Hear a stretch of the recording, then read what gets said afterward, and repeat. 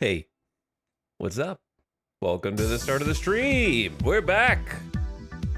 Welcome back, everybody.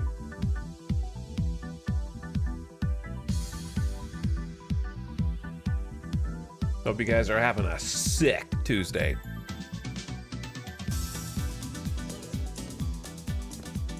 I return to you once again with my latest addiction. Out of the Park Baseball 25. Sponsored by Cox. Not actually sponsored, but let's hope we don't see them again today. Please. Please. Stop trying to take me down.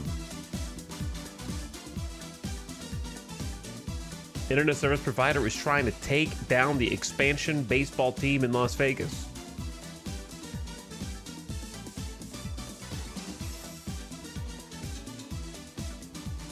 What's up, guys? Thanks for the beginning of stream subs. Hello, Super VDF, who says 4 months. Damn, dude. Damn, dude. What's up, Super VDF? Thanks for sharing the sub. Appreciate you coming back for another one. Cutie Wasp also, thanks for dropping the 15 months. QT is joined by Celery Sticks, who says, play ball! Also known as play ball!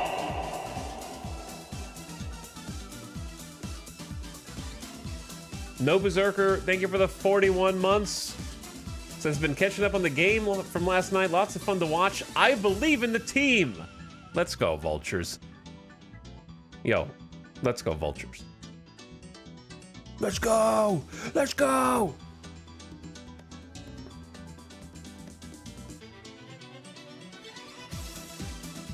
Let's go. Push this button.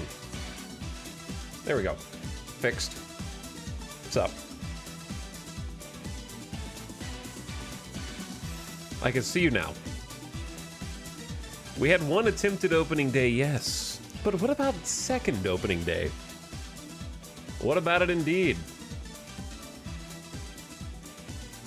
I thought yesterday was opening day. Yep, me too. And then I forgot that spring training exists. So we have to finish spring training today, and then it's opening day. We'll probably simulate most of spring training. We'll play like 1 or 2 spring training games, but I'm really mostly interested in getting to the regular season because we gotta, as I found out, all of the people who go to spring training have to build their stamina. So we can't even manage like a normal game because they have to, they get tired after like 1 to 2 innings apparently.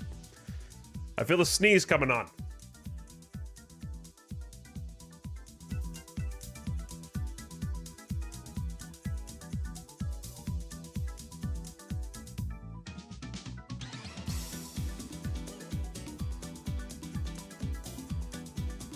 Okay, a sneeze is coming on, and I have run out of tissues. 1 moment, please.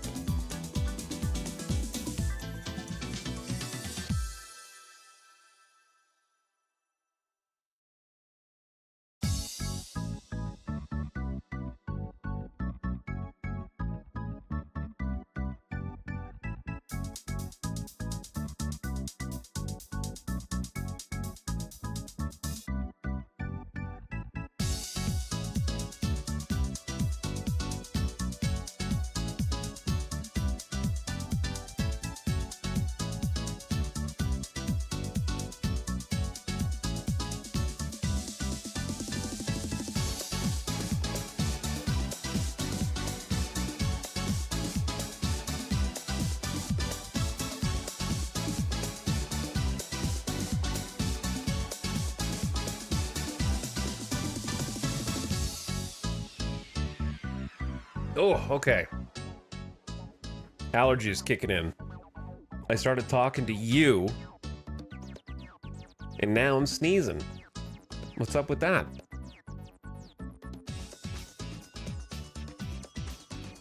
There we go. What's up, Goku Gatsu? Been a while, chat. Life's been busy. Haven't been able to catch a stream. I saw you still had a Star Citizen kick for a bit. I did, yeah. It'll come back.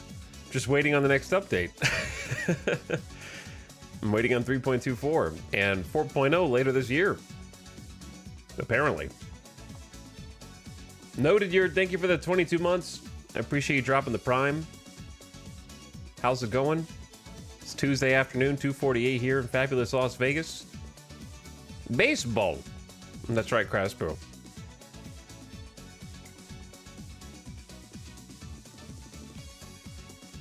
The on-field game part was more fun than I was expecting from this. Yeah, I'm really glad that they included that.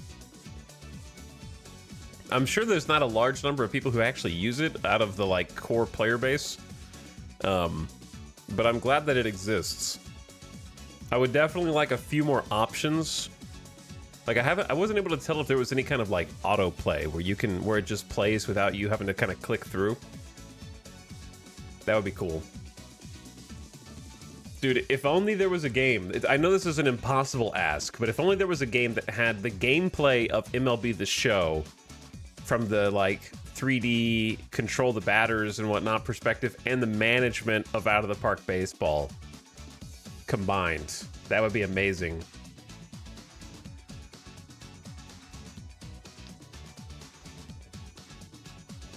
And it's not that I think, oh, out of the park stinky. It's more just like having to like, I don't even know. I guess the announcers are kind of overrated because in the actual baseball games where there's announcers in MLB The Show, they do get extremely repetitive and say the same line over and over again. Same as in any sports game. You know, I'm sure whatever FIFA is called now. What is FIFA called now? But yeah, I'm sure like NBA 2K, Madden. NBA 2K still exists, right? Yeah, what I'm talking about, Salty, is not having to push any keys. That's what I'm talking about. Because in the future, I might want to just have an AI game play an AI game, and I just sit back and watch. Not for this campaign, but in a different setting. I started the show a couple days ago. You can feel their budget's not what it used to be. Yeah. Yeah, I haven't got the newest one. I had 24. And it pissed me off. They took the series down a weird path that I'm not happy with. I was a Road to the Show player. I liked having my dude, my created character, and seeing if he can go from the minor league to the major leagues. But they just made it too much about opening booster packs. It's not fun. It's not fun to just like, ooh, my booster pack had a bunch of gear. Now I equip that gear and I am a major league player. Like, that sucks. It's not fun.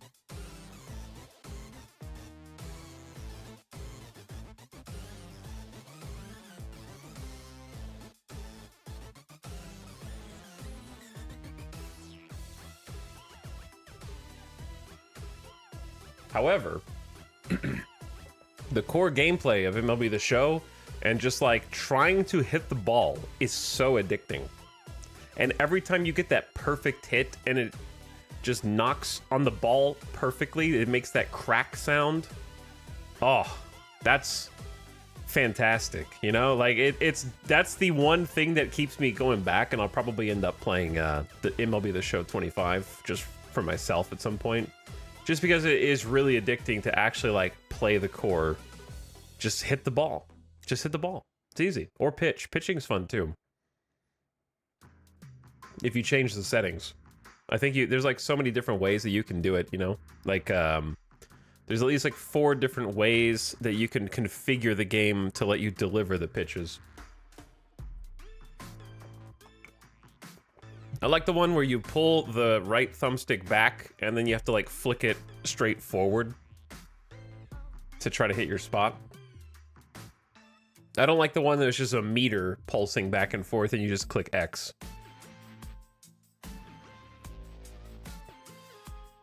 I think using the stick to pitch has a little bit more dexterity necessary, which I think is fun.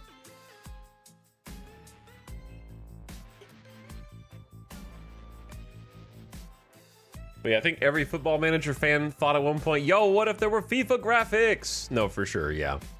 It's not about the graphics. It's just about like I can deal with graphics. It's more just breadth of animations, I think.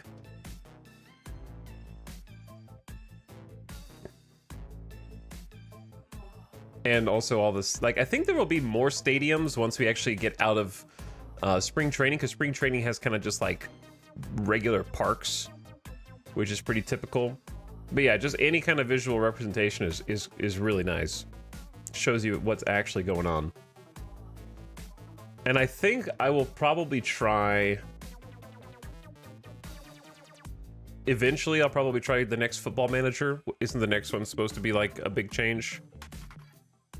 When is Football Manager 25 supposed to come out?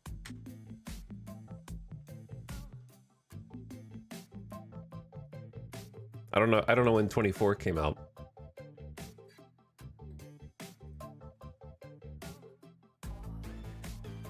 But anyway, welcome back, everyone.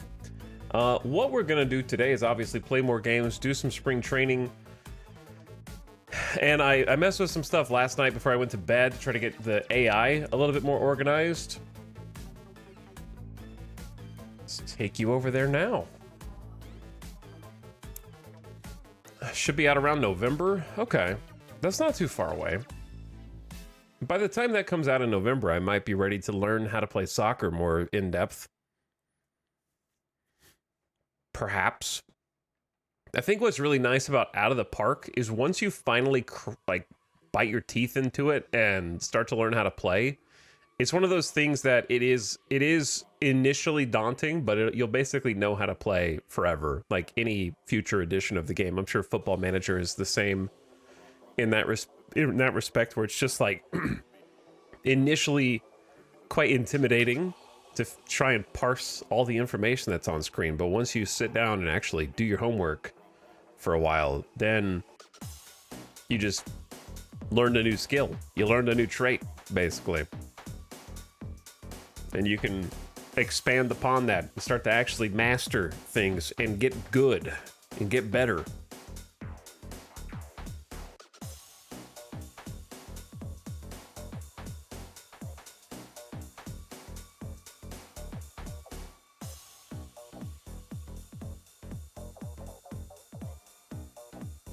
Today's allergy day.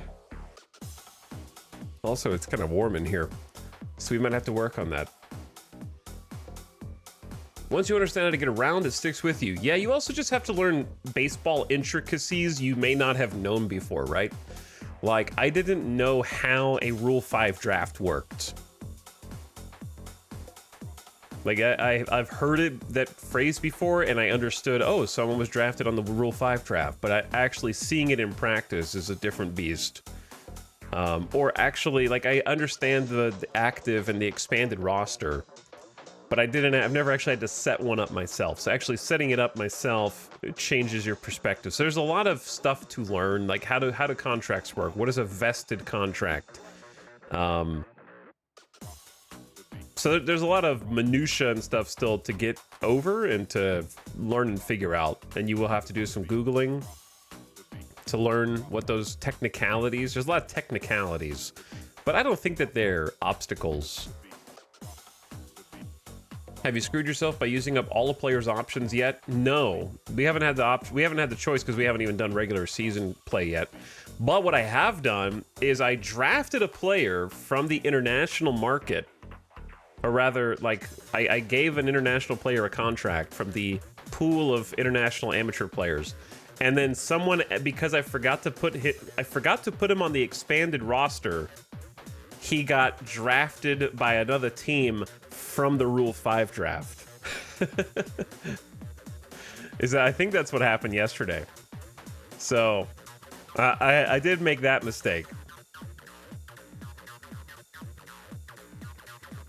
I think that's how it went down.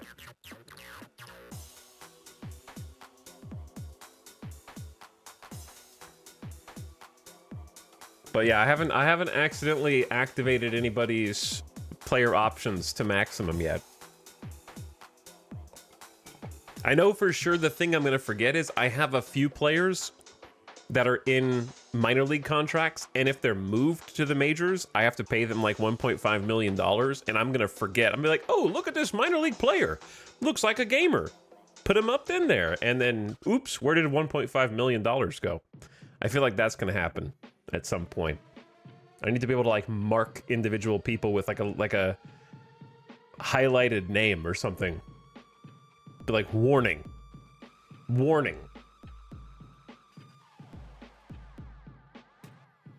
Don't do this unless you're ready to pay up.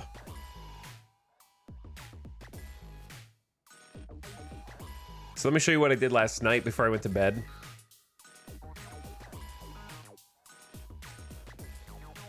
I did a little organization because there's so many nooks and crannies that are seemingly hidden away. We really need the team's help. What does Nick say? Sir, I have been working really hard to try and rally the guys on the team around the idea of helping the community. I feel like we can do more than nearly any other entity in Las Vegas to raise awareness for the plight of the less fortunate.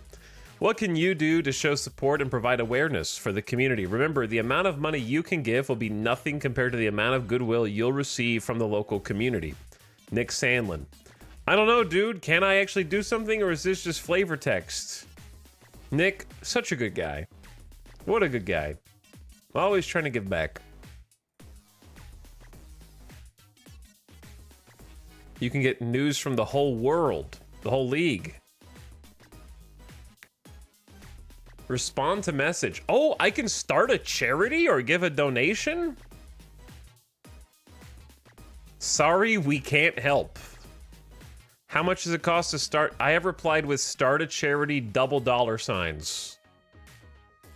Okay, I'm not sure how much money that's gonna involve. Dude, I didn't know these dudes were sending me messages.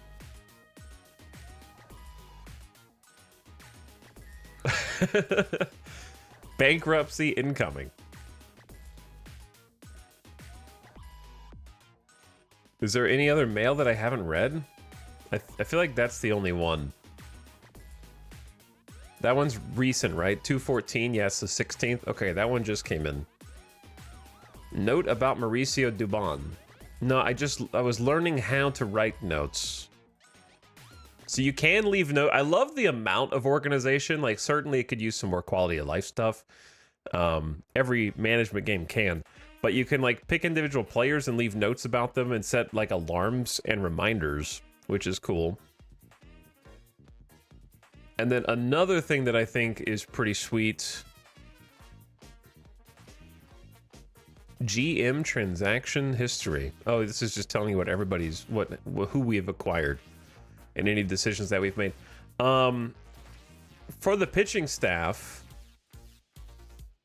I went to this page yesterday and organized my pitching staff.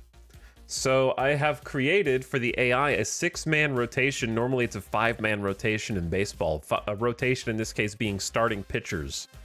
So having a rotation of starting pitchers means Inoa would go out there and start a game, throw the ball, and then he wouldn't pitch again for the second game, the third game, the fourth game, the fifth game, but he'd come back and start the rotation over again, hence rotation, right? So Inoa would pitch 1 out of every 5 games.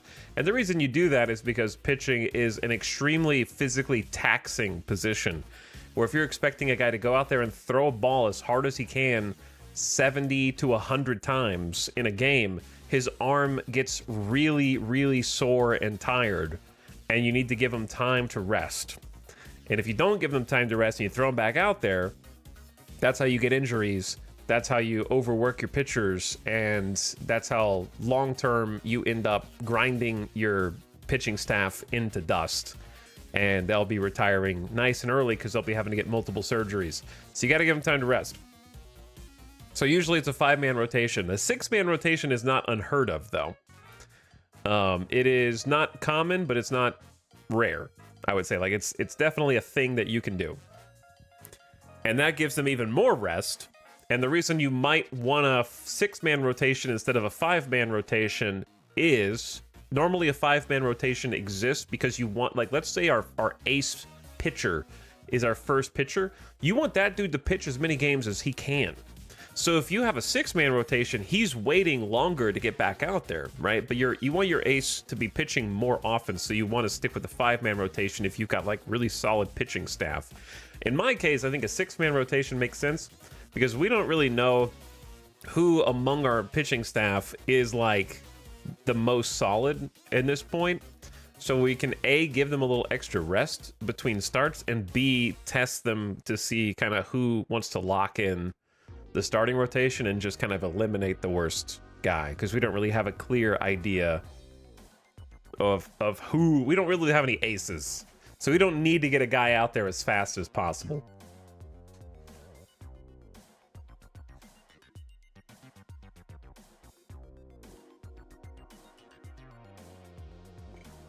Yes, we're still in spring training, Apotos, so we're gonna simulate a lot of spring training games today.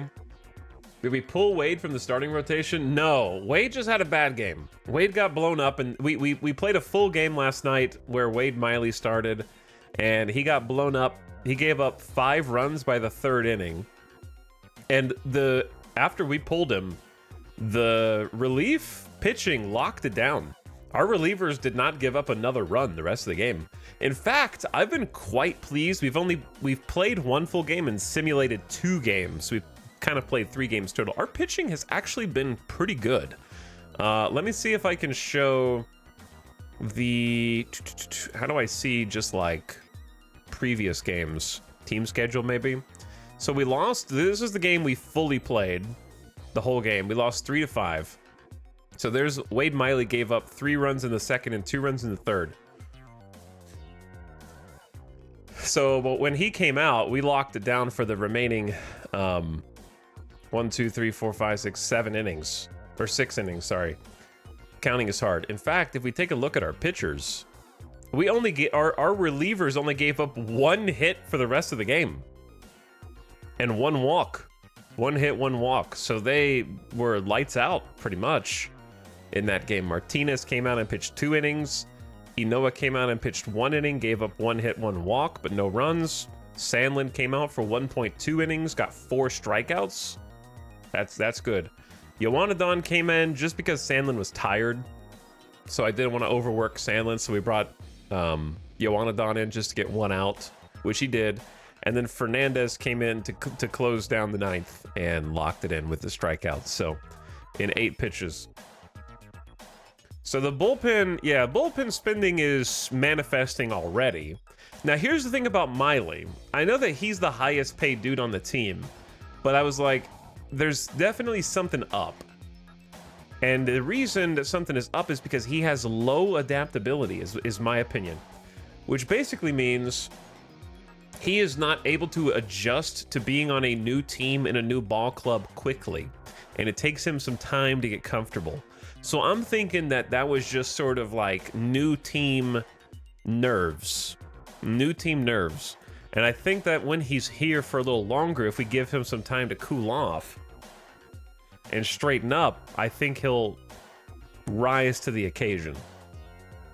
So, look, spring training games don't count, right? The record doesn't hold against us for the rest of the season. This is just we're technically 0-2, but that's gonna get erased and reset when the season starts, right?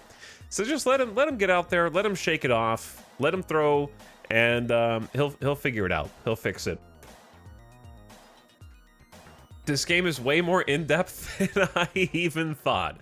It is very in-depth, Magrins. Yes. Can we use spring training to have him adapt? I assume he's adapting now. Yeah, that should just be part of it. So in the 2 games we simulated, we lost 4-5. So the Angels beat us 5-4. And then we didn't play this one fully, we just simulated it. Once again, starting pitching got blown up, and then relievers locked it down. Now, the AI chose the pitching staff and all the substitutions for this one. And the biggest problem here is that Ian Anderson gave up 2 runs, and then we allowed them to score 3 more runs via error. So unfortunately, we had a couple errors with our infield. which definitely needs to be improved. Jeremiah Jackson, our shortstop, and Nick Madrigal, our second baseman, both committed errors, which is not going to be acceptable in the regular season. They are not error prone. They're actually like, this is an anomaly. Their error rating is high, which means they don't make frequent errors at all. Madrigal has a 60, so they really shouldn't. This is just bad luck. And then on top of that, Anderson is not one of our starters. I sent him to AAA, but because it's preseason, we have a 60-man roster instead of like a 28-man roster. So we're using everybody. The AI just used Ian Anderson. So he wouldn't even be a typical starter. But everybody else, Spear, Stewart, Brock Stewart, Clevenger, Renel Blanco, Kent Emanuel, Colin Poche, and Anthony. I'm learning their names. Anthony Veneziano came out, no earned runs given up, and only 4 hits. The bullpen's locking it down, dude. So I'm happy with the bullpen so far. They're bringing some of our starters out here in relief, and I was like, that's kind of funky, so I decided to fix that. And in this game, we scored 4, which is okay. You know, it's a reasonable amount. In this case, it was David Dahl came out and hit 2 for 3. So he's doing great. Almora Jr. got a 1 for 1. He got a hit. Pache got a hit and a run. For those of you who don't play baseball, a run, the R, is when you cross home plate. An RBI is when you hit the ball and a run scores. So if you scored a run and you have like David Dahl has 1 run, that doesn't mean that he scored as a result of his hit. It means he scored as a result of somebody else's hit in this case. But he got on base, right? So he might have gotten a hit, got on base, and then someone else brought him home. So an RBI is a run batted in. That means you use the bat to bring a run across. So in this case, Jeremiah Jackson has 1 hit, 2 RBIs. So his 1 hit scored 2 other runners who were on base. So Jeremiah Jackson is doing good. You're starting to see some of their like averages are going to start to matter in the preseason. Rondon and Wilson took a walk. DeLay got walked. Jacob Amaya struck out twice, 2 strikeouts and 2 at-bats. See, we don't want to be seeing that. We don't want you to go up there and just strike out every single time. And what we don't want to see is lob. Left on base. That means that they came up to bat and there were runners on and they could not bring them in. So Madrigal came up and left 4 men on, didn't score. Clemens left 3 men on. Rondon left 3 men on. So we had opportunities to make something happen. And they couldn't quite get there. But the Las Vegas Vultures picked up 13 hits. That's excellent. We just need to be able to string those hits into more runs. These dudes leaving people on base in clutch situations. It's not good. 13 hits, though. We had more hits than them, but they just scored more runs than us. But we committed 2 errors. So if we didn't commit those errors, we win the game. Ditto for the first game.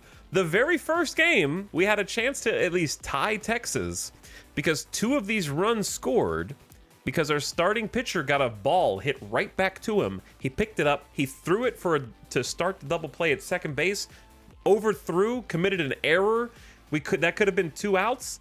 Instead, 0 outs, and both of the runners that he didn't get out came around to score in the same inning. So like we've been losing based on defense, actually. Our pitching has been good, our hitting has been good, and then we simulated this game versus Houston, and it was a much lower scoring game. We actually tied. So typically in the regular season, you cannot tie in baseball. You go to extra innings. The pitcher overthrew. Yeah, as in like he threw wide. He didn't throw to the second baseman. He like threw it into the outfield. He just yeeted the ball instead of throwing to the second baseman so that we could start the double play. Throwing is his whole job? It is. But here's the funny thing, Mike. Pitchers are notoriously bad in baseball for not being able to field well.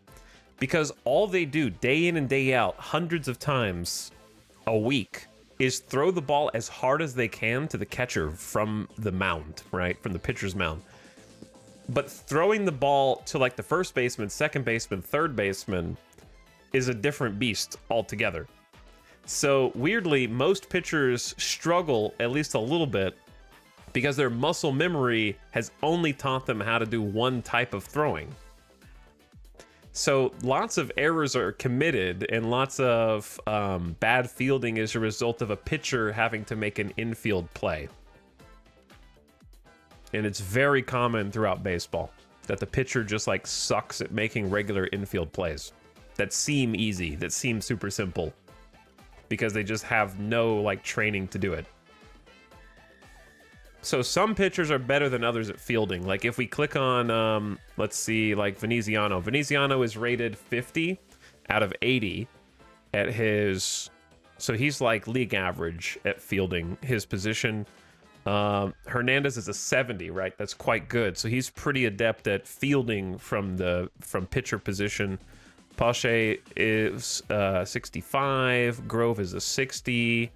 Yowanadon is a 75. He's almost flawless. Right, that's great. Great from fielding from the pitcher position, 70. We have pretty decent... We don't have anybody who sucks at fielding from the pitcher position, at least in this group.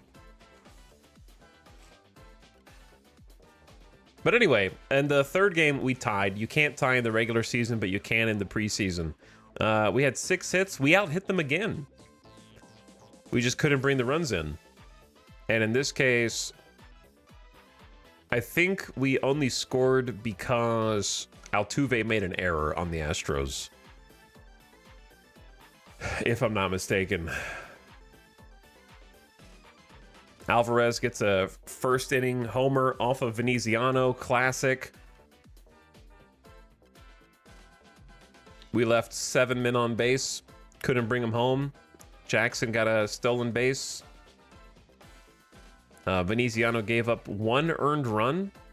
And then Belak, Kloffenstein, Yowanadon, Michael Grove, Jose Hernandez, Renel Blanco, Nick Sandlin, and Poche.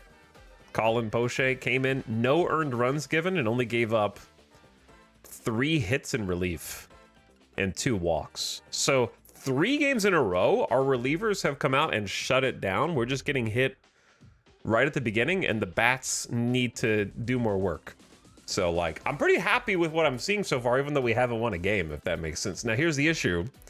If you look at our pitching, I went ahead and did all this last night off stream just to kind of get organized. So what I did was I created a starting rotation because the AI is I think smartly trying to make every pitcher pitch.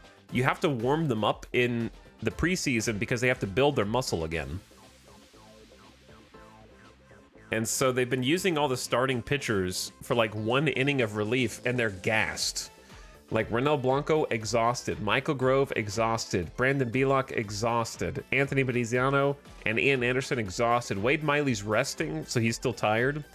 So, like, we have Kloffenstein and we have Yowanadon.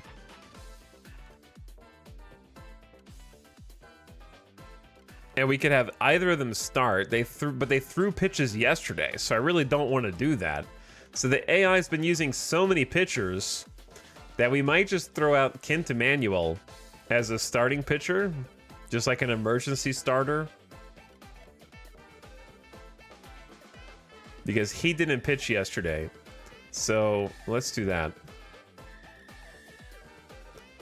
So I'm gonna have Kent Emanuel do some pitching just to get us through. And I created kind of a rotation here, which I'm gonna tweak and change as time goes on. But you can choose your rotation size. I don't know what a 1-man rotation is. Choose your next starter. Have them always choose the highest rested or do a strict order. Allow starting pitcher in relief only in crucial situations. What I should probably be saying is no, but I'll allow it to happen while we're in the preseason. And then I set up the bullpen. So I kind of went through each of our relief pitchers and gave them an identity, gave them like a role so that the AI knows what I want them to do. So in this case, we got Garrett Clevenger and Ryan Fernandez as our closers. And I picked them because I think they have the most electric stuff. Now, some people don't agree with the closer role in general, where in baseball right now, closers are basically perceived to be your best relief pitcher for the ninth inning. And some people think that saving your best pitcher for the ninth inning is stupid, and you should use them earlier. So your strategy may vary there. Is it normal to have two closers? Well, in my case, we have a lefty and a righty, and your closer can't close every single night, right? You might want someone for high leverage situations, like save situations, where you're only winning by a run or two, and you want to preserve the lead. But you don't want that guy to come out when you're winning by 5 or losing by 5. Does that make sense? So you want another guy to come out for different situations. So like I've got Fernandez set up. He can come out 8th or later, 8th plus or later, just to kind of lock down like the 8th inning if we're having trouble. And then Garrett saved for the 9th. We're paying him $2.5 million for his stuff. He's got a great fastball, great slider, pretty electric lefty with good numbers for the last few years. And then Ryan Fernandez has awesome stuff and really good control as well. His pitches don't have as much movement, but he has good stuff, good control, really good fastball, slider, and a good cutter. So he seems like he has potential as well. He's highly adaptable, low financial ambition. We've got him on just a minor league contract right now, which is crazy. He might be one of our chief guys. And then for our setup man, I've got Brock Stewart for the 8th inning. He is also he's a righty, but he bats lefty, which is interesting. He's got a good fastball, good slider, great changeup, really good stuff, decent movement, okay control, high work ethic, 33 years old. Colin Poche to come out 7th or later. He can be a setup man, but he can also come out in the 7th inning. Kind of just keep things glued together for us. $3.6 million salary. And then I've got 3 dudes from middle relief, but Colin Poche is kind of middle relief also. And Yoanadon and Clough are also long relief. Now, we're not going to have this many pitchers when the regular season starts, but this is kind of how we have them set up. So Nick Sandlin, Gabe Spear, and Seth Martinez for just kind of your middle relief. The reason it's called middle relief is because it refers to the middle innings. So you're talking like the middle of the game, basically. 5th, 6th, 7th innings. Toward the end, middle to end. Or if you have to, obviously, like earlier than that, but only if you have to. Nick Sandlin's been cool too. Great stuff, good control, fantastic slider. Has MLB experience, did well in 2024. Gabe Spear is a lefty with excellent control. Could he be even more if he reaches his potential? 4-pitch rotation, or mix, I should say. The Clough is here in long relief, and Yoanadon in long relief because they have more stamina. So long relief just refers to they can pitch longer. If you need them to come out and do 2 innings instead of 1, maybe even 3 innings on a good day, then Kloffenstein also has the stamina to come out and do that with a couple of good pitches in there. Jose Hernandez, I have a specialist versus lefties because he's got a crazy amount of stuff. Crazy fastball, like insane fastball, great slider, and a changeup. So he's a specialist because he's got like just nasty pitches. So if I want to bring in a lefty to face a lefty, I can do that. And then we have Wade Miley as emergency starting pitcher right now because he's just gassed. I don't want him to come out and pitch yet for any reason. And then Inoa, none specified. Inoa is long relief right now until we fix everything. All right, so that's the pitching setup. I went ahead and fixed all that last night. You can also keep them to a pitch count. Like if you don't want them to pitch more than 70 pitches or something like that, then you can limit that as well. Okay, so I got that all set up, and I also went through and changed the starting lineups a little bit versus righties and lefties. And I also wanted to go here and do Nick Allen as an emergency runner because he's not fast, but he's good at stealing. Which maybe we want that. And then I had Weston Wilson, but he's playing. So we got 3 pinch runners possibly. Yeah, I changed. I'm really playing matchups right now because it also gives more people time to hit. So we got a bunch of people, like the lineups are very different versus righties and lefties. That way we can test out as many people as possible during spring training and see who's got what.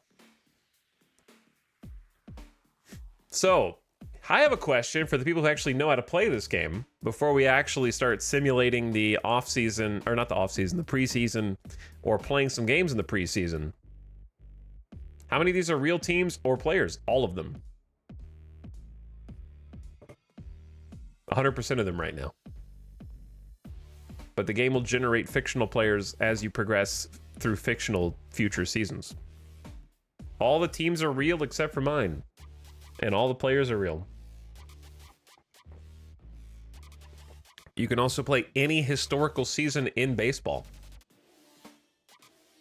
All the way back from the 1800s. They have the entire roster from every year of baseball. It can be as real or fake as you wish. Correct. Correct. So if you wanted to play a 1972 season and start there, you could do that.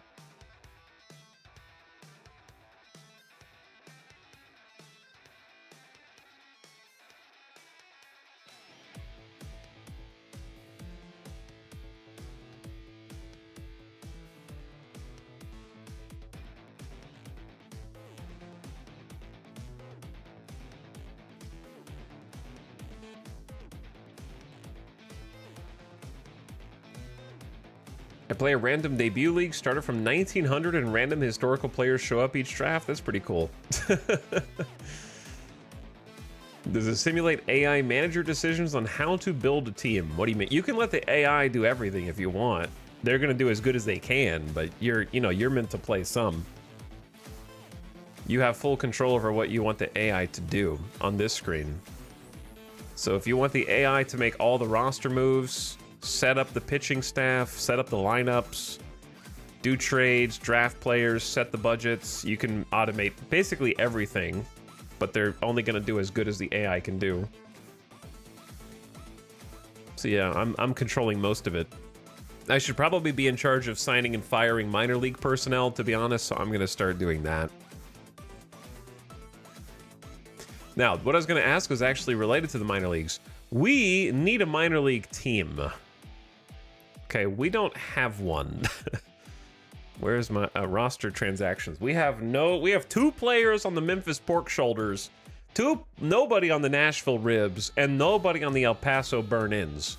So I think I need to do something about that. Now, there's a couple ways we can do that. I could just go to the free agency and just hire everybody. Or I could let the AI do it. Those are basically the 2 options.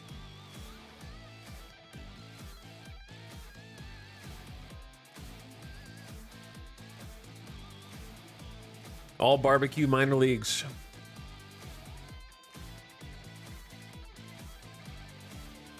Gotta get that BBQ. Okay, so I think it's off-season center. Make some trades too? With what? Slibbard?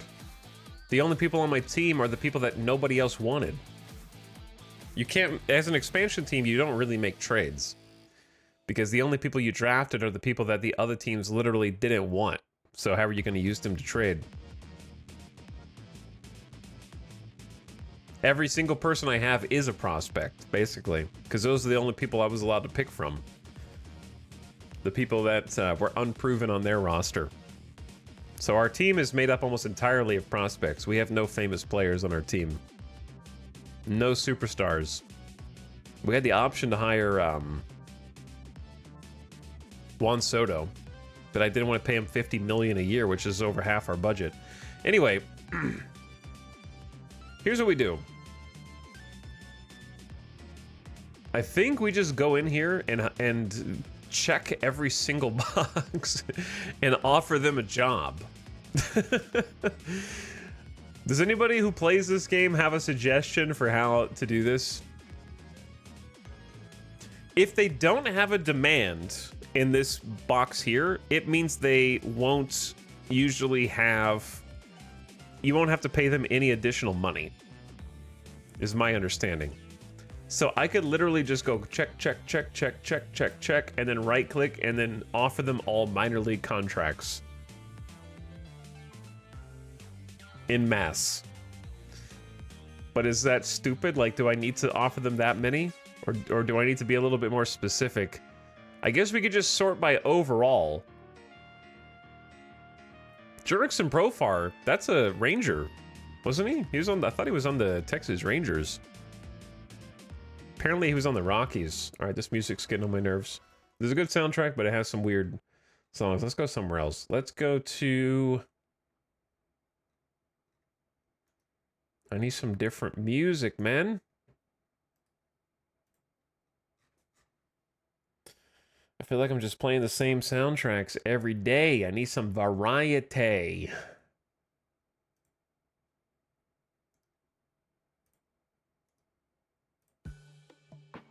All right, that's fine. You can cut any minor leaguer without penalty. No reason not to sign them.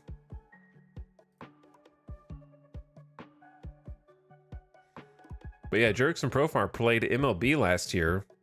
95 at bats, was hitting 295, OBP 356, but in San Diego he was much worse. We have listened to Tuning, actually. We listened to that the other day. What's up, wow, wow, wow? Thank you for the sub. I appreciate 43 months. I appreciate the resub. Welcome back. Goku Gatsu, thank you for subbing again for 29. Go Vultures. Did anyone here play baseball? I did when I was really young. When I was just a little kid. But I didn't really play when I was in school. I played basketball in school. Inferior Donuts is 4 years coming up. Almost there. Thanks for the 4 years. And Rapid Recline also, welcome back for 42. What's up, dude? Thanks for dropping the Prime. And War of the Worlds gifting a sub to 8-Bit Zig. Enjoy your gift sub. All right, but yeah, I don't want to have to pour over every single dude in the minor league team. Elvis Andrews was also a Texas Ranger and went to Oakland.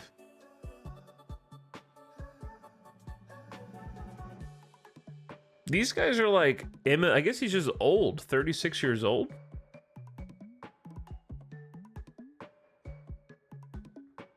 His OPS is just too low. He's a team captain, leader, loyalty, work ethic. All right, I guess we're going to get some old Texas Rangers. Christian Arroyo. Dude played for Milwaukee and Boston, right? Yeah, Boston Red Sox in 2022. Well, dude, these are actual like MLB players. They're just going to be happy with the minor leagues.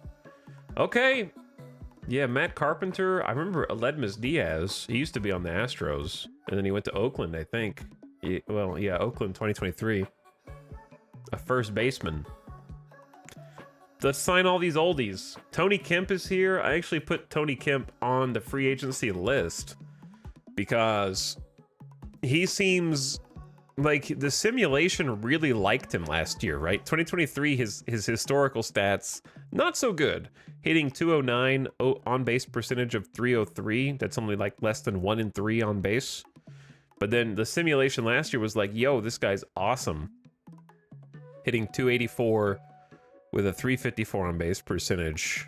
Not a ton of RBIs, but no strikeouts. So yeah, let's just take all these dudes and maybe some of them manifest. But like some of them, I think if you offer them a contract, I'm glad I'm on your radar. Maybe we can work out a deal. This is what I'd like in terms of a contract. A minor league contract, which becomes a guaranteed 1-year major league contract if promoted. So if we take him up to the majors, we have to pay him 1.9 mil, basically. If he's not promoted 30 days into the season, he may go back to free agency. Look, I'll pay you 1.65, actually. Minimum plate appearances for a bonus. That's fine. If that's what you want, 150K for 550 plate. That's a lot of plate appearances. That's a decent offer. All right, let's start submitting some offers. $1 contract, take it or leave it. But yeah, let's start snapping some of these dudes up, man. Aaron Hicks, he's a Yankee. He is a Yankee who didn't make it, I guess.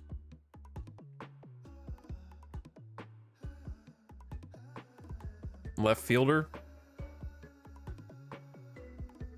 Yeah, not super good. All right, I think I'm just gonna select like all these dudes.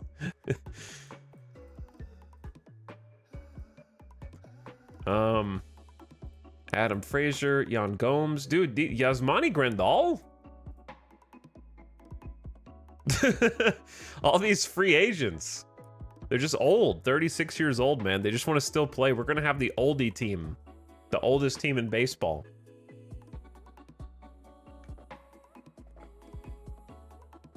Yeah, Grandal has he's not good at hitting, but people they like him for his clubhouse leadership, basically.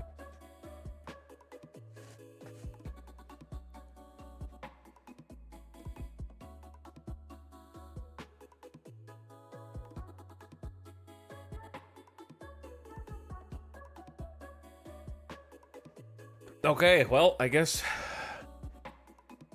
we're gonna take all these dudes. Robbie Grossman, Adam Frazier. Notice there's no pitchers here. I guess I only have it sorted by batters. Andrew Kisner, Jake Lamb, Trey Mancini, Andrew McCutcheon. Do I need to go in and do these dudes individually because they have that, like, clause, chat, or what? The, like, major league clause? No, I guess you just offer... I don't know. Just offer them a minor league contract and see what happens. I guess if you want one of them.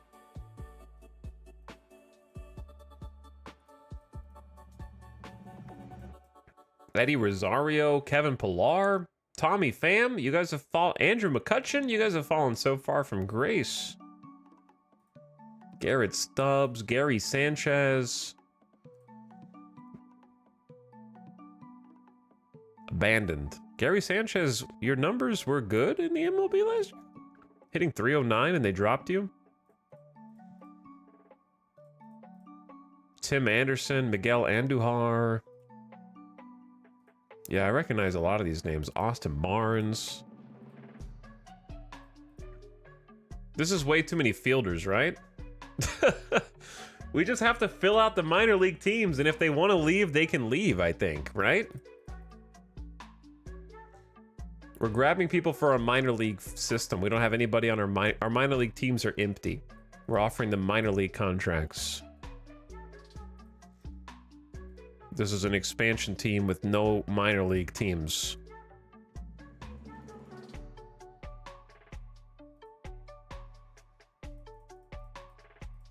But yeah, I have no concept of how many people we actually need or don't need. Jake Marisnik, former Astro, Isaiah Kiner Falefa. I remember him from MLB The Show. All right, what if we just offer a minor league contract to, like... We have so many... They're not going to want to play double-A ball, though. We need triple-A, double-A, single-A. How am I supposed to keep track? Hold on. How am I supposed to keep track of this?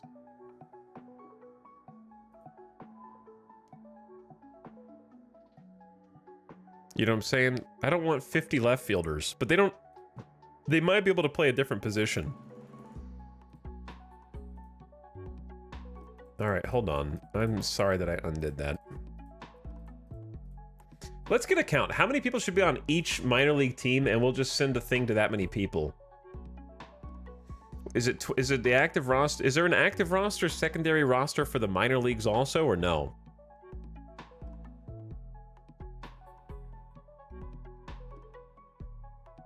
$13, $14, this is 15 people. 16, 17, 18, 19, 20, 21, 22, 23, 24, 25, 26, 27, 28, 29, 30, 31, 32, 33, 34, 35, 36, 37, 38, 39, 40, 41, 42, 43, 44, 45, 46, 47, 48, 49, 50, 51, 52, 53, 54, 55, 56, 57, 58, 59, 60. Chat, I am letting the AI do it, you dinguses, but I have to hire them first. There was a problem with the following actions, Jurix and Profar.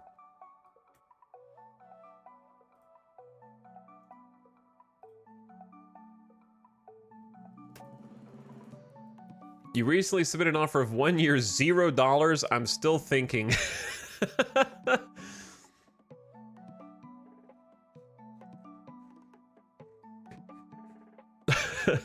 All right, let's start there. Let's start there.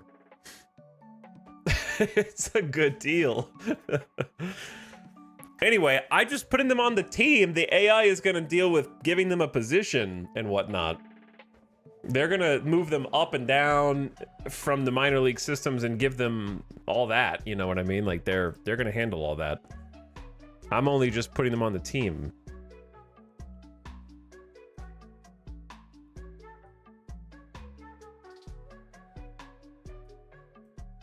All right, I'm going to do the same thing with pitching.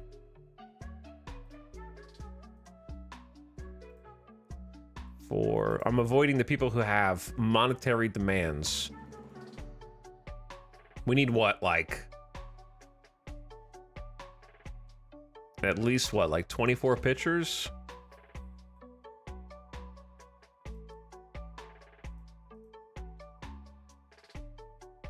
We could take an injured guy, I guess.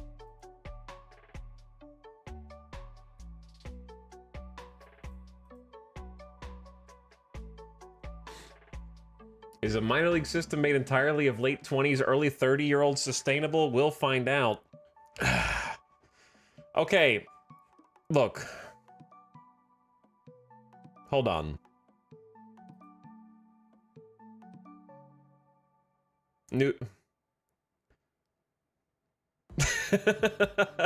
What if I only offered it to people in their 20s? But now I've already offered them all. I guess we could just cut them later. All right, hold on.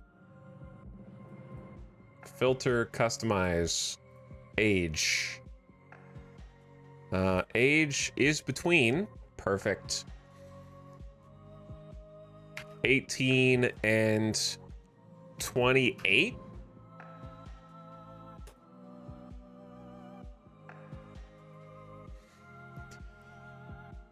Okay, each team needs like, let's do starters first. There might be some relievers who can be starters, but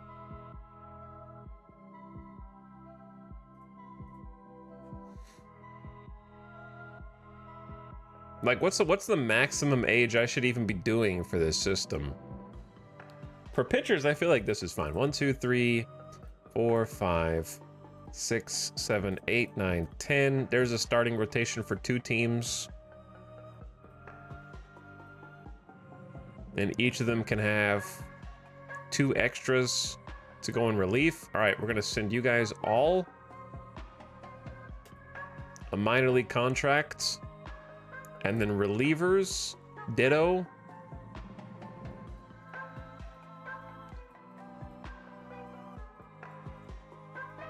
$16 of you. Okay, whoops. Colin Selby. Not you. There we go. And now let's go back to batters real quick with the same filter.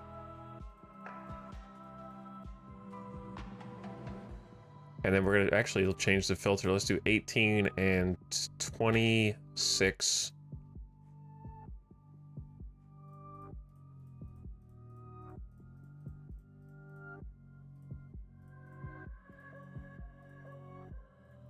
There you go. Minor league contract. There was a problem. That's okay. There, I just sent a bunch. Casting a wide net. I dig it.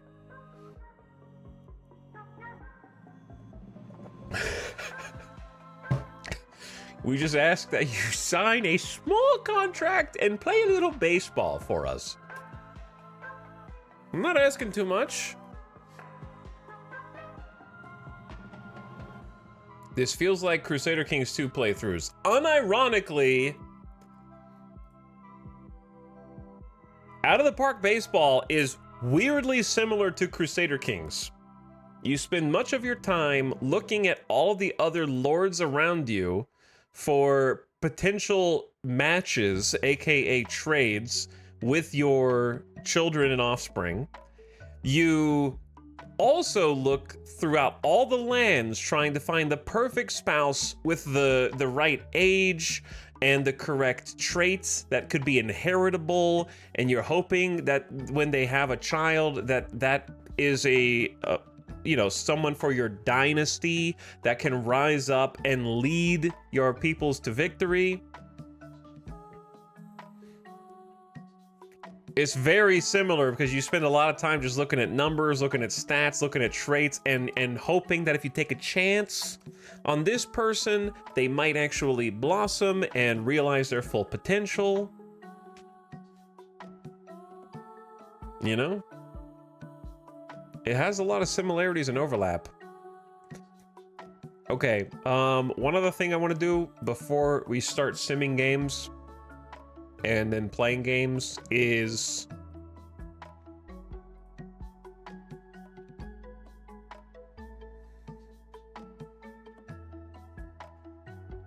Chad, I hate to do this to you, but Stephen Piggy is one of the, I know you don't want me to fire Stephen Piggy of the Memphis Pork Shoulders, but he's an awful coach.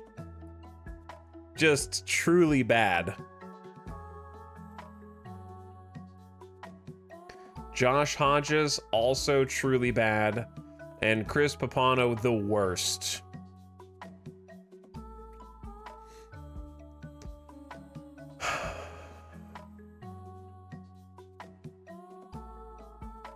How do you hire dudes again? It's like MLB off-season center personnel.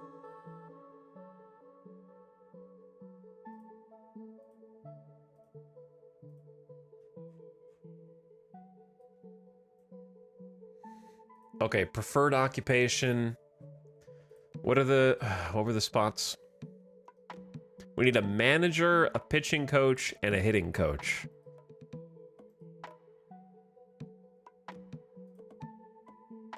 Now, how do I decide that they're hiring? Okay, so it needs to be minor league. How do I know if it's minor league or major league? You know what I'm saying?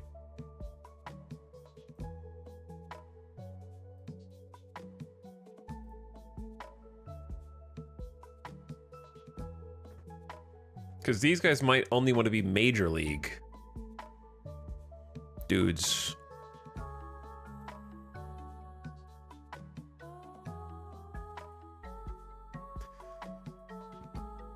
Yeah, these guys probably think they're going to do major league things. Maybe the demand. I don't know. Let's just pick somebody and see what happens if you offer a contract. Okay, you can change the team.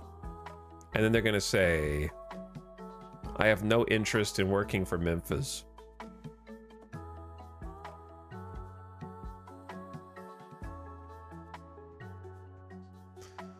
I assume just because their demand, maybe we filter out their demand at like $2 million.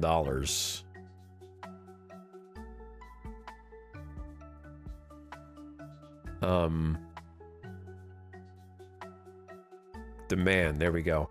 Demand is between 0 and... How much does a AAA coach make? I'm gonna say 250K. Probably, I don't think you make that much, but like, let's filter that out. Okay, so nobody's demanding that much. Which means maybe these guys are okay. So. Dave Roberts? In Japan? Oh no, he's not in Japan. Just Japanese.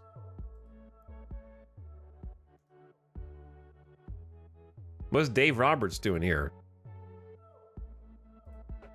He's manager of Los Angeles Dodgers, but why does it say Manager, Minnesota Twins. See, these guys are already working. They're not gonna want to work with me.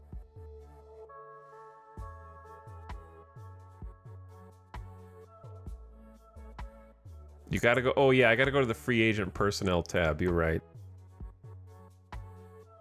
Okay, but then no one's a manager.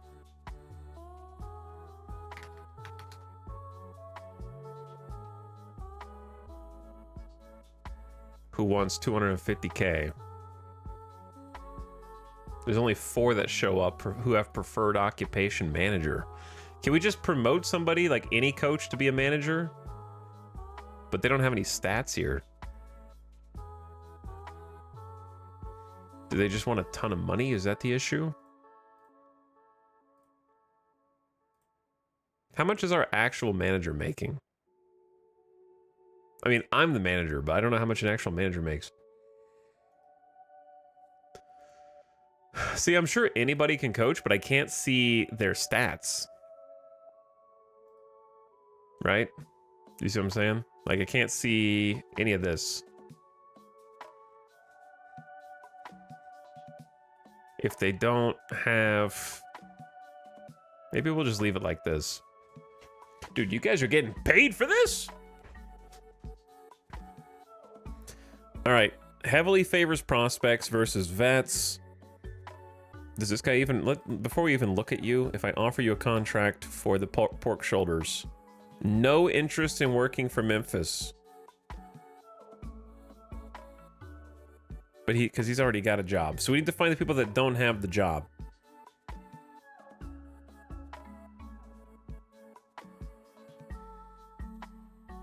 I'm okay with paying up for a good AAA coach. Heavily favors prospects. I don't want to heavily favor, but I do want to favor prospects, I think.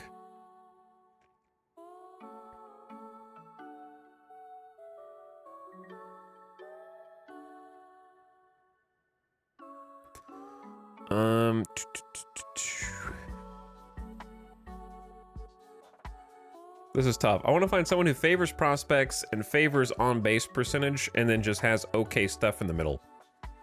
This is the Crusader Kings aspect. You're trying to find someone with the right trait combination. I don't want heavily favors power, otherwise this guy's actually quite good.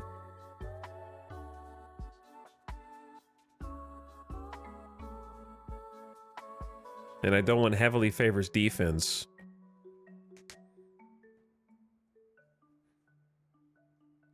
Which of you will marry? My family? My sister? My brother? What do you accept? See, I don't want heavily favors power. I want, like, either neutral or, like, mildly favors one or the other here.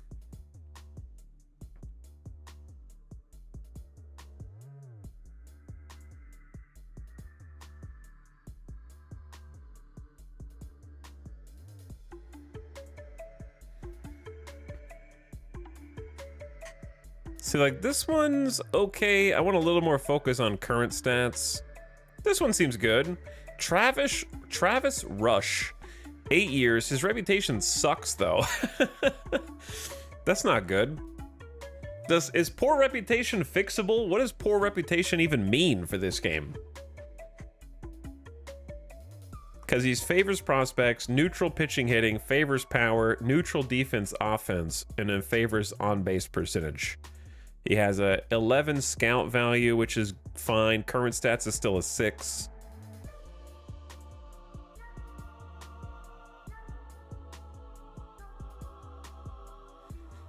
Low experience? Does that mean he's bad, or does that mean that no one knows him?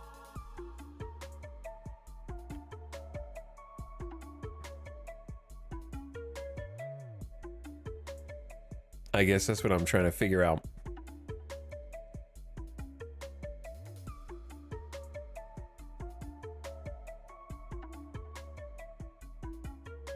Like, Cody White is also an option because he favors prospects hitting, neutral on speed power, neutral on defense offense, favors on base percentage. both either. Or I could just get somebody who heavily favors on base percentage and try that.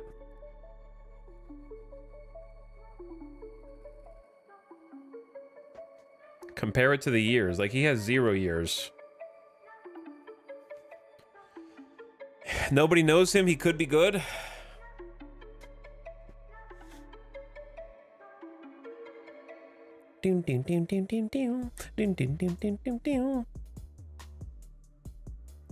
Okay, I'm gonna say that of all these guys, it's weird that only one of them favors pitching. Like, 2 of them favors pitching. I'm sure it doesn't matter that much.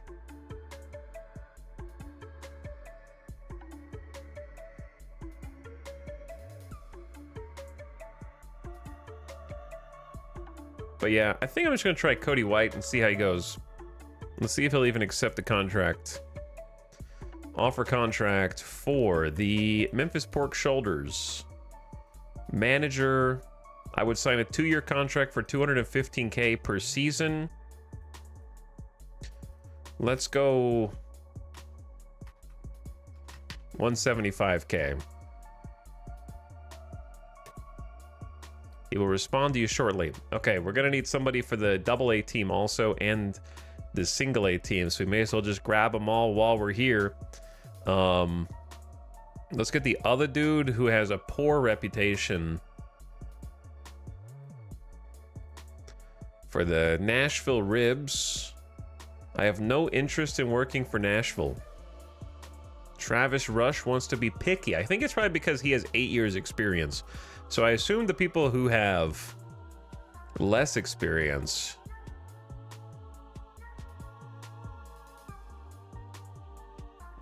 let's put heavily favors prospect guy and heavily favors. I don't like this dude focuses 2-year stats so much. I'm okay with last year's stats, but not 2-year stats doesn't mean anything to me, and he's hired anyways. These guys want 370K though. Like, if they're demanding 400K, then that's not even going to be an option.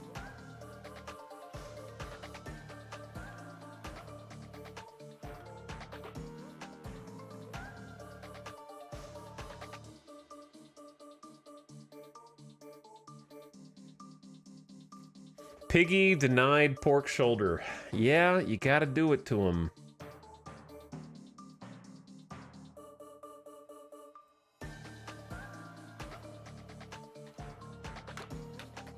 $500K is gonna be way too much. Okay. 6 years, 360K. Dude, I don't want to pay you that much. Maybe I just need to get like cheaper coaches here. Kenny Jackson favors prospects, neutral pitching hitting, favors speed, favors defense.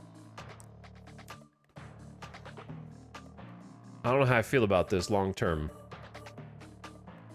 But he's cheap.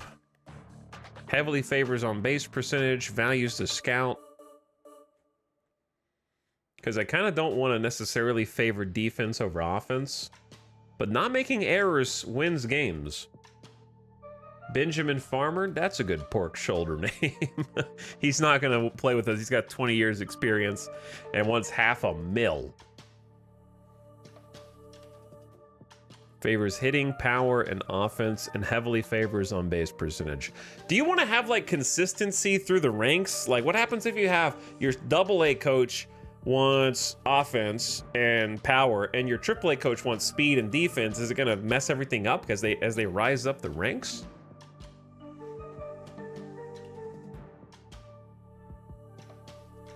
That's what I'm curious about.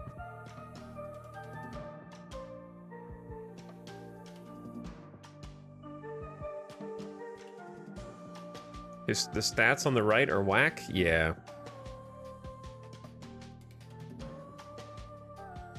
Okay. This is just what they favor. Like, do they trust the scout? Do they trust the player's current year, last year, or last 2 years? Like, what do they prefer when making decisions? This isn't like how good or bad they are, how good or bad the coach is. This is just like the weight of their decision making. Sorry if I didn't explain that.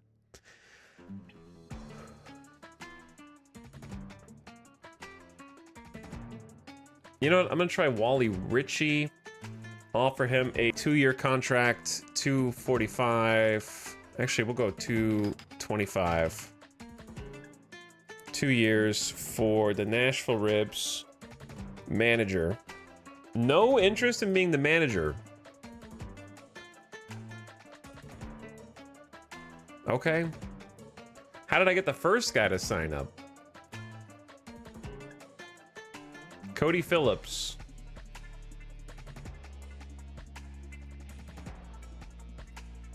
Okay, he would sign a contract for 3 years. I don't want 3 years. I want 2 years. You're unproven. And I'll give you 175.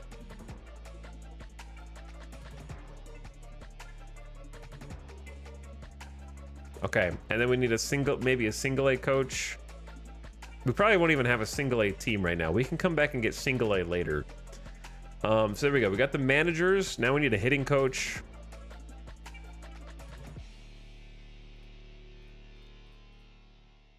But where are their stats?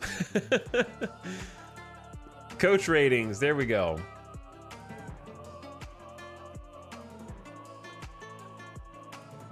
Oh no, did I just offer 2 dudes a job and I didn't know that they had other stats back here to look at?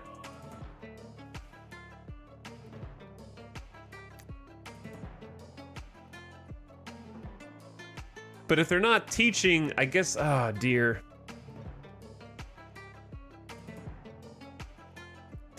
Yeah, I didn't realize they had other stats back here.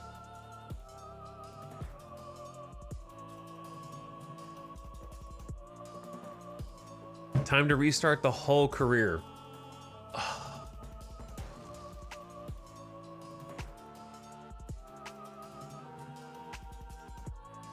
I just offered 2 random Joe Schmoes. Just offered 2 random Joe Schmoes a job.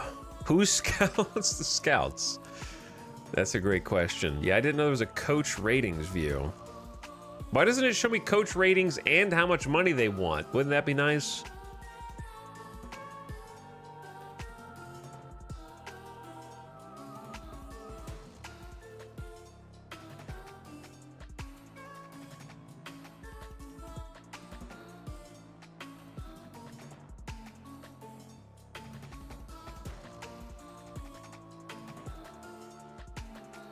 Okay, we need a pitching coach who's hopefully got good development, good mechanic influences, and handles aging okay, and can maybe teach a position.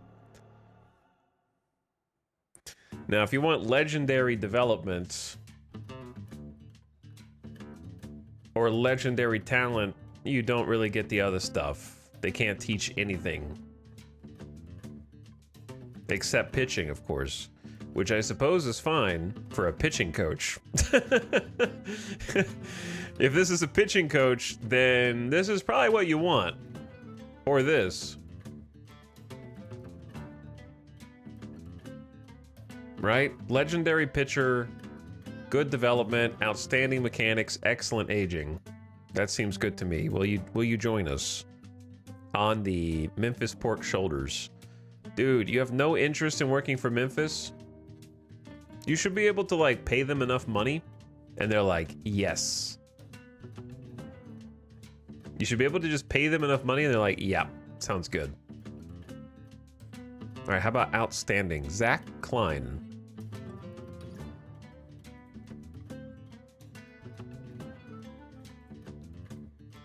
No interest in working for Memphis. Pedro Garcia. Or let's do Juan Gonzalez. I wish they made it easier for this. Like, you should be able to specify what job you're looking to fill, and then only people who would accept the contract show up on this. You know what I mean? Instead of having to, like, hunt and peck. Like, this dude would sign a pitching coach spot with the Pork Shoulders. And he's got good enough stuff. We'll give you 2 years, 200K, pitching coach, pork shoulders, go. All right, how about batting coach?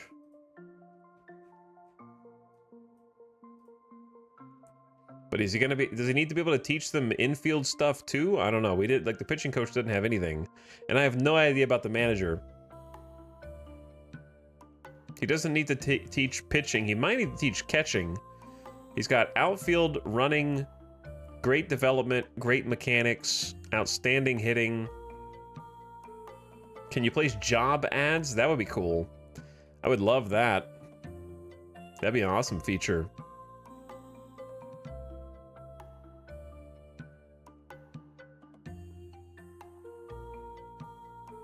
All right, Andrew Sally, what would you say to the Memphis Pork Shoulders hitting coach? No interest. Damn. I don't know if he needs these other ones or not. It's kind of unclear. So maybe we can get...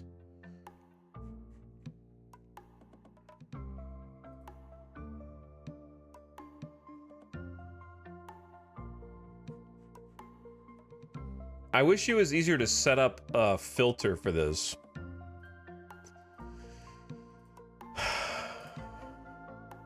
Because it'd be like trainer, not trainer ratings, it'd be coach ratings. Teach hitching is at least excellent. It's not too hard to set one up here. Teach infield is at least good.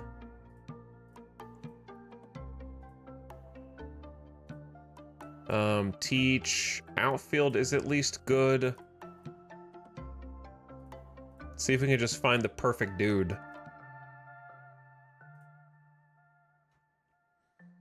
Teach catching is at least average. All right, that narrows it down to just 3 people.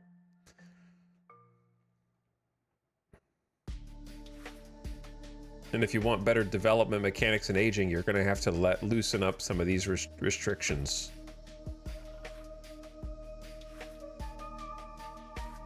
Yeah, they can only do like 2 things, but I'm not sure Trinsic, because I don't know if you assign them roles. You only assign roles for your MLB team.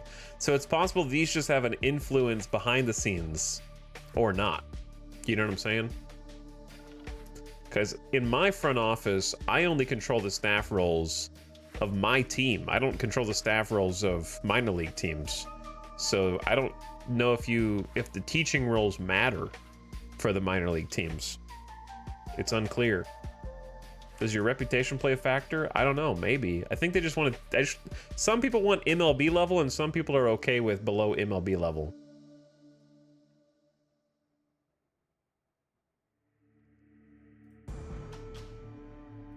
All right, let's say at least average, and let's go for mechanics. At least good. Okay, nobody fits this. Really? How about catching okay? Nobody? Teach outfield okay? Nobody? Teach infield okay. I want to find someone who's got excellent hitting and good influences mechanics.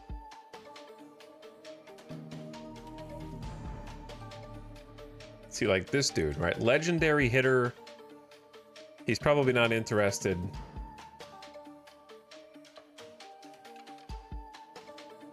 No interest in working for Memphis. He wants to work for like a major league team. That's the issue. We're trying to get him as a minor league dude. All right, this guy would sign a contract, but he has teaches running poor. I don't know if that matters. Teaches hitting excellent. Catching, infield, outfield, okay. Development good, mechanics good, aging good. Teaches running poor. I'm not sure if that matters. Let's just give him a contract because he's better than the dude that we got. Excellent hitting is still reasonable. He wants 500 grand? This dude wants 500?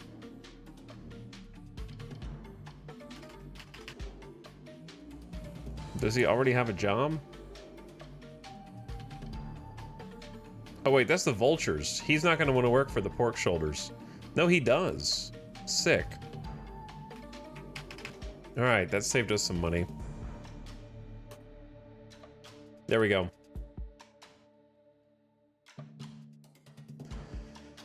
Okay, now let's take a look at the clubhouse. Meet the team.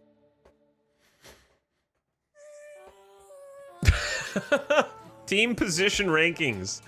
Catcher, 30, league rank 32nd. First base, 31st. No. This is not true. We have the 11th best left fielder, or like our team is 11th. Dude, this is not true. Don't believe their lies. They don't know what they're talking about, guys. They have no idea. That's impossible. Canario's our top prospect at 24. We signed him for 5 mil. We had to work for it. Team chemistry. Good relationships, bad relationships. With our Winston LeBlanc, which is our assistant GM, I think. Is that right? He has a bad relationship with Seth Martinez and Victor Caratini. Team captain, Nick Madrigal. We have 4 people with leadership qualities. Nick Sandlin, Brian Navarretto, Nick Allen, and Albert Almora Jr. They're all bench players except for Sandlin. Spark plugs, we have Jacob Amaya. No pranksters. We need a prankster. We need a fun guy. Everybody seems like they're okay in team chemistry. All right, gamers, you ready? I think we're ready to, I think I'm gonna simulate, because this isn't gonna be a real game anyways. Let's just simulate the next game, because I don't know what the pitching situation is even gonna be. Because our pitchers are all gassed, so I don't really know what the AI is gonna do. Let's simulate the first couple, because I want to get through a little bit more of the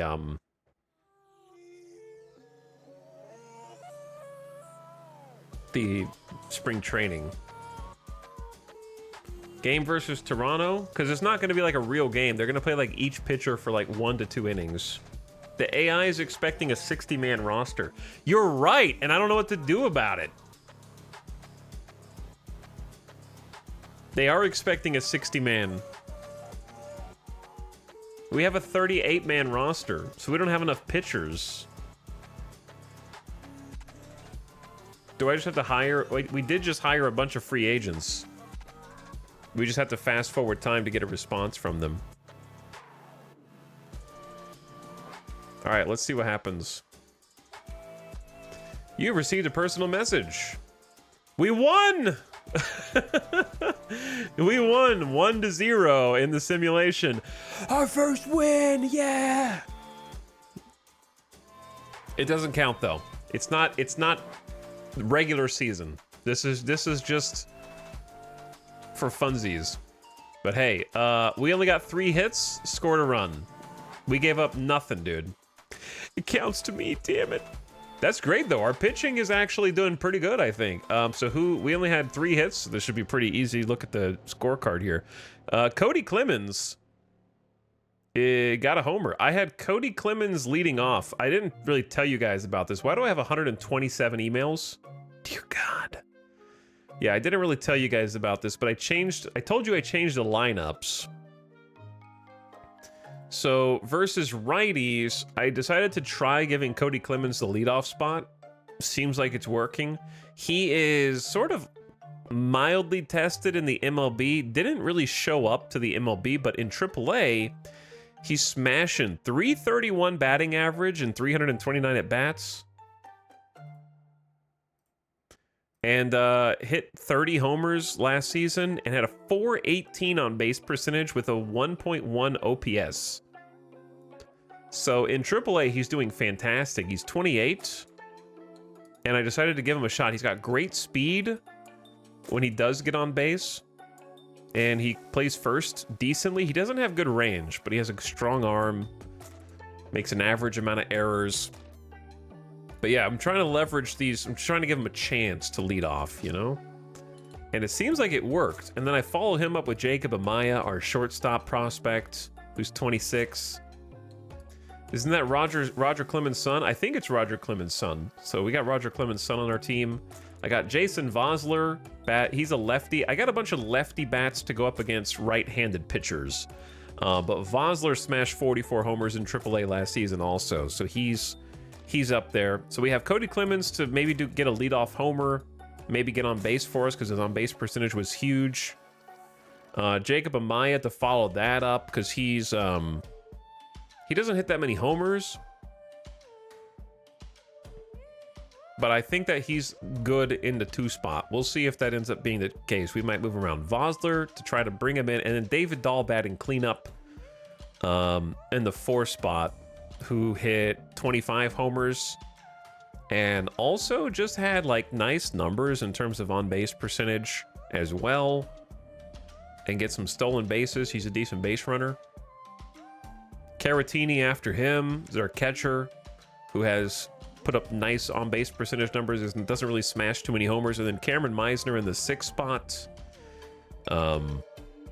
Also hit really well in AAA with a lot of homers last year. Then we got Miles Mastrobuoni, who's getting some playing time at second against righties for now, just to kind of test him out and see if he can get on base. He doesn't hit too many homers, but he gets on base in AAA. And then Jeremiah Jackson and Christian Pache closing it out. Jeremiah Jackson is another prospect, 24 years old, could be amazing. He's only had 1 season of AAA, and then Pache is probably our worst batter.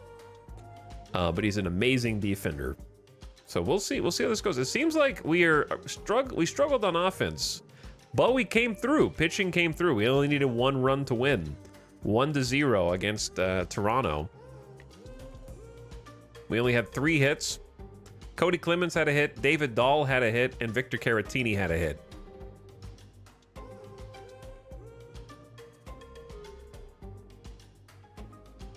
So lots of people getting some batting time, lots of substitutions. David Dahl got a double. Canario and Meisner hit into a double play. Grounded into a double play. And then pitching-wise, they brought Miley out for 2 innings, even though he's still tired. And he only gave up 1 hit. Clevenger is supposed to be a closer, but the AI is just doing weird things. Gave up a walk and a K. In fact, none of them gave up a run. We let them score with errors again? Why is our defense so bad? How do I even see that?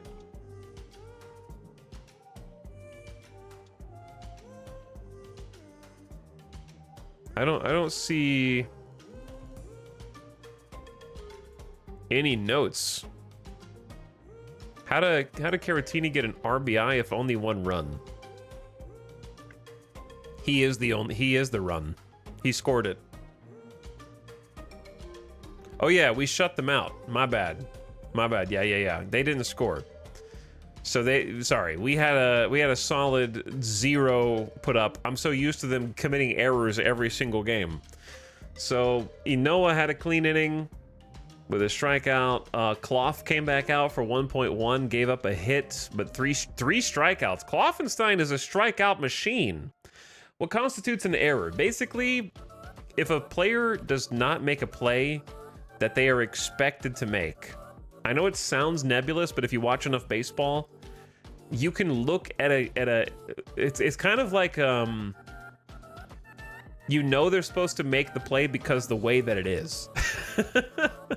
Which sounds stupid and made up, but because baseball is so scientifically the same every single game, it's like it's like an experiment where the variable is how the batter hits the ball and how the pitcher throws the ball, right? Those are the only 2 variables in every single at bat. How does the pitcher pitch the ball and how does the batter hit the ball? That's it. Everything else is exactly the same. So because everything else is exactly the same, you know when a play is supposed to be made by the defense, and if it isn't made, they are awarded an error. Baseball is built on vague vibes, but also strict numbers. Yeah, basically the scorers make a judgment call, and they say, wow, that looked impossible to handle. So therefore that's a base hit, or you really should have had that. Therefore that's an error.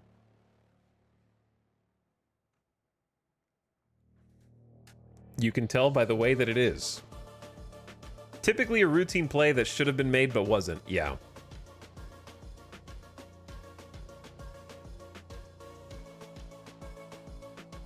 It's like if you're fielding the ground ball but it goes through your legs, or you drop the ball after you caught it. Yeah, or you're throwing to first base but you throw wide and it goes into the stands or the dugout, and yeah.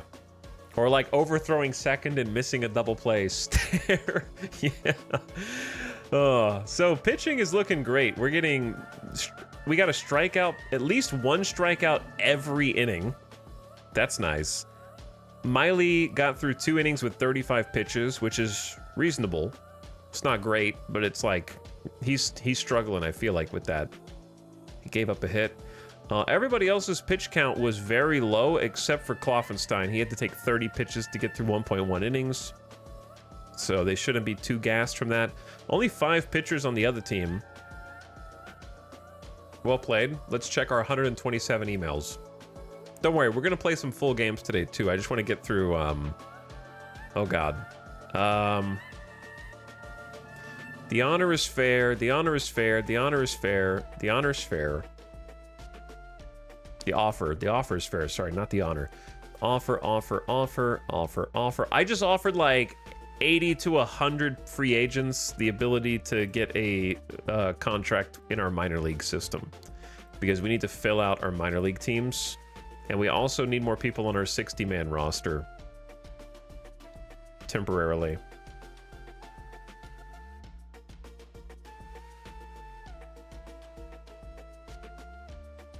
Are all of these?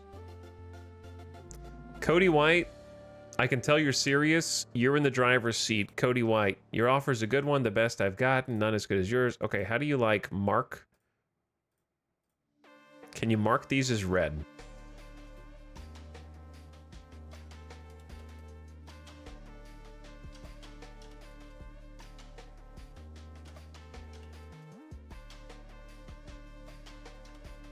Oh yeah, it's the read all messages up there. Okay, sick. Let me check our lineups. So we got our first spring training win. Little worried about the pitching staff.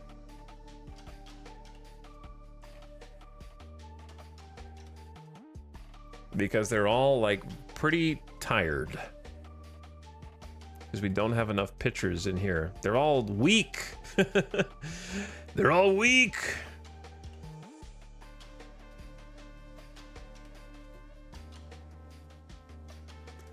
We'll probably get...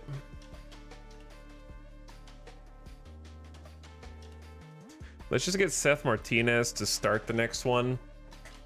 And then the AI can just work with Sandlin, Spear, Fernandez, Brock Stewart, and then we got 4 people who are slightly tired, so they could probably pitch again. More intuitive than Microsoft Outlook.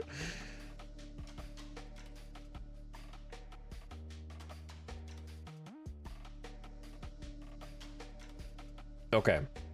Simulate the next one. Play at Detroit. Oh, no, not I clicked play.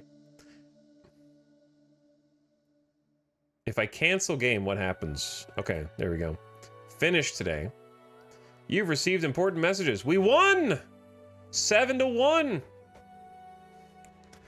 We had 9 hits, 7 runs. Hell yeah, let's go, baby. Bringing it back in spring training.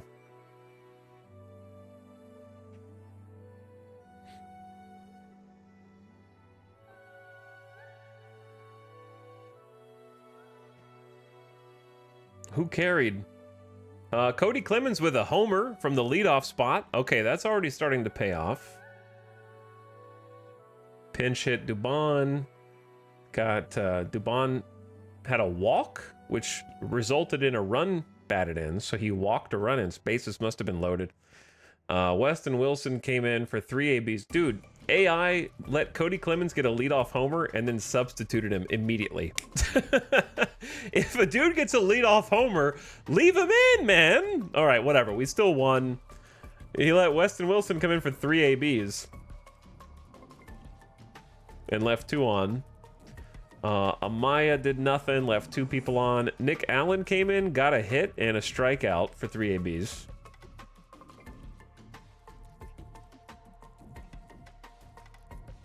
Vossler came in, got a homer. Must have been a solo shot, I guess. So Vossler scored, and then Derek Hall struck out twice. Navarretto struck out. David Dahl got an RBI. David Dahl's on fire, man. He's hitting 636 through the first few games. Canario came in, got an RBI with a hit as well. Caratini got an RBI. Nice, dudes. Nice. Jason DeLay did nothing. Meisner left 2 on base. Cedrola came in for Meisner and got an RBI as well. Master Buoni struck out, but also got a walk. Madrigal, nothing. Oh, actually, no, he got a hit. Sorry. Jeremiah Jackson got a hit and a walk. Nice job, bro. Pache got a walk, and Almora got an RBI and is hitting amazing. Yeah, you can choose to watch or insta-sim these games. I'm simulating. I gotta keep explaining this over and over and over and over. And over and over. But these games are not worth watching all the way through because they're not indicative of real baseball games. You don't do 1 pitcher for 1 inning, 1 pitcher for 2 innings, 1 pitcher for 1 with 70 substitutions. So we wouldn't be playing real baseball games anyway. These are like warm-up games to get everybody's muscles ready to go. So Seth Martinez came in for 1 inning, gave up 1 run. And then they locked it. Relief pitching once again locked it down for the rest of the game. Only gave up 6 runs. I'm really happy with our bullpen so far, but I think they're going to be overworked at this rate. Unless we can get some more dudes in here. All right, Carlos Narvaez. I'd be foolish to sign with you guys when I have a legitimate offer from Seattle. All right, I don't care. Thank you for giving me a future in your organization. All right, so we got Luis Saldana. Look at the facial hair. From the Las Vegas International Complex. Oh yeah, this is the dude we sent an offer to from the international pool.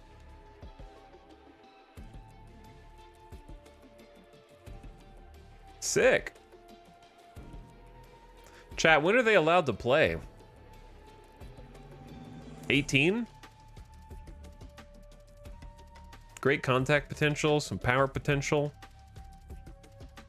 Breaking news, Alejandro Morales signs a contract. Thank you for giving me a future in your organization. All right, the next couple of years in your international complex. So this is another international player. Dominican, potential for some contact and power. We didn't really get to choose from the top prospects, unfortunately. Cody White agrees. Show me where to sign. Tiger Peterson, Pedro Garcia. These are just minor league players to kind of fill some roster out.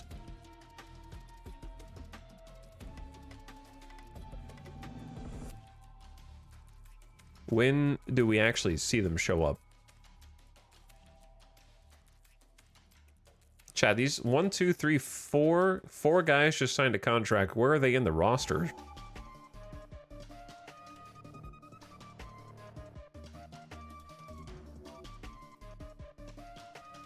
But yeah, this is not a good thing. Every single one of our pitchers is tired. They're not in my international complex. Those are minor league players. We didn't sign 6 international complex gamers. Oh, those are the staff hires. Okay, that's correct. Yeah. Yeah, this is the manager, pitching coach, hitting coach, and manager. I wasn't reading the first word. I skipped to their name. Chat, we're going to overwork and injure our pitchers like this. This is not... I guess slightly tired isn't the worst thing, but we need to give them some rest, man.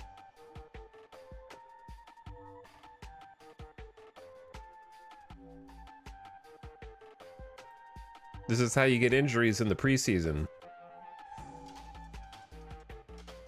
Yeah, I want to get to opening day before tomorrow. Yeah, I want to like watch the actual real games and manage those. And for now, we can just get an idea of who's doing well and who we're going to put where. So if we finish today, lots of them are gassed, some of them are rested. We won again versus the White Sox, 7-0? Hold up. Let's see the standings. The preseason standings, we're 3-2 now with a tie. We're in third right now. Hey-oh. We just passed the Rangers in the preseason standings. We got a winning record. Now listen, you might say beating up the White Sox. Who cares? Didn't the White Sox just set an all-time American League record for the most losses in a row? In real life? Like yesterday or something? This is why baseball's beautiful. New records are being set every year.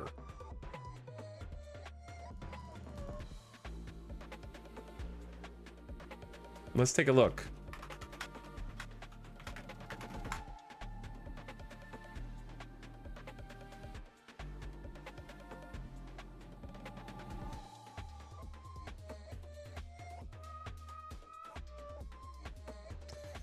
White Sox fall to the Oakland A's to tie the AL record with 21st consecutive loss.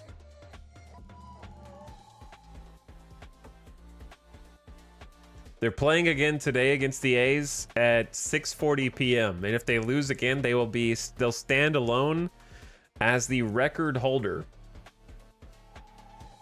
for the most consecutive losses in the American League. The pressure. How did they fare in 2024 in your playthrough? I'm not sure how to look at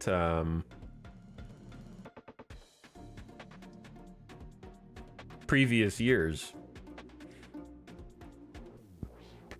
to be honest with you. I don't know how to change the information on this screen.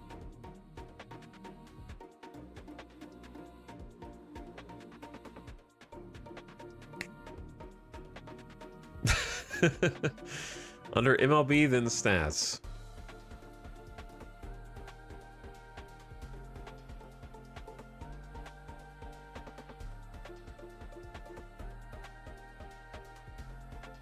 Okay.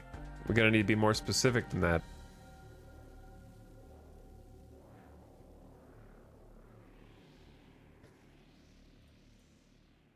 Because I got sortable stats, team finances, fielding stats. Look at this, Chad. This is what you're doing. You're getting me distracted with stuff I don't know how to do.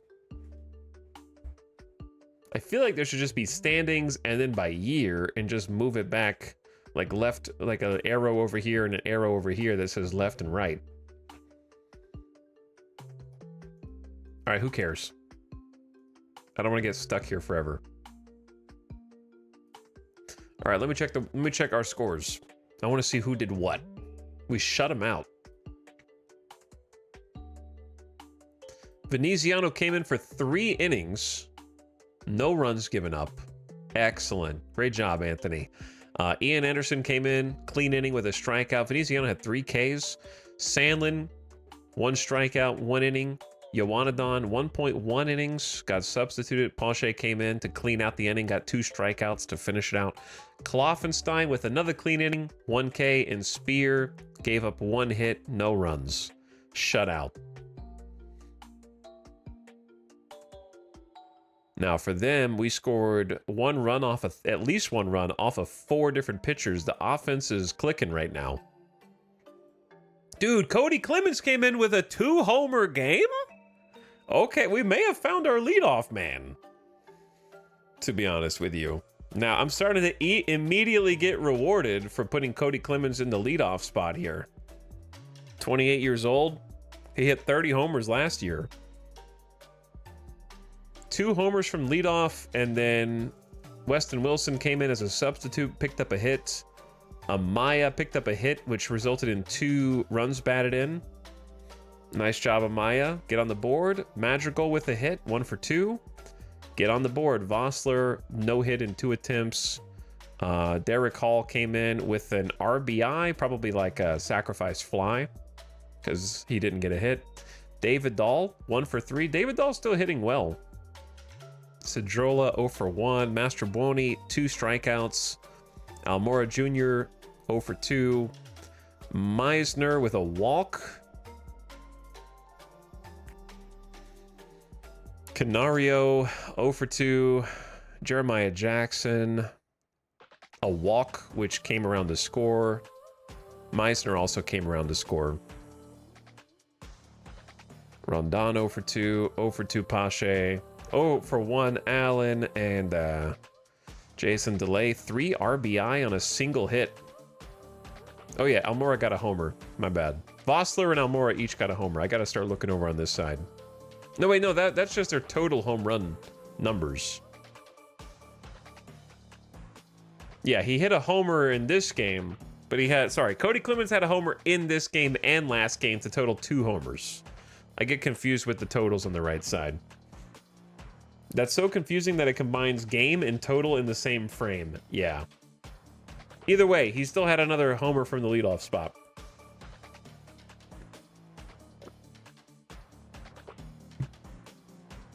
Very happy with this. 2 out RBIs from Amaya, that's clutch. And Jason DeLay, that's clutch.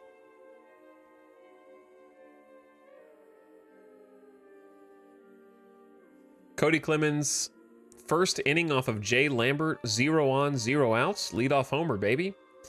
Amaya, third inning off of Baroa, 1 on, 2 outs. Nice job, boys. Nice job.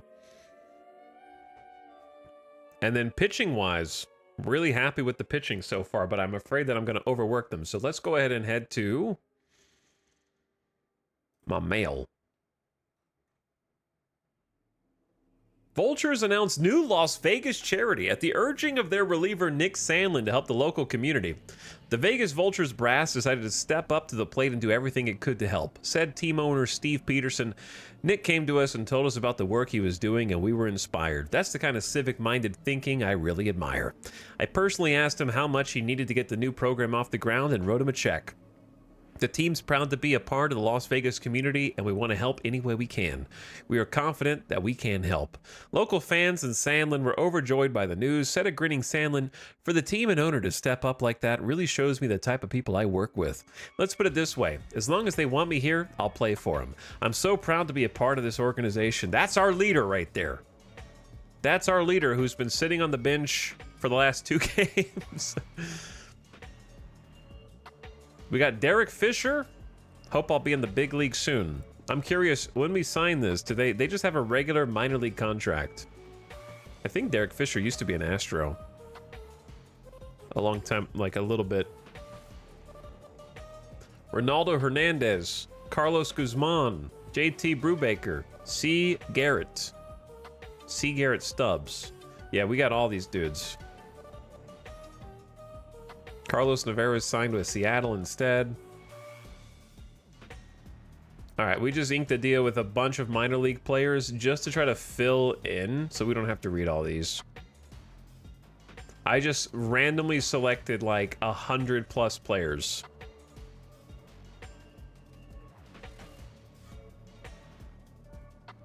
And so when we go here, bam. Bam. We've got teams, baby.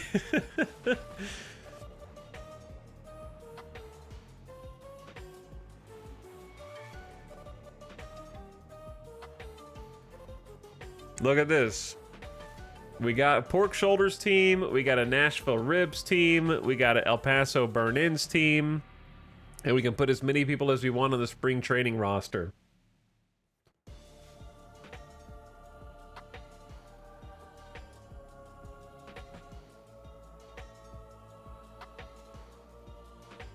Now, do any of these guys have any kind of stipulation about bringing them up? Because we're about to give, like, Tyler Alexander some playing time. Chad, if you got a dude on the pork shoulders, you can put them on the spring training roster and it's not going to change their contract, right? That's what spring training is for. Like, you can take them up and down as many times as you want during spring training, yeah? Andrew McCutcheon? A lot of people, dude. James Paxton, Domingo Herman, Matt Carpenter, Aledmus Diaz, Tony Kemp, Jurickson Profar. We got a lot of dudes. But yeah, clearly we're gonna need some more, like... Let's get some dudes with stuff. Kevin Newman. That's a shortstop. That's a different thing. I forgot that it, like, kind of... This contact. 60 contact. James Paxton is 36 years old, dude, but... He's not doing so good. But yeah, we'll throw a couple pictures up here.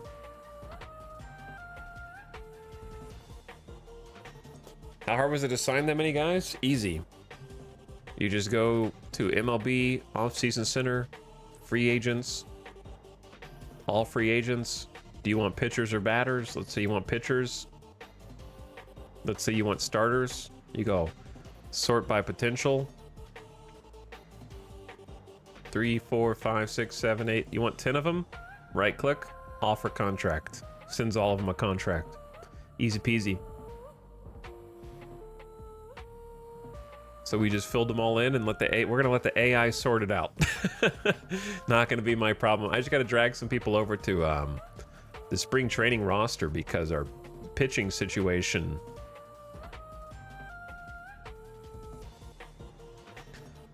We have a lot of tired dudes. So we'll bring Kemp up. Domingo Herman to do some pitching. Let's get Eduardo Escobar some time. We got Carlos Santana. He's old, 38 years old, dude. But yeah, we don't really have a farm system, so I don't really have a ton of people that I need to bring up onto the roster, if that makes sense.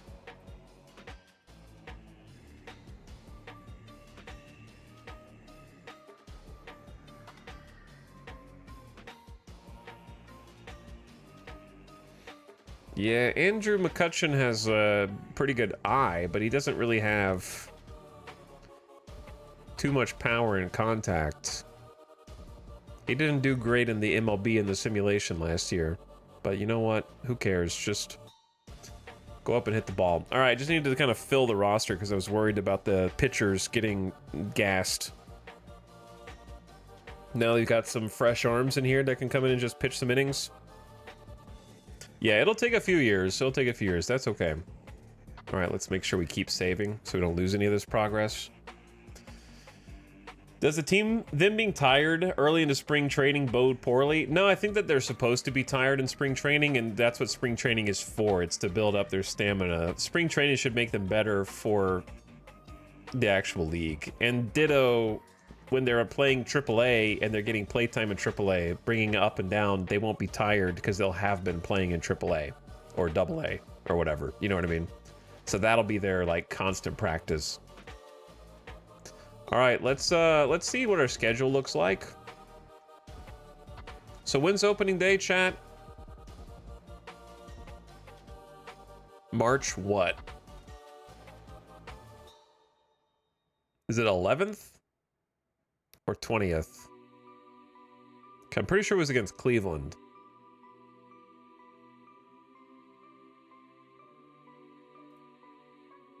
I guess I could just look. Opening day is the 20th. March 20th.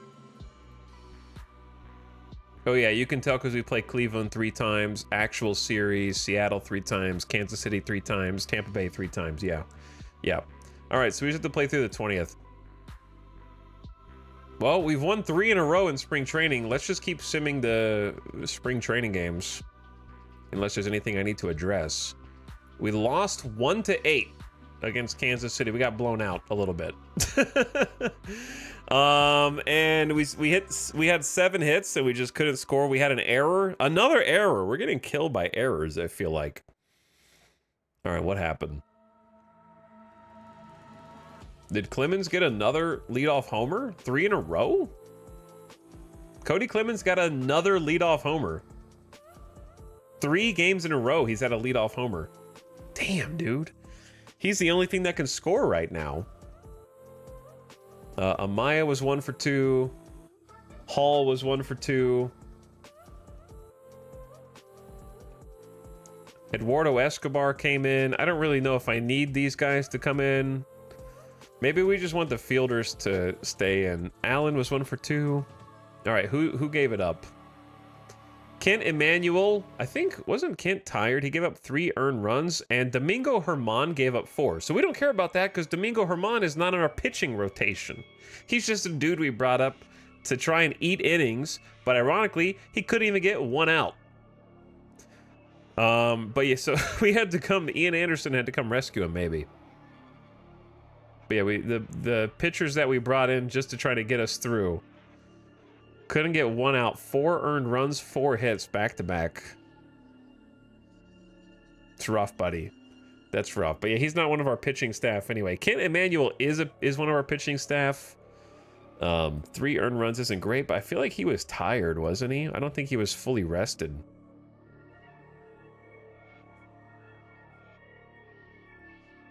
Who made the error? Nick Allen? Dude, he's the elite defender. What is this 75 infield error? Just get it all out of your system when it doesn't count in spring training, man. He's supposed to be almost perfect. The first game he comes in on defense, commits an error.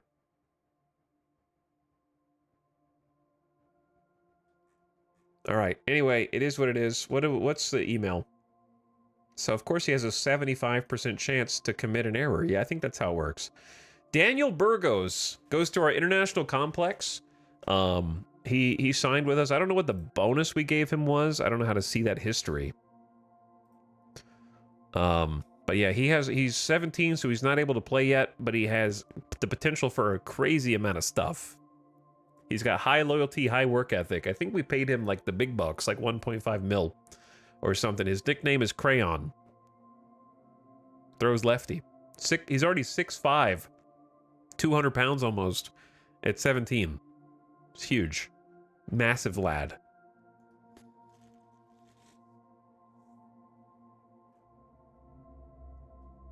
All right, let me see our pitching staff. So they're going to start Blanco next. Kent Emmanuel wasn't really going to be one of our starters anyways.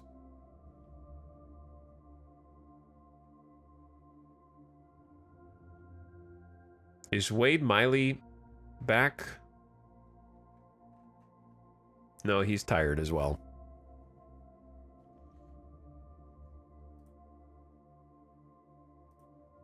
And they already used him in the last game. Okay. All right, sim the next one. Let's keep saving.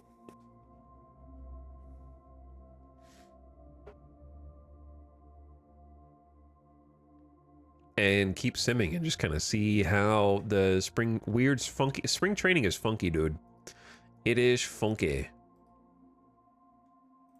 Yeah, I clicked on his contract, but he doesn't have a contract as such. We gave him a bonus from the international pool, but I don't know what the international pool bonus was.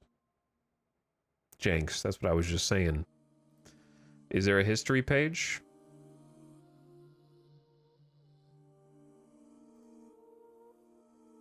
Oh yeah, 2.9 mil. There we go. So it's not on the contract page, it's on the history page. We gave him a $2.9 million bonus just so that he's basically a slot machine. We're just hoping that he actually develops his potential. We pulled the lever. See what happens. All right, sim the next one. Playing versus Minnesota. A loss 4-5. Dude. They scored 5 runs on 2 hits. We scored 4 runs on 9 hits. And they had an error, and we still couldn't bring it around. That sucks, man. 2 hits, 5 runs. Who gave it up? Blanco got blown out, dude. 2.1 innings pitched, 5 earned runs, 5 bases, 5 walks, 1 K. Oh my God. Terrible. First inning just blown up.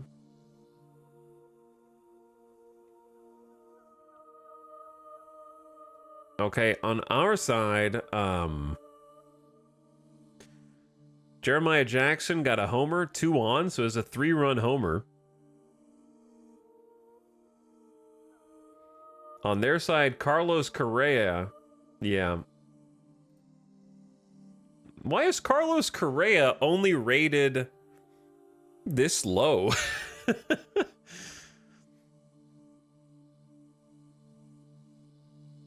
I thought Correa was better than this. I mean, he does have elite defense too, but I thought he hit better than this.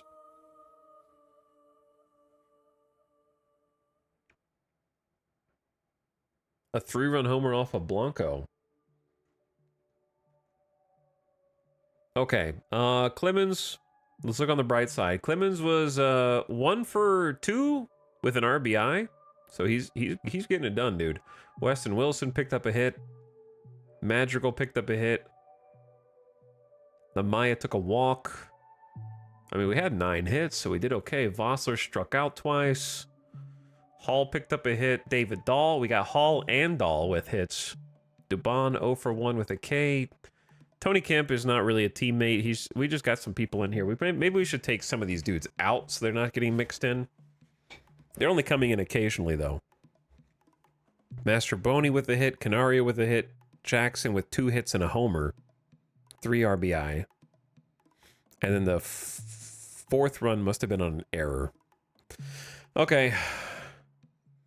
Again.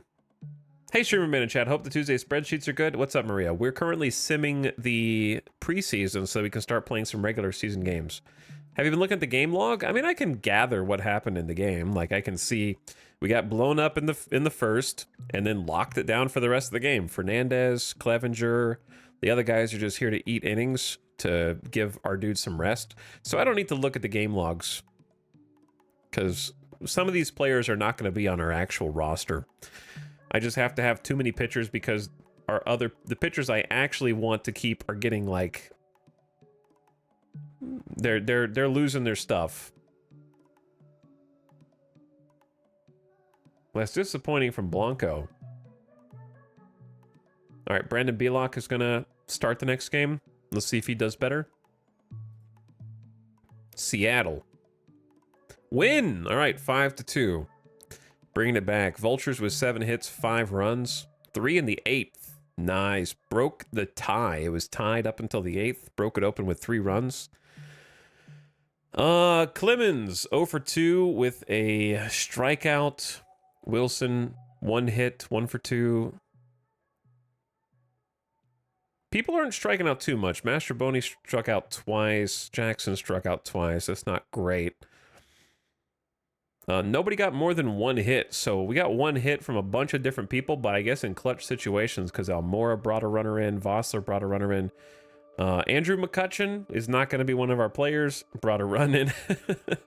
The Mariners made an error, which must have resulted in 2 more runs coming across. Lots of errors in these games.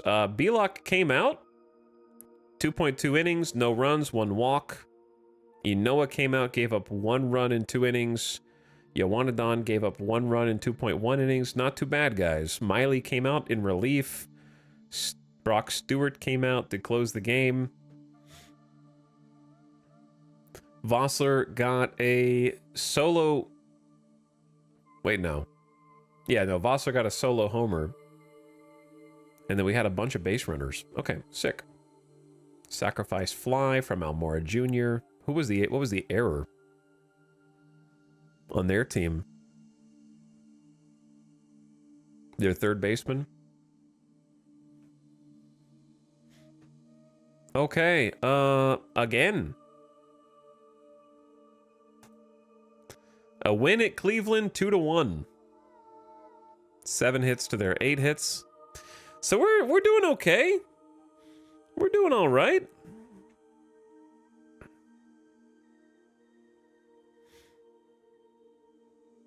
We're starting to see some actual percentages here that'll give us an idea of how our guys are doing as they get more at bats. Are we good? No, but we seem at least average.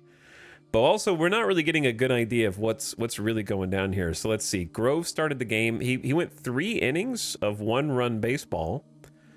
It's not the worst. And then Clough came out for 2 innings, 2 strikeouts. Hernandez came out, gave up a walk. No runs. So our bullpen is quite good, in my opinion, so far. Spear issued a couple walks. Brought Sandlin out to close it out. Not bad, guys. If you're winning 2-1 games, like we've won a couple games where they only scored 1 run, like we're locking it down. Preseason, but there's some promise. Yeah, if we could just wake the bats up a little bit and kind of get the lineup fixed, I think our relief... Like, here's what we need to think about. Is there a start... I'm starting to have regrets about starting pitching and not spending money. We have $47 million left to spend, and I waited too long. I probably should have spent $26 million a year to get a good starting pitcher that we could lock in. Like, I probably should have taken Blake Snell, is what I'm realizing. Probably should have taken Blake Snell before he signed, because I don't think that there's anybody left.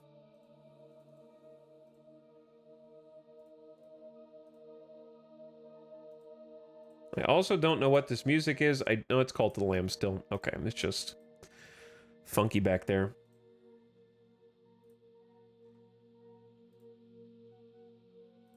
Probably should have just paid up.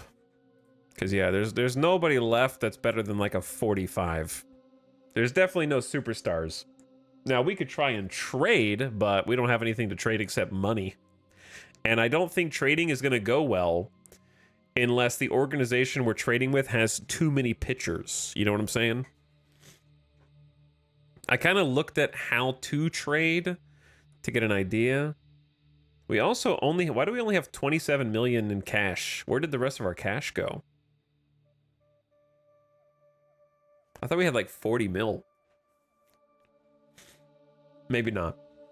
How much did we spend to charity? That's a great... How much did we spend on charity? Where do you see... hold on. Front office, accounting. Okay, so 220 mil. Season ticket revenue is 23 million this year. Gate revenue is 48 million. I assume this is projected. Gate share lost, revenue given via... So we're losing 10 million on the gates. The actual is the next column. Okay. So we got 23 million in actual season ticket rev. We don't know... We could change the ticket price if we want. Revenue subtotal is 139 million. Staff expenses are 3.6. Scouting is 14. Player development. I'm spending a lot of money on player development. It's probably what it is. I was spending more on the international amateur market, but then they took my money away. Miscellaneous player expenses, 45 million. What's miscellaneous player expenses? Season profit loss, 45 mil. Other misc, minus 15 mil. Was that the charity? Was it 15 mil for the charity?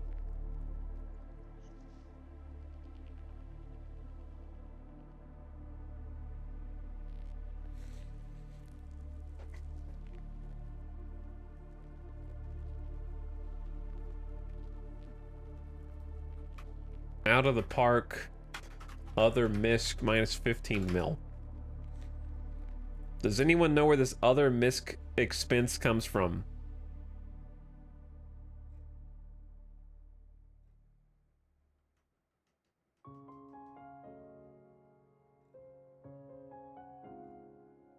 This is from 2019. The developer said it's whatever needs to be there to get the numbers to line up. Think of it like mystery meat of your finance page. It tends to come out when there's a mismatch between your starting balance and previous balance and our currently calculated cash on hand. Generally speaking, it shouldn't happen, but most likely it's related to any sort of cash transactions, buyouts, cash from trades, etc., which can potentially get put in the wrong columns. If you can figure out where it comes from, let me know and we can see how to allocate it properly. I'm not saying it comes from a bug, but ideally that line item should not show up. That's 2019. So that was an answer from 5 years ago, which might have changed. Built-in embezzlement.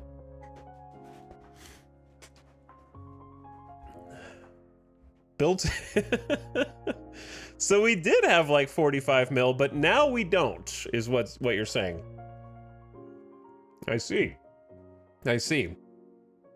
Owner buying classic cars instead of paying people. That's the only explanation, I think. Okay, so let's check this feature out, right? I didn't even know about this feature until recently.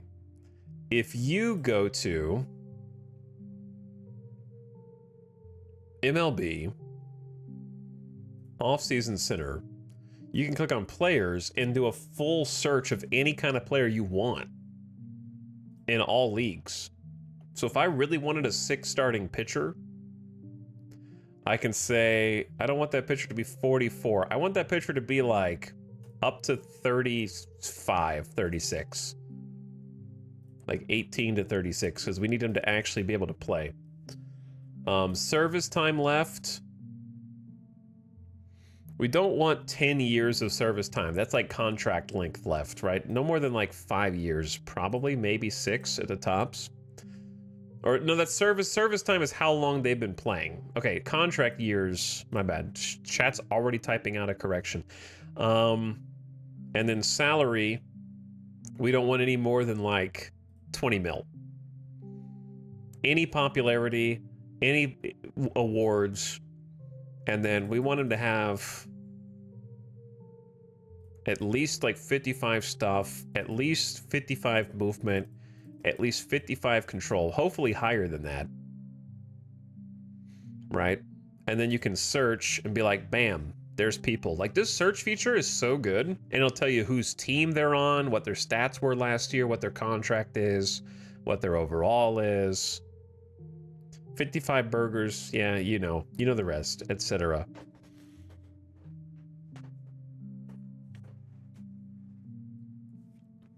So, like, Zach Gallen is the best of the best in this case. The other thing that you can do is go to the player trade button, and if you select the team, it'll tell you which teams are trying to build the dynasty or are rebuilding or who want to win now. And what that'll do is be like, the ones who want to win now will be the most desperate to take an ace off of your team and trade you a bunch of prospects that might develop into, like, if you're trying to do a team rebuild. So if you give them like a god tier player, they will probably break the bank to give you a bunch of potential prospects back. And then, like, we're rebuilding, for example, but you can kind of look at that.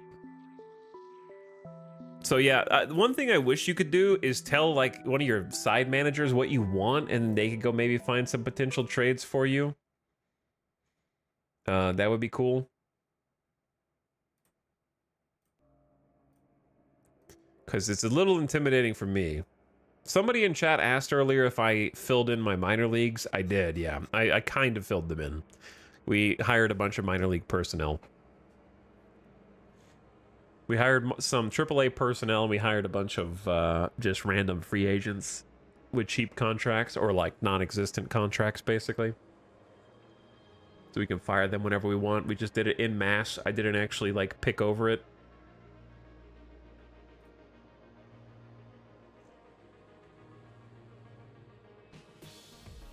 But yeah, like Zach Gallen, for example, he's got high financial ambition. He's 29 years old, so he should still have some good years. He had a torn rotator cuff in 2024 for 6 months. That's the problem. But other than that, he's been pitching fantastic for the last 5 straight years. One of the best in the business. The whip is down, the home runs are down, the walks are down, the strikeouts are up. But yeah, like you could offer a trade and be like, player trade, Arizona Diamondbacks. I don't know what all this means, but you could just be like, Zach Gallen, please add something to start negotiations. Is there like a suggestion? I'm not actually going to trade for Zach Gallen. I'm just trying to figure out if there's a way to find out what they're worth or how to do this. And I don't know what retain means. I see initiate trade, shop a player. But these are like my players and what I'm looking for. So I could offer my players, but I don't have any star power. I'm trying to get star power. Define your team needs. The needs are evaluated by computer-controlled teams while looking for interesting trade opportunities. The more you define, the more trade offers you'll get. Well, this is cool. For example, if you want to trade for a good starting pitcher, prospect, add a new need. Yo, that's pretty sick. Okay, so if I said starting pitcher, age minimum 8, I mean, I would say I want them to have some experience. We want to say probably at least 25, 26. Age max, maybe 35, 36. Salary maximum, 20 mil. Salary minimum, I would say at least 5.7. Bats, throws, don't care. Major leaguers, minimum quality, good. Current ability, potential, player type, power, finesse, ground baller, don't care. Retain means the portion of the salary the other team will keep paying even if they trade them to you. Okay, so they'll basically cover part of their salary. Strength overview.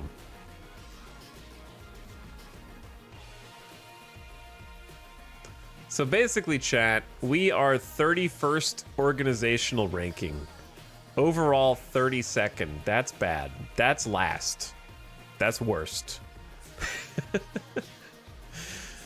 The trading block. Define trading block. These are like players that are being shopped by other teams.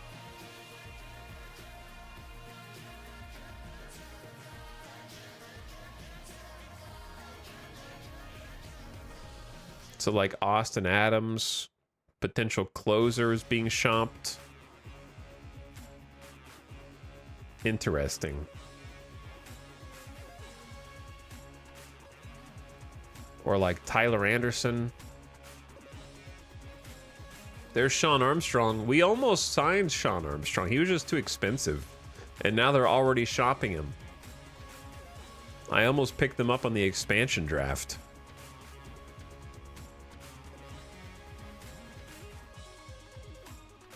But yeah, there's not any like amazing starting pitchers here that I would want to like build around.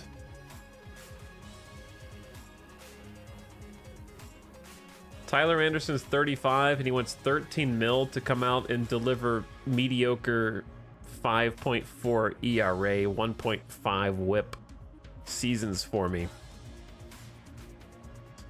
I don't think that's a good use of our money. We were talking about that earlier, Vodka Knockers. Yeah, we were talking about the White Sox. They've been struggling. Okay. But yeah, we'll just keep going with what we got for now. Because I don't feel like seeking... Like, I enjoy the player search here, and I think that's cool. Spencer Strider. His salary is 4 mil, but he's got to be worth more than that, right? He's only 26. They're not. They're the championship Braves. In my save, we're not gonna let Spencer Strider go, dude. They got 5 years left on this contract. Wait, what? Hold on. His contract goes up from 4 mil to 20 mil for the next 3 straight years. Oh, with a team opt-out.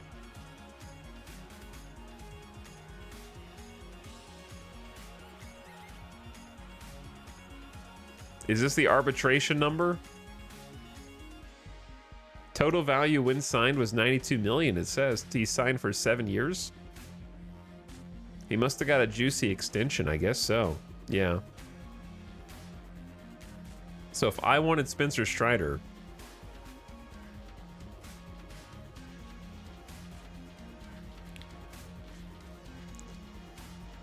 I don't have anybody to give up. I would like potential. I'm not gonna do this, but I would do like Alexander Canario. And I know this is not a trade I would make. Is it matter if they're training in our development lab and then just offer 20 mil in cash? This is not fair at all. We're not getting enough in return. I like that at least tells you that. I'd reject the trade offer. It doesn't make sense for us. Keep in mind, Alexander Canario is currently training.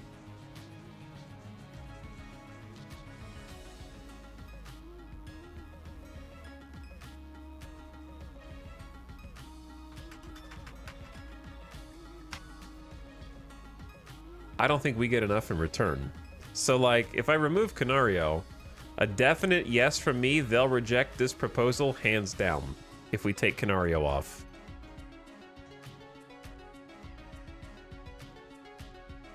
Our available money would drop by 14 million to a total of 13.3. Why would my money drop by 14 million if I'm paying 10? Because I pay them 10 in cash and pay Spencer Strider for his contract, right?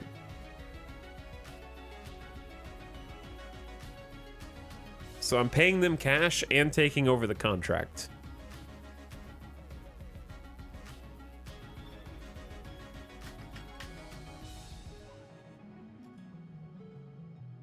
Do it. They might be insulted if we submit this offer to them. Do it. All right, let's look at the other dudes first. Do it. Chad, do you think it's worth trying to pick up somebody's contract here for cheap, maybe, with these settings that I've got, and just like see who we like the best and just send in a couple trade offers for cash?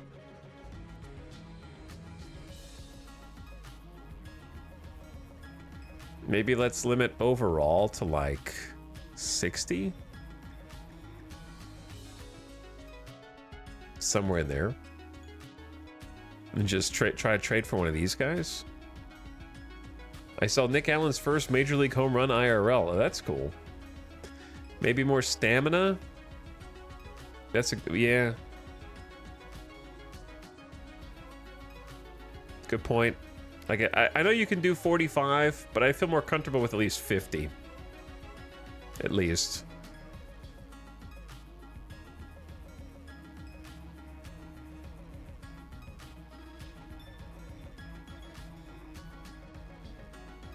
The Tigers look like they were rebuilding. Yeah, I think it said the Tigers were rebuilding. Tarek has got 5 years left on a 17.6 contract.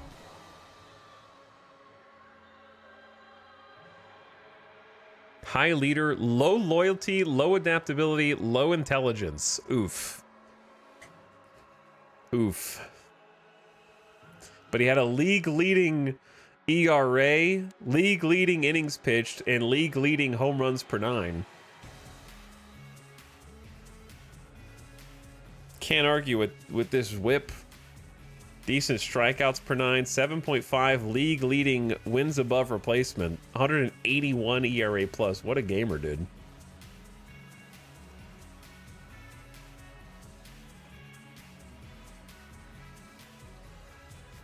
Any injuries? Nope. He's 28 years old with 5 years left on his contract. If only he's just... his stats are so bad.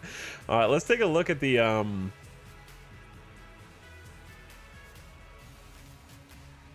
Who else is rebuilding? Obviously the Luchadors. It's really just the Tigers that are in a rebuild.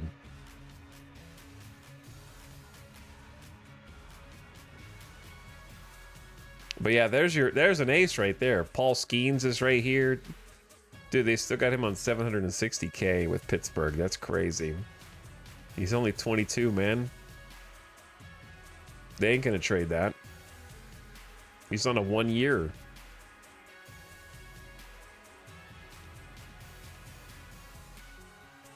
Expires after 2025.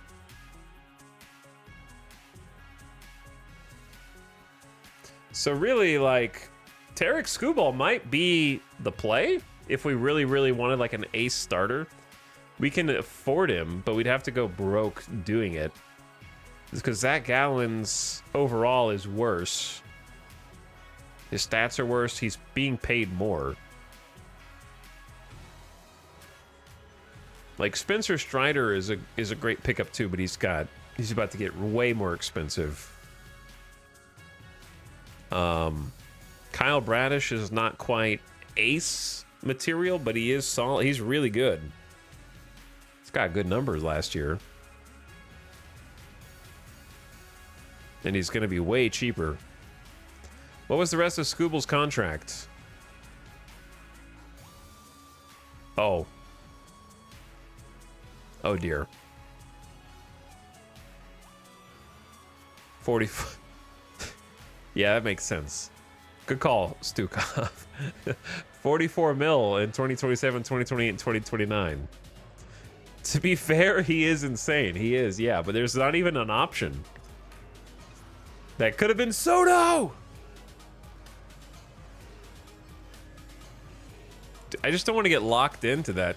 He's going to be so hard to get rid of. $750 tickets to games. What about Jesus Luzardo?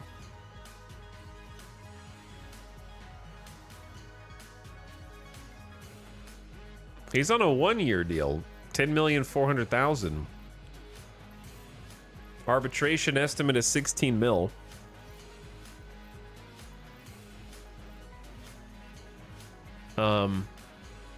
He's got MLB experience where he's got 4 ERA is his max. He's 27. His whip was good. He had the most innings pitched in his career. He gave up a few more homers this season. His walks are up a little bit, but his strikeouts are pretty decent. Can you make pitchers bad in this game? You can have two-way pitchers. Yep, just like Ohtani. Or you can disable the DH rule if you want and make pitchers hit, if that's what you're talking about. Yeah, you can configure the entire MLB rules. You can change every MLB rule when you make your game to whatever you want. And you can play any historical season you want.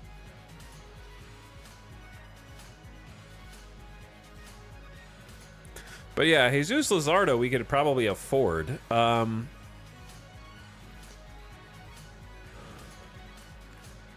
What about Shane Baz? His contract shoots up to 19 mil. He's only 25 though.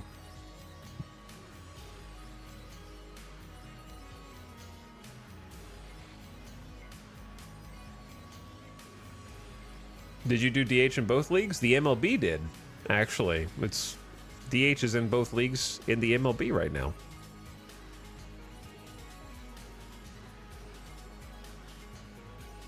So I did because that's how the MLB does it. I wanted like the authentic rules. But the pitcher's hitting is no more unless your name's Ohtani. Chad, this dude might be this. I mean, this is a young pitcher. I'm just thinking about like a possible build around. He's got a crazy fastball slider, great curveball changeup. His contract starts out cheap and gets expensive. Maybe that's a problem. The Baz? Can you play the sim in any year? Yep. any year in historical baseball through the 1800s. You can start your own league anywhere you want.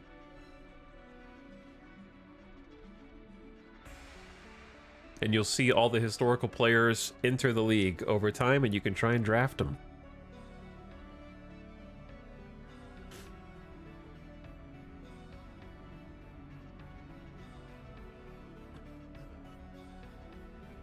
I don't think the Dodgers are going to give up Bobby Miller.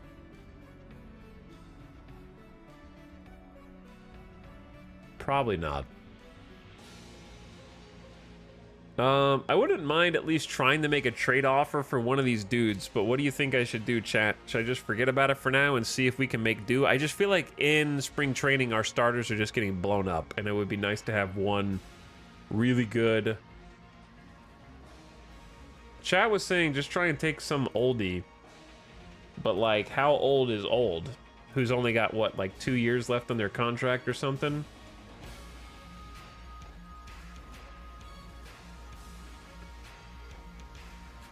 Nathan Eovaldi is like the oldest one, up to 39.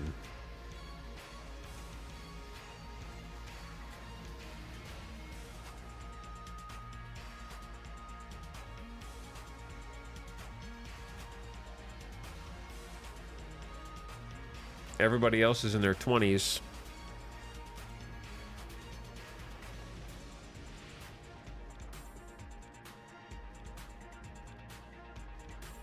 I don't know. Maybe we just rock what we have for now. I just don't... I can save my money. You can do whatever you want, High Stakes Chinga.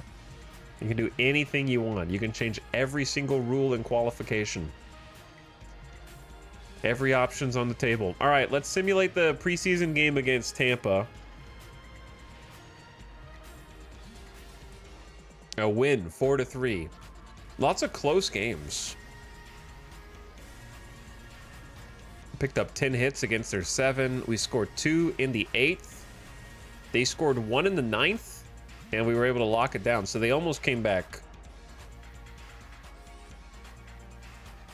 All right, Clemens 0 for 2 with a strikeout. Wilson 1 for 2 with a run batted in. Nice. Dubon coming in with a pinch hit. Vossler 2 for 2 with an RBI and came around to score. Madrigal with a hit. Dahl, Kemp, Santana's not gonna... This isn't our real roster. Caratini 1 for 3, but he left 3 on base. Cedrola got on base and came around to score. Nick Allen with another hit. Nice, dude. All right, pitching-wise, Seth Martinez, 1.2 innings pitched, gave up 2 earned runs, and then Poche gave up a run, probably in the 9th. Garrett Clevenger with a balk? Any homers? Yeah, Vossler with a 2-out homer, and then Jose Rondon with 1 on, so 3 runs by the homer. Lots of... I feel like we're getting a lot of homers. It seems. But yeah, we're just going to keep simulating these. Derek Hall was diagnosed with an oblique strain. He'll be out about 4 weeks. Okay, Derek Hall was like our backup DH, so I'm not super worried about that.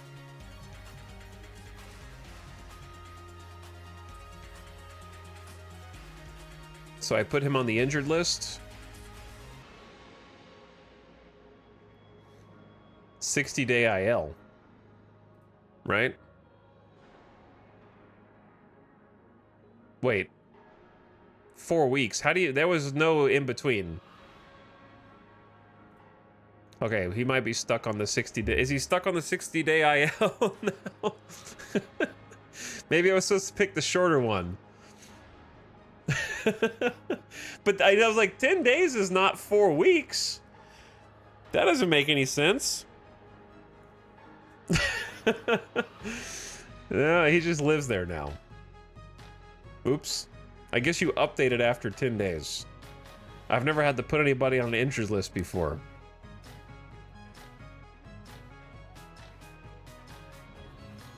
Okay. He gets an extra vacation.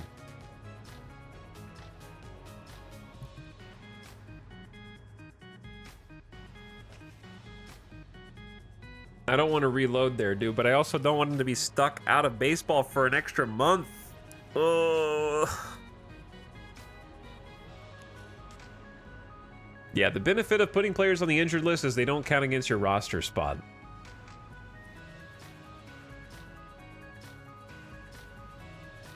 Well, now I know that I'm locked in. Derek Hall was not the most important DH on the team, so it's not the worst thing.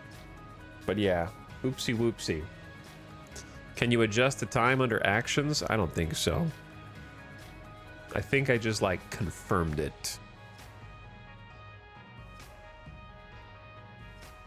Okay, whatever. I'm just gonna stick with my decisions, even if I screwed it up.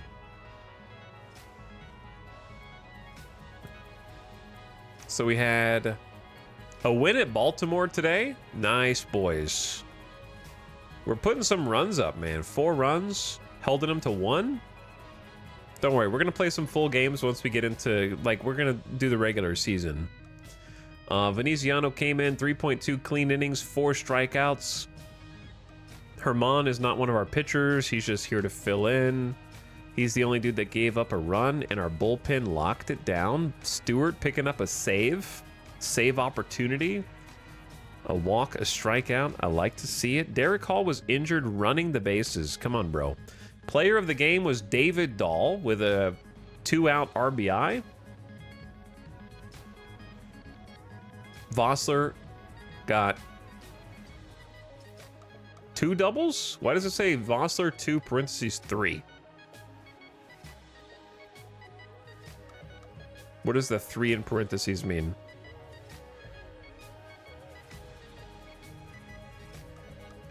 Dahl continues to impress. He does. Okay, so 3 is his total. So Vossler got 2 doubles.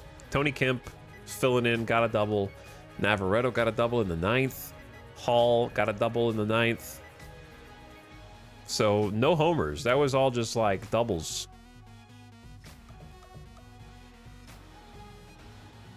David Dahl, 2 hits, 2 RBIs. Master Boney with an RBI, no hit, so probably a sacrifice fly. All right, let's go. Let me see this. What are the standings? Chat, I don't want to cause any alarm, but in the preseason, we are 7-4 with a tie. I don't want to cause any alarm.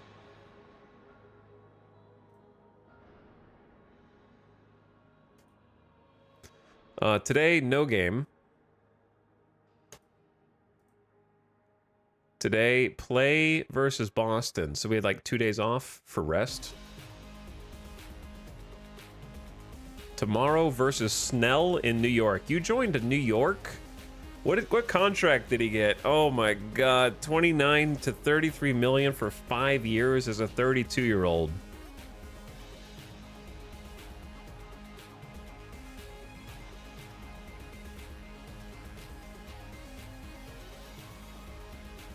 You can click the show leaderboards tick box for detail. What, on the standings? Oh, nice. David Dahl currently leading the league in batting average.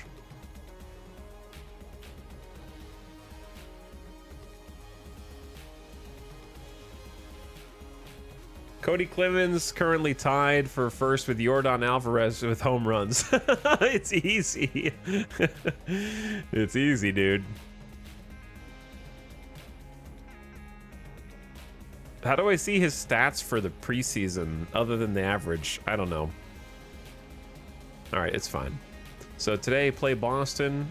Finished today. Lost 3-4. Close games, though. Like, we're fighting for it. Maybe with some different management, we win that. Ken Emmanuel is not one of our main starters, so I don't consider this a loss. Emmanuel came in for 4 innings, 3 earned runs. He's going to be in the bullpen or in the minor leagues. Vossler with another homer. David Dahl with another homer. Jacob Amaya with another homer. 3 homers in this game, dude. We're lighting it up, dude. Caratini and Meisner hit into double plays.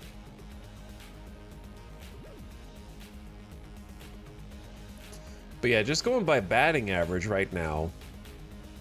You can definitely see some people are shaping up and some people are not.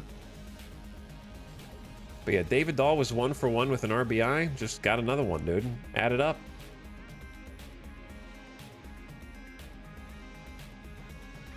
You can see it via splits in the relevant stats section.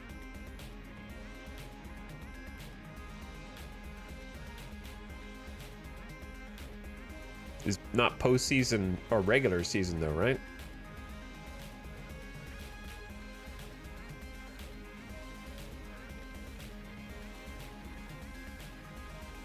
.2025 batting splits. Oh, there's a different splits.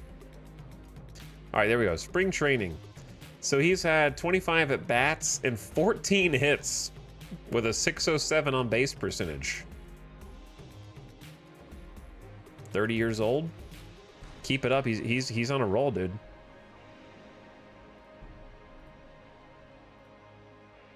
All right, next day, win at New York 9-3. Offense putting up almost double digits. 6-run inning in the 6th.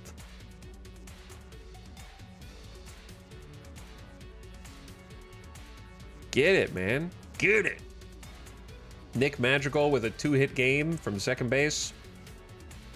0 for 1 Nick Allen. 0 for 1 Cody Clemens. A walk with Victor Caratini, who came around to score. Dubon, 1 for 3 with 2 RBIs. Canario, 1 for 2 with a run batted in. Dahl, again, 1 for 2 with 3 RBIs. What a king. He's a god, man. Came in as a pinch hitter, scored 3.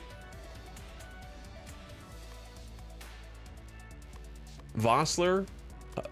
I'm starting to see a pattern here. David Dahl and Vossler are cornerstones right now.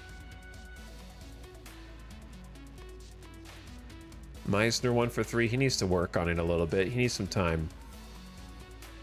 Dahl's cooking up. He is cooking up. David Dahl with a homer. 3-run homer. Vossler with a double. A lot of runners left in scoring position. Mastroboni stole a base. Nick Allen with a second error. I'm starting to think that the fuller the infield error meter is, the more likely they are to commit errors. That's what it feels like to me. Because I picked Nick Allen for his elite defense, and he's made 2 errors in 4 games. He probably wasn't going to be an everyday starter anyways. But he needs to step it up. Blanco has gotten blown up a second time. 3 earned runs in 4 innings is not good, bro. Kloffenstein came in and did some good work. How much did they pay Blanco? He's getting paid $760K, so like, it doesn't matter. Tyler Alexander's not one of our dudes. Paxton's not one of our dudes. Yeah. Player of the game, David Dahl. I'm seeing a pattern. All right, well, at least we kept them to just those 3 runs.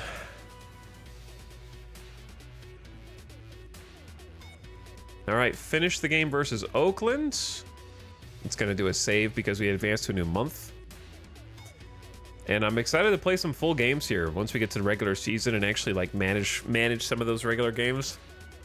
You've received a new personal message. Good morning, Etov. Compiled a scouting report. Also, we lost to Oakland 1-2. Notable player developments. Inoa, current and potential stuff ratings improved from 65 to 70.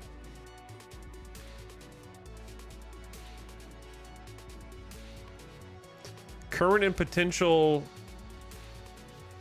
movement ratings from 50 to 55. I'm assuming that's like on one of your secondary pitches. Current velocity improves from 96 to 98 to 97 to 99. Because his stuff is still 60. So I'm a little confused. It says 65 to current and potential stuff ratings improve from 65 to 70, but that says 60.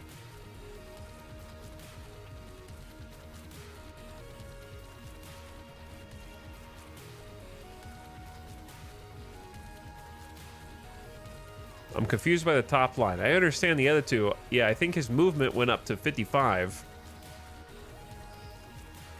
And then his velocity did go up 97 to 99, which is huge.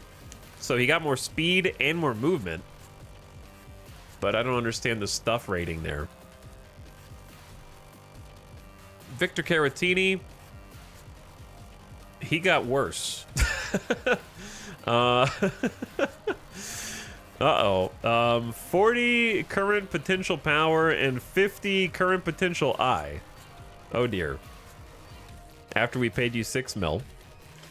Mauricio Dubon's current and potential contact drop. So the scout's getting a new idea. Yeah, this is just scouting ratings. What the scout thinks. Vossler, we think his contact dropped and we think his speed improved. And then Derek Hall, we think his contact dropped and we think his power and gap dropped. Oops. Thanks, Elkin's right. All right, anyway. We lost to Oakland. 7 hits. We could only get a scratch across 1 run. David Dahl scored it. Oh my God, he is unstoppable. So David Dahl's an everyday starter right now, for sure. Brendan Belock gave up a run. Hernandez gave up a run. The rest of the time we locked it down.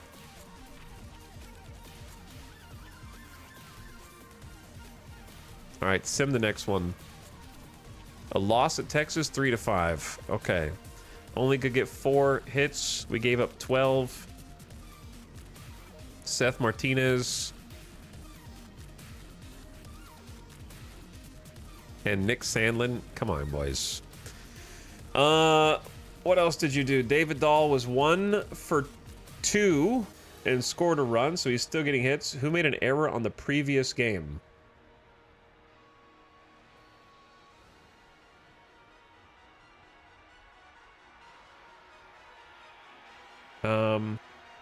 Jackson. Jeremiah Jackson.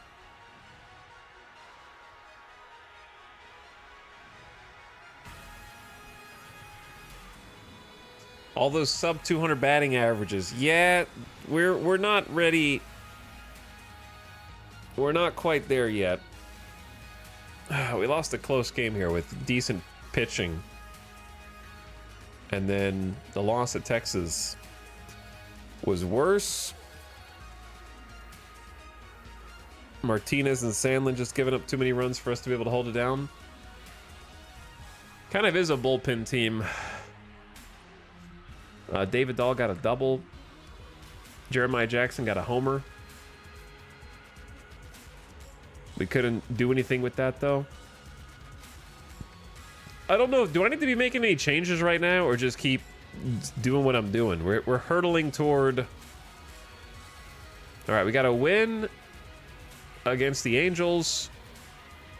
5-3 with 7 hits. Nick Allen with a run batted in. David Dahl with another RBI? He's a team leader in RBIs, dude. What a gamer. Cody Clemens with an RBI. Any homers? Eduardo Escobar. We're not going to be playing Eduardo Escobar. Nick Allen with a sac fly. Player of the game, Eduardo Escobar. Pitching, Veneziano gave up 2 runs. Spear gave up 1 run, and we closed it down for the rest. Dahl going to have a record average for the season? I think so. Let me check the pitching. Pitching staff should be pretty well rested at this point. Like, we got a lot of options for them to use for the AI. Hopefully they're making correct choices. I don't think Michael Grove was a dude that I really wanted to do a start. All right, let's finish today versus Houston. A win versus Houston, 6-1. They got 7 hits, only scored 1 run. We got 6 runs on 8 hits. 3 in the 5th, 1 in the 6th, 2 in the 7th. Nice. Ding, ding, ding. Almora picking up. Almora Jr. getting an RBI. Vossler getting 2 RBIs. Escobar. Dude, Eduardo Escobar. He wants to make the team. He's like, yo, let me play, man. I want to make the team, dude. He did have a 580. Oh, that's only 37 at bats. Yeah, he's not. He's just outperforming his actual skills, I think. Any homers? Eduardo Escobar with a 2-run homer. 2 out RBIs from Albert Almora Jr., Vossler, and Escobar. Dahl hit into a double play, and they finally figured out how to shut him down. Pitching, Grove came out for 3.2 clean innings. 2 walks, but no runs given up. Ian Anderson gave up 1, and that was it. Clevenger, Clough, Fernandez doing exactly what I expect them to do. Okay, nice. Yeah, let's just keep simming. A loss at Toronto, 3-5. A little back and forth here. So we had 5 hits. Weston Wilson with an RBI. McCutcheon, you're not going to be a gamer. And Jackson with an RBI as well? Okay. Some of these batting averages, it's hard to tell because we have a lot of players mixed in who aren't everyday players. Ken Emanuel's the one who always loses us games. He's not going to be one of the starters.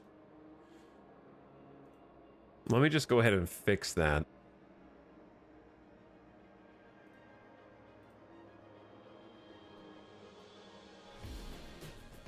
And then Seth Martinez is also not supposed to be one of the starters.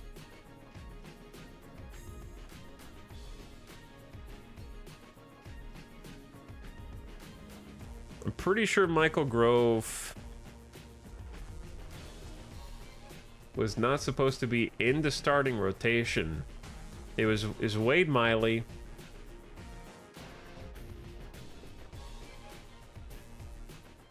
And who? Oh, we only need a 5-man rotation.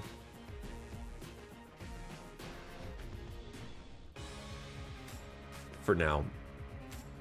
It was either going to be Ian Alexander, who we kind of moved down. Because he's got a 4.26 ERA in spring training. He's only got 1 game start. 4.26 is not like the worst. We could give him some more time. He's only 26.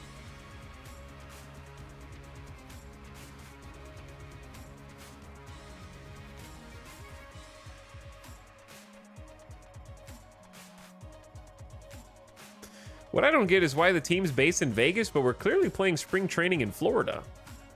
We gotta go to Florida, man. 6-man is not the worst. Yeah, it's not the worst. What's up, Maritanapa? Thank you for the 71 months. How's it going? I appreciate it.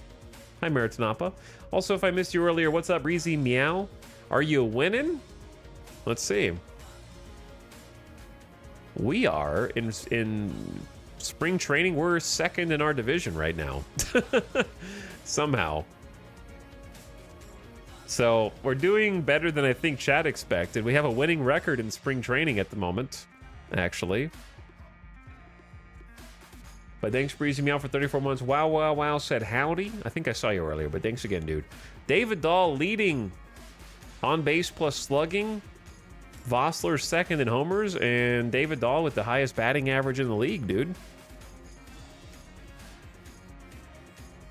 Look at that.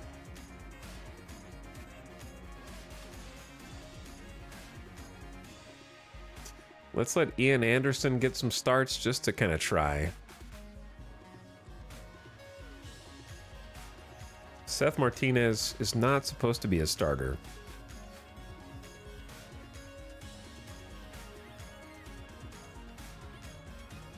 Enoa can be, but we said we wanted to try using him just in relief. It's pretty much either him or Kent Emanuel. Kent Emanuel's stuff is not good. It's not great. He might have just gotten really lucky last year.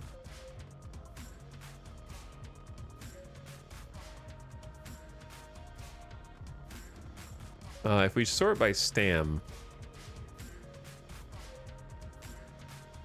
it was like Kloffenstein. Maybe we give Kloffenstein a start just to see what he does.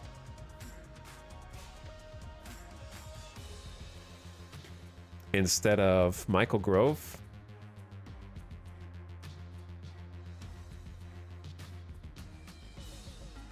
Okay. Let's see what he does. Finish today. Win versus Detroit 5-4. I feel like we're never blowing anybody out. We're just winning close games, which is good. Clemens picked up a hit, 2 strikeouts. Amaya picked up a hit, came around to score. Canario with an RBI knock. David Dahl, 2 RBI game, 1 for 2. He can't be stopped. He's the team leader in RBIs.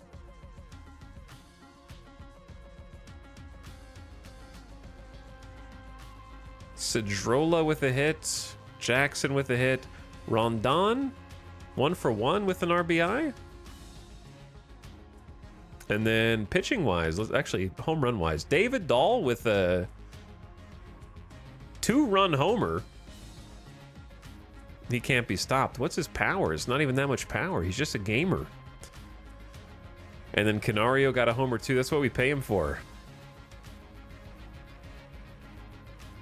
Mastroboni with another stolen base. He's fast. He's got great stealing ability. That might be worth something. Just keep that in mind. Blanco's given up 2 runs in 4 innings. It's not the worst thing, but it could be better. And then Inoa giving up 2 runs in relief is also not the best. Sandlin, Pache, Spear doing their job. David Dahl, player of the game. Why am I not surprised?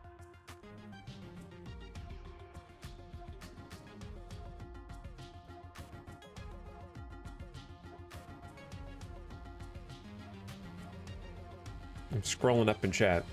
All those sub 200 batting averages? Yeah. What do you think is a good sample size for when to actually get critical? Like, how much time do you give a batter before you're like, okay? Because some people have rough spots, you know, 0 for 15, 0 for 18, and they snap out of it. When is enough enough? But yeah, David Dahl's leading the league in runs batted in and average right now. Yoanadon is actually 3rd in ERA. Or sorry, yeah, in the American League, but that is the league. Do you want any page access tips? I don't know what that means. Like, you want to become a loading screen tip for just random stuff? Probably don't need to know anything that I don't need to know. That's how I feel. 25-ish plate appearances. You think that's enough, Gigamesh? All right, let's lock in. A loss of the White Sox 2-6. New personal message. Jason Delay base running fundamentals successful. He's been working hard to improve base running fundamentals. I finished my report on his progress, and here's what I see. The training went well. He has nice improvements. Talking with the coaching staff, they feel the same way. He'll look better on the base paths going forward. We just kind of picked easy stuff.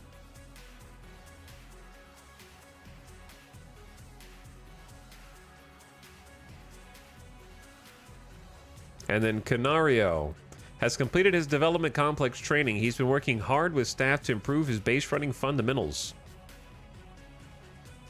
I was extremely impressed by the progress he made during his training.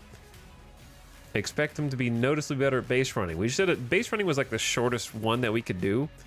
Derek Hall improved his base running as well. Outstanding. And Nick Sandlin did not improve his defense. All right, let's do... What do I want to do? Player development, probably.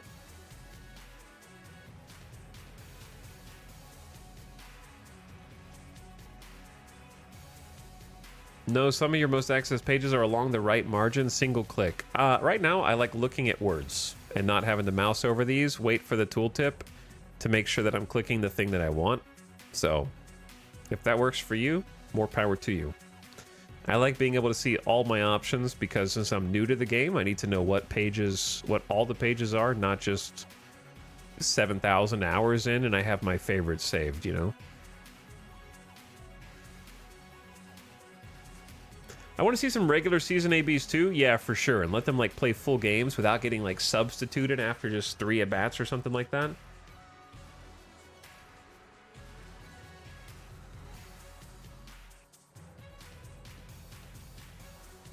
Okay, development lab.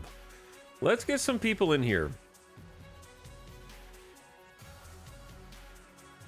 If we sort by age, let's get... Clough's already in here with a secondary pitch improvement. Let's get some of our studs in here. Alexander Canario. Oh, he needs to go over here. That's what it is. Display programs that cannot be completed before the season starts. Does this matter? Like, there's not going to be any programs. Do they have to be completed before the season? I guess is the question. So, like, do I need to do anything here? I guess is what I'm asking.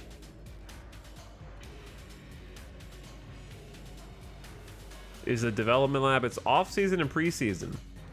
So it's going to be closed. But because I didn't have these players in October last season, I only had them in, like, December. We didn't have a lot of time to do a player development program. So nobody can finish anything because there's not enough time before the preseason's over,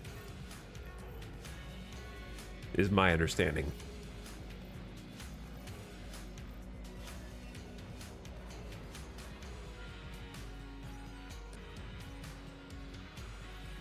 Okay, opening day is on the 20th, and it's the 7th right now, so let's sim a few more and then set our actual lineups.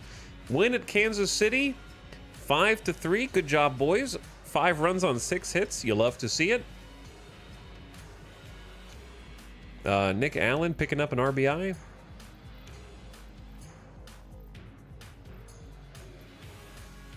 McCutcheon, you're not going to be on the team, McCutcheon. This doesn't count. Escobar, you're not going to be on the team. Dude, the runs have been scored by people who aren't going to be on the team. You're not supposed to be here. Wade Miley almost had a quality start. 5 innings, 3 earned runs. He's gonna get better, but at least he went 5 innings. We'll be happy with that. And we got the win. Michael Grove and Pache coming in. Those are going to be our actual guys. Homers, McCutcheon. Yeah, you're not going to be on the team, dude. Madrigal getting a double. Canario getting a double. Okay, next. A win at Minnesota, 4-1. Chat. I'm just saying the league should be scared. They should be afraid of this 8-hit, 4-run, 1-error Vulture team. We're coming for you. Cody Clemens, 2 for 2. Picked up 2 hits. Vossler with an RBI, probably a sacrifice. David Dahl, 1 for 3 with 2 RBIs. There he is. The baby dolls, or what they're going to call his fan base on our team. Victor Caratini, 1 for 3, getting a hit. Jackson, 2 for 2 with an RBI. I like it, boys. I like it. Victor Caratini with a double. Jeremiah Jackson picking up another homer. David Dahl picking up another homer. Nick Madrigal getting a steal. Nick Allen with another error. There's something wrong in the system, dude. The code is messed up, man. This is his 3rd error. He's only here for defense. And he's supposed to have fantastic infield error preventative measures. Do I fundamentally misunderstand what this meter does? Does this increase the likelihood of errors?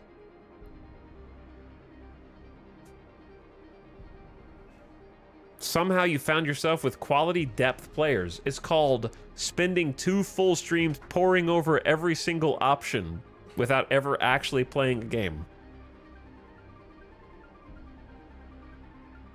But yeah, this is his 3rd spring training error. At least we know he's going on the bench to start the season for sure. He might not even be on the active roster. Pitching, Veneziano, love it. 4 clean innings, no walks, no earned runs, just 2 hits. Fernandez coming out with just a walk. Yowanadon with just a walk. Only Spear gave up the single run in 1 inning. Totally acceptable. He's got a good, clean 1.93 ERA. Dude, look at the ERA on our relievers. We're insane. Okay, next game. A win versus Seattle, 5-2. Chat, 11 hits. We're on a tear in spring training, bro.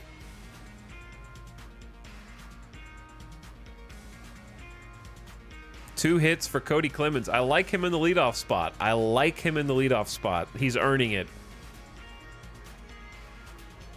The problem is I wanted to give Madrigal some time in leadoff as well, but Clemens has earned it. 2 for 3 with a strikeout. Amaya 1 for 2. Nick Allen 1 for 2. Vossler 0 for 2. Canario 1 for 2. He's earning that paycheck right now, hitting 357. Mastrobuoni getting an RBI knock. Meisner getting an RBI. David Dahl with 3 RBIs? He can't be stopped. He'll do it from the pinch hitter position. He'll do it from starter. It doesn't matter. You can't stop this man. And then Rondon getting a hit. We're going to be once Dahl cools off, we're going to be in trouble. Ian Anderson giving up 2 earned runs in 4 innings. And the bullpen locked it down. Our bullpen is lights out. Kent Emanuel getting some relief after he got beat up a little bit as a starter. Spring training god. Player of the game, David Dahl. Nick Madrigal was injured on a defensive play. Was he? Where do you see your injuries?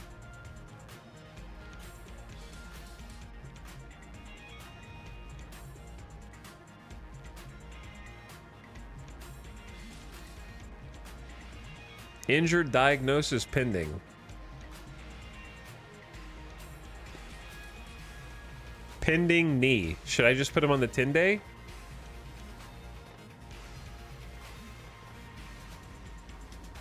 Chad, this is not him. This is a random AAA guy. This is not our boy. Wait till you learn the injury. Okay, I just want to make sure the AI is not going to like put him back out there with an injury as an everyday player.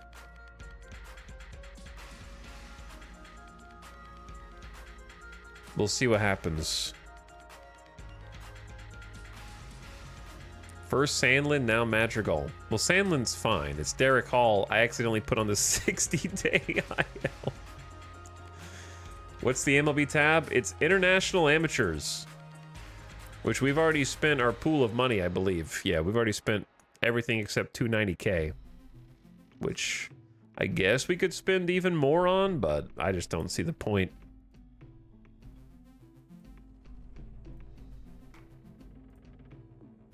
Because I can't afford their bonus asks.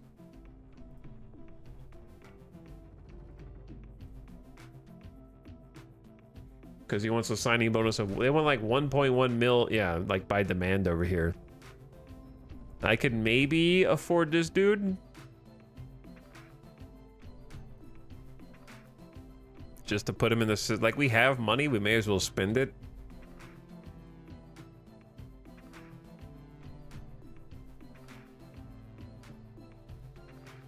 I have literally no idea. He's probably going to be aggressively average. But we lose the money if we don't spend it, right?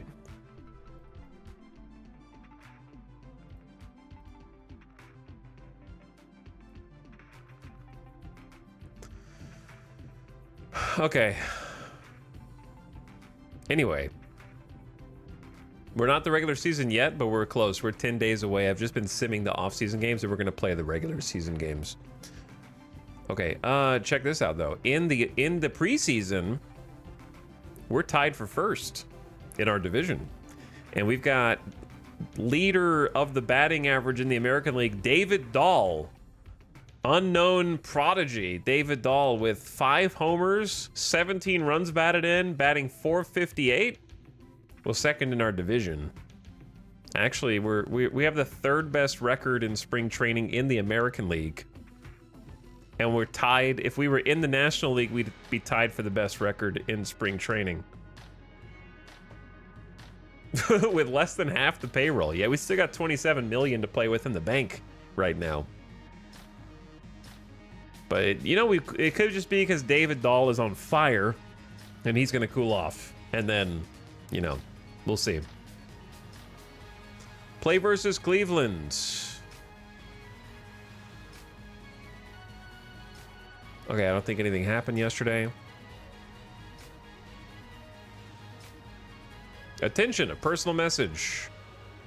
We also won against Cleveland 7-2 in spring training. Juan Aguayo, it's a fair offer. Etal, Kloffenstein completed his training. He's been working with staff. He did not have a good time. Pitching coaches want to help him on his sinker, but Kloffenstein struggled mightily and could not improve.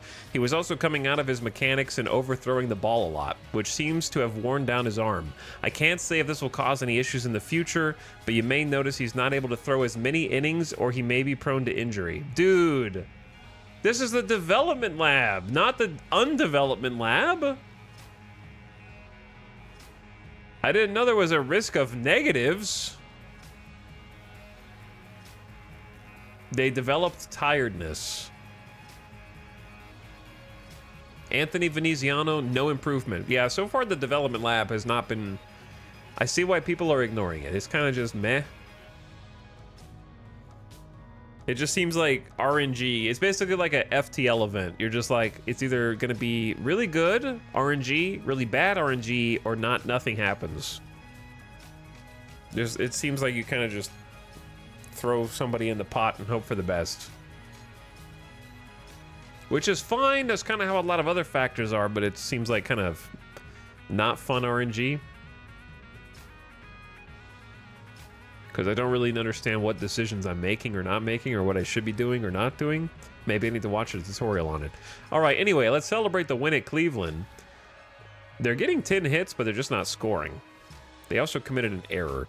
We blew them up in the 5th, scored 6 runs in the 5th inning. Cody Clemens with a strikeout. Weston Wilson getting a hit. Oh no, he scored a run, not a walk. Escobar's not going to be a dude. Nick Allen getting an RBI on a walk. Must have been bases loaded. Caratini 2 RBIs with 1 swing. Meisner with 2 walks. Good eye. Good eye. Cedrola getting a hit. Jackson getting 2 hits. This is what we want. This is what we want our star third baseman. He's hitting .326 right now. That's why we picked you, man. I believe in you. Blanco finally having a nice game. 4 innings pitched, no earned runs. Seth Martinez gave up a run, and Herman is not going to be one of our boys. Homers. Jose Rondon. Good job, Jose. Okay, good job, everybody. Well played. Next, loss at Tampa Bay 3-5 on 6 hits.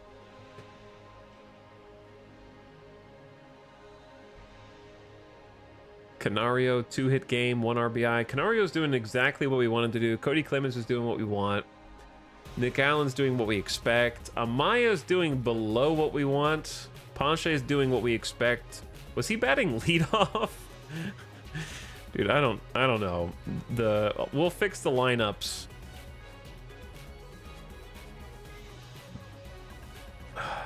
Rondon and Meisner and Caratini are all underperforming. Weston Wilson's underperforming. Cedrola and Dahl are overperforming. Canario with a triple. Tony Kemp and Escobar with doubles. Yeah, those are not the guys. Belak giving up 3 earned runs in 3 innings is not what we want. Poche giving up a run, not what we want. Brubaker, who are you, Brubaker? All right, next game. The 14th, loss versus Baltimore. Nick Madrigal was diagnosed with a broken knee. He's out for 7 months.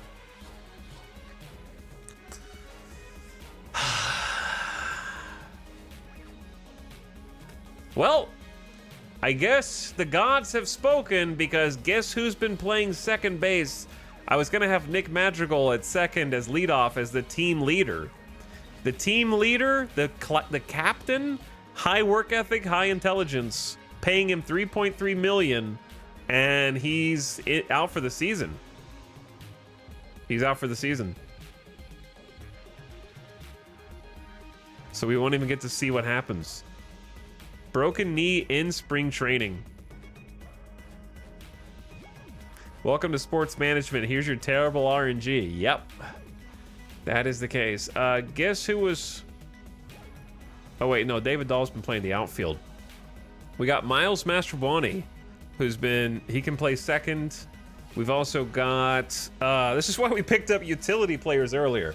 We got Dubon, who can play second also.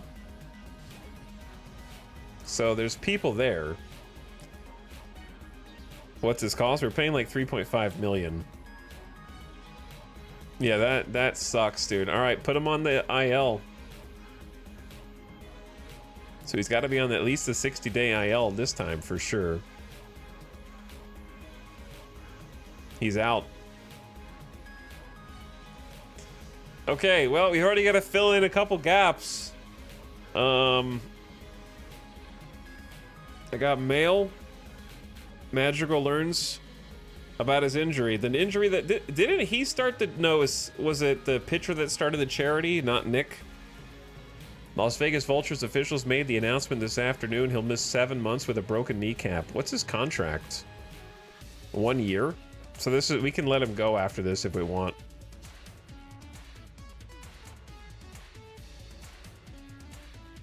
Yeah, him you can put on the IL for 60 days. Welcome to the starting lineup, Nick Allen. Oh, no. Oh, no.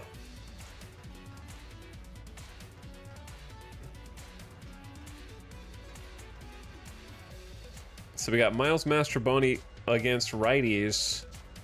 Against lefties. Dude, he was my leadoff against lefties. But now we don't have anybody at second base. Okay, let's sort by... Yeah, it's either Nick Allen or Mauricio Dubon. But Nick Allen's been making so many errors, I'm afraid to put him at second. Is that just...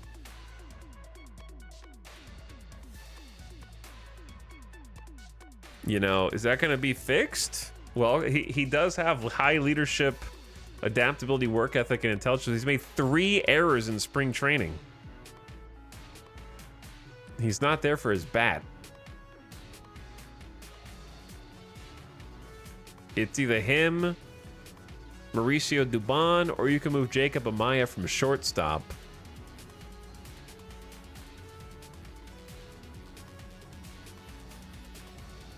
Or we're paying Dubon 2.2 mil. Maybe we just have him start. He kind of has a similar avoid K contact rate. His hitting isn't fantastic. He's like a utility backup. I looked infield error up, and the manual says the higher the score, the more likely for error. No, it doesn't. Don't lie to me. Blue number good, red number bad.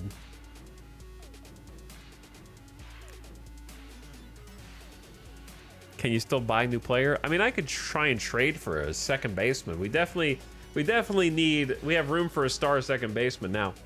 Miles Mastrobuoni could just start every day at second and he'll be fine.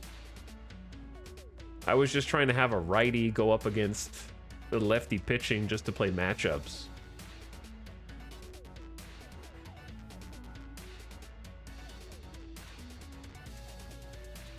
But yeah, Miles is fast. He's got good stealing ability. If he can get on base.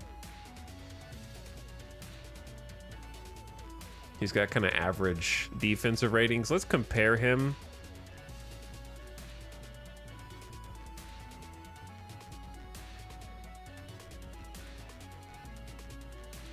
If I compare him to Mauricio Dubon, batting wise, Mauricio Dubon will avoid strikeouts more often, but Miles Mastrobuoni has a much better eye. He can see the ball better. However, that's because Mastrobuoni's batting left.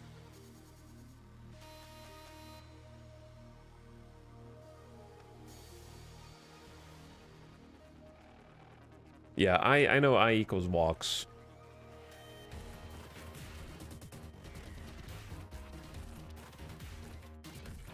Nick Allen could set the single season errors record. Defensively, Dubon actually has a stronger arm, and the rest of the stats are the same at second. So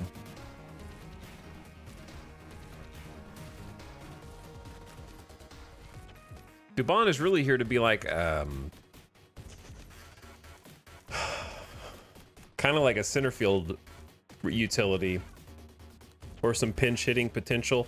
Let's try comparing Nick Allen. Where is Nick Allen?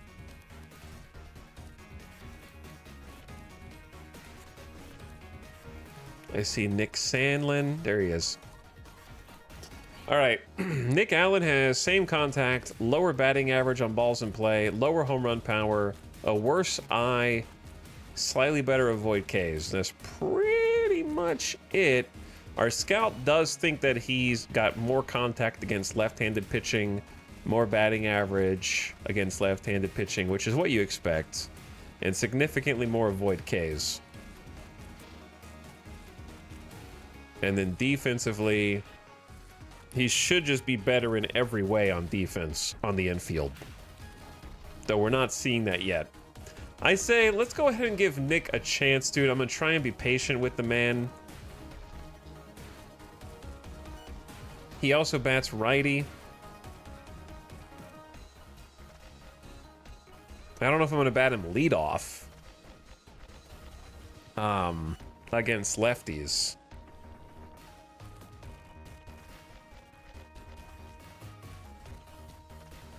I think I'm gonna have. I've been having Lorenzo Cedro. Let's have Lorenzo lead off, and then move Nick down to the 8 spot with Pache, because Lorenzo he avoids striking out. He's got decent contact, not much power, but he's got crazy speed. He might be able to just sneak onto first in order to set up for either Jacob Amaya to follow him up with 400 on base percentage, and then we bring in Canario to hopefully hit a dinger. 47 home runs in AAA last season.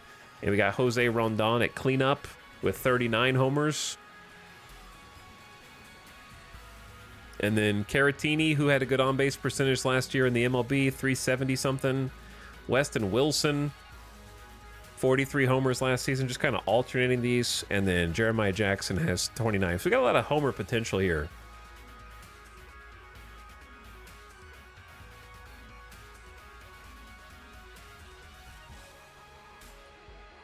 Nick Allen is going to set some records for this team.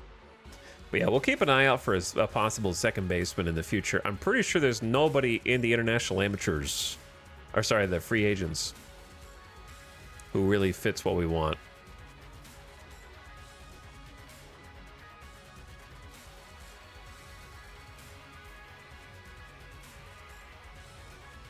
Who also has good hitting. That's the trick, right? Who also has good contact. I mean, this dude's 33, is still in AA.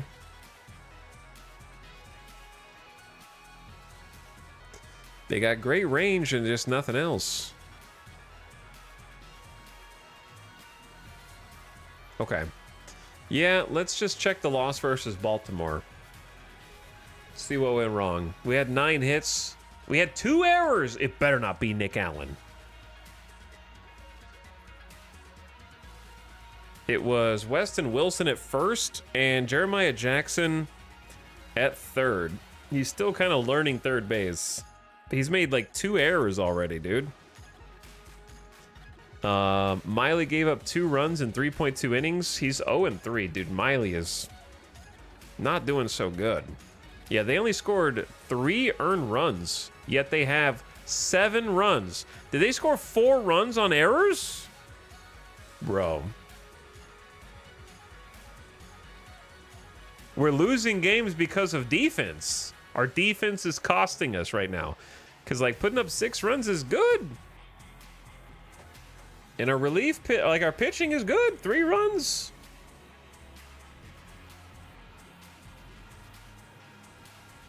Clemens getting another homer. I'm happy. Cedrola getting a double.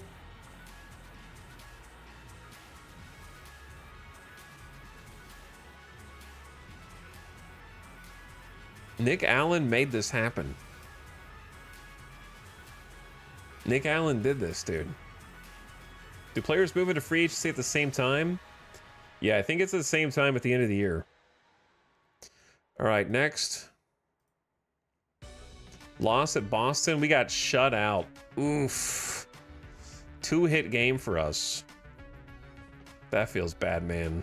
And we made an error just to make it even. We're making errors every game. David Dahl made an error. I feel like we're getting punished. Not Baby Dahl. Dahl was 0 for 2. He's starting to cool off, man. Who got the hit? At least we didn't get no hit. Our catchers, both of our catchers, Jason DeLay and Navarretto each got a hit. Nick has corrupted the team. 3 walks. That's rough, man. Pitching wise, Anthony Veneziano gave up 5 runs and we never recovered. Our starting pitching is having trouble. Juan Aguayo inks a deal. All right, he's going to the complex.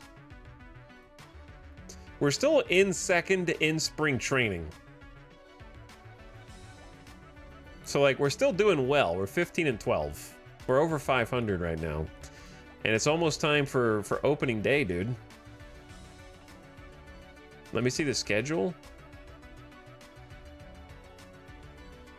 So we have a nice, like, rest period before here. So we need to figure out, right, it's the 15th. We need to figure out our starting conditions. Is this going to be enough time to rest for, like, us to get our starting rotation handled? I think it will be, because I want Miley to start anyways. Can you set the price for ballpark dogs? No, but I can set the price for how much it costs to get into the park. To be honest, I don't even know how to manage that. Like, I don't even know if it clearly matters. Chat, where was that again?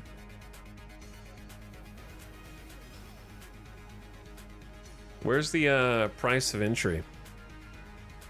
We have it defaults to like $27.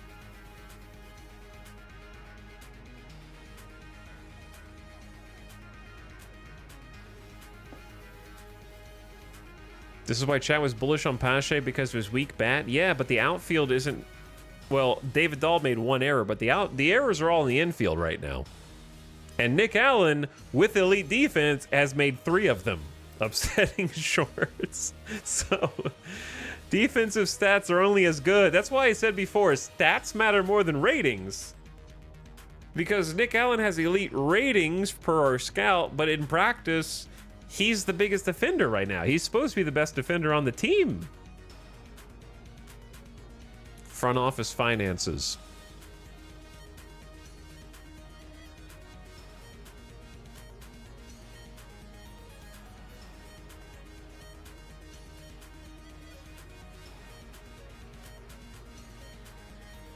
Is it just locked in?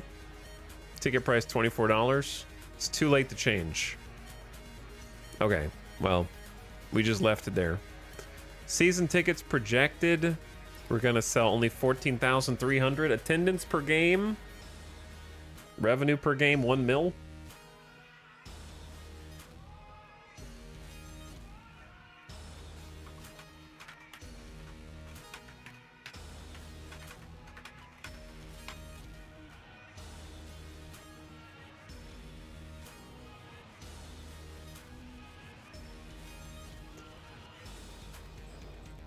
Okay, anyway. I had no concept of what was a lot of money and what's not a lot of money. New York lost 3-6. We had 10 hits, couldn't string enough hits together. Team left on base 7. Jacob Amaya with a double, Caratini with a double, Cedrola with a double, Jason DeLay on a double. Couldn't do anything with it. 2 out RBIs, David Dahl and Master Buoni. Kloffenstein giving up 4 earned runs in 3 innings. Yep, this is what I expect.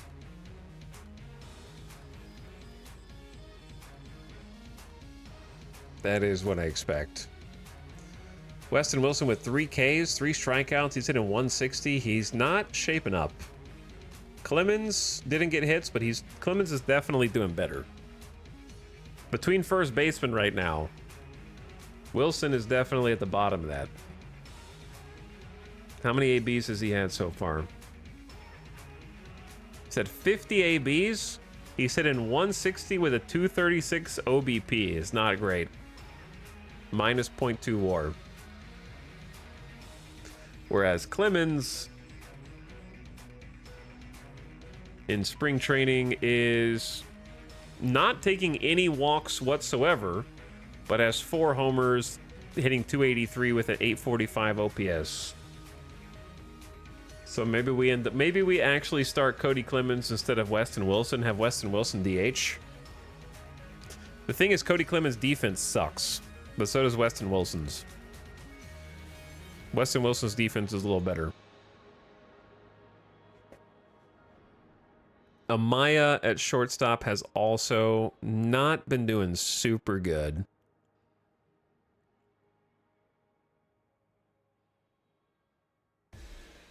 I mean, it's really like David Dahl. Delay's only had a few at bats, I'm pretty sure. He's had 37 ABs, 9 hits. I mean, that's pretty good. 3 walks, 6 strikeouts.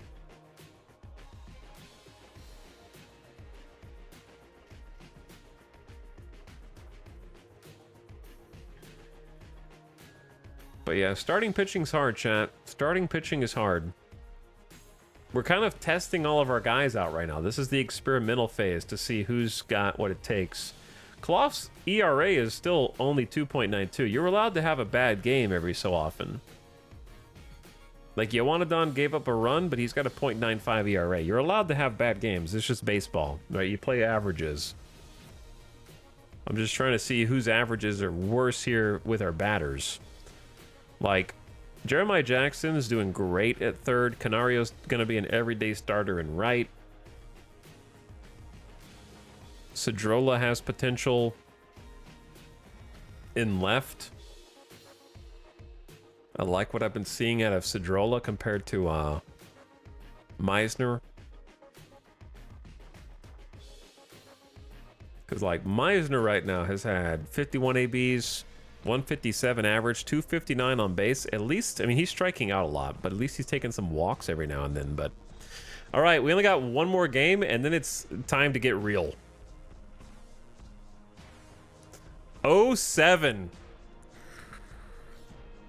Is that I'm pretty sure that's the last game, and we just got smashed. Yeah. Shut out in our final spring training game. Jacob Amaya with the hit. David Dahl with a hit. Caratini with a hit. He's starting to come back. Cedrola with a hit. Dubon with a hit. 0-7. Yeah, salute. Exactly. Yeah, that's not good, dude. That's not good. Error. Nick Allen! No, there's 4 errors in spring training in 1 month! There's no way, man. The scout doesn't know what the hell he's talking about, dude. I'm not starting Nick after that. I was like, yeah, I'll start Nick Allen. No, he's not getting started now. He needs to sit down and cool off. What's the deal, man? 4 errors? I'm unironically angry at this dude. Luckily, we're only paying him the minimum. He's a gold glove. He won the AL Great Gold Glove at second base for 2024, last year, in the sim. He's a gold glover. He's made the most errors out of anybody. He's unhappy with his performance. I would be too. This is unbelievable. So spring training this year, he's had 43 ABs. He's sitting 163. It's bad. It's bad. He's on the bench for sure. Fielding stats. I don't know if it'll show that. Apparently had a grand slam in 2024. Gold glove to mold glove.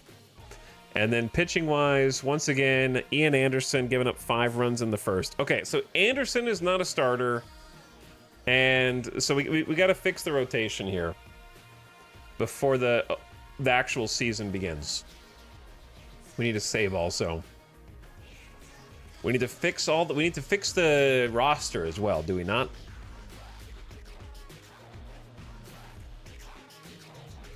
We got shut out by the A's.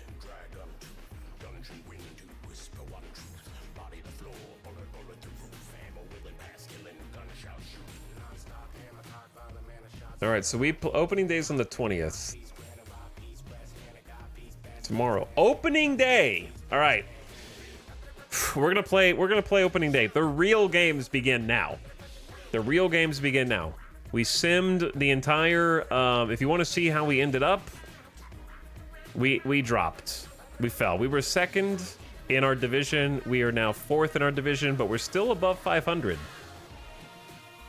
500 is your win percentage. Like, we've won more than 50% of the games. So that's better than I thought. We're better than the Astros and the Angels. The Astros went to the World Series in the simulation last season. David Dahl is our league leader.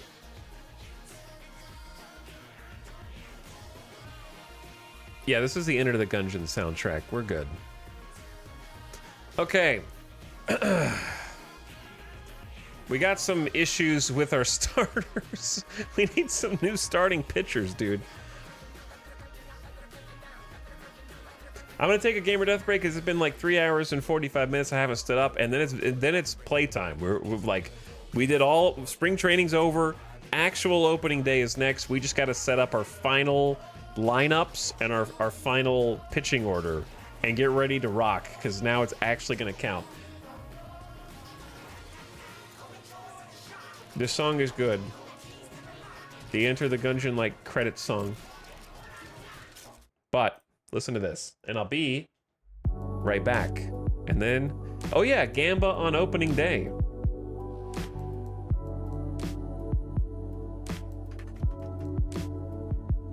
Will we win opening day game? Yes, no. You've got 15 minutes. Since I'm gonna BRB and it's gonna take me a minute to set up.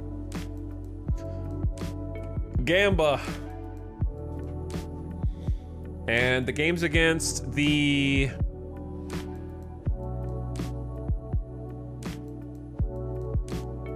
Cleveland Guardians, who are currently last in their division in spring training. FYI, in case you care about that. All right, I'll be right back.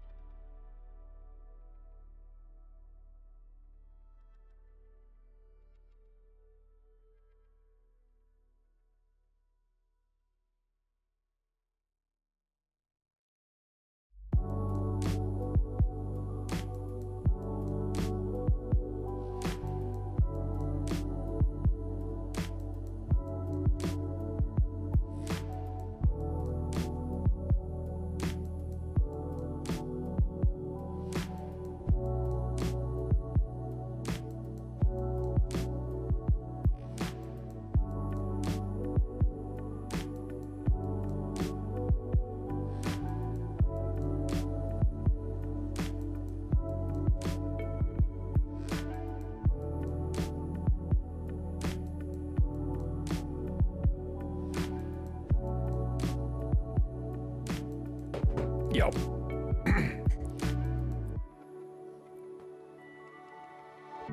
What up?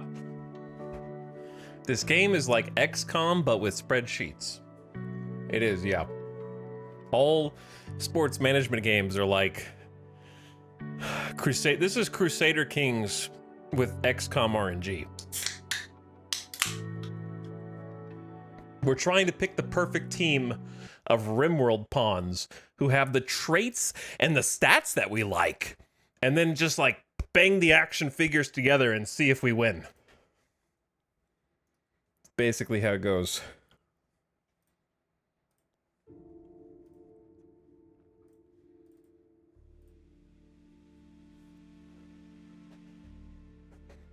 Dude, I recognize those games. What's up, Brynjar Bjorn? 95 home base. We're going all, it's 43 for you, Brynjar Bjorn. 95!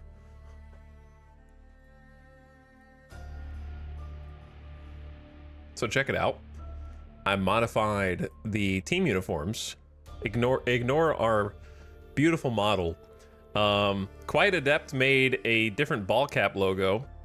It's a little bit big, but it's not quite Adept's fault. They don't let you scale this. So it's just a little bit big. So there's our away gray uniforms. Nobody in the league's got pink, so we'll stand alone there. But yeah, the V looks cool. Custom logos. Fixed the jersey logo up. And we even got custom numbers on the back. Pink is strong. It shows confidence. It does, yeah. Went with the stirrup socks. I think it's pretty clean. We got there.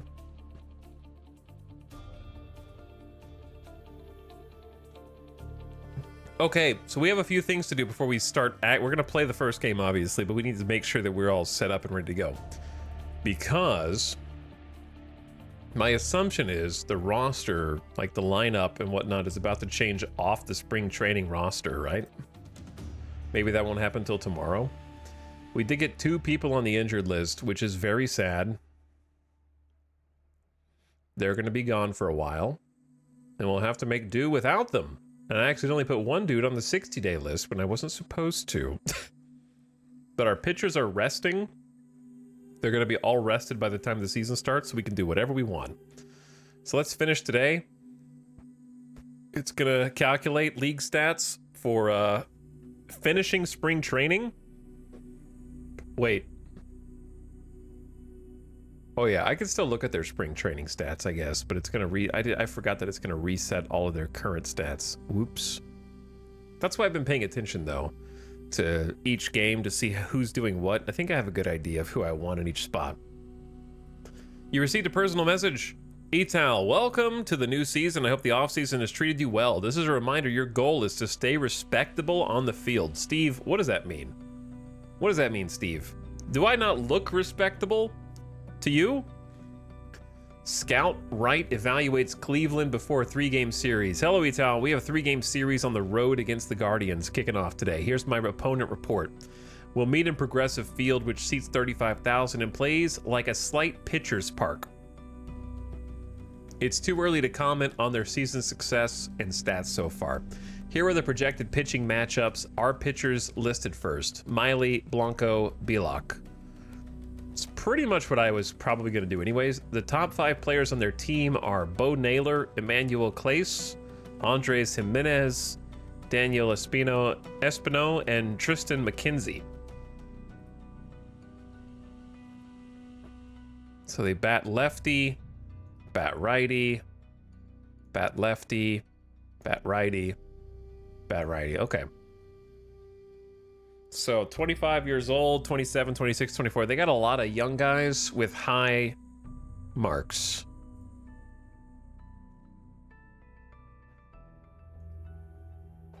Basically, play okay. Play okay. Good evening. How's spring training? We finished over 500, 4th in our division. We were 2nd in our division until the final few games. But we had to do a bunch of stuff. Like, we filled in a number of our minor league teams, and I'm just going to let the AI handle the promotions and whatnot.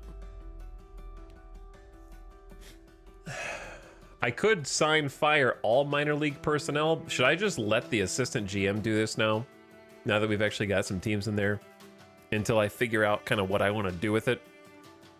Probably. Top 100 prospects. The season's about to start. It's time to publish the annual BNN Top 100 prospects. This year is 17-year-old second base Jorge Baca. Or Baca of the Los Angeles Angels. It's probably Baca, though. We all know it is. None of them from our team. Infields and outfields are manicured to perfection. The old ball yard is refurbished, spruced up, and freshly painted. Baseball's back in town. It's about darn time. It's opening day for the MLB. Fans, players, and teams are all poised to lose millions of channel points on the Las Vegas Vultures.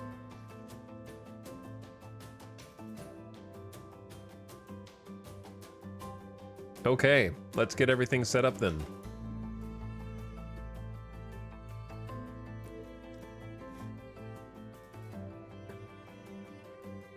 So we need to fix the active and the inactive roster.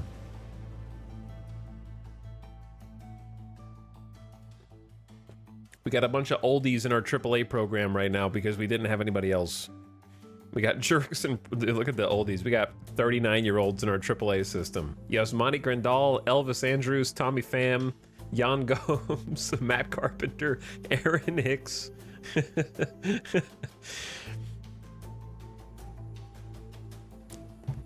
Sports betting in my Twitch channel?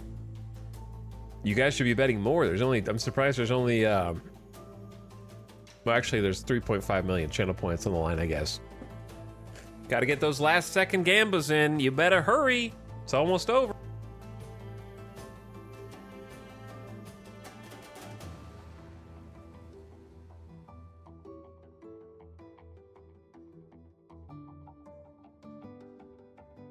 Okay, so we need to fill out our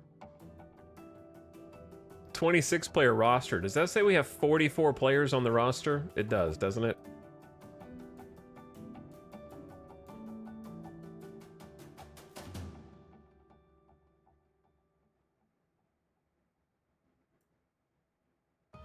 Okay, Tyler Alexander. He just got a basic minor league contract. And I think he's gonna stay on the pork shoulders. I was also gonna drop Ian Anderson, but he's 26. He didn't do good at all, I don't think, in spring training.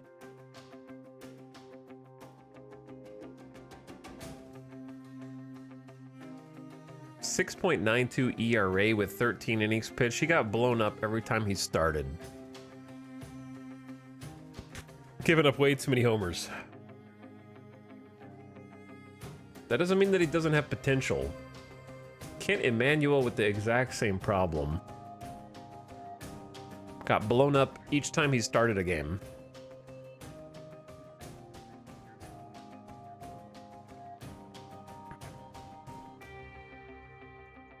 Ian Anderson had lots of strikeouts. Yeah, he did have a lot of strikeouts, but he's given up a lot of homers. Maybe we can keep him in relief. Try that. All right, I have to drop a bunch of people, so I'm just going to drop the people who I didn't actually pick. Like Andrew, I know you want Andrew McCutcheon, but he's not a dude. Left field, right field. He's 38. I'm sure he'd do okay. I know he's a great player from the past. He was hitting well in spring training, but it's only 14 at-bats, right? It's 4 for 14. That's not really a good sample size.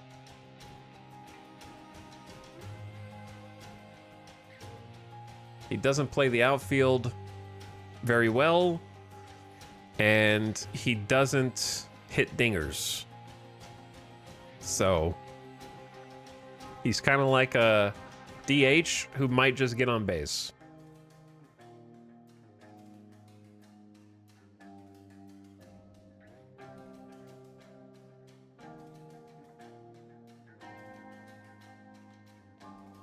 No dings, only dongs. All right, Eduardo Escobar was another dude who's 36. I'm sure he would do okay with us, but we just kind of picked him up on a minor league contract. He had 10 hits and 32 at bats. Like, that's good, but he doesn't really play defense anywhere.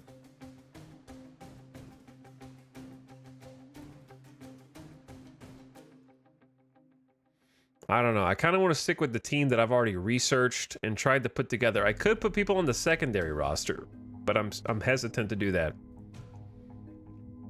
Like, if I put anybody on the secondary roster, it'd probably be Tony Kemp and just pay him the 1.5 million, because we did lose a second base and he can play second base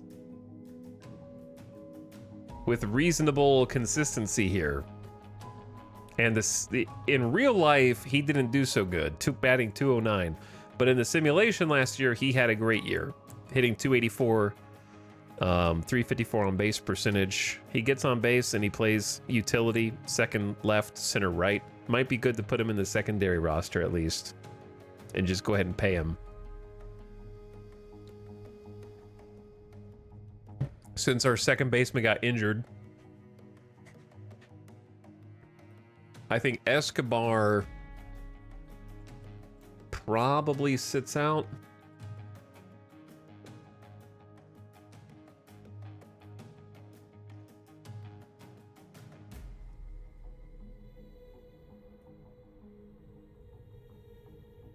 Do we have 59 players on the Nashville Ribs? Are they going to sort that to make a high A team? I don't know. I assume the AI will figure that out. Do I have to manage this at all? Carlos Santana, same deal. We didn't really pick him. He just was someone to fill. Yep.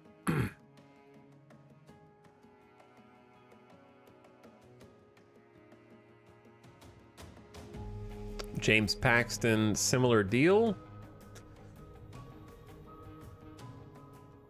Paxton got lit up last year. How did he do for us just now? 9 innings pitched, .44 whip, 0 ERA in spring training. I don't know, that's interesting. Just as a reliever. Chat, does anybody here know what happens? Like, hypothetically, right? We haven't put James Paxton on the active or secondary roster. Let's say I put Paxton on the secondary roster. How do I DFA? How do I designate him for assignment after that? Like, can I just do it whenever I want? Are there restrictions? How many times can I do it?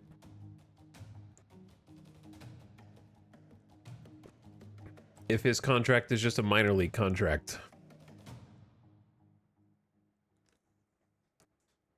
I assume you have 2 minor league options and you use both of those options. And then what happens? He becomes a free agent? I don't know. He goes through waivers? Speaking of, do I need to check waivers? Yeah, I know I can just sign him wherever. I'm just saying he did well in 11 innings of relief. It might be worth having like another reliever on the secondary roster. That's what I'm discussing right now.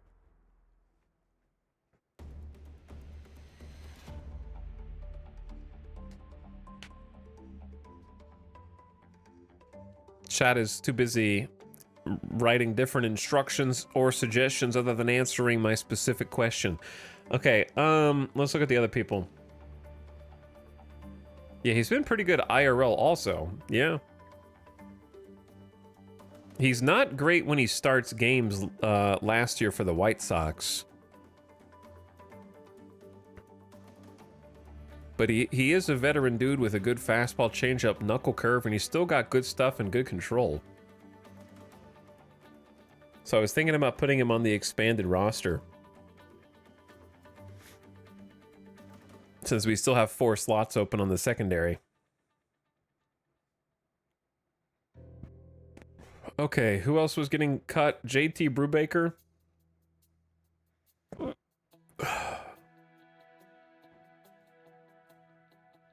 Spring training, he had a 1.3 whip, 4.7 ERA over 9 games.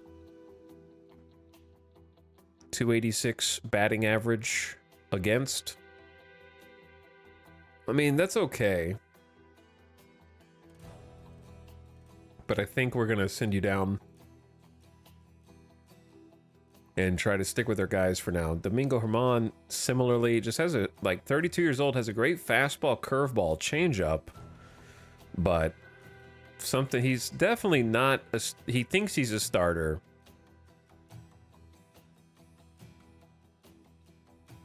But he's just pitching better out of the bullpen, it seems like.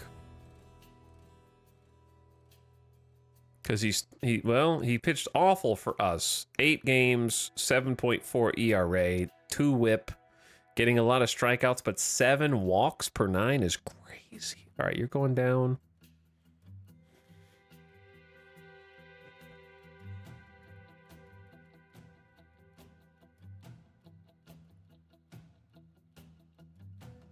Dude, I gotta shave off 12 players from this list somehow. I guess a lot of them are already on the secondary roster, right? So who's our starters? I wish there was an easier way to organize this.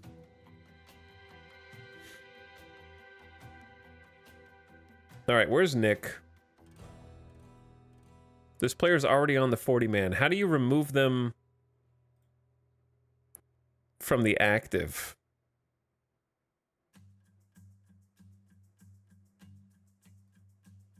I guess if they're already, if I don't want them on the active but they're on the secondary, how do I get them off of here?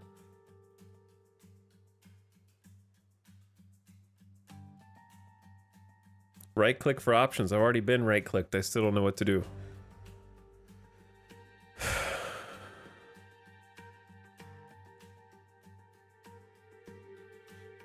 Do I just drag him down to AAA like this? Okay, there we go.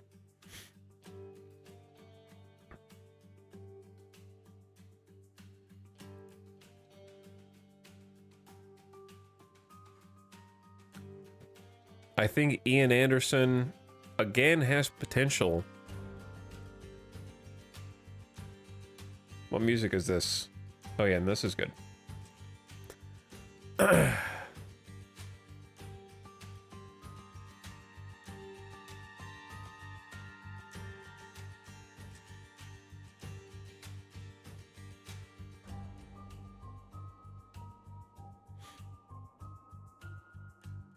Because right now we don't even have enough for the full secondary, right? So I can take whoever I want off of this. Do I want Tony Kemp's contract to just be active, chat? I gotta think about it. Okay, hold on. Let's just do this first. Who's our starting rotation? Let's go the rotation down to 5-man. Okay, so we're gonna do Wade Miley. I'm gonna just trust in him. He's got low adaptability. Maybe he's working it out, okay? Maybe he's working it out. 5.03 ERA in spring training, 4 games started. He just needed a little time. He'll fix it. His BABIP is still good. They're not hitting him too much. His home runs are up. His strikeouts are down. He'll figure it out. He's still our guy. 10 million. We're paying you, dude. Okay, Ronel Blanco. Similar thing. He kind of got lit up in spring training. Too many walks, but his strikeout rate's good. Belak. 3.0 ERA with 4 games started. 1.17 whip. 8.2 strikeouts per 9. Okay, all right, I like it. I think Belak will start second.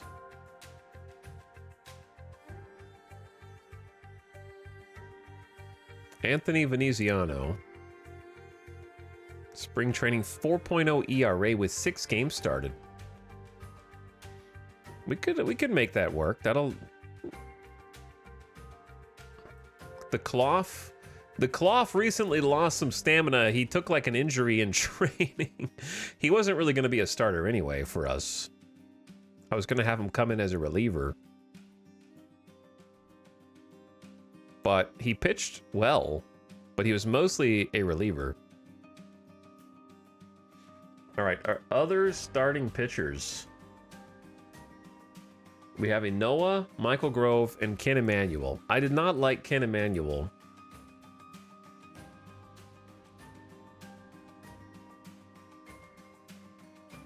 He just didn't have it.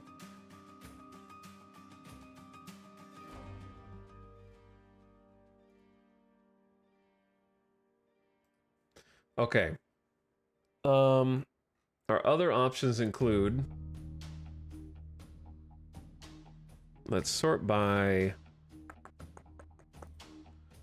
Stam. That'll give me a better idea. Because we have Michael Grove, Yoanadon, Enoa, James Paxton.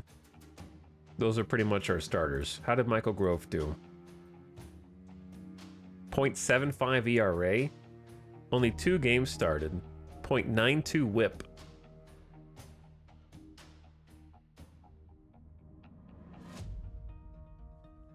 Did Miley get better? Oh, he got a little better.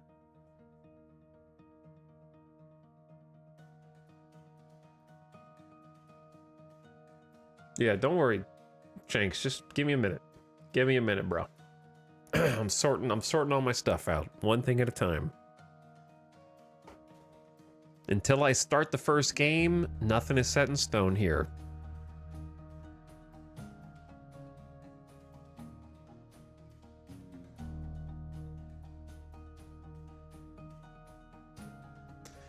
I think let's take Clough out. Michael Grove has earned a spot.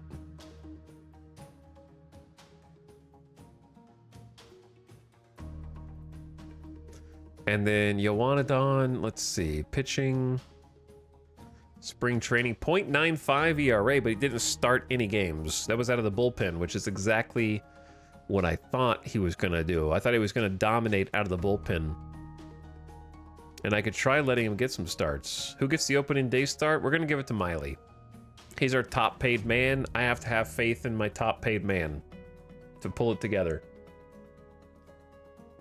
We're deciding the starting rotation right now.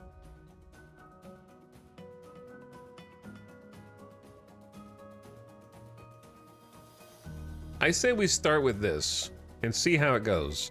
We can optionally put in Yoanadon as a starter.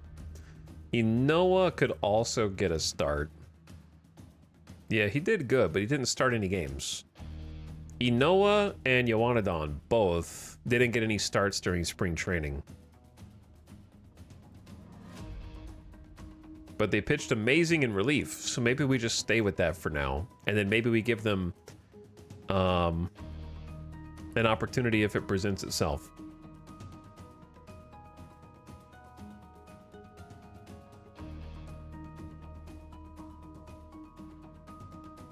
Okay. Yeah, I think that's going to be our starting 5. Then I need to edit this, but I need to get the dudes out of... We don't need to edit all these guys because they're not all going to be here. Next starter, Wade. Rotation, strict order. And allow starting pitching in relief. It's good to do starting pitching in relief during spring training, I think, because it gets all your pitchers work. And hopefully builds up their tolerance. Yeah, Yoanadon could be a swap for Blanco if he doesn't perform. For sure. I agree. Now, we can do a pitch count, but I'm going to be managing these games. So the real question is, we have 5 starters. How many relievers do we want?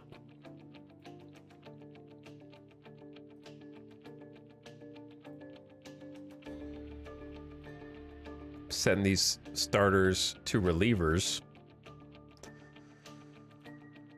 Though I suppose if we send them... Yeah, they technically should stay starters, though we might move Ken Emanuel down. We want more than 5, I think. I want more than 5 relievers. For sure. 5 relievers is kind of low. Like, you probably want, like, 7.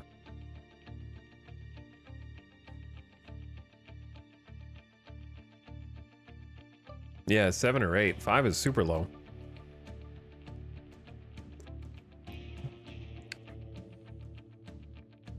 So I think for now, maybe we send Paxton and Emmanuel down. We can bring Paxton back up if we want. He can maybe stay on the expanded roster. I gotta figure out, does everybody who's currently on this, should they all go onto the expanded roster? Ken Emmanuel's on it whether I wanted to be or not. Okay, so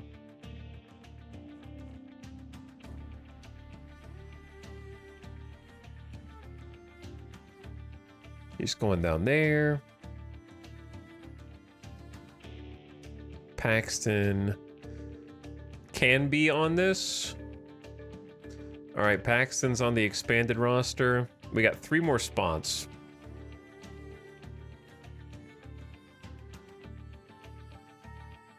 Who's your best pitcher and hitter? My best pitcher for relief is either Fernandez or Garrett Clevenger. My best hitter is to be determined, but possibly David Dahl was the best hitter in spring training, but on paper, my best hitter is Alexander Canario. Yes, I know anyone who's on the starting roster is on the secondary roster. That's why we're making these decisions right now, because not everybody who's on the active roster is on the secondary roster, because these are guys from spring training who got left over. So you have to get rid of them or put them on the secondary. Spring training can be anybody you want. They don't have to actually be on the secondary roster. So for example, Tony Kemp is on the active roster, but he is not on the secondary roster, because they were only there for spring training. Spring training, you can do anybody on the active roster you want. You get 60 slots. So we're trying to clean up because spring training's over now. So we got to clean this up. That's why I'm trying to fix it. I wish it highlighted people. I don't know what these asterisks and pluses mean.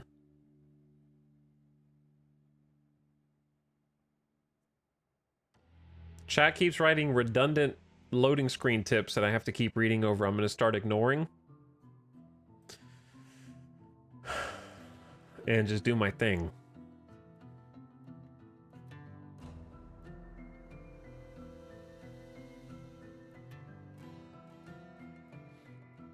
Okay, let's get Navarretto.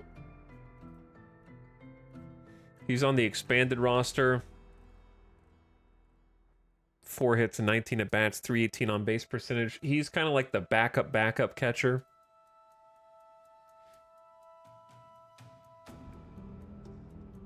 Our main catching is going to be Victor Caratini and Jason DeLay.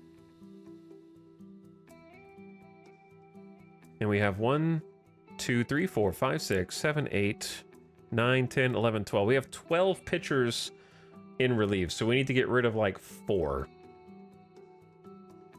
So I'm keeping Clevenger, Fernandez, Stewart, Poche, Sandlin, Spears, a maybe. He seems like he has good stuff and control, and I think he delivered well. Yeah, 1.74 ERA in 10 innings. I liked that. I liked Inoa and Yawanadon. Jose Hernandez, how did you do? 1.8 ERA, 10 innings pitched. We got a problem called too many good relievers. Ian Anderson. I'm going to say Ian Anderson's getting dunked down. He's not ready. Despite his 2024 MLB champion. Wait, you got a ring? Because you were on the... He was on the Braves. Okay, yeah, he's not ready. So Ian Anderson's going down. Cloth has potential, but we just had so many others. He can stay on the expanded roster, but I think Cloth is going down.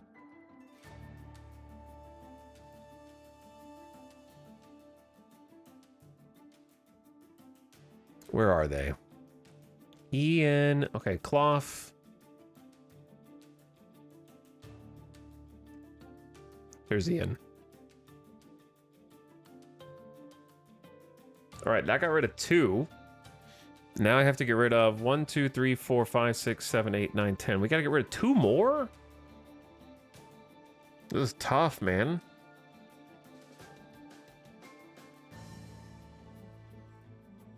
Seth Martinez started 3 games, so it's difficult to tell how good or bad he is.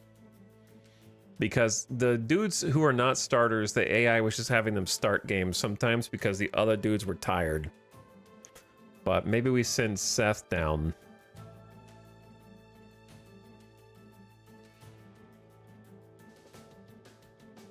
And then I need 1 more.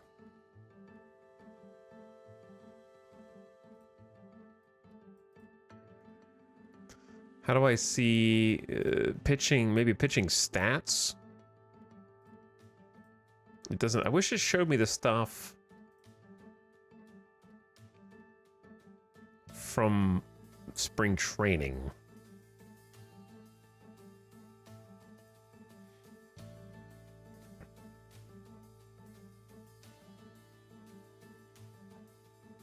Because yeah, Seth Martinez has 60 stuff and 50 control, which is reasonable.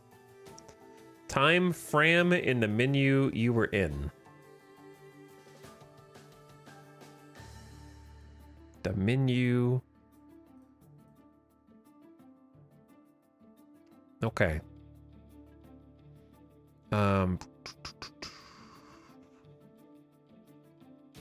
Where's last month?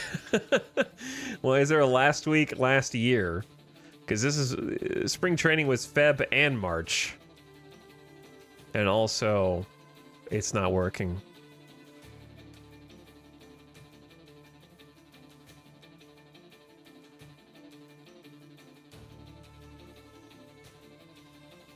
Game type? There we go. There we go. All right, we got there in the end.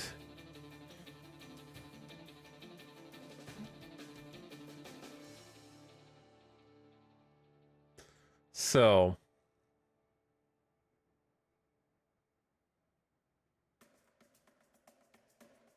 our starters, they're gonna have to work, dude.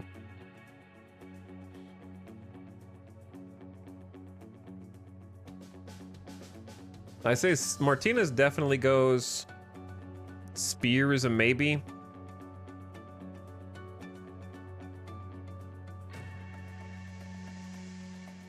But he's getting strikeouts. Other than our starting pitching is where we're weakest for sure. Seth Martinez also is getting the unluckiest.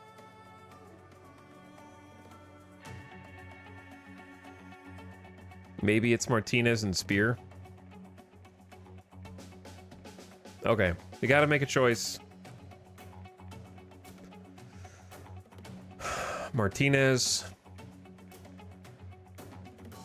He's already there. I think Spear's already there too. This player is out of option years and has to clear waivers before he can be demoted. Okay, well, who am I demoting?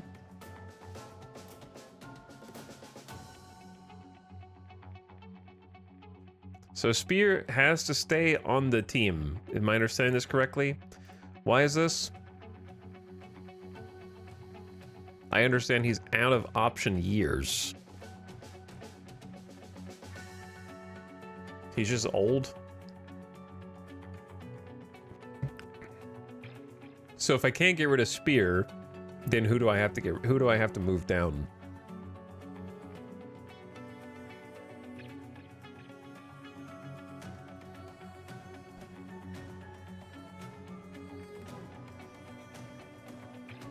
Who pitched the least? Garrett Clevenger, he's our closer. Jose Hernandez is like a lefty specialist. Fernandez is a righty with great stuff.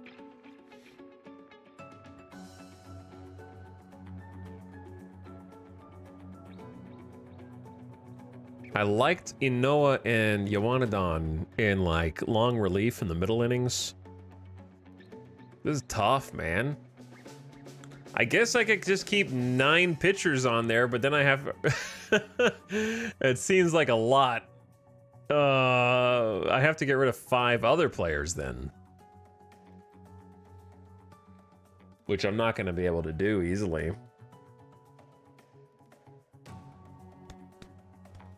I like them all, chat. Yeah, I might have to pick between Inoa. That's probably just the way it is. If we compare Yowanadon and Inoa, okay.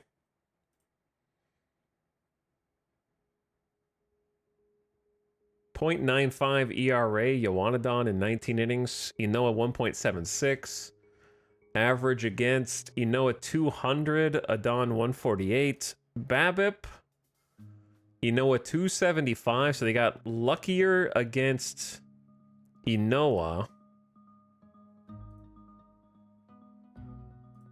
And then whip. Yowanadon had a better whip in more innings. But, yeah, they both gave up no home runs. Yowanadon gave up fewer walks. And had fewer strikeouts. Alright, I think it has to be Yowanadon then, over Inoa, right? For now. So let's just send Inoa down. This is complicated. He's out of option years too, but he's only 26.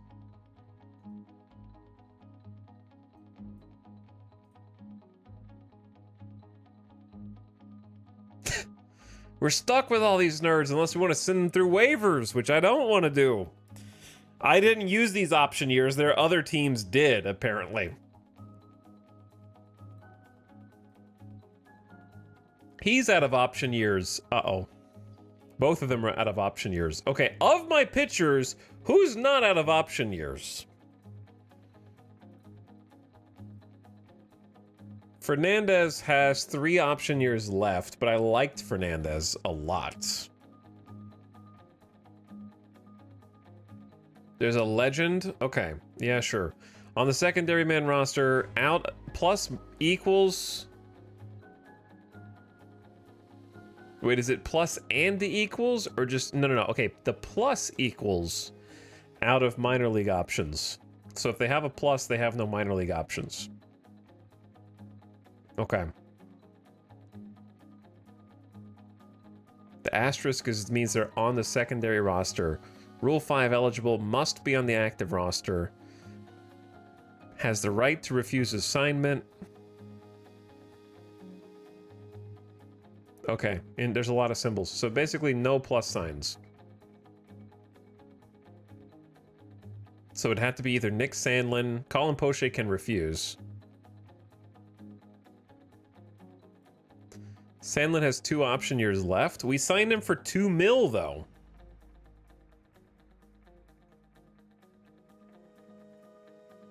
And as far as his pitching goes, he did great. He did really, really great.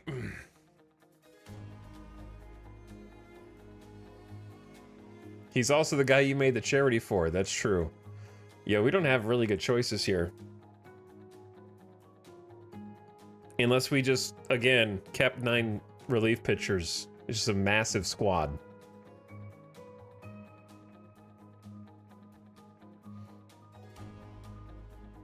Or you send down Anthony Veneziano to get some more starts in AAA. Yeah, no, maybe you just send Anthony Veneziano down to get some more starts in AAA, and you make one of those 2 other dudes a starter.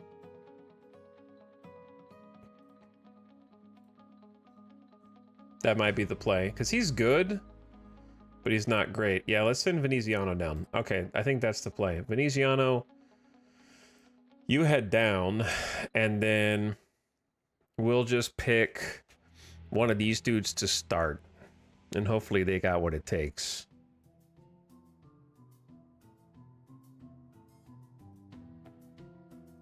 Sorry to get bogged down by this chat. So yeah, it's one of those two to start. So we decided that Ioannidon had better numbers. Right? They pitched more total innings. All right, so Ioannidon, you get the starts. You got 55 stam, 26 years old. You'll be our 5th starter. 1, 2, 3, 4, 5, 6, 7, 8. Boom. 8 people in the bullpen. Yeah, I think that's a good call, Zveninator. I think that's a good call. Jose Hernandez, lefty specialist. Enoa for long relief. We got Gabe Spear and Nick Sandlin for middle relief.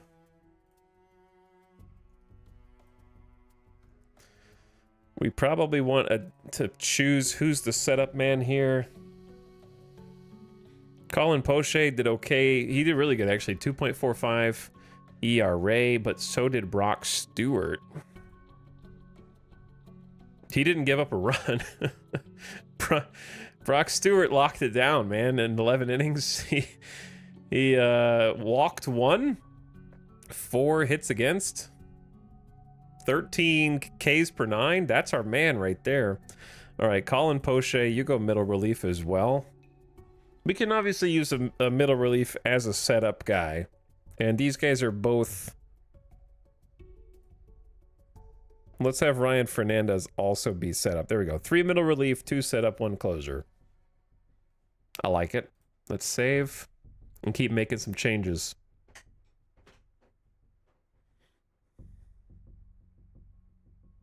Now I got them where I want them.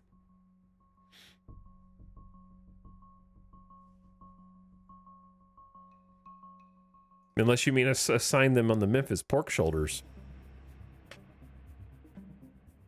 But yeah, thanks again, Brynjar Bjorn, for the sub. Appreciate you, dude. I got to get rid of 4 more people. Let's look at our depth chart. Which is under lineups. Graphical depth chart versus righties. I wish it wouldn't even show starters here.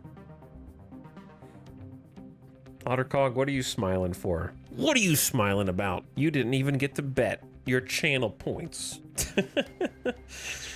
All right, David Dahl is going to be our daily starter, for sure. 100%. But Canario needs a start, too. Meisner does not need to start. David Dahl can easily play right field very well. And let Canario get 65 position rating in left. He's got a pretty good arm. Canario needs to be a daily starter also. Even though he bats righty, he's going to be a new star.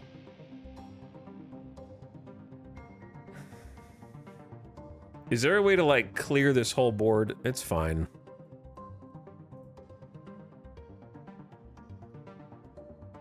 Yeah, Meisner can be backup in left field because he's great in left field. Cedrola was hitting well also, but doesn't really have anywhere to go because Canario and David Dahl are good. No, yeah, actions can clear it. Okay, good to know, but I think I can handle it because I'm pretty sure this is pretty much spoken for. So yeah, we got Dubon in center because he's got 55 and Almora Jr. has 60, so Almora Jr. is better. We wanted to teach Albert Almora Jr. another role.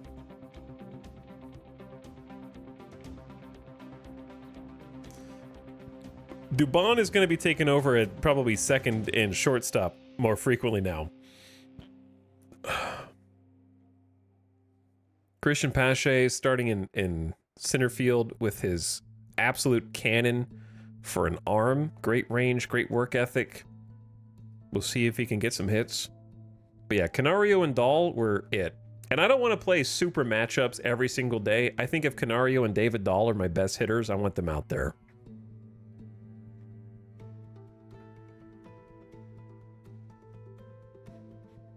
Now, second base is more complicated. Because we lost our starting second baseman to a 7-month injury.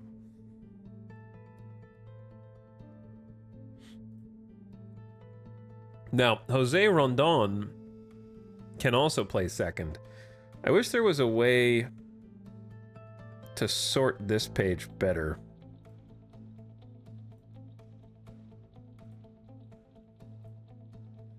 Because, like, Amaya is actually our best second baseman. We have him starting at short. What we could do is move Amaya over to second and then have Jose Rondon start at short. Because he's got good range, good error rate, good arm, can turn the double play okay. He also hit 39 homers in AAA. His batting stats in spring training were only hitting 182 and 44 at bats, though. That's not good.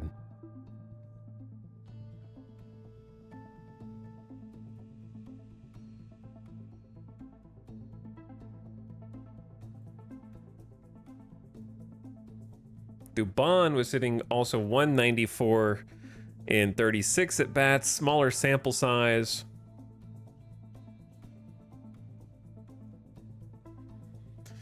And then we got Miles Mastrobuoni, who bats lefty against righties, which is good. He can play a bunch of spots, so I don't mind him in second here. I also feel like he was hitting decently, was he? No, he did terrible. Batting 154 in 52 at bats. Miles, man, come on, dude.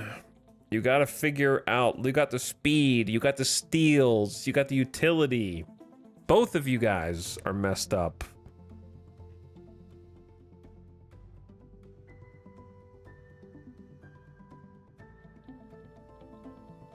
All right, let's move Amaya over to second because Amaya's got better stats. It sucks to have a dude play shortstop the entire spring training and they'd be like, nope, you're a second baseman now. Miles definitely got picked on. I could see that. I could see that. Unfortunate, but it's the way it is.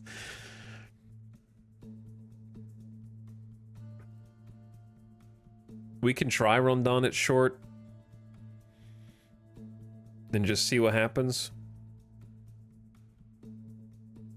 Instead of... yeah, definitely not Miles.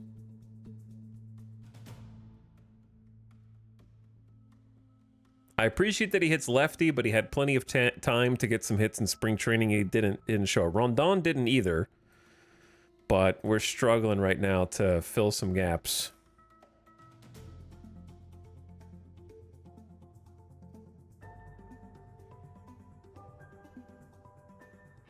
Yeah, it's either Rondon, Dubon,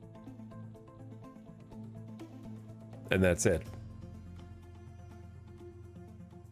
At short. We don't really have a backup shortstop.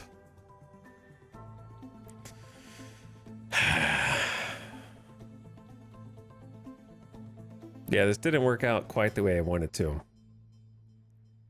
Like, Jeremiah Jackson could do it, but he's at third.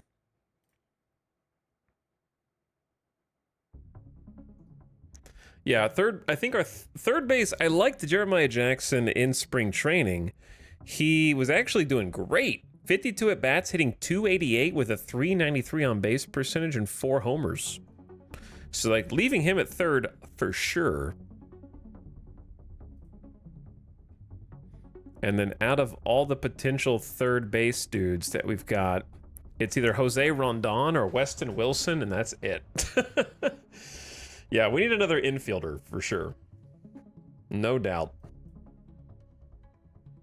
Like, we don't even have a backup third base. We'd have to move Jose Rondon over, and then Dubon comes up. So we need a better backup third base, and a better backup shortstop. The depth chart's looking like it lacks depth. Cody Clemens is definitely going to be our starting first baseman.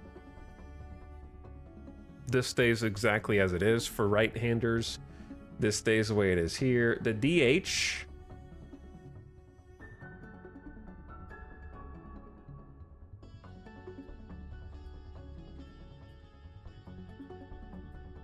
The DH we might want to look at.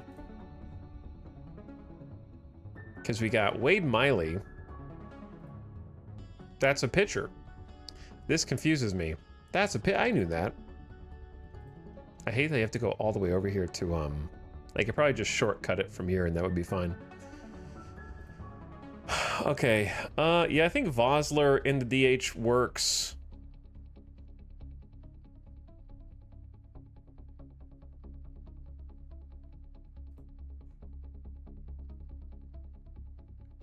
And then Lorenzo Cedrola can get some in there too. Because he was just hitting well. Lorenzo's also going to be one of our like top pinch hitters, I'd say.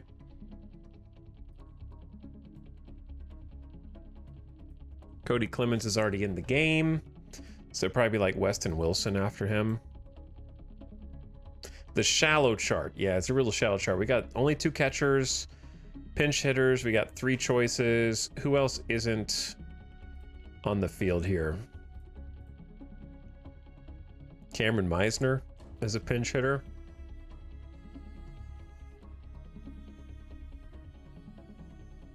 Is Tony Kemp's not on the roster? We never finished organizing that, did we?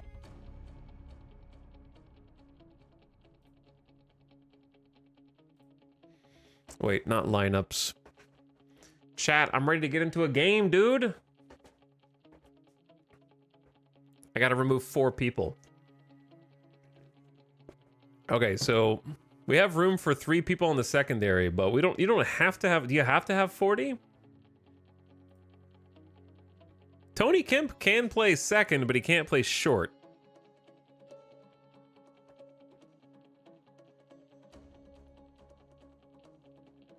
All right, Tony Kemp's going down for now. That's an easy one. Get rid of 3 more.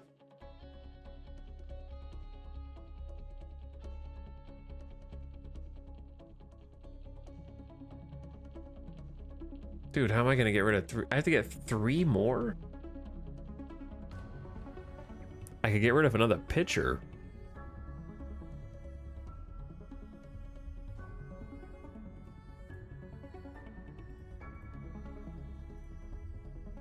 Maybe Weston Wilson for now?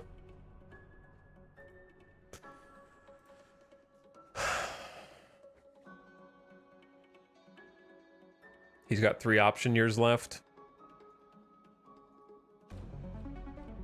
Because I wanted Weston to start against lefties.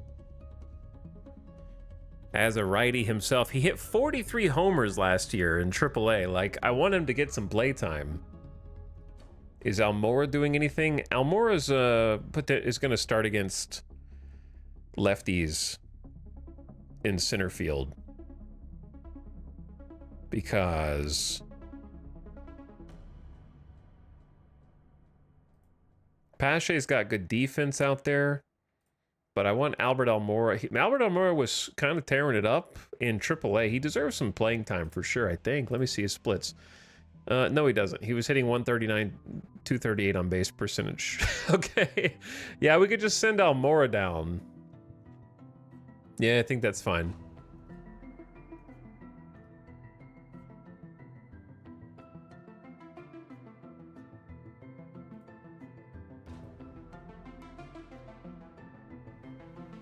Where is he?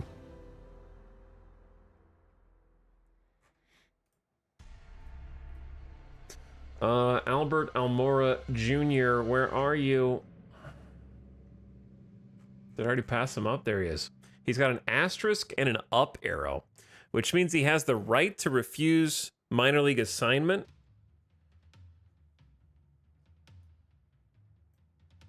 I don't know if that counts for now. Okay, and who else did I say? Weston Wilson? Like, Weston Wilson, I wanted him to keep starting. Relaxing baseball stream time. What's up, Mary Skipper? I'm trying to get my final lineups ready for this game. because we just came out of spring training and I got a clean house.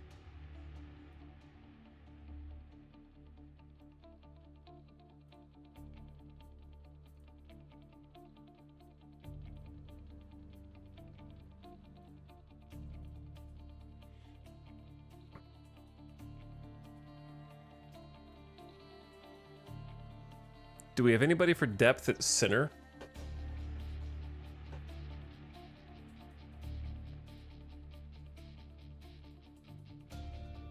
I guess Dahl could move over. And Cedrola could handle it. Yeah, Meisner is just a PH for now. Pinch hitter. He could DH. The reason why we have Meisner is we were hoping that he could be a nice right fielder because he got 33 homers last season with a really good on-base percentage. He plays the field really well. He plays left, center, and right, so he might be hanging on to just for that.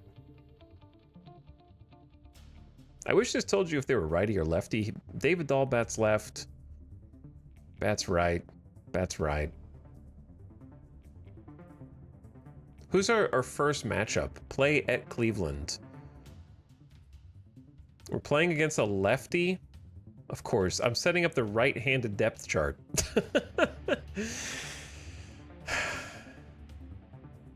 And we're playing against the lefty. Yeah, it's actual opening day. We're trying to get all of our ducks in a row here.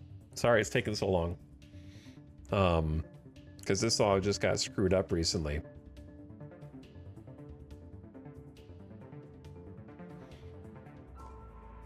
This screen, this active roster on the left is not helpful at all.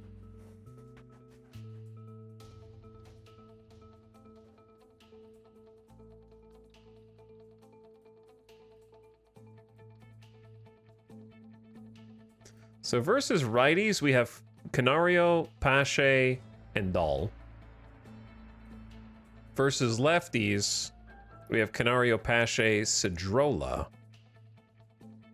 It's got to be either Cedrola or Meisner, right? Or do we want Dahl to start every game?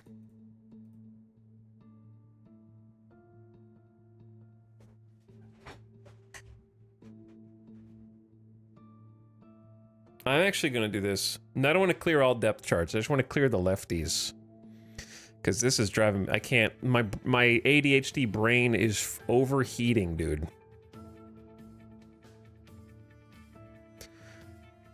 Also, the fact that every time I go back, I have to click this again.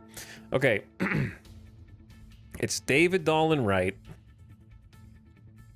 Pache or Dubon in center.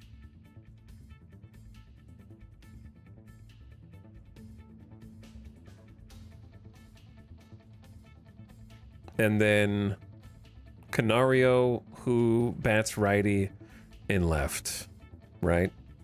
Then Dubon as a utility. Cedrola has utility in left or right, so he can just go. It's right, dude, the screen flickering.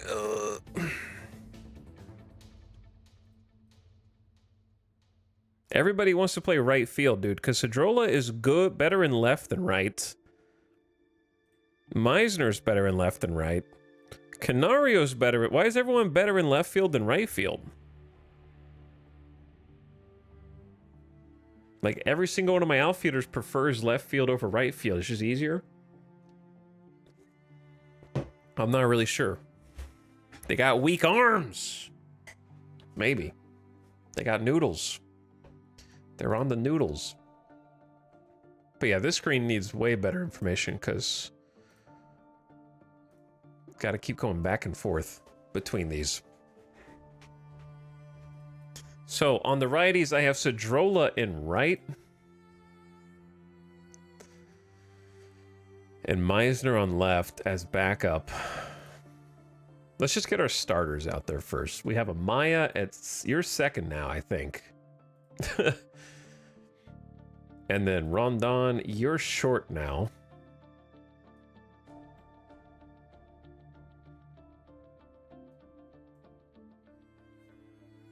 Am I just going to have the same lineup for both? Jeremiah Jackson at third.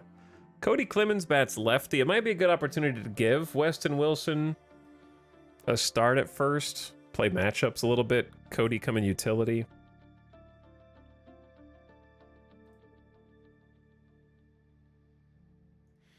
All right, Miles as a back. Oh my god. Oh my god. Miles as a backup at second. Jason Vosler is DH, but he bats left, so we want to play matchups. We make him like the first utility. Maybe give Lorenzo Cedrola some time as DH. Or we could let Cody Clemens DH, but he bats lefty too. Jason DeLay bats righty. He was getting some hits.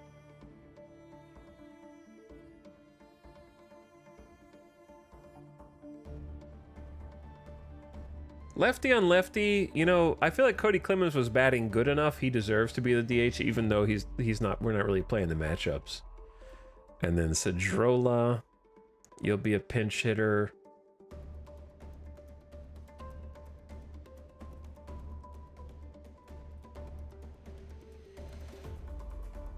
Jason DeLay can pinch hit for Caratini if we want late in the innings. Dubon can do a pinch hit. And Meisner. Yeah, Meisner would probably be the other DH here. Did Dahl ever cool off? No, he was spicy. No, he was really spicy. Yeah, he was with it the whole time.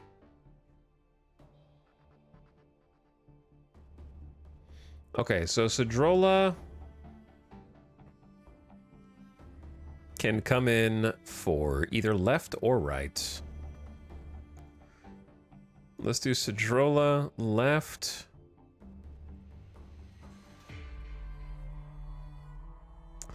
Meisner right utility.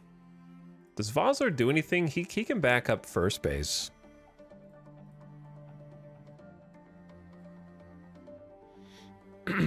Okay.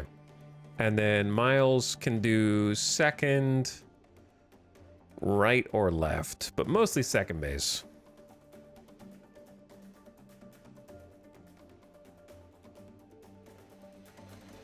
Not starting Vosler, he was hitting really well. I think that was confirmation bias. Because he was hitting 203 over 59 at bats. 4 pinch hitters? Yeah, just kind of throw them in there so the AI has options. We might want a different guy for different reasons. We need a backup shortstop. Who do we have? It's Dubon as the backup.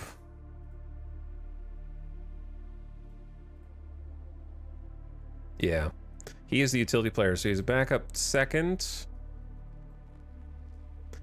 Backup short. Who's the backup third? Rondon? Okay. That sucks, though. Chad, we need a backup third baseman. We can't just move the shortstop over to third. we need a guy on the infield. Our team is got some holes in it, man. Our team's got some holes. I can't just keep shifting the shortstop to third base if I need somebody. Jeremiah Jackson's gonna have to start like every day. Yeah, like we have these are different fielders, so if they want to pinch hit for a different position, then maybe they have more options that way. At least that's my theory. All right, we're gonna have Caratini start most games. Jason DeLay occasionally will come in and change this.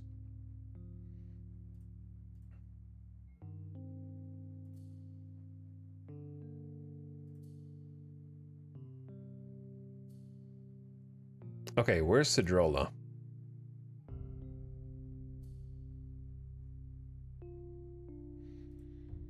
He can do left, center, or right here.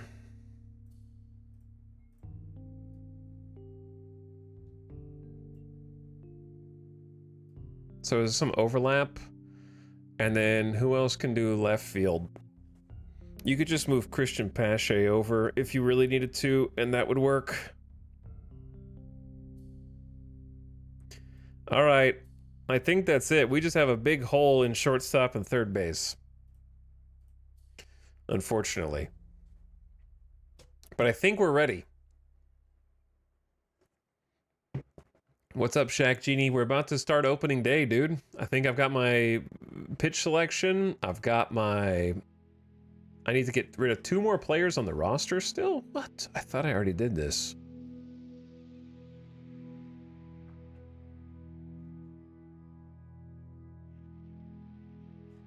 Do I need to get rid of another pitcher? Maybe 8 relievers is too much. For now.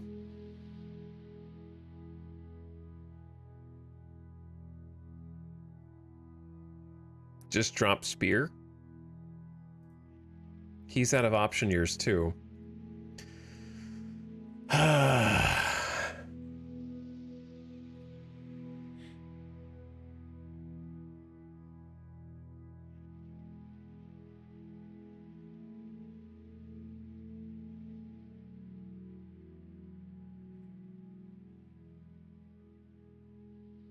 13 is pretty standard, yeah. Yeah.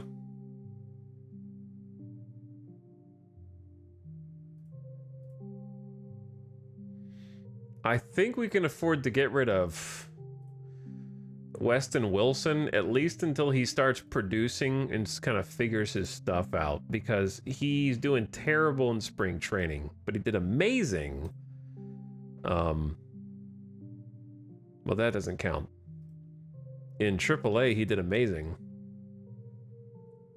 So let's let Weston Wilson go down and figure things out. If we can. I don't know if we can. Is he too old? Nah, he can go down. All right.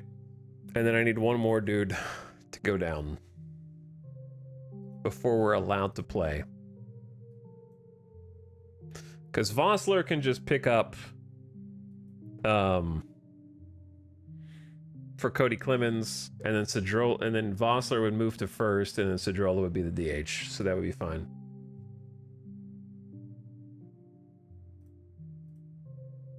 And then we'll just have Clemens start at first. He'll just be the everyday starter for now.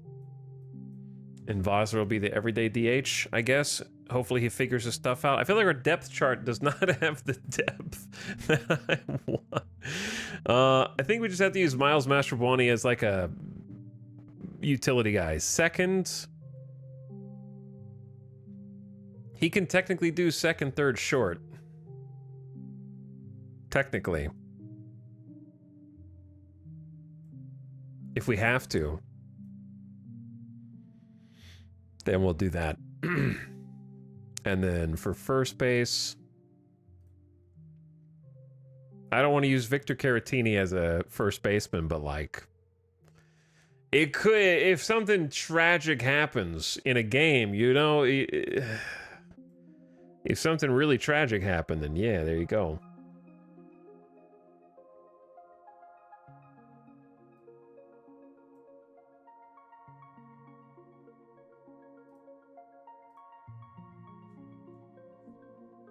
Sometimes you have an emergency situation.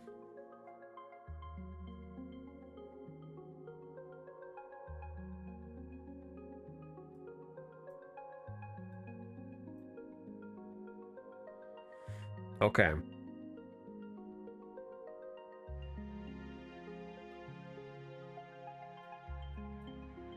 Is that it?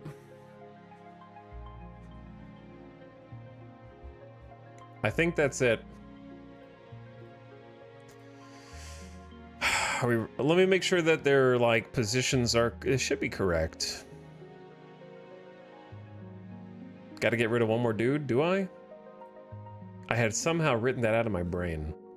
I think the dude to get rid of is Meisner. Based on this. Because I don't have Meisner starting anywhere. He didn't perform during spring training. And he was hitting 154 in spring training. He has potential. But yeah, I think we just dropped Meisner.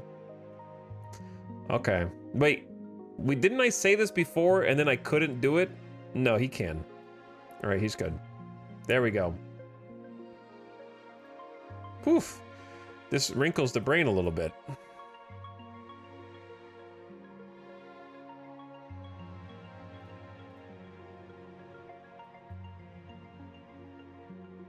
Yeah, it wrinkles the brain. David Dahl, Canario, Lorenzo Cedrola. Technically Miles. So just put Cedrola over here. There we go. Boom.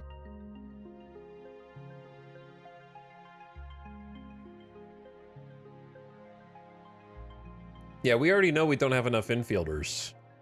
Our starting second baseman got injured for 7 months. So it created a little bit of a shortage. I had planned for that, but we're already having to tap into replacements right at the beginning of the season. Yeah, I already know.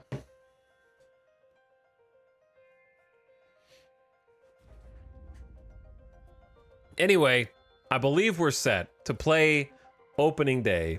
I got to review the opening day roster. I think it's good.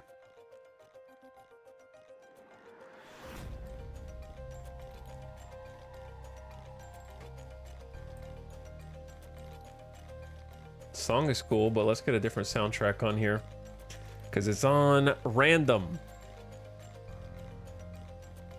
It's just going all over the place.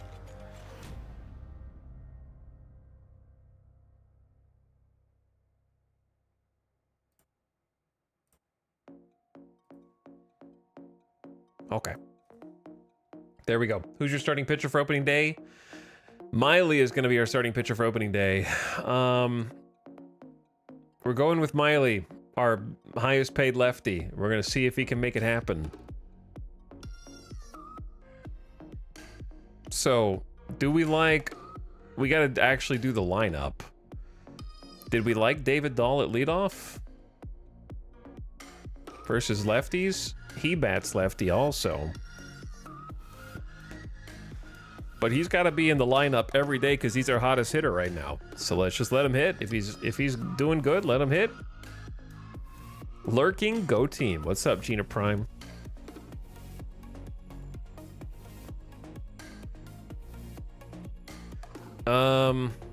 Definitely not Pache second.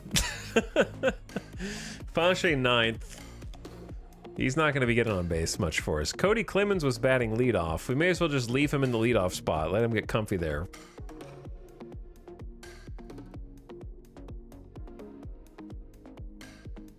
I like... I have a Maya batting second. I don't see any reason to change this lineup right now. And then... I got our DH batting third, but I'm actually going to get Canario batting third, and then Dahl batting cleanup.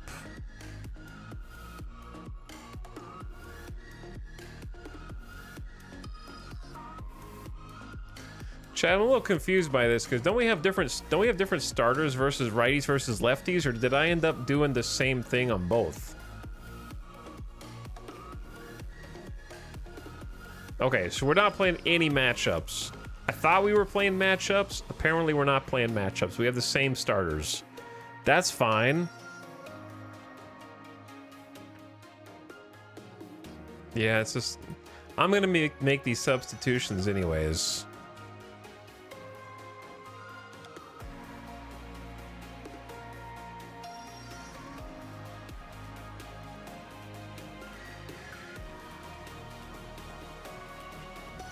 But it would be nice to get everything set.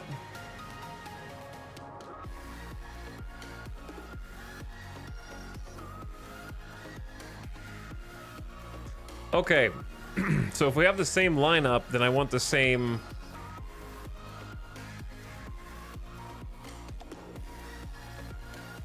Jeremiah Jackson, I think, deserves to get moved up, though. He was hitting really well in spring training. Look at that. 288 with a 393 on base percentage, 4 homers and 52 ABs, slugging 538. I'm gonna move him up the lineup. Let's move Caratini down. Jeremiah Jackson up.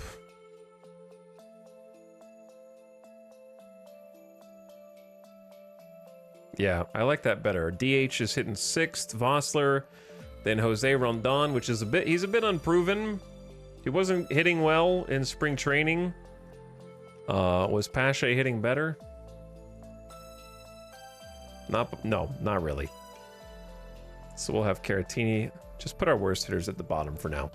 All right, I'm ready, baby. Let's do this. It's game time. We're finally ready for opening freaking day. We had to do a lot of stuff.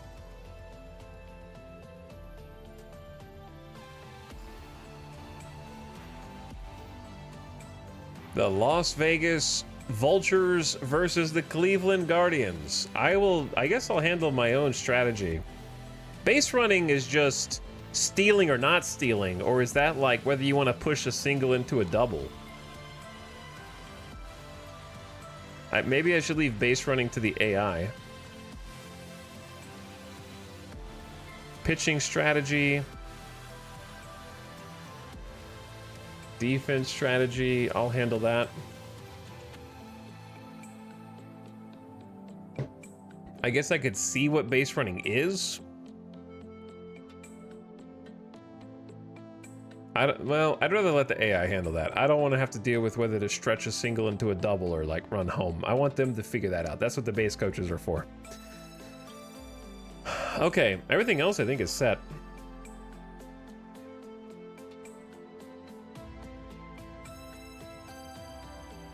The only thing chat didn't like was the player labels. We'll try small labels.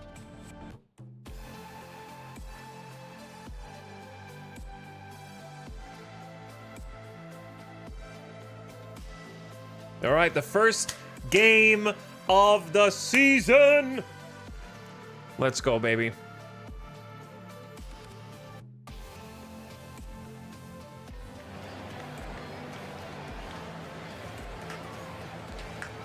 Yo.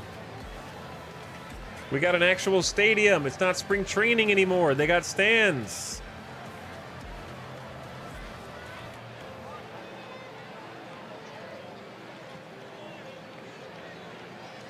How turn crowd volume down?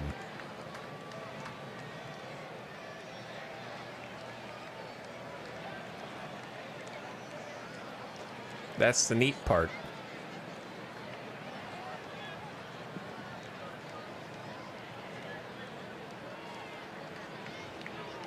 I want to be able to hear the pitches and the bat, but not the loud ass crowd, man. They're so loud. I gotta turn the volume all the way down. I'm not gonna be able to hear the pitches.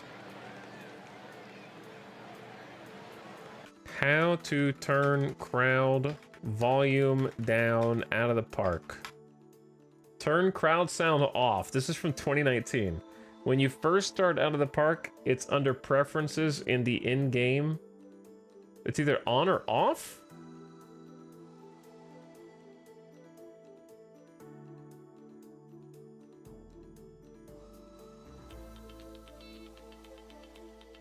It has to be on like the beginning of the screen.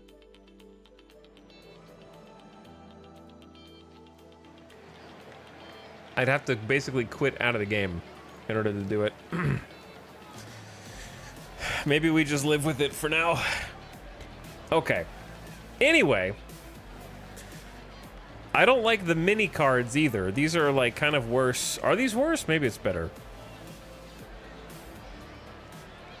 Pitching, right-hander, Tristan McKenzie. Chat, they told me it was going to be a left-hander. I don't think it matters because I didn't change my lineups, but I swear it said left-handed pitcher. They must have made a substitution at the last moment. Oh, it was tomorrow. Either way, I didn't play matchups, so rewarded. Looks like a decent pitcher. 212 innings last season. It's crazy. 4.32 ERA. So we got Cody Clemens is up to bat now. He's our lead. He just turned into our leadoff man. I didn't plan on him to be the leadoff, but now he is. Oh no, I don't want to. Chat, we got to quit out anyways. I didn't realize controlling the offense means I tell them whether to swing or take a pitch. Yeah, I don't want to do that. We're just gonna restart real quick.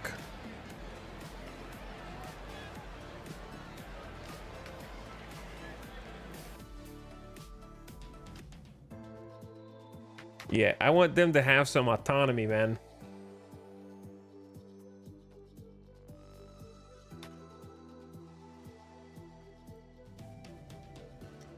So yeah, we'll it's saved right before this game. Then I can turn the crowd volume on or off if I want to.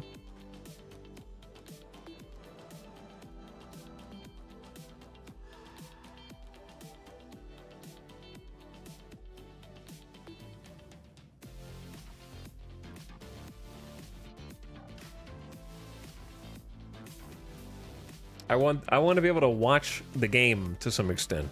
I don't want to have to make every single minute decision. Okay, two things. Number one,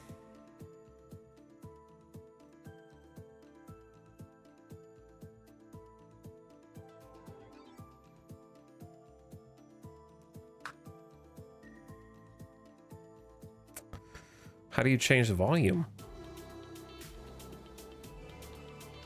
Where is anything?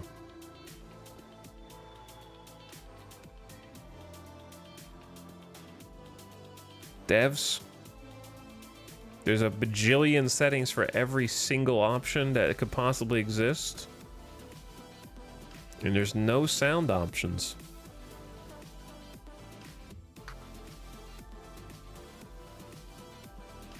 Devs. I'm Googling. Sound? Question mark?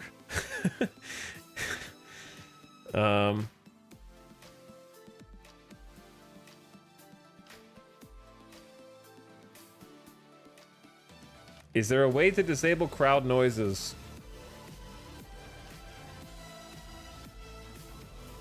I honestly just mute all sounds. Oh god. Does anyone know how to turn off crowd noises? People have been asking for this since 2016!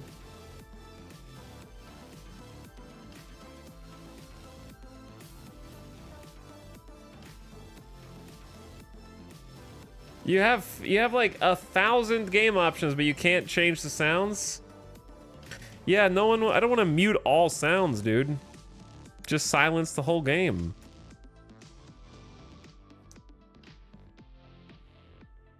All right, well, never mind on that one. Put noise canceling headphones on too while you're at it.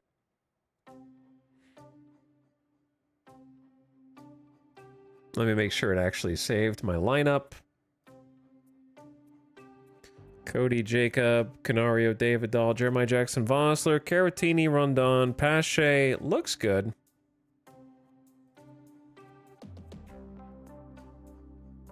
Okay, as far as like offense is going to be LeBlanc, base running is going to be the AI. Maybe I should just let the pitching strategy also be LeBlanc. That way I don't have to tell him to what pitch to pitch. I was just pressing 1 the whole time anyways. Now defense strategy, maybe I do that and I do substitutions. Yeah. That seems better. Let's try that out. This time I forgot to do the small boxes. Oh well. Okay, all right. This is the real game. Let the pitchers do their own thing. Hell yeah. Same dudes. Tristan McKenzie versus Cody Clemens. Now, play ball! Welcome, fans, to opening day here in Cleveland. Tonight, the Guardians meet the Vultures. Oh, first pitch lined into the gap. Looking like a double off of the bat. Cody Clemens with a leadoff shot. He's stretching it into a triple. He rounds second, Straw collects, Cody slides in, and he's safe. He has a 3-bagger. Triple right off the bat. Easy, dude, easy. Question, we're doing pitch by pitch. That was one pitch, one triple, right? Yeah, I like pitch by pitch. You can tell them not to pause between at-bats, so I think it can just play if you wanted to just watch it go. I like talking in between it, though. That's the first hit in Vultures franchise history. You're absolutely right. Cody Clemens has been playing MLB ball with Detroit, with Philly, and then now with us. So it's not his first hit ever, but that's the way I want to start a game, dude. Attack early. He hit a curveball on the inside. I think he's righty. No, he bats lefty on the curveball on the outside for him. Let me know if the crowd noise is too much. All right, next up, Jacob Amaya. Another young prospect, 26 years old. We're hoping that he can turn into something. He did pretty well in spring training. Let's take a look at those splits. Well, never mind. He was hitting 188 in spring training. Taking a hack, and that's a foul. Strike one. Talks, you can change the volume in the options menu at the top right next to view.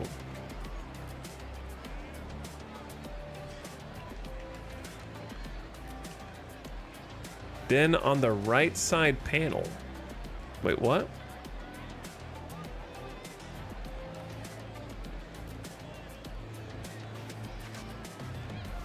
On this? Sound options. Oh my god, devs. They finally listened. The devs listened. You can even turn the field volume up. Okay, alright. I apologize, devs. I wasn't familiar with your game. Literally. Show fireworks, yes. Ambient noise, neutral. So what is it? I want the field volume to be louder. I don't hear any music. I don't know if you've added that yet.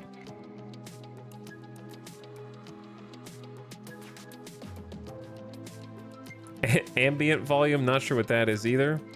Oh, it could be the rally music. Let's turn that down. And then ambient, we'll turn it down a little bit and just kind of hear. Okay, yeah, I can do the smaller labels. Do we want to change anything else? Yeah, drop-down menu for all these is funny. They fixed it. They patched my game, dude. What's funny is at 50%, you can't even hear the crowd anymore. 50, aka 0.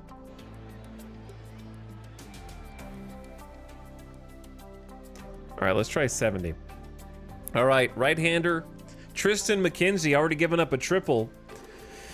Our former shortstop, now second base, replacing Nick Madrigal. Jacob Amaya takes to the plate, steps up, and takes a ball. Slider misses inside. Turn the music down a little bit. A bit high, ball 2. Were the pitches making noise before? I don't remember. Everything is quieter now. I feel like when I changed this,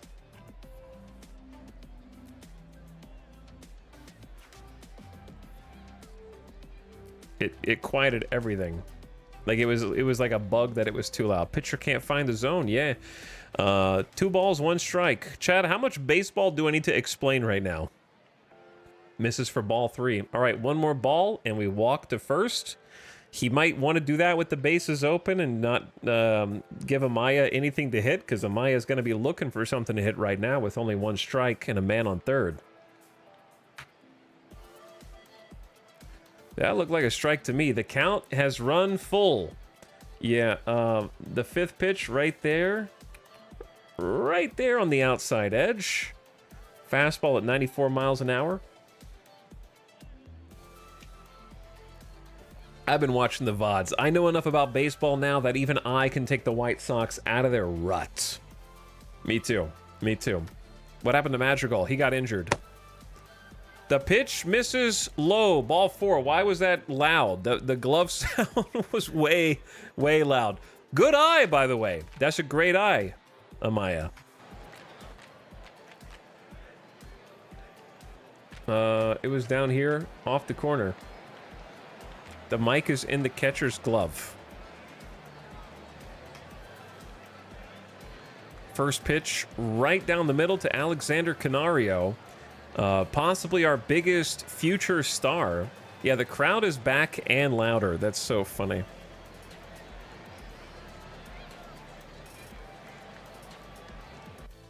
And then when you... okay, so it's just gonna mess... it's just gonna change. Let's just stick with 100 field volume. Amaya...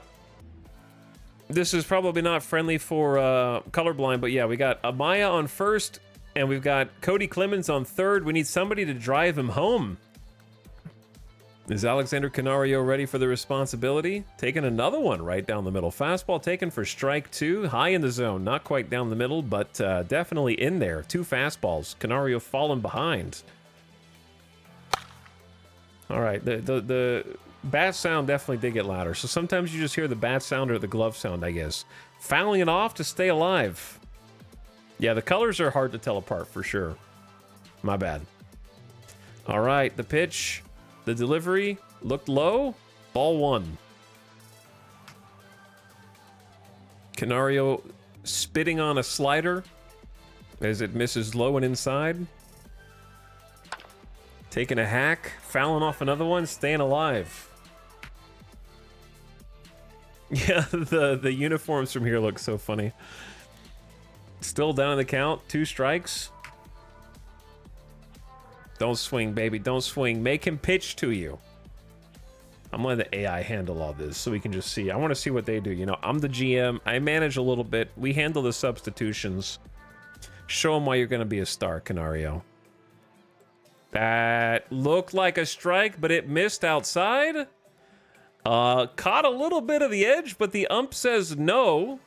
This thing up here is questionable. I was starting to call into question the strike zone that it was showing me with how the ump was. I want to see the ump scorecard. Count has run full again. 3 balls, 2 strikes. Maybe load him up here with a walk. Maybe drive somebody home. Took a hack. Could be a double play ball. Instead, he goes for a tough play to first, and Canario is safe with an infield hit, hustling down the line. The runner from third scores. Everyone is safe. I have no idea how he was safe on that. That seemed like a routine out at first. I don't know how that was not an out. Canario's kind of fast, but not super fast. Is there a replay feature? I don't know. Is there a replay feature? There's definitely like a game log. There's 104 off the bat. That was a fast hit. F10 to replay.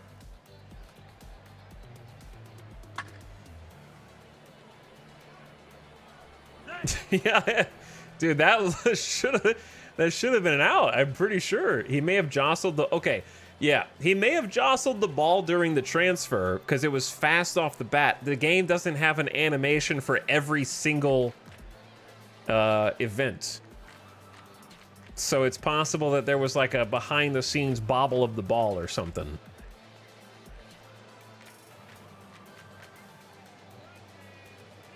Because the game log just says it was a single. So that means it could have like ricocheted off of him and he had to collect it or something like that. Hey, we're on the board. 2 hits. Yeah, it's an approximation of the underlying calculations. Canario showed him. Yeah, it was a heater. It was a fast one. David Dahl batting cleanup now. Trying to clean up the bases. Let's bring him in, David. Carry that heat in from spring training. Dahl with a 3-run dinger. We're on the board early for the Blue Believers. David Dahl in spring training was the best in the American League. His batting splits during spring training over 58 at-bats. He was slashing .414 batting average with an on-base of .452. His OPS, 1,262 with 261 OPS plus. He was, he's cooking. So let's see if he can bring that in to the this is opening day if you join late, by the way. This is the first game of the regular season. We got David Dahl taking a check swing. He held up. Just missed the bottom of the zone there for ball 1. He's going to do it all year long. He's trying. Took a hack at that one, and it ran foul. All right, down in the count, 1 ball, 2 strikes. He dribbles it back to McKenzie. Possible double play ball. David Dahl grounding into a double play back to the pitcher, and just like that, they've got 2 outs.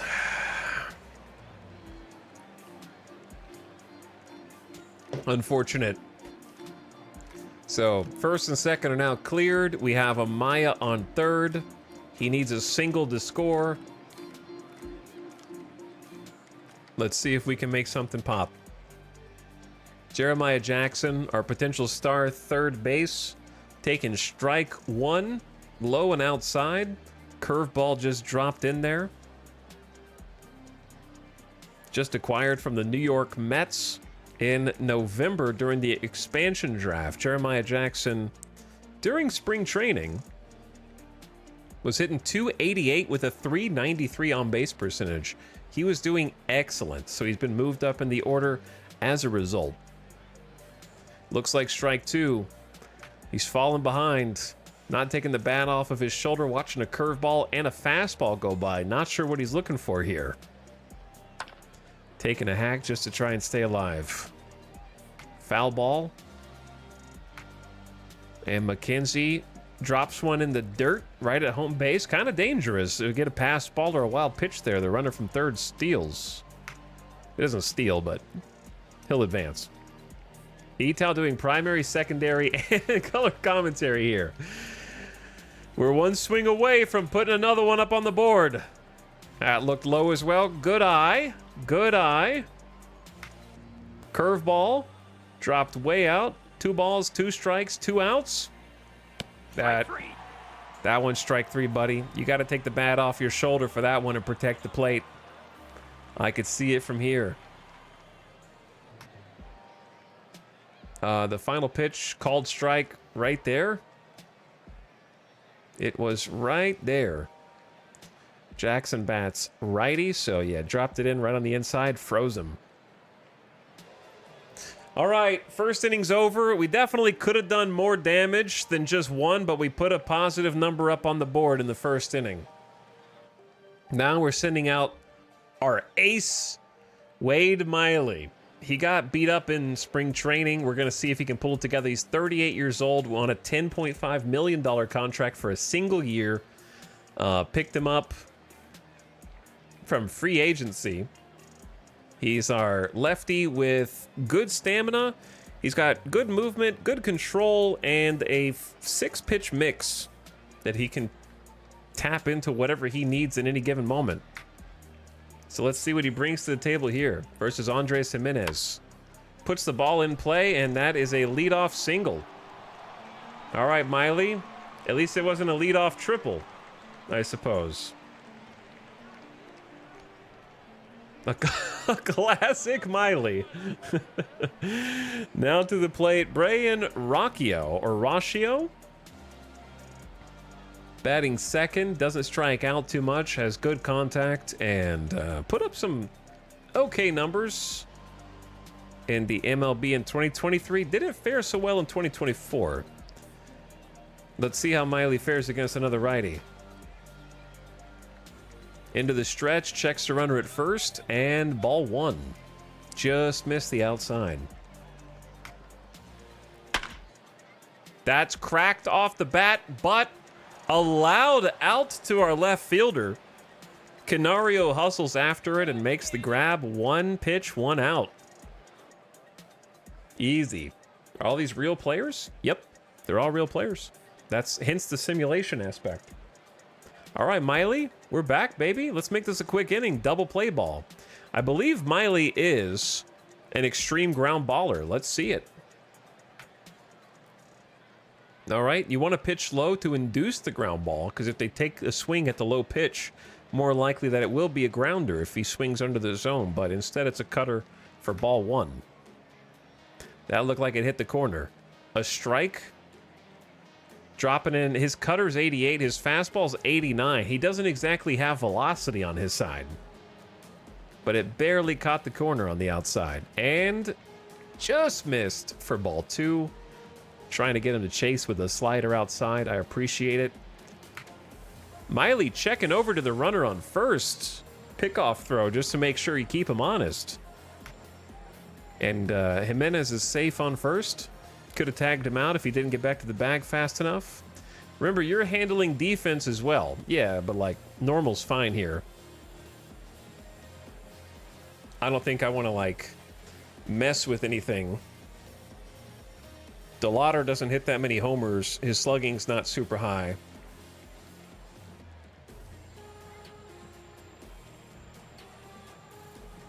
I guess I could do a weak shift left or a weak shift right. I don't know where their spray is. Like, I don't know. He's a pull hitter, so I guess we could try and do like a shift right.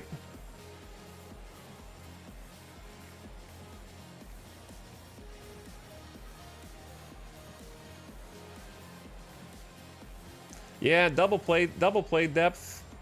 But would you rather play the shift or would you rather double play depth? See, I'd rather play the shift. Because weak shift right is still at double play depth. It just shifts everybody over. Because if he pulls it to, he's an extreme pull hitter, chat. No, he's just a pull hitter. Yeah, and your first baseman's stuck on the bag. So hopefully Amaya gets it, and you start to double play second, shortstop, first, right? Anyway, go. Low with the curve. It won't matter if he gets walked, will it? Now we can backseat the game and backseat sports at the same time. All right, the 3-ball, 1 strike, 1 out pitch. 1 pitch away from getting out of the inning. The count runs full. Miley. Don't dodge him. Don't dodge him. Don't give the pink doubters. There it is. There it is! Get the double play! He'll just take the 1 out, I guess. There wasn't enough time to get the double play, I guess.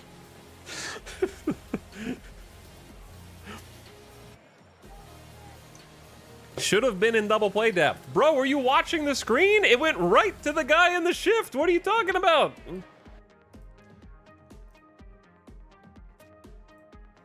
It literally worked out perfectly. Double play depth, that ball squirts through the gap.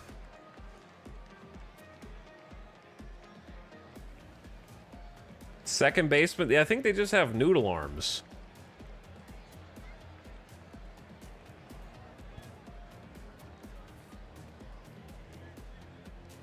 Fielder's choice at second, 4-6 ground ball, 103 off the bat. I don't know how that's not a double play. Nick would have had that, maybe. Amaya's got a noodle arm, 50, and then Rondon has a better arm. Yeah, he actually got a grounder, though. Okay, and then we got Naylor, who is also a pull hitter, line drive hitter. We're going to go outfield shift right. And then infield.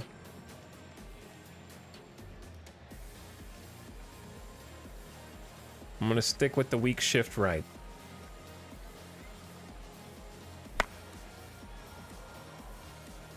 What's up, T and Leadfoot? Thank you for gifting a sub.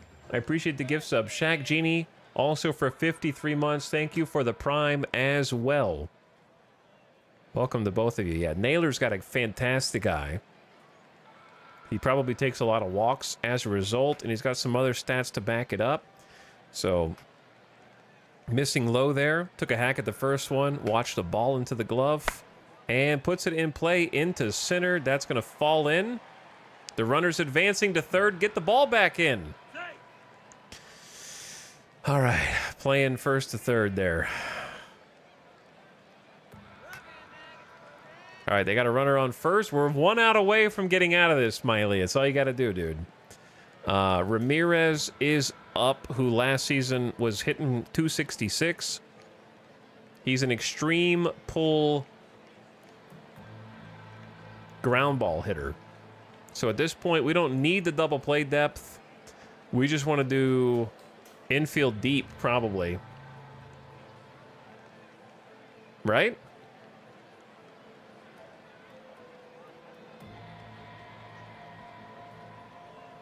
We don't care about corners in because the play's at first. Or second, right? But probably first. Why would you, I don't think you keep it close here because the play's at first. You think he's gonna bunt?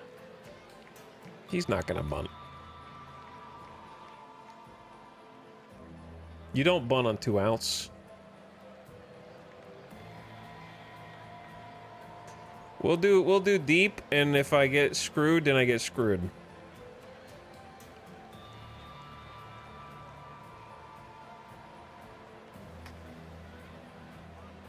Don't worry, Miley's gonna get a strikeout. First pitch strike.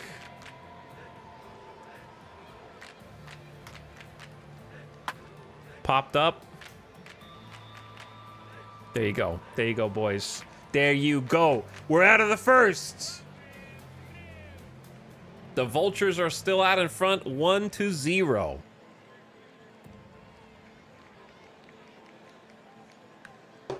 Good comms, good comms.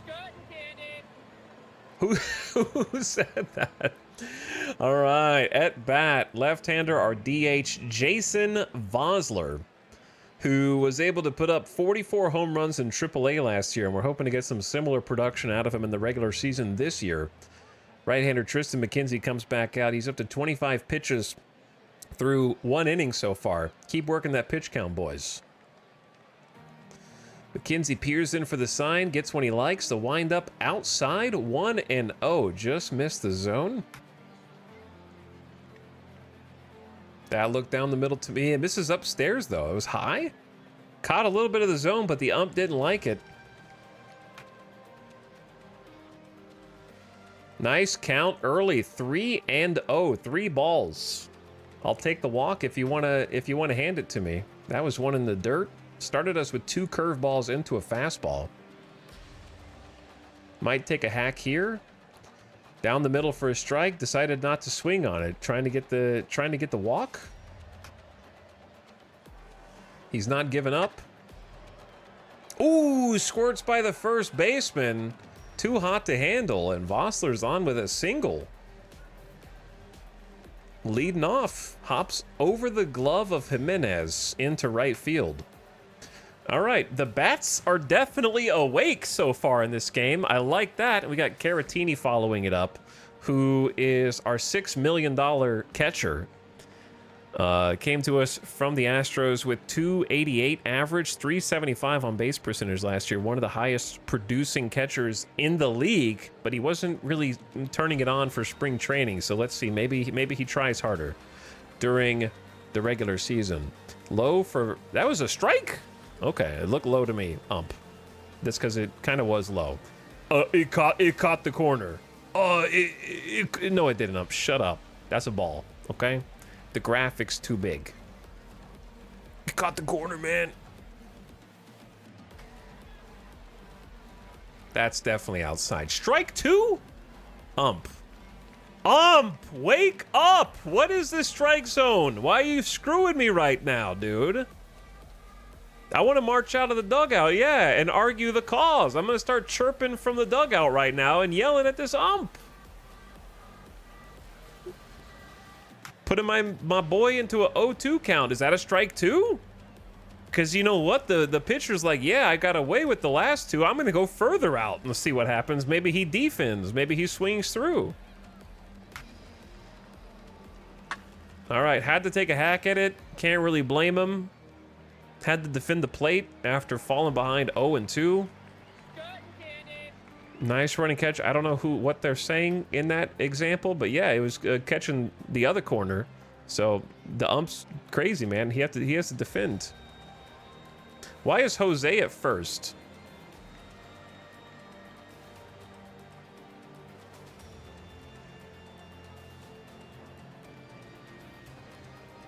This is Jason Vosler. Jose Ramirez is on the other team, you dingus. Because he's a first baseman.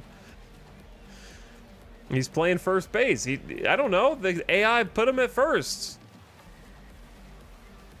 I thought you meant one of my dudes got substituted for some reason. Anyway, unfortunate out from Caratini. Now our Jose Rondon comes up. He's got the power. He's got the homers in AAA. 39 homers last year as a 31-year-old. Can he bring that over into the majors? We're giving him a shot. He's watching strike one as the runner on first hurries back. Called strike, low and inside. Jose Rondon watching ball one at the top of the zone. Another fastball clocking at 92 miles an hour. Taking a hack, putting himself down in the count. It was on top of where the first pitch was, so, you know, take a swing, see if you can get a hit. Ooh, McKenzie gets him with the heater. Swung right through it for the strikeout. We still got a man on first and 2 outs. Swung at the high heater. He changed the eye level on him. He went low and inside, high and outside, low and inside, high middle, changing the eye level. Hit him with 4 straight heaters. All right, now our 9-hole hitter, Christian Pache, possibly our worst hitter on the team, but that doesn't mean he can't ever hit. He makes okay contact and has an okay eye, but he's here for his outfield defense. And the ball gets away, taking the force out at second out of the play, and our runner advances to second on the wild throw, a wild pitch to the backstop. Okay. Let's go, baby. Let's go. Now, a single or a double might score. A double will definitely score a run. A single might score a run from here. Watches one go down the middle. Just trying to gauge. That was a hanging curveball. He must be sitting. Pache must be waiting on the fastball because that was just a hanging curve right down the middle. Took a half swing, but that half swing costs him a strike. He went around, says the umpire. There was a strike anyways. Maybe the ump just didn't see it, but...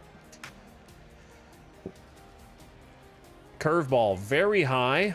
Comes in at the top of the zone for a ball. Christian Pache, you're bold watching that one just go in because you're 1 strike away from ending the inning, bro. All right, he's bringing it back full count. 2 outs. The runner will be in motion with the next pitch because there's no reason not to be. So Vossler is going to score on any contact that results in a base hit. Strike 3. Strike 3? He offered? He couldn't hold up. Come on, Christian. That was a ball way outside, man. He got you with the fastball. Just hold up. Okay, Miley's back out here for the bottom of the 2nd inning. Yeah, their pitcher's taking some pitches, that's for sure. Appeal the swing. I don't think you can do appeals, can you? You can't appeal that. I don't think that's something that you can appeal. But you can't do appeals in general anyways, right? All right, Miley's back out here against Manzardo. Manzardo had a respectable 260 in the majors. He is a pull hitter, so we're going to shift the infield to the right. Try to get that ground ball. So when you shift, you just can't go past, like the shortstop can't go past second base, right? And second base can't go past, the second baseman can't go past second base to the left. You can like shift up to here. I don't know what the specific rules are on third base. You don't want to pull the third base too far off because you need to protect against the bunt. But you can move these dudes around to try and play averages. All right, Miley starts them off with a ball, kicks in, and it spins near the plate. The ump signals foul. The slider's followed up with a sinker. Everything Miley throws is in the high 80s. So I wouldn't say he's got the heat. Ooh, a dribbler.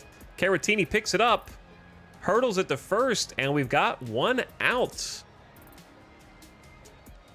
Big bounce at the plate. He snagged it out of the air, bringing up Watson. Also a pull hitter. He's a lefty, pulls to the right.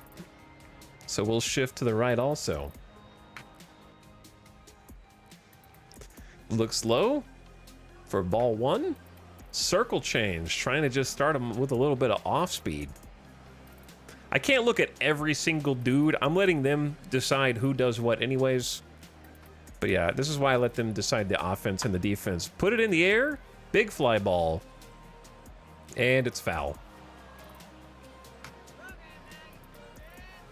It'll reach the seats. Hook and right. I like that there's an actual stadium here for these dudes now. All right, the count, 1 ball, 1 strike, 1 out. Miley induces a swinging miss. I feel like he hasn't gotten many of those. His pitches haven't been fooling too many, but that was a cutter on the outside, taking a swing. He checked his swing and held up. Oh, really? The other team holds up, but my team went around. Is that how I'm understanding it? Okay, sure, ump. Yeah, just do them a solid. Only minor strikes. There's her balls. All right, ball 3 makes the count run full. 3 balls, 2 strikes. And that's ball 3, or ball 4. The first walk of the game issued. We got a runner on first, and now we've got Straw. Is that Miles Straw? Yeah, Miles Straw's up. I like Miles Straw. He's cool. 255 last year. He's a spray hitter, so now we're going to play double play depth. DP is double play depth here. We want to try and turn a double play if we get a grounder. And then for the outfield, Straw doesn't have a lot of power, does he? He's got 30 power, 45 gap. I would say outfield. What is in versus shallow? So in is like super close. Let's do outfield shallow for this. Miley toes the rubber, misses outside. I feel like he needs to start opening them up with more first pitch strikes. He's doing first pitch balls. That one looked good. Circle change. Kind of hung up there, caught too much of the plate. I don't like throwing 76-mile-an-hour circle changes for strikes down the middle. Low for ball 2. Threw a cutter, caught the corner, but the ump says no, not a strike, says the ump. Ump only likes the other team. Power is only relevant for homers. Gap power is for balls in play. That's okay. Out of the park handles that very weird, but it's still only 45, so I don't trust him. All right, getting a swinging strike. You're 1 pitch away from a double play. Sinker fooled him. The other team's bribing the ump. Too many full counts. You need to get that pitch count down, Miley. Just pitch to him. Make him hit. You trying to get him to chase with the cutter. All right, ball's in play. Out at second. And an out at first. Double play. Let's go. All right. 2 for 1. Nobody left on base. The side is retired. That's my extreme ground ball pitcher. Hell yeah. All right. That brings out Cody Clemens. We're back to the top of the order here. We don't need to get the bullpen going in the second inning, right? Let me check. Wait, Miley's gassed already? Chat, I'm confused. We did the whole spring training thing, and you said that it's okay, 65 stamina. Once we get to the actual season, they'll be able to go. It says he's tired. He's fine? Then why does he have 1 red bar after 2 innings? It looked green on the other screen. I'll check it out when he's on the mound. He should be able to get through 3 innings, though, surely. He's 38. Yep, he's got 65 stam. All right, Cody Clemens back to the top of the order. Let him take a nap. The windup fires fastball outside, ball 1. Didn't catch any of the plate.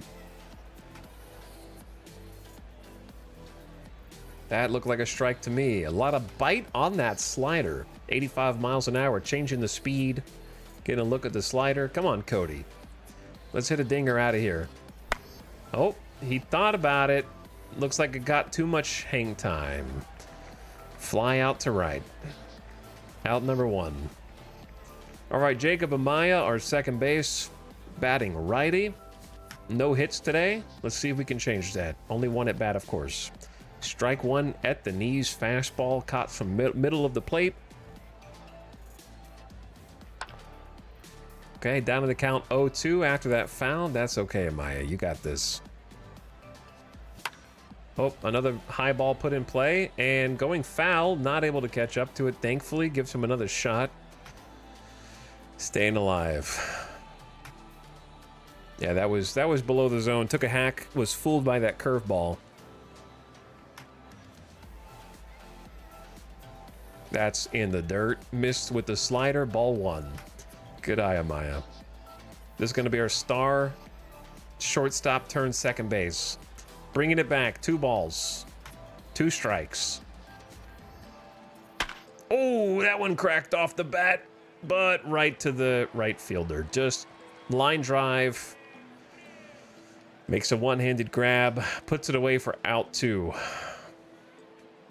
Good contact, just directly at the defender. All right, our superstar, Alexander Canario, going to be the best in the league.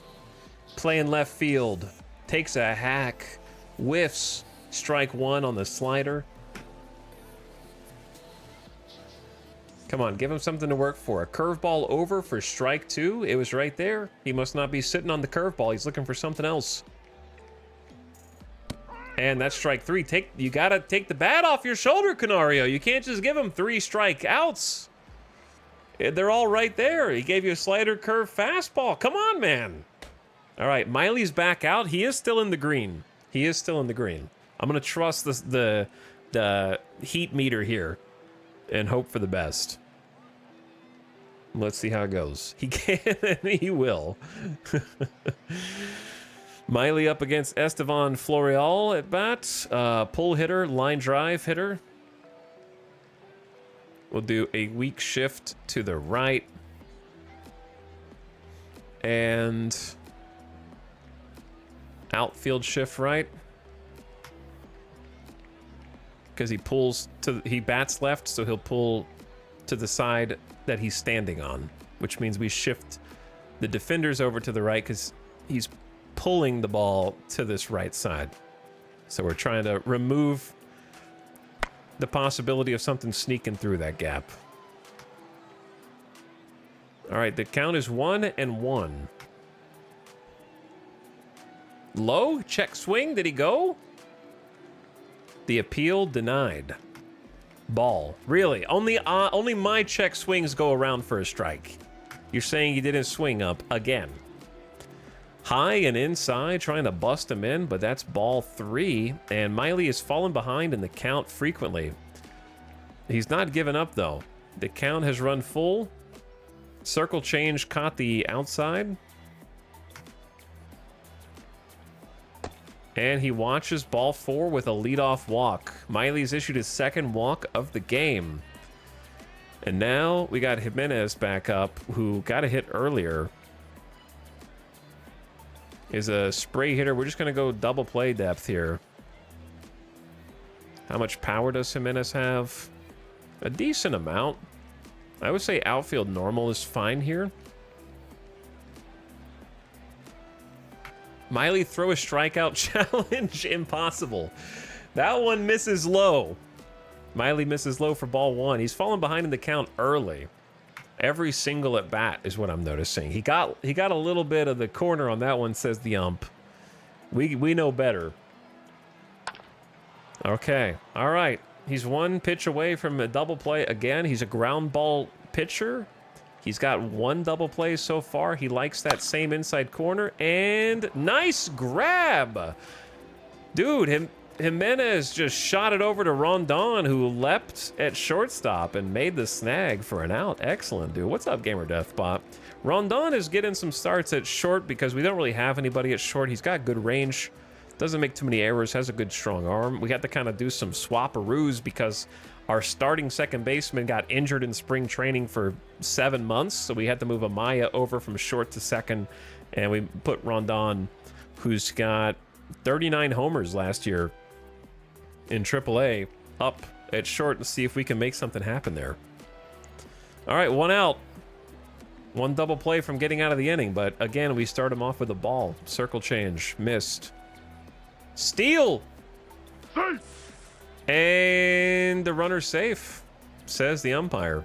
Florial gets his first steal of the season. The double play ball is out. Dude, they're running on us, Caratini. They're running on you, man. Miley works from the stretch. The pitch, a called strike. 2 balls, 1 strike. Caught the corner. Actually, ball 2 was a strike. The umpire is punishing us. His human error, check swing turned into a foul. That's cool. I didn't know you could actually see the check swing fouls in the animations as well. That's awesome. All right, Miley, let's get a strikeout, baby. You're not fooling them. They're getting contact every time they swing. That was the fastball. Get that circle change out there. I would have swung at that. But no, the curveball's not... Inside curveball's not getting anybody to swing. Strike 3. There it is. We got one. We just had to tease him about going 6 pitches into every at-bat. What's his pitch count up to? He's at 46 pitches. He should be good for more after this. I don't want to get anybody warming up yet. I think he can get out of this. I'm proud of you, Miley. He's got another swinging strike. Maybe he's finding his stuff. That was a sinker on the outside for a swing and miss. Circle change low. I think it caught some of the plate. I think that was a strike, ump. That was a strike, man. You're squeezing him.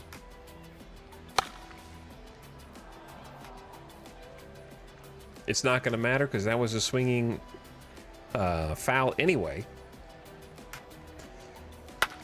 Ball's in play to first. Who gets the unassisted out? Clemens gathers it up and retires the side. All right, we're through 2.5 innings now. And that brings out our future Hall of Famer, David Dahl. David Dahl, the super gamer lefty. McKenzie's starting to get tired. We got his pitch count up to 56. Let's do it some more. Well, he's going to watch strike 1 at the knees. Slider. All dolled up. We're getting all dolled up. We're still winning 1-0 right now. David Dahl falling behind 0-2 as that fastball comes in at 92 miles an hour. Just David Dahl standing here, so that's how you know it came in on the outside. His little strike zone. And if you don't play baseball, the strike zone changes size depending on the height of the batter. So it's just an imaginary box, basically from the knees to the letters on their jersey. So the taller, if you're taller or shorter, you'll get a different strike zone compared to other people.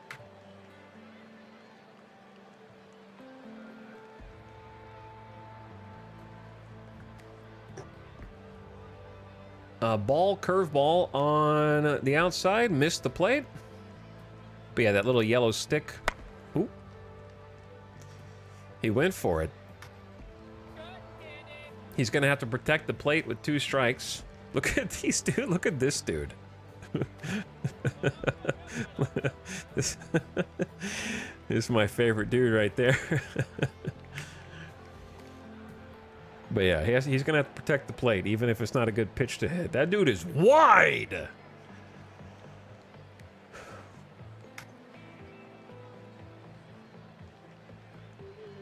McKenzie winds, fires, ball 2.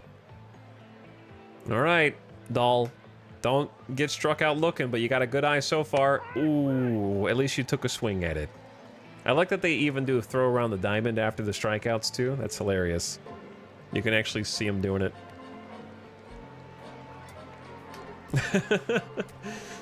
But yeah, he had to swing at kind of a difficult pitch. High corner slider is a little weird one. But he's getting tired. All right, Jeremiah Jackson. Check swing, let me guess. He didn't go around. Wow, a check swing that actually goes in our favor. Almost caught a little bit of the corner.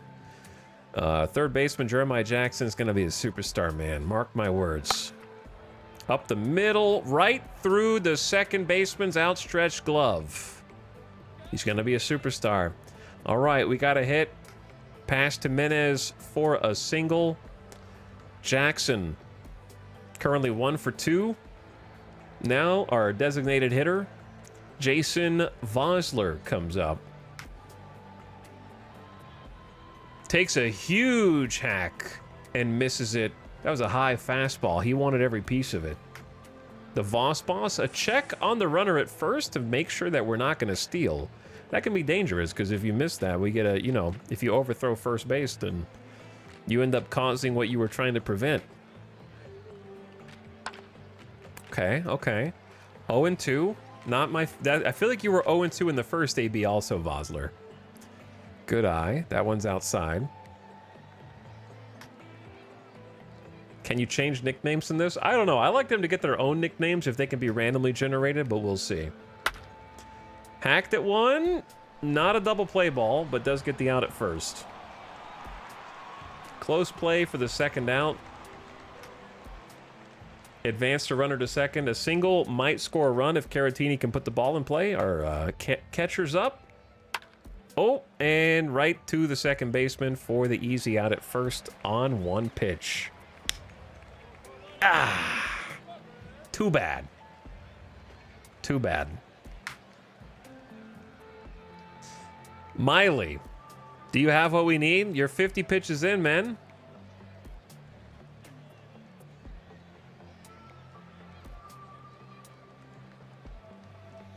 E-Dog, what percentage of your chat do you think has actually held a baseball before? I would say a very high number because we all had gym class. Did you guys not have like track and field day in gym class? Where you would have like throwing competitions to see who could throw a ball the farthest. That kind of thing. Like we definitely did that, even not Sim hasn't left his house in 28 years. Says Spirit Starry. That's okay, I haven't either. I've never played baseball. Playing baseball and touching a baseball are two different things. The problem is chat is incapable of most comprehensional skills. So that's where you're going to get some conflicting feedback on that one, Sim.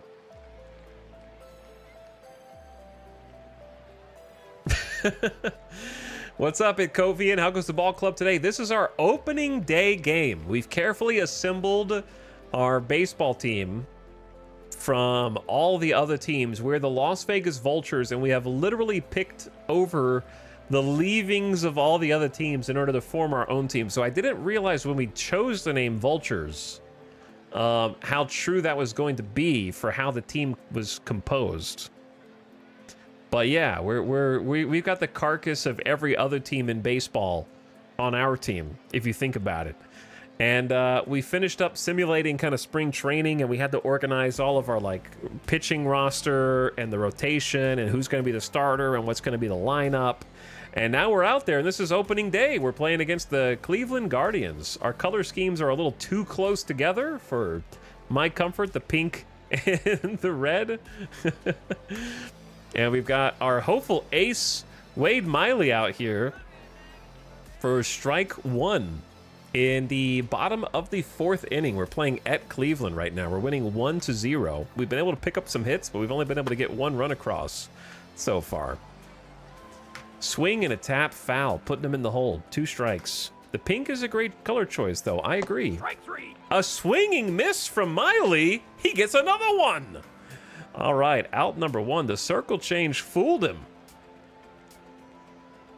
Yeah, we picked at the remains of all the other MLB teams, the players who they didn't want to protect. Now they found a home as everyday starters on the Vegas Vultures. Our expansion team lives. He's getting swings and misses. He's getting better as the game goes on, I think. That was a circle change again. Low and inside. Starting with the off speed. He's going back to the circle change. That one was high and outside. Doesn't get a swing. I don't know if I would have... He's got a field. Yes. Toward the hill. Miley has it. The throw to first. And Ramirez is out. He fields too. He does. He fields really well. Maybe he's getting more comfortable.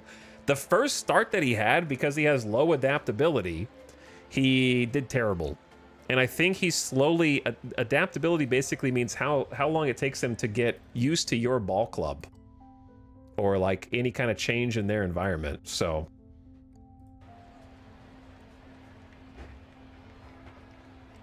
By the way, what's an expansion team? It's basically like... In any sport, it would be like adding a new team to the sport.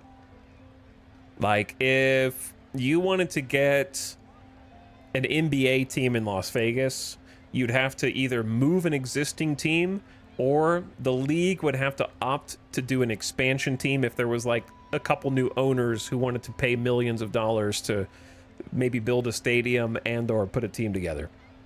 So anytime the league adds new teams, that's an expansion team. So in this game, you can do an expansion team, set it wherever you want in the world, make up a name for it, and then they have rules for in the event of an expansion team, which happens very infrequently. Yeah, it comes in 2 at a time. So there have to be like 2 teams because you can't have an odd number of teams. And then you have rules for an expansion draft for how to populate that team with players, so they don't have to start with 0. I hope there's a chance you can get an email with a relocation offer. In Out of the Park Baseball, you can actually set up how you want your simulation to behave, and there are dynamic settings. In my game, I made it where teams are allowed to relocate if their owner wants to. Teams can change their name, and they can change various other aspects about their team dynamically. So that can just happen over the course of the simulation. So yeah, it could happen. Basically what I'm trying to say. All right, Miley. Got 1 more out to go, and then we're through 4 somehow. I didn't think I'd be saying that, but... Okay, you're starting them off with... that was a strike. I don't blame you for that. Look at it. The slider caught the plate, and it wasn't too low, dude. The ump is just squeezing Miley. Now he's going to have to make some more competitive pitches. Like, that was a circle change that caught way too much of the play. He kind of got away with one there. All right, Miley. Let's lock this down. He's not getting any swings and misses. If you wanted to walk this guy, I don't think I'd blame you. Oops. I don't know if I want you to have to make a meatball pitch just to try and get this dude out since you got squeezed on ball 2. Do what you got to do here, bro. Nope, he's going for it. All right, full counts. 3 balls, 2 strikes, 2 outs. And the swing and miss. Strikeout number 3 for Wade Miley. Retires the side. He's getting better as the game goes on? Somehow? Is he really our ace? The fastball low? Anyway, how's it going, Sim? Sim, you like baseball, right? Have you played any like baseball video games before of any kind, any caliber? Did you play backyard baseball back in the day? That was my favorite. I miss backyard baseball. That was a good time. I thought about playing the backyard baseball OST today, chat, but its recordings have a bunch of static, weird noise on them. Jose Rondon, our new shortstop. Dude, I love that in the pictures they actually have like their team photos with the Vultures logo. It looks beautiful. All right, we're back up for the top of the 5th. Ball 1. Low fastball. I loved Frank Thomas' Big Hurt Baseball.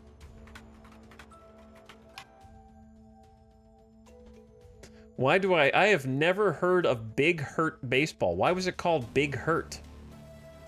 Was Frank Thomas called Big Hurt?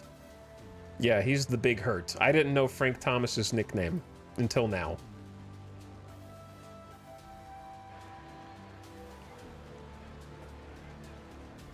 That makes sense. I don't know if I played a baseball game on like PlayStation 1 or 2, but I definitely played a baseball game on like NES or SNES. But I don't remember which one. All right, Rondon. Oh, he cracked it, but it looks like it's going straight to the left fielder, hung up in the air and dropped in. Too bad. 1 out.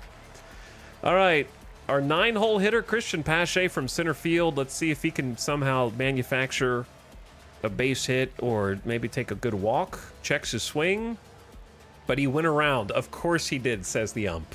Of course he did. Strike 1. Falls behind the count 0-2 after the foul. I missed the MLB 2K series. I don't think I ever played MLB 2K. That's strike 3. No? Ball 1? That's too close. That caught the zone. The ump gave us one back. He did you a favor there, Pache. Strike 3. Okay, you gotta make an attempt, my man. He gave you an extra strike and you just spat on it.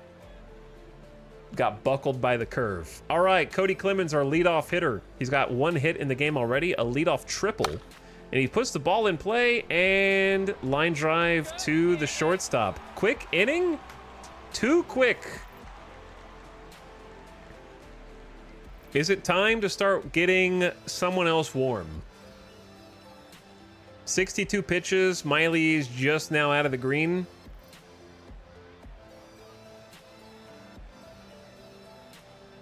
Probably time to start getting somebody warm. All right, let's take a look. Miley is dealing. He's fine.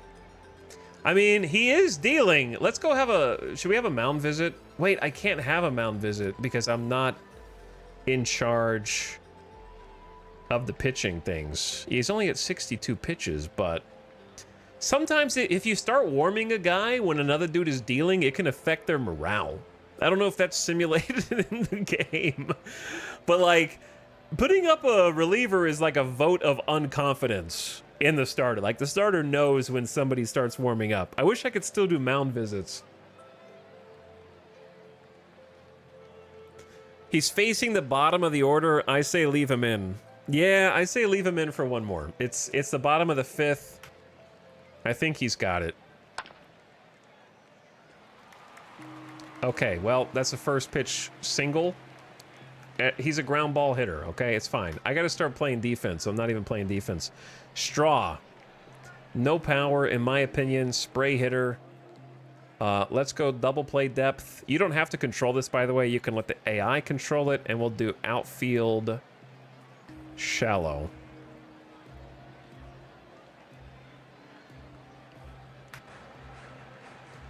He went for a bunt? What was that? Straw squares but misses for a strike. What was that? Was he going for a bunt?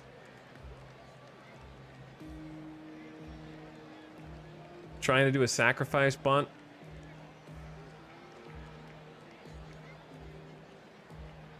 Corners in, maybe?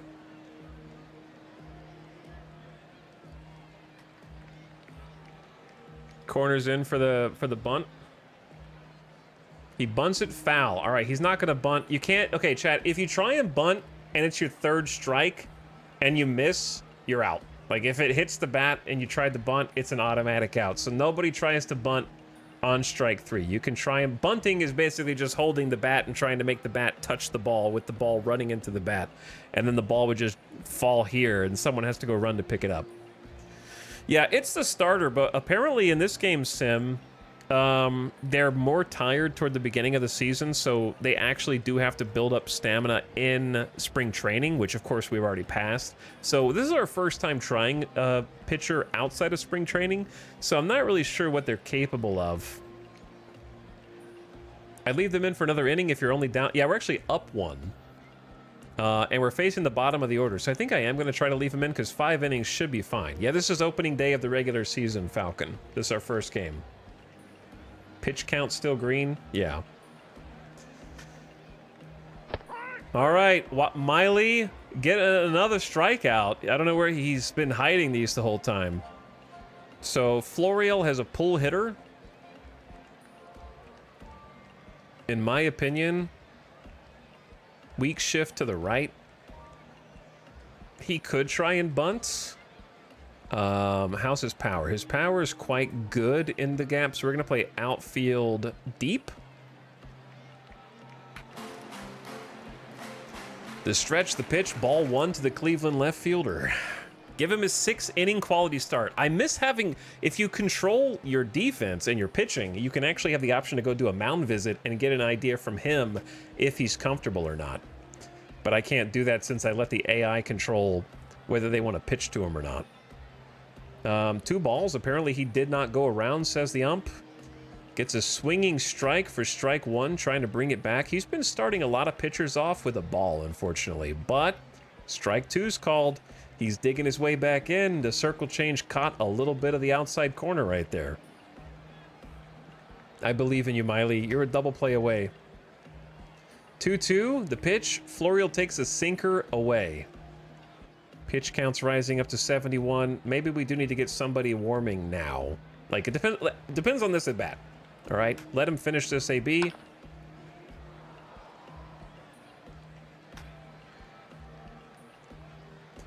His bullpen did well in spring training. Yeah, my bullpen did go well in spring training. Check swing. Caratini asked for an appeal, and that's a walk. All right, we got a man on first and second. Let's start getting some bullpen action going now.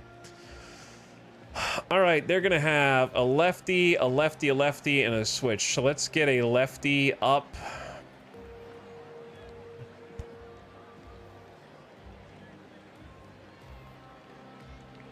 Jose Hernandez is our lefty specialist. Colin Poche is good for a few innings or a couple innings.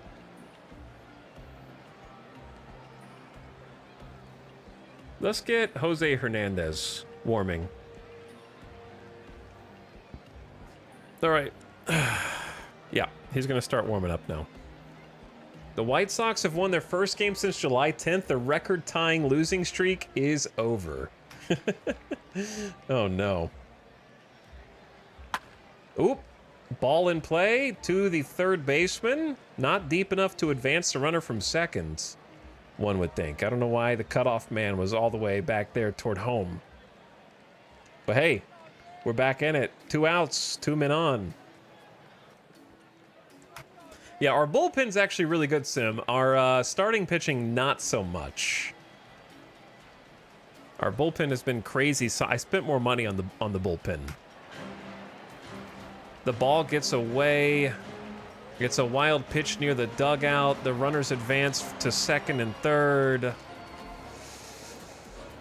Now we don't have the force out anymore.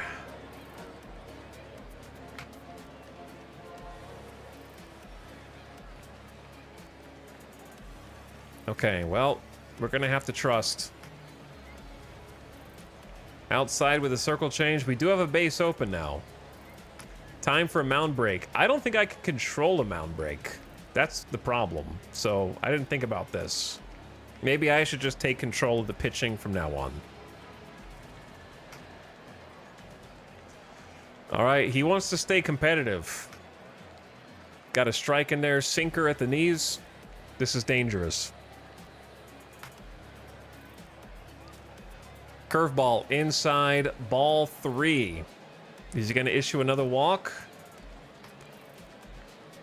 Or are we going to get a full count? 3 balls, 2 strikes, 2 outs. The runners will be off with the next pitch, regardless of what happens. And a foul down the right field line. He's up to 80 pitches now. He's getting tired. Hernandez is still warming. Another foul. They're battling up there. All right, another full count pitch. The last 2 have been fouled away. The sinkers, he's on them. Come on, Miley. That's another foul. He's getting too much contact on all these pitches, dude. I'm nervous. Too much contact. 3 fouls in a row. This is the 9th pitch of the at-bat. To the shortstop, the long throw across the diamond, and we're out of it. Miley puts it away, no problem. All right, he held on to it for 5 innings of no-run baseball, and we start the top of the 6th. So who's up for them? A lefty, and a switch hitter. We can still leave Hernandez up. Jose Hernandez I have marked as a specialist, but that's not entirely accurate. We could get Spear up, but I trust Jose more. So let's get... Hernandez is ready to go. Now, do I need to sit him during my inning? Or is that going to make him cold by the time my inning is over? Or just let him keep going?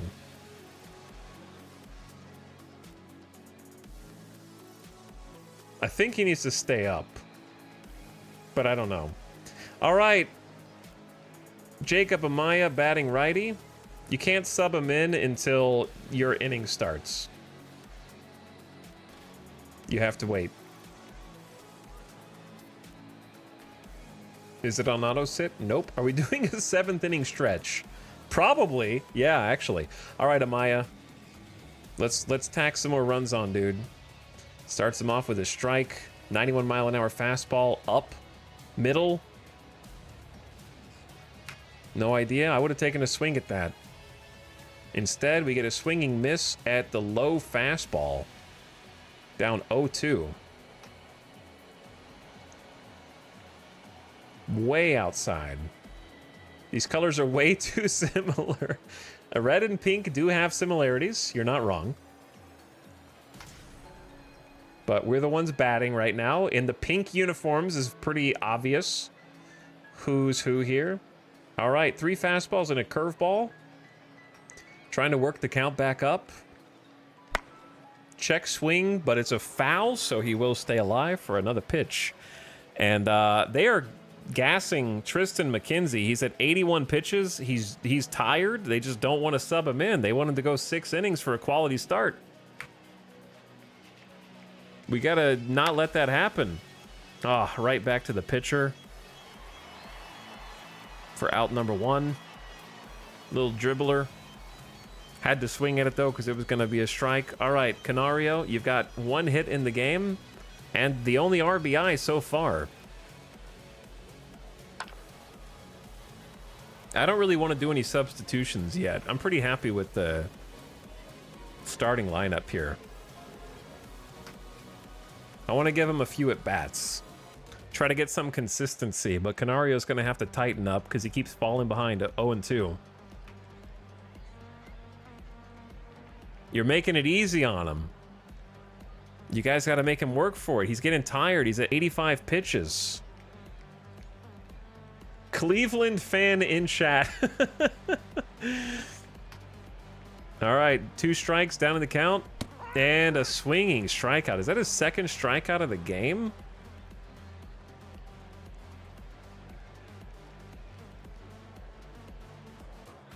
Where's Canario? Yep. Strikes out looking. 2nd strikeout of the game. Not great. All right, David Dahl. I like the matchup. I like David Dahl. He was the star of the spring training. He was the best hitter in all of American League Baseball in spring training. But he had a few days off, and now he hasn't got a hit yet. Strike 1. Low, outside, the curveball, almost in the dirt. Evens up the count. Curveball way inside. Ball 2. All right, waiting for the right pitch to hit. He's at 89 pitches.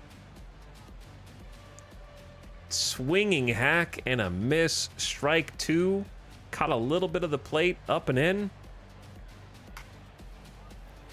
Come on, boys. You're making this pitcher look like a damn superstar. The fastball's high. All right, 3 balls, 2 strikes, 2 outs, full count. And a base hit. Okay, that's good. Extend the pitcher's timeout here. He wanted a clean inning. Let's not give him a clean inning. Make him go to the bullpen. All right, yep, they had to go to the bullpen, so they had to pull their starter, and now Carl Edwards Jr., so we made him tap into the bullpen, deny him the quality start.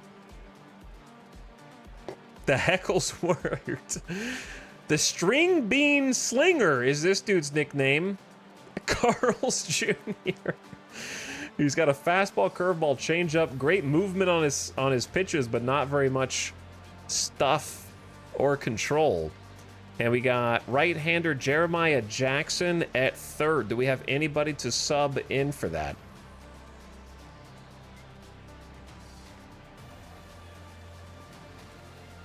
Miles can play third, but not very well.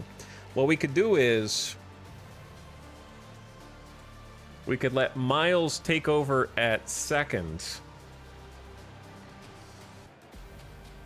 Move Jesus. We need more infielders. We need more this is sad. We only have 4 dudes to sub on the infield. Or just in general. We don't have enough pinch hitters. I say let him play. I mean, Jackson does have a hit today, so let's let him play instead of matchups. I like Jeremiah Jackson anyway. The stretch, the pitch, strike 1. Cut a little bit of the outside. And a foul putting us in the hole 0-2. 2 strikes, 2 outs. Stay alive, buddy. Stay alive. We're gonna need something good. He's coming right at you. Fastballs right over the plate. A check on the runner. He draws a throw, making sure that Dahl's not gonna steal, I guess. A smack, a crack, but center fielder barely has to move, lifted into the air. Couldn't punish. We got 5 hits and only 1 run. All right, Miley. I think your day is done.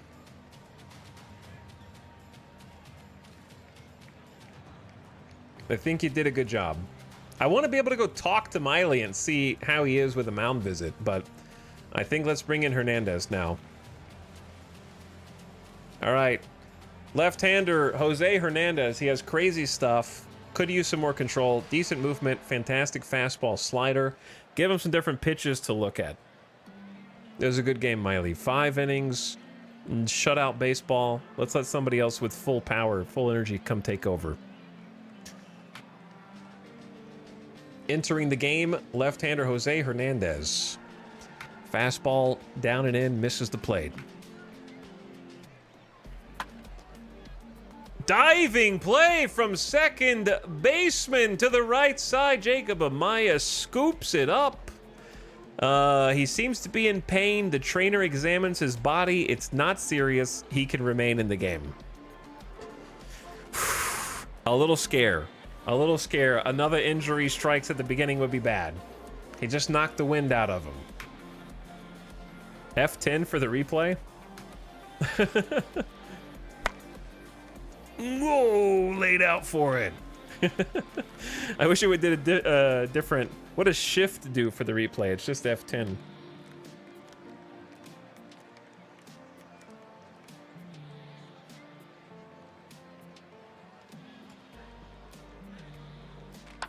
Oh, you get the stats. You get the superstar replay. Chase DeLauder was the batter. Line out.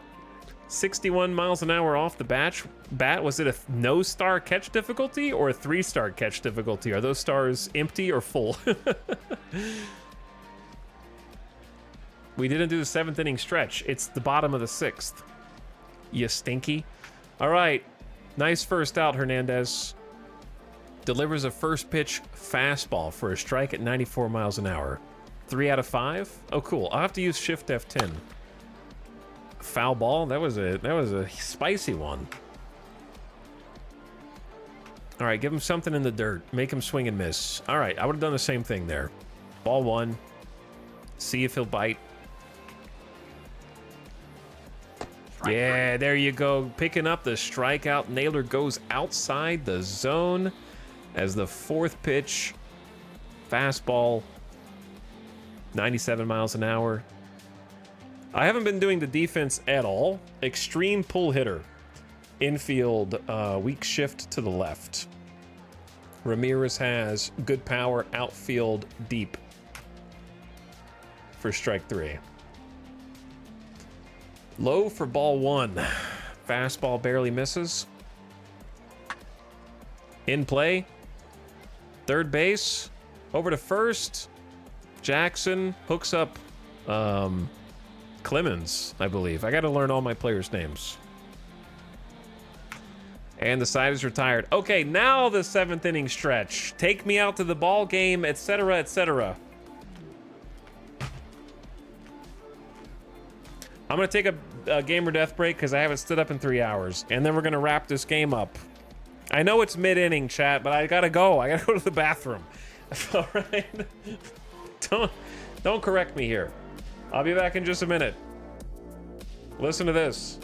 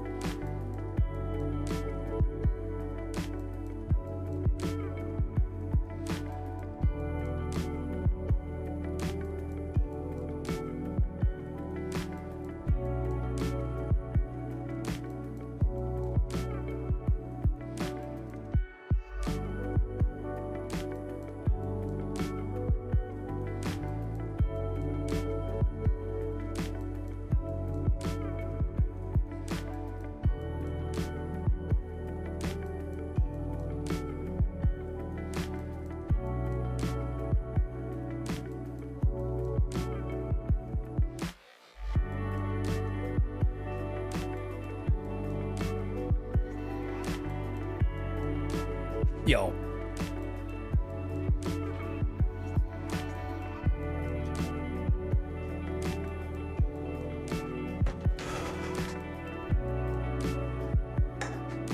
What's up?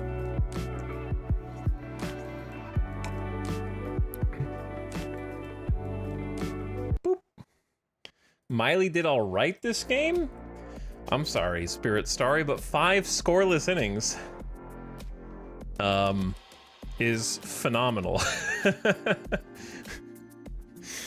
You're saying, like, I guess that's okay.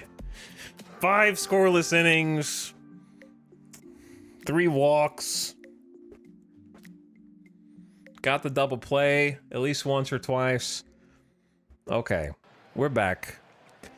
Chow, we got to put up some more runs on the board. We got 5 hits, only 1 run to show for it, and we're gonna have to grind this out. You know what we have to do first? So we have to get somebody else warming up in the bullpen, in my opinion, because I don't really want to leave Hernandez out there for another inning. Says he's got 8 pitches today. I don't really want him to sit and then come back up again for another inning. I think we get somebody else. Let's see who's coming up to bat for them. They got lefty, lefty, righty, lefty, lefty.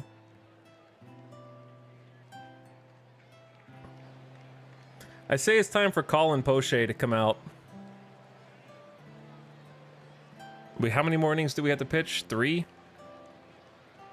So we're probably going to do like Colin Poche, Ryan Fernandez, Garrett Clevenger, something like that. Yeah. All right, let's get Colin warming up.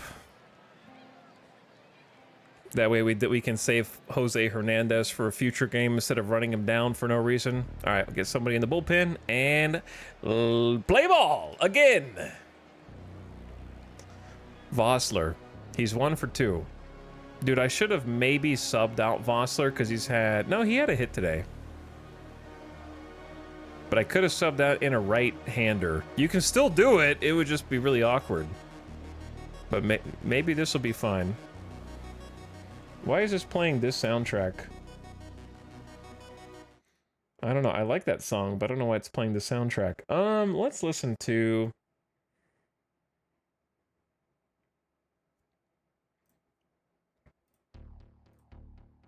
this, I guess. Yeah, I probably should have put it in like a sub for DH. Oopsie. Too late now. I'll get better at managing. Vossler takes a rip at a sinker for strike 2. Down in the count. 1 ball, 2 strikes. And that's strike 3. Yep, I should have made a sub. 4-pitch strikeout. Tim Herron. How are you, Tim? Tim, he's a 2-pitch pitcher. Sinker cutter. It's going to be one of the 2. He dares you to hit it. All right, at bat, right-hander Caratini. I believe in Caratini. Bat and righty. I wonder, okay, so like Caratini's a switch hitter. If I look at his batting stats, can I see his splits lefty versus righty? Like, not, okay, whether he's batting lefty or righty.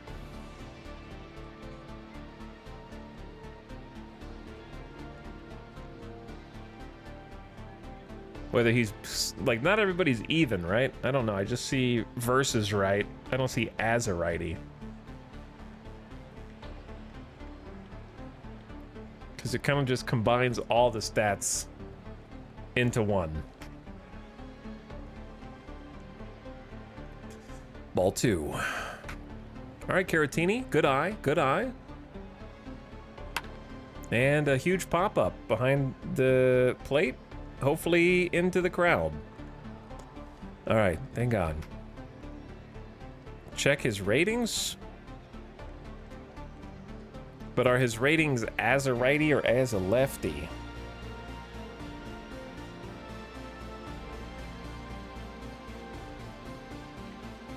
He's better against right-handed pitching, basically.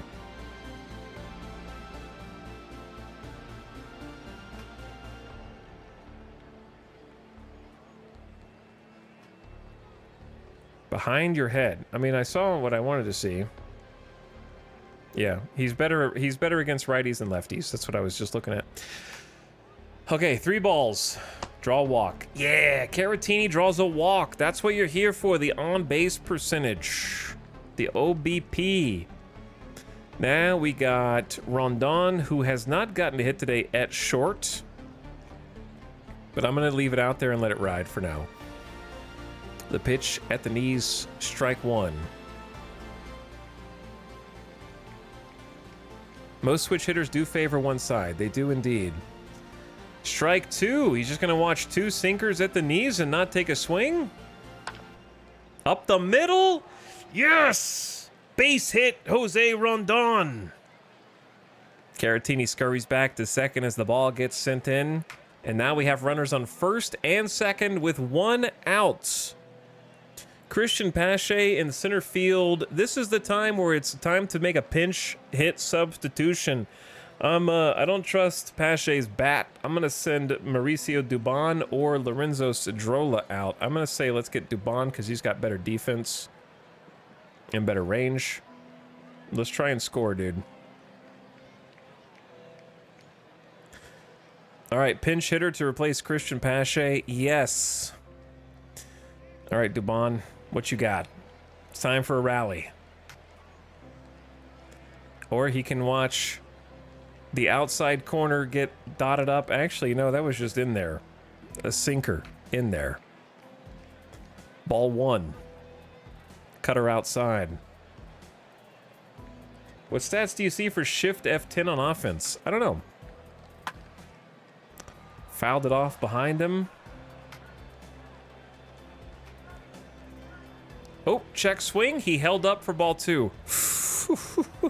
I thought the ump was going to ring me up on that one.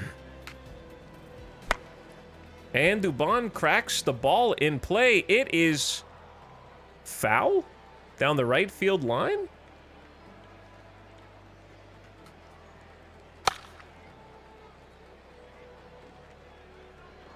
Oh.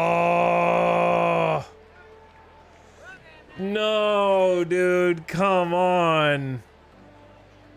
That sucks. This replay system's actually amazing, though.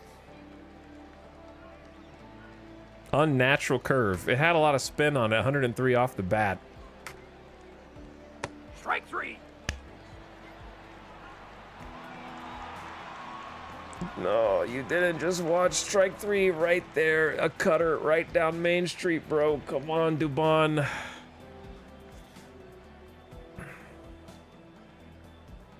Do we leave Cody Clemens out there? Yeah, we kind of have to. I believe in you, Cody. Strike one, knee high on the outside corner. A cutter. Strike two. Clemens is behind 0-2 with 2 outs. Come on, boys. We gotta string some things together. You're just watching them come in. Cutter low, 1-2. Ball one. Took a hack to the second baseman for an easy out at first. Side is retired. Now we have take me out to the ball game.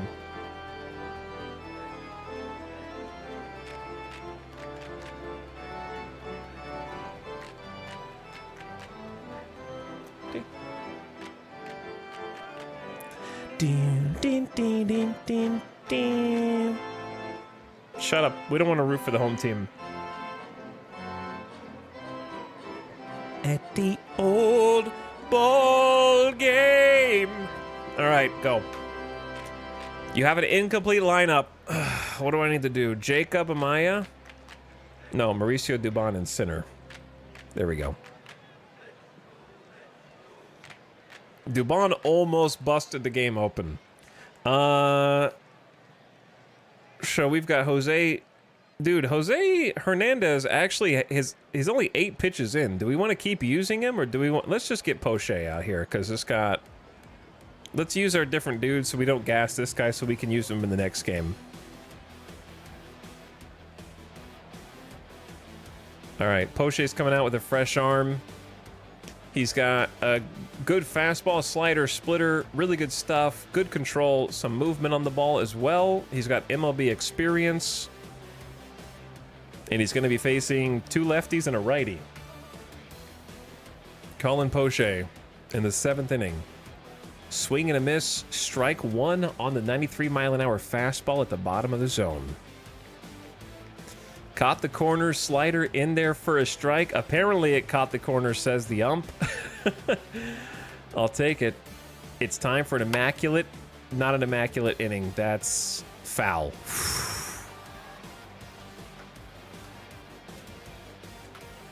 This is the replay, by the way. Replay. Right there, dude. Right there, just off the side. All right. The 4th pitch of the at-bat. Low. In the dirt. Ball 1. Another foul. He's starting to... Manzardo is supposed to be a pull hitter. But he's off. He's swinging late on all this stuff. I'm still going to shift to the right. Manzardo's got power also, so I'm going to do outfield deep. Move it around. Strike 3. Line one up, knock one down. How much do the best pitchers make compared to the best hitters? Well, if you're Ohtani, why not be both? Deadly, look up how much Shohei Ohtani has made on his last contract. All right, Colin Poche, let him know why we're paying you $3.6 million. Watson is a lefty, so we got lefty on lefty, and he's a pull hitter. Line drive. So I'm going to do infield to the right, outfield to the right. We're leaving that left field gap open. And how did you not catch that, actually? And where's the cutoff man? How was that a double? I even shifted to the right, and we still didn't catch that in the gap? No hustle. Hold up. What, dude? This is the replay. Like, why did you run that far back? Right? He ran behind the ball.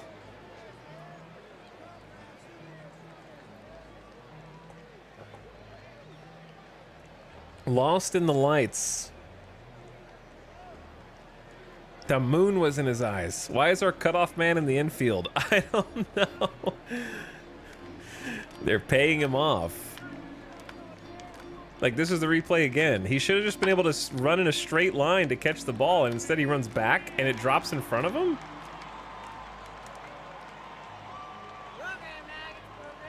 I don't know, dude. That one confused me. But now we got a man on second with only one out. Straightaway center. One out. Not going to test the arm in center to try to advance to third. So the runner could have tried to tag up and move to third on that deep fly ball, but it wasn't deep enough. All right. Poche, you can fix this. I know our outfield let you down, but you got one pitch, one out. What do you got? Strike called. He gets ahead with the fastball. Smack. Right to short. And the out at first. Clean inning. The Vultures have the lead 1-0. All right, put up another 0 on their side. Let's do it. All right, we're going to the 8th. Next, we were bottom of the 7th, but for us, I'm thinking about substitutions. Let's get, we're on offense right now, but I want to think about the next inning, and they've got a lefty, switch, lefty. Lots of lefties on this team. Ryan Fernandez is a good righty that we have, but if we care about matchups, we should bring out Spear. Spear has been good for us, but he's questionable overall. I say he's on the team. Let's trust him. We got to put him in a leverage position and see what he does. Get him in the bullpen. We can also get Fernandez warming up. And we can just choose whoever we want. That way we have an option, you know what I mean? So let's get double action in the bullpen, Spear and Fernandez. Clevenger's our closer. So he's going to come out for the 9th. All right. Jacob Amaya, our second base. Batting second right now, but first for this inning. Let's get it, boys. Who's coming out for them? The sinker miss low and inside. This is Tim Herron. He's coming back out for another inning of work. 23 pitches in. Low and inside for ball 2 in the same spot. Fouled it off. A little dribbler behind home plate.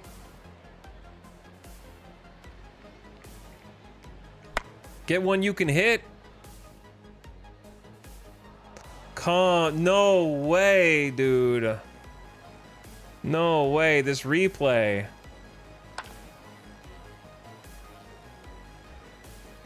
No way, dude. Again. The wind out here is crazy. Which way's the wind blowing, dude? Same spot. All right, now we're down to 2 strikes. High and inside, says the umpire. It was high and inside. Missed the box. They got wind turbines running. Full count. Ball 4, says the ump. I was braced. I was ready. Maya takes the walk. Free pass, leadoff walk to first to get a man on. Yeah, no, that did miss the plate. Good call, ump. Good call. All right, Canario's back. Batting righty.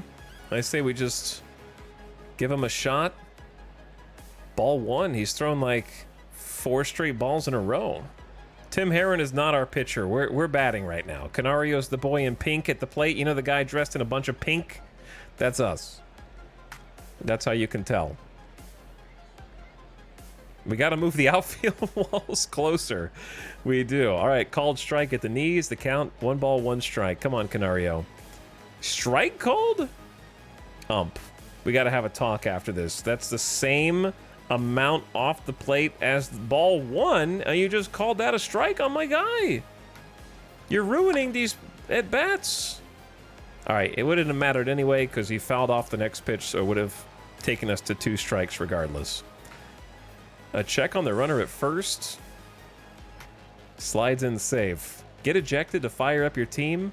Strike 3. I'm going to have to if I see Canario strike out like that again. On a cutter right down Main Street. Challenged. Couldn't do anything with it. All right, David Dahl.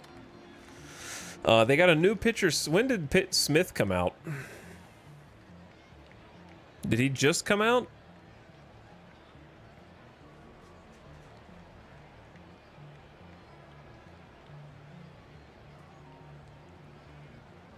I think he just came out, didn't he? They brought a right-hander, Smith. He's got crazy fastball slider splitter. Yeah, he's got 0 pitches. Okay, David Dahl, I trust you. This is a good matchup for you, but you're going to have to do better than that. That ball stopped moving. It had backspin on it.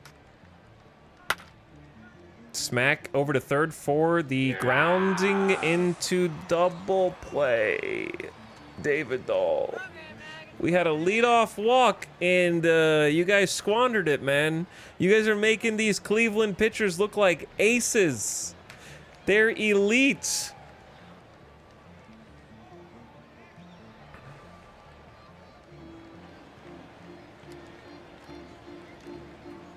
All right, I'm bringing in Spear, and I'm hoping for the best. Spear has the potential. Just great control, fastball, slider. He's got some decent stuff. He fields okay.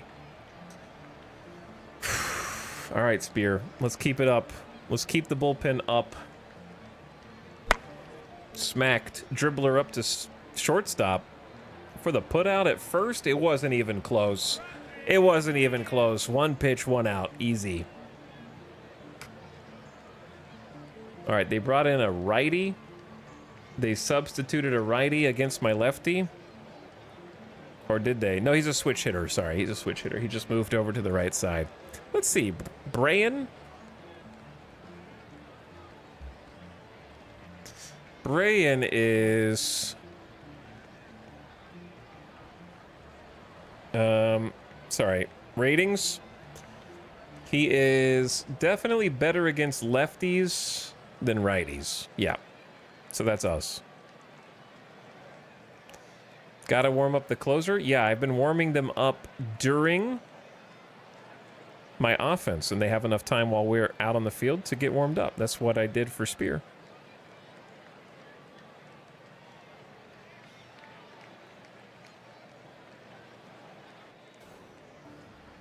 Oh, you can look at his spray charts. Is that only for this season, though, I'm assuming? But yeah, I've got Fernandez in case I need a reliever for Spear, and then we get the closer up when we take the field again. I mean, when we take it off the field. Anyway, Rocky is a spray hitter. We're going to leave our defense the way it is. His gap power is decent. Yeah, just leave it default. Oop. The assist. Come on, we bobbled the ball at first, boys. Spear can't squeeze it, covering first base. That's an error. The errors are coming back to bite us. Sloppy work on the replay. First baseman makes a nice play, and then we bobble the throw over. Oh. All right, Spear, you're going to have to earn an extra out. First error of the game. Of course we make an error in the first opening day game, though.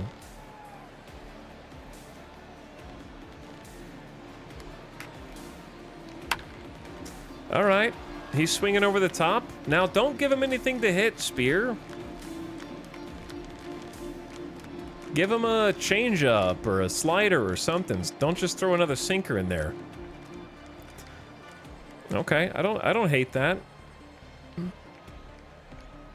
1 ball, 2 strikes. Pop up out of play into the stands. Someone gets a souvenir to take home today. Fly ball out to right field. The right fielder running over and can't make the play in foul territory. You're gonna have to speed up. You gotta run faster, you slow pokes. That was hustle a little. Ball 2. All right. 6th pitch of the at-bat. Missed a little bit on the inside there. He's seeing too many pitches. It gets more likely he's going to get a hit every time. All the way back. Down the line, deep, drifting toward the seats, but out of play. Let's get the replay on that. That hook foul is crazy. The lucky breaks. It's wild, man. All right, did I check out DeLauder's stats? He's a pull hitter, but that was not... That was a hitting opposite field, Apotaco. Let's do infield at double play depth. Let's do outfield. I should have already done this, my bad. Let's do outfield shift. How strong is DeLauder? He's pretty strong. He's got power. Let's play deep.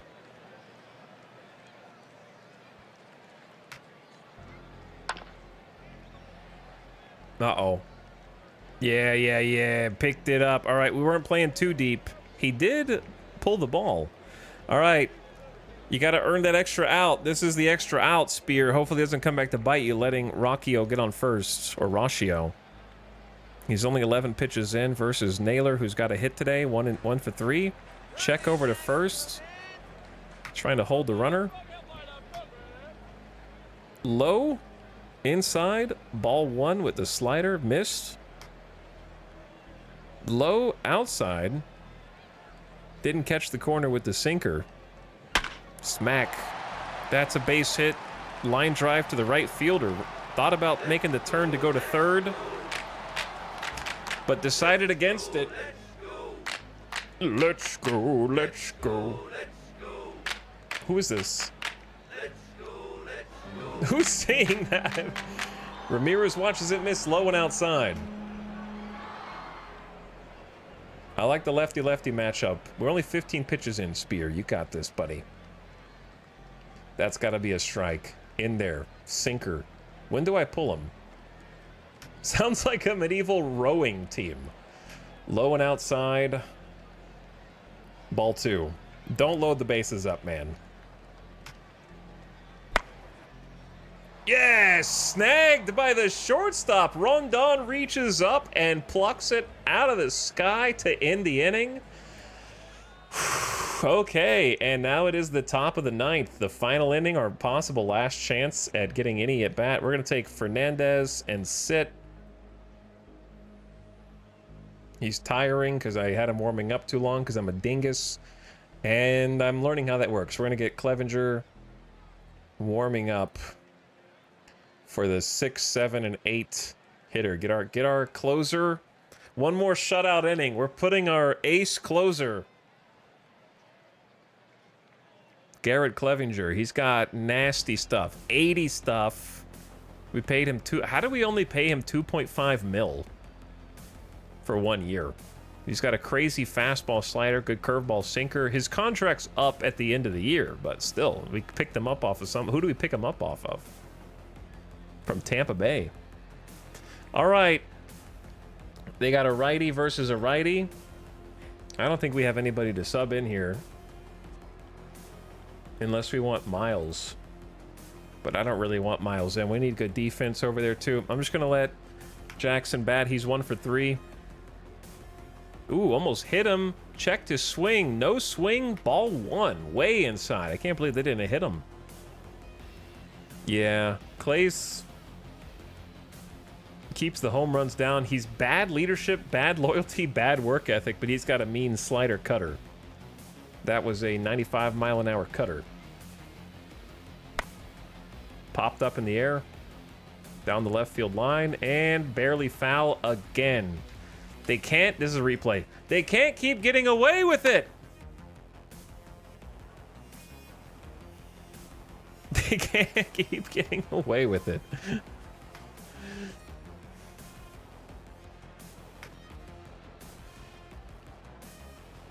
A swinging miss for strike 2. At the knees. Are there magnets in those? Are there hidden stats? Those stats are hidden, Zat. Those are stats that my scout thinks that guy has. So there's a lot of unpredictable aspects. I can compare those stats to what the Scout Association thinks he has. So my scout thinks his slider is better than the Scout Association has. And then there are actual intangibles where players can have improvements or declines in their batting or pitching or fielding, regardless of what your scouts think. Does your scout have stats? Yes. Your scout also has stats.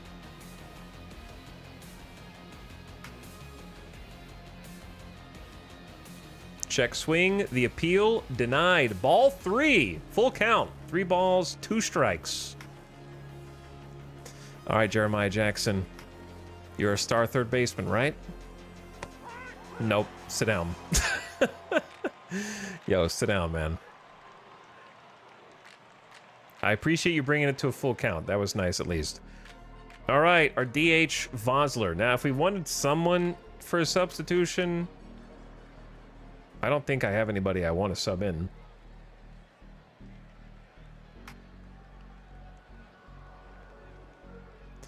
Here's the pitch. Outside corner. Strike 1 called. Barely caught the edge, says the umpire. And we're down in the count 0-2 after the foul away on the cutter low. And that's a ball. Make Clace work for it a little bit, dude. Designated hitter, you need to hit, bro. Okay, barely got a piece of it. That's good. Good enough. Stay alive.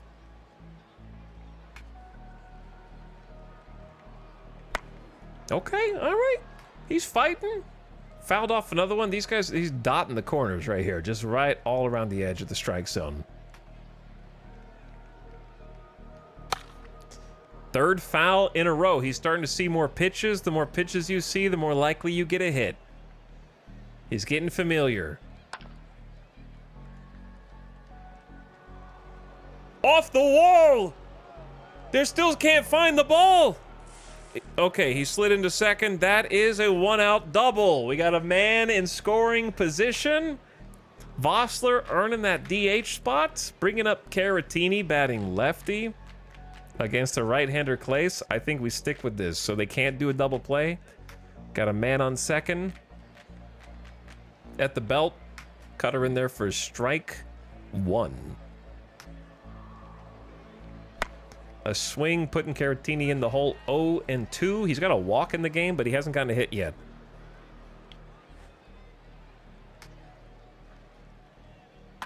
Put the ball in play, advance the runner to third, but bobbles the ball at first, and everyone is safe. A bad throw. To third goes Vossler. Huh. Yeah, that's gotta be an error, huh? Yeah, reaches on an error. E4. Ground ball. Well, okay, then we still got only one out because they dropped the ball. Man on first and second with Rondon up batting righty at short.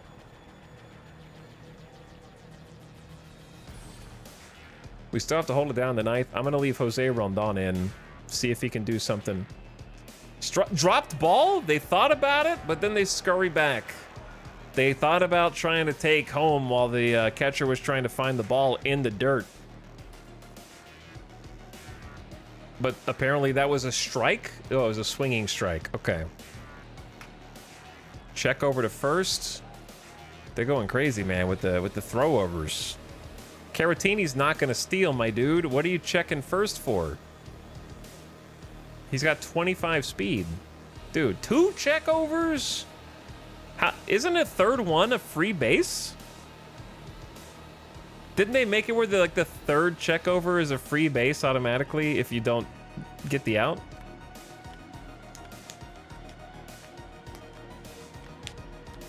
If he does it again. The ball almost down the first base line. I don't think that's modeled and out of the park. Oh, that's too bad.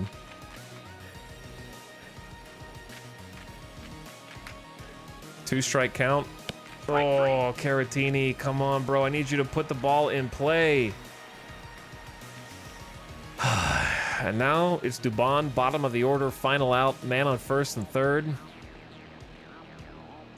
Get a pinch hitter? Bro, I don't have a pinch hitter. I got Cedrola. I don't have a lefty, except Miles Mastrobuoni. I have to play defense after this. So, like, I could sub out... Pretty much the only person I could sub out is Lorenzo, and he could play center, but only at a 50.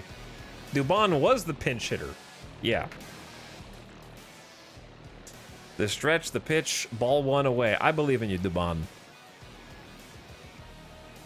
I need defense in center. I don't want to sub Dubon for our third best defense right now. Cutter at the knees, called strike. 1-1. And out at first. Dude, the lobs are killing us this game, man. The lobs. 7 hits, 1 run ball. All right, Garrett Clevenger is ready to come in. He's got this. Our ace lefty getting 2.5 mil with the amazing stuff, 80 stuff. Coming up against a righty, Lavastida. I don't know how to say that. Sorry, Brian.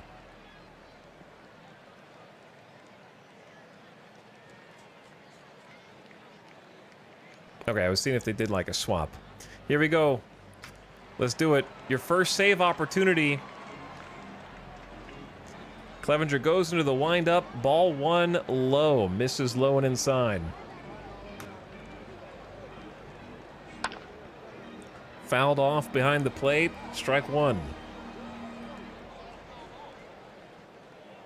Ooh, a swinging strike for strike two. Okay, 1 ball, 2 strikes. He's locked in on the fastball right now.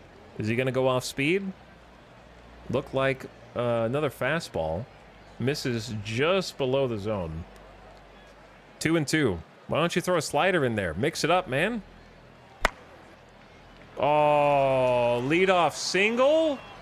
Past the diving third baseman or shortstop? Oh, it's getting tense out here. It's getting tense. Rondon took a dive. Dude, that was actually not a bad pitch, but like 5 fastballs in a row? Who's the pitching coach? Why would you not try an off-speed pitch? I mean, the location's fine. It was like off the plate, but like he's seen 5 fastballs. Now we got a lefty v lefty. Chat, I'm nervous. Are we going to get walked off in our opening day game? Oh yeah, I should play the defense. Cotton candy. Cotton candy. Ball 1. Come on, ump. Now you pull out the slider. All right, Watson is a pull hitter, line drive hitter.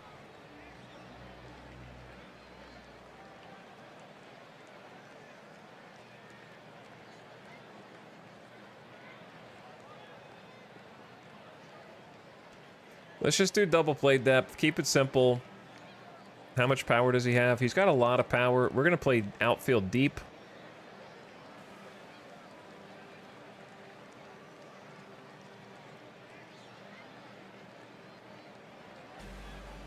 Actually, let's do outfield shift right. A swinging strike for strike 1.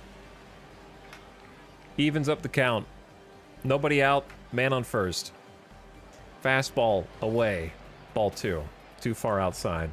Come on, Clevenger. Let's settle down. Let's settle down. Nice swinging strike. Rips right over the top of another low fastball coming in at 96 miles an hour. All right, mix the slider in there, dude. You've got 3 other pitches. Give him a curve. Give him a sinker. That's what we pay you the big bucks for. The swinging strike also on the fastball. This dude is just like all fastballs, I guess. He'll never expect 5 fastballs in a row. Okay, Miles Straw. Not a lot of power. I would say outfield shallow. He's a spray hitter. We're going to stay in double play depth. Ball 1. Come on, that curveball caught the corner. Ump. Inside with the fastball. Ball 2.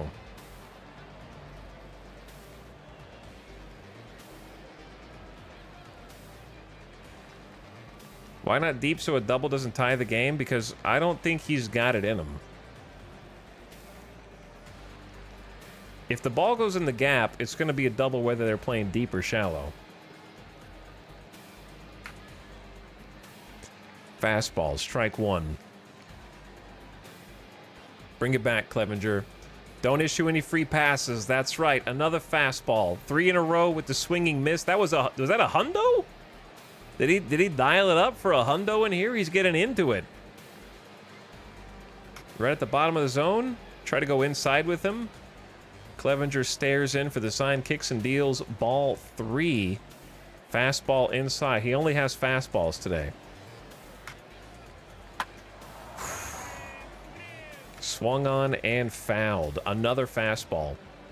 He likes the fastball right now. Oh! Oh, you gotta be kidding me, dude. My heart.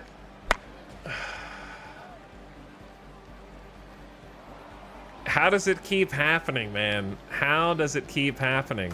Look at those dudes. Hold on. Look at the dudes.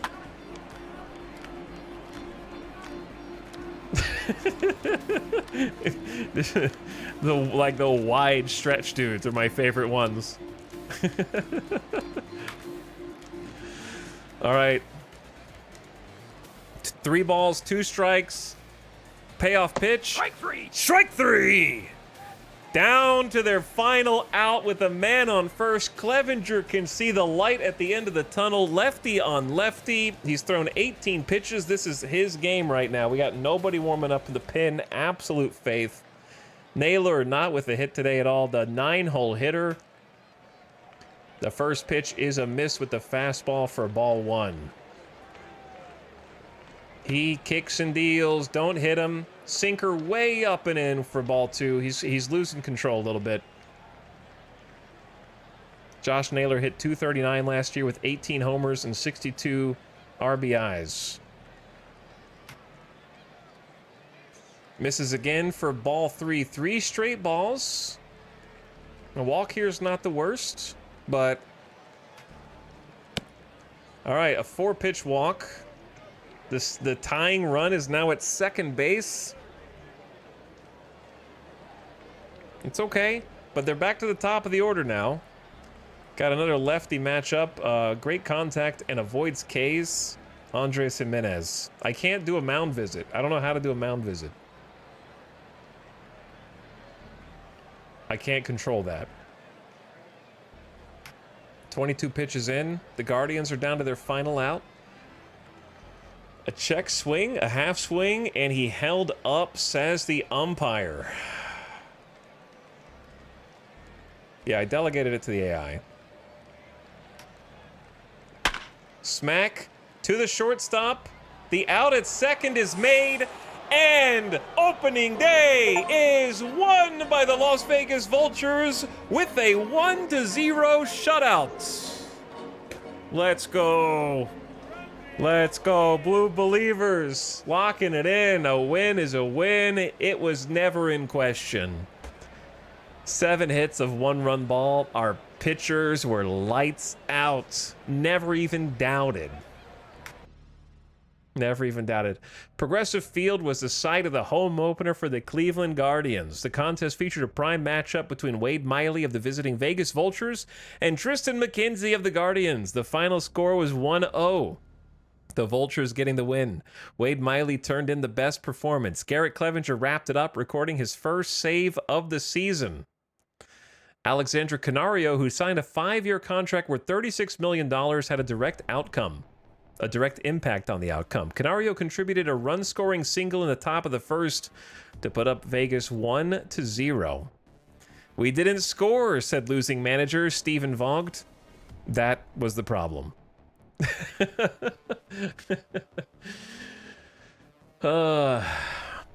I've literally been watching for 2 hours and I still don't know how baseball works. Bloody Drongo, you're probably one of those crickets, aren't you?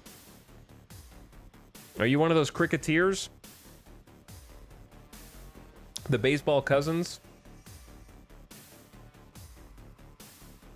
The Vegas Vultures are undefeated all time and have never allowed a run. The total number of MLB players in history who've scored a run on the Vegas Vultures is 0. I am a cricket, but F1 is my sport, really. Dude, do you play F1 Manager at all? I heard that one's pretty fun. I don't know anything about F1 either. Does Miley, whoever was pitching when we scored, gets the win? So we scored in the first inning, so Miley should get the win. Wins are one of the most useless stats in baseball. It's great fun, yeah. One day if I get like into wanting to play the other management games, because I really like these management games, one day maybe I'll learn how F1 works and try that out, because it could be cool. Miley pitched 5 innings, 3 hit ball with 3 walks, but managed to prevent any runs from coming across. And then our bullpen just came and was lights out, giving up a combined 3 hits and 1 walk with 4 strikeouts between them. Stop the count, dude. They made an error. We made an error also. Spear almost cost us a run. All right, we got it. What is a WPA graph? Oh, is this like chance to win? This is like when our chance to win the game. I don't like these. They don't mean anything to me. Do you guys use these during the game or what do you do? You could use them to gamba. We were actually predicted to lose, I guess. But we won. GG, dude. You have unlocked the following achievements. A 5-star play, first time. 2 5-star plays versus the Cleveland Guardians. What were my 5-star plays, I wonder? And then a shared shutout. We shut out the Guardians in our first game on opening day. Let's go. Save that right now. Let's play another one. Let's just go again, right? I don't, like, here's the thing. I don't want to play every single game of the season, but I also don't want to simulate all the... I like managing. It's fun to, like, try and manage the games, but I also understand I can't play 162 games. Now simulate till October 30th.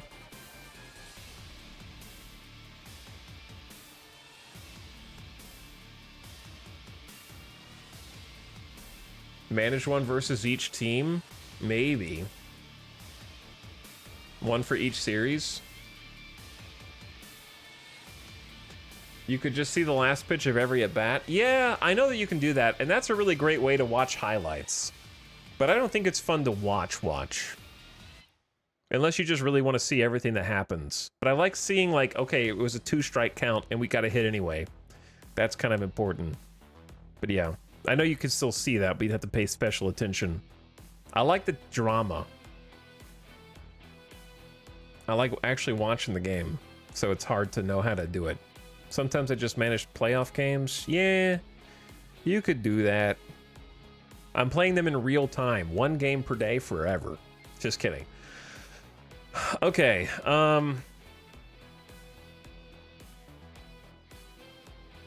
so to get ready for a second game...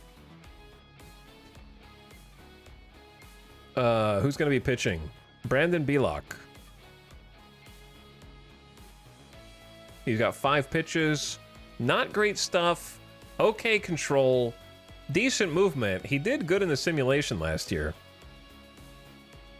This would make a great VOD series or YouTube series. That's funny. Yeah, maybe. What is stuff? It's a measurement of how unhittable a pitcher's pitches are. It's kind of just like... You look at it and go, whoa, that was nasty. He's got great stuff. He's got the stuff. If you play football, it's like flair. A quantity for the unquantifiable, yeah. You might hear someone say he's got electric stuff. All right, let's pay the Blue Believers. And let's play another one. We won the opening day game. You guys are going to get to gamble on the next game, too.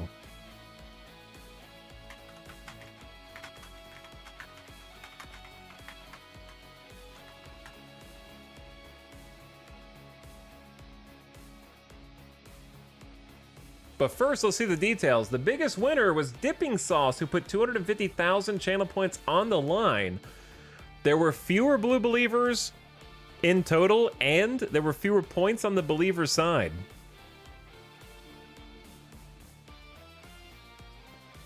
Wait, no, there were more points on the Believer side, but fewer bettors. So fewer people put more points. They believed strongly. The biggest loser was Lou M, who lost 250K on Pink Doubters. Congratulations on the 4.5 almost million channel points that Believers just inherited. Fantastic job. All right, let's listen to some Katana Zero. 10K wagered. Congrats on your winnings. All right, give you a new prediction. You've got 10 minutes to bet.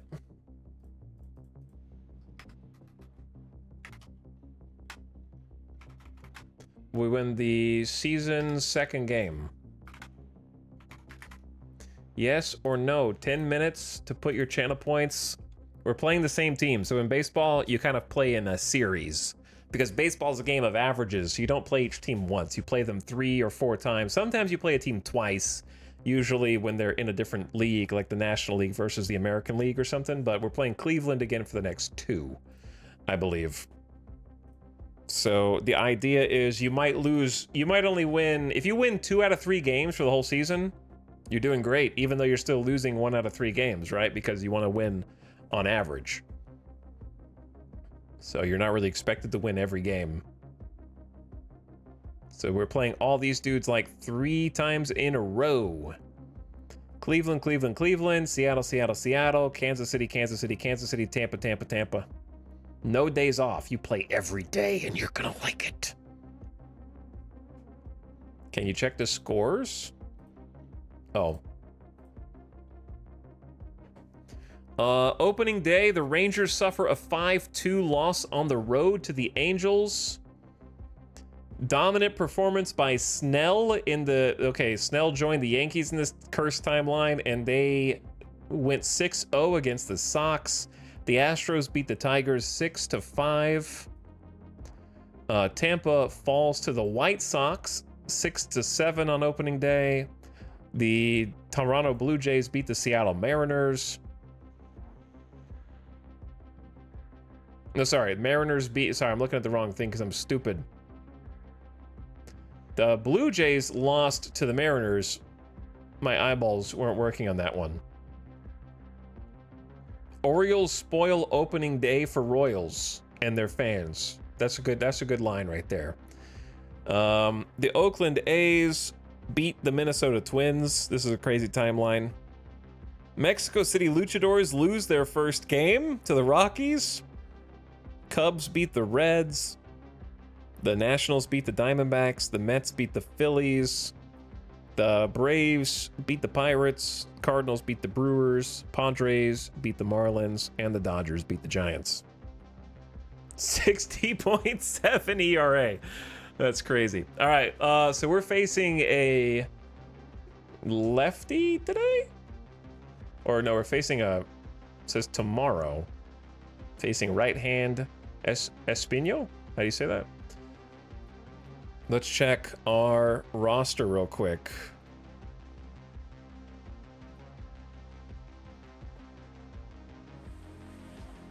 So, pitching wise, we got Belloc, and then Clevinger is exhausted because he had to pitch too much. We got Fernandez, can close this next game. Jose Hernandez only pitched like 8 pitches. He can come back out. We got Nick Sandlin, Brock Stewart, and a Noah, hopefully, right?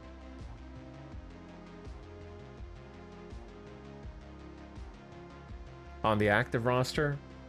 Why did I feel like I didn't see Inoa, Stewart, Sandlin on the substitutions yesterday. Maybe I had a filter on? I don't know how to check what the 5-star plays were. They'll rest a little bit by tomorrow, but probably only Colin Poche is only slightly tired.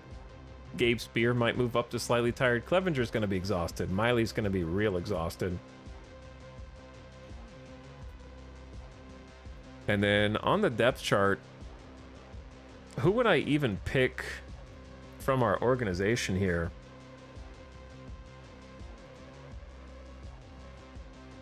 What's the easier way to look at this? To look at the expanded roster.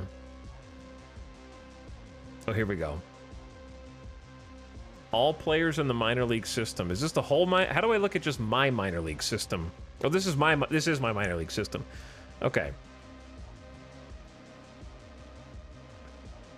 So if I wanted to move people up or down, here's a question. If let's say I moved Ian Anderson down to my minor league system, if I pull him back up in the same season, can I keep moving him up and down as I please? Or is every time I take him back out of minor league, even though he's already on the secondary roster, if he's on the secondary, can I keep swapping him back up and down if I want to?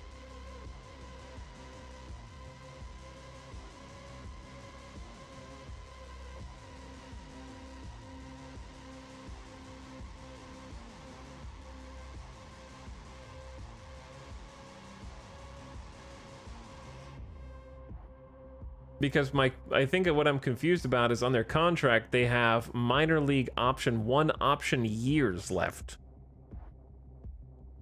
So is an option year not an option for a whole year?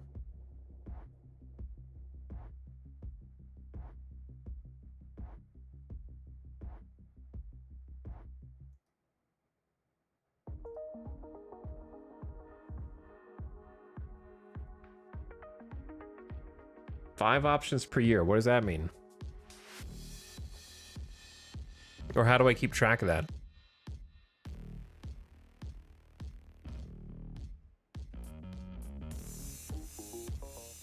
If you move him too much, he gets dizzy, yeah. I don't want him to get dizzy. Under times option this season. 0 asterisk.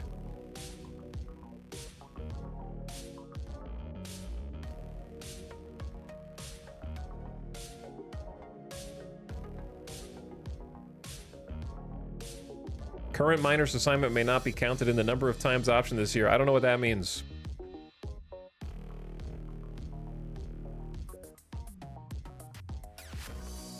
I think we're just ready to go again, to be honest.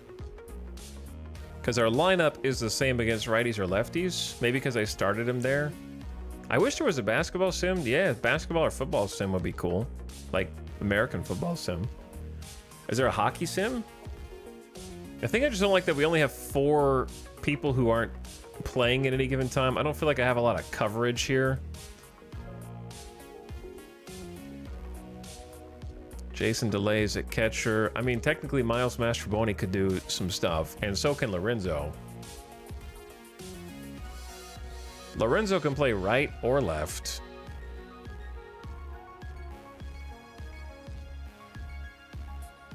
And I feel like he should get some playing time. Maybe he could come in as a DH sometimes. Not DH. But he's got pretty good range. We could just sub him out in left or right for a pinch hit. He can play shortstop if he has to. I Googled that question and it auto-filled almost immediately. Which one? If there's an NHL one? Pretty sure the same company that makes this is a hockey sim. Gotcha. Yeah, so they have FHM, which of course stands for Frickin' Hockey Simulator, Frickin' Hockey Manager, Full Hockey Manager.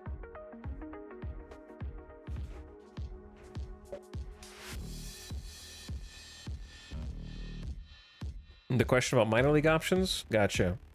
All right, let's do, I think let's just go into the next game. Is there anything you think I should change?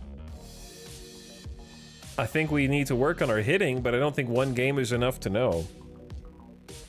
I need to get these guys some playing time and kind of get a feel for what they actually are going to produce. Are you going to do every game live? No, but right now I like doing it, so I'll do it as long as I like doing it.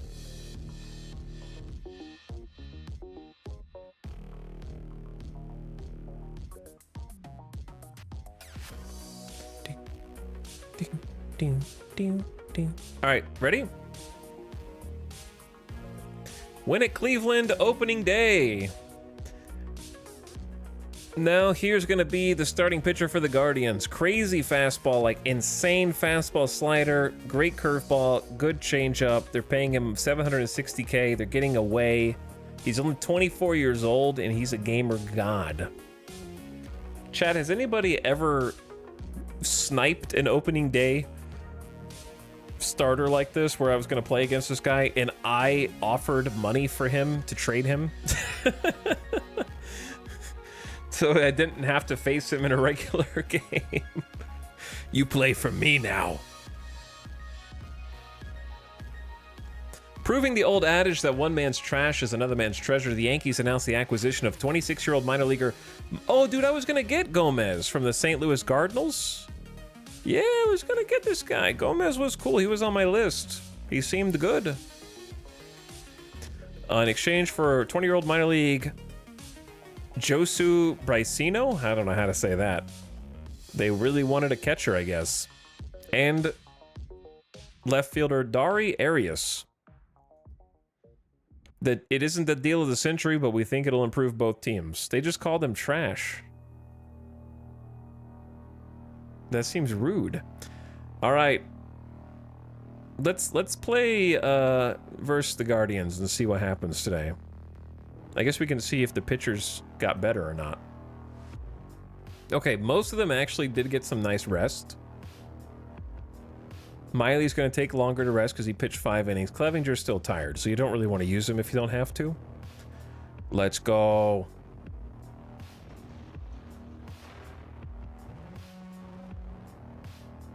I didn't really like the small labels. Let's go back to large labels for now. Player labels color, automatic or team background. What is the difference?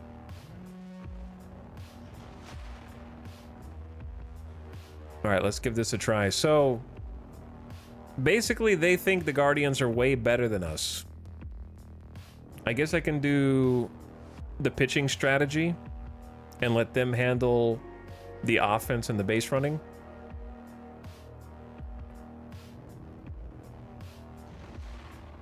And the substitutions.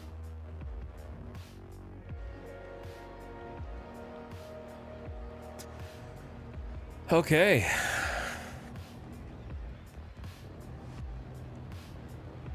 We're up. A rematch.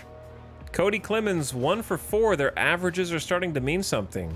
Yes, I know you can change the camera views. How do you think I got the dynamic over the shoulder cam for each pitch? We already changed it. See, I don't think the AI does any defensive strategy either. I haven't noticed him actually doing the shift or anything like that. I remembered often enough when it mattered. All right, Cody. Play ball! Welcome to Progressive Field. The Guardians are playing the Vultures. The season is 1-0 in favor of Vegas. It's partly cloudy, the temperature 34 degrees, wind blowing out to left. Game on! First pitch. Winds up for a low ball under the bottom of the zone at the knees. I'm playing baseball right now, Spirit Starry. I am playing baseball. Look at this. Look at this baseball. Fastball misses 2-0. All right. Cody, good eye. Take the leadoff walk if they want to give it to you. Don't swing. He held up in time. That's ball 3. 3 balls, no strikes. Take all the way. Yep, fastball over for a strike. I would have made them do it also. Swing if you want to. Hitters count. Back to shortstop. And the out at first is made. Clemens is retired. That was a good one to hit. Slider caught too much of the plate. Middle. Is there a game like this for NFL? I don't think so. All right, Jacob Amaya, our second baseman, did not get a hit last night or earlier today for us, but puts it in play to second.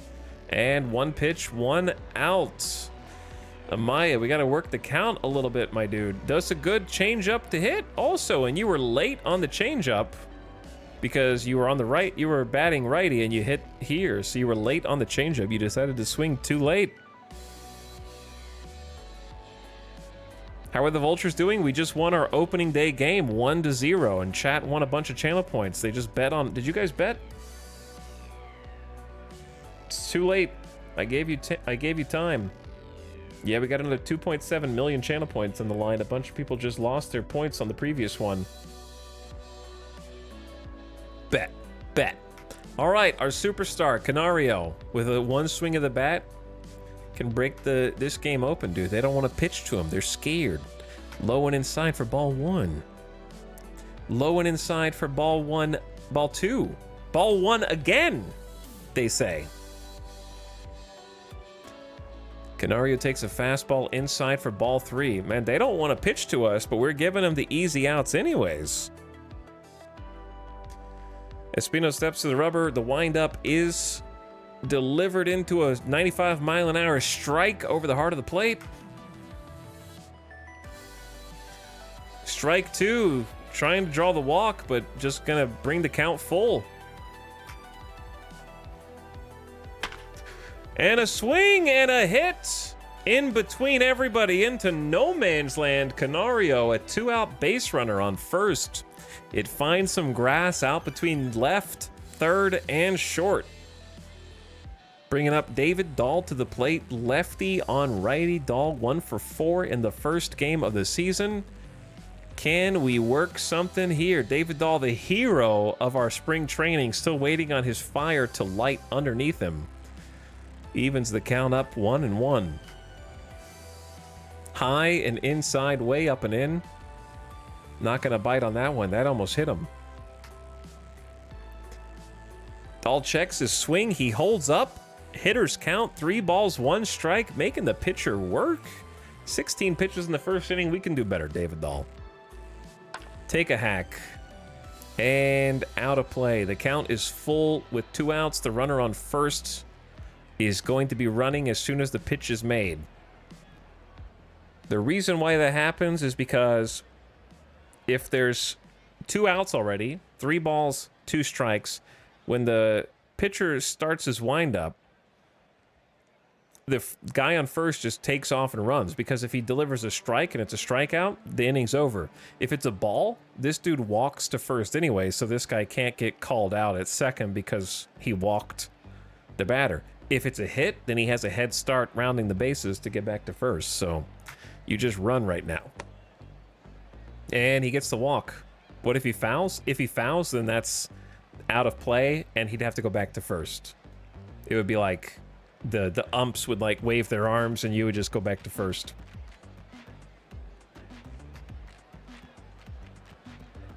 So pretty much that. But he walked him, so we got a man on first, man on second. Jeremiah Jackson up to try to be the hero as a changeup gets called for a strike. Caught a little piece of the outside. Ooh, check swing. No swing, says the umpire. 1-1. Come on. Ooh, crack down to center field. Is it deep enough? Center field, deep. That's a home run. Jeremiah Jackson with his first homer of the season to deep center field. Scoring 3 in the first inning off of this ace. Dingers, baby. Let's bust it open. 2-out magic. 2-out magic. Let's see the replay. 412-foot home run almost into the stands on a 101-mile-an-hour fastball. Launch angle 30 degrees, 102.5 miles per hour off the bat. A beautiful homer right down center. Let's watch that one more time. There she goes, the deepest part of the ballpark. He didn't cheap out on that one at all. I love the little run. This run animation is so good. Oh, dude. Clear the bases. Nice start. That's the first homer in Vultures history. That's true. And Jeremiah Jackson, our third baseman. I told you he's a star. First homer in Vegas Vultures history. He's a 3-run, 412-foot dinger. Yeah, we didn't take a loan out on that one. We earned that one. And now our DH, Jason Vosler, is up outside with the fastball, making the pitcher work. He's at 22 pitches in the first inning. It's still not over. We could strike again. Vosler is one swing away from another dinger. He's definitely got it in him, and he's in a 2-ball count, no strikes. Takes a hit, possibly into the gap, but, oh, it falls right in front of the center fielder, who throws it back into the cutoff man as Vosler slides into second. That's a 2-out double. The inning is still not over. He's safe. That was a long slide, yo. Victor Caratini, our catcher, comes up batting lefty against the righty Daniel Espino. Espino? Is it Espino? Who's 24 pitches deep into the first inning. Great curveball to hit there. Caught too much of the plate. Hanging up there at 76 miles an hour. Sitting on it. Taking it deep. And out of play. A little chip shot. I thought he was getting greedy, but he knew what he was doing. He knew what he was doing, yeah. Ooh, late swing on the curveball. Falls behind 0-2. We got Jason Vosler on second. Can we find a way to bring him in?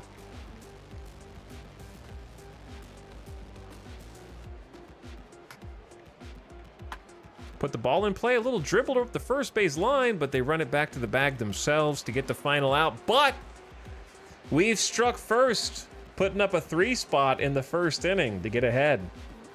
Much better lead than yesterday, but we're going to see if Brandon Belock can hold it down. We picked him up from Houston during the expansion draft for $1.5 million. He's on a 1-year contract. He doesn't have great pitches, but he has decent stamina, He's got some movement and control, and he's been putting up good numbers in the MLB last year and in AAA. And he did decently in 2023 as well. So we're going to see if he's got what it takes. If not, we got some bullpen boys. He's got a good head on his shoulders. He's smart. He's going to choose the right pitch. Intelligence coming into play. Yeah, pitch selection. Andres Jimenez takes a ball. They called time first. They're picking up some debris from the infield. 3-0 Vultures. Here's the pitch. Low with the slider. Missed the zone. And on the second pitch, a diving attempt from second baseman replaced Nick Madrigal with our second baseman, Amaya, who was at short, makes the play and lays out. Here's a replay. That was a 3-star catch. A line out, 70 miles an hour off the bat. Dove for it. Get it. Picking up the pitcher there. Classic Cleveland debris in the infield. Probably a carburetor. Why do I keep coming back to the stream? I couldn't care less about baseball. Do you like winning, Awobi? Because we're winning, right? Okay, I shouldn't jinx this. I should be careful. Come on, B-Lock. Nice, inducing the swing and miss on the curveball. Floating in there at 71 miles an hour. Got 2 back-to-back curveballs. He's seen that a couple times. Will you change it up? B-Lock studies the sign, nods. The slider comes in for a strike at the knees. All right, 2-strike count with 1 out. By the way, as the ball goes into the dirt there for ball 2, if you do have a question about baseball, feel free to ask. There's no question that's too stupid. If you want to ask some basics, feel free. I'll explain it for you. Caratini asked for an appeal. The check swing. He did not make the swing, says the umpire. Ball 3, making the count run full. 3 balls, 2 strikes.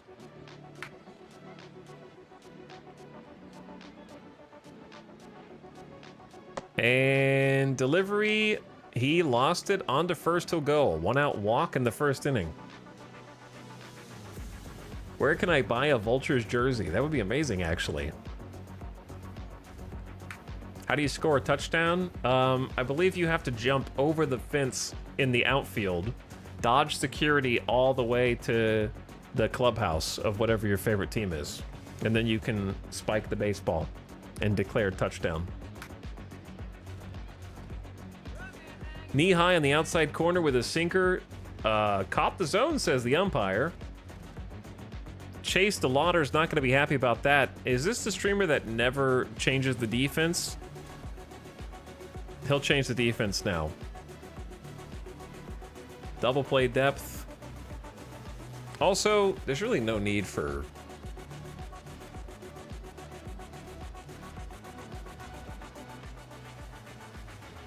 I don't like the large labels as much. Let's do... That's better.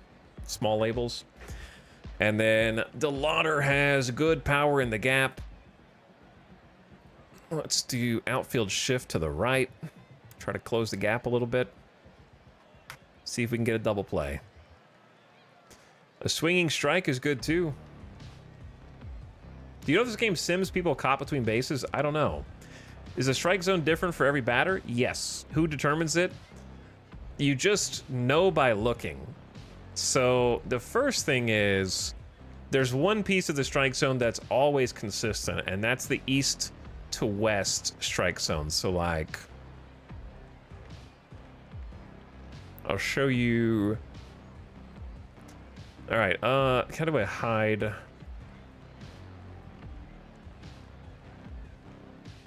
Some stuff. Well, this, okay, the home plate's right there, right? I know Caratini's name is over it. But if the strike catches any part of the plate, it can be deemed a strike by the umpire. So east to west, right? You draw an imaginary box from the edge of the plate on the left and the right up.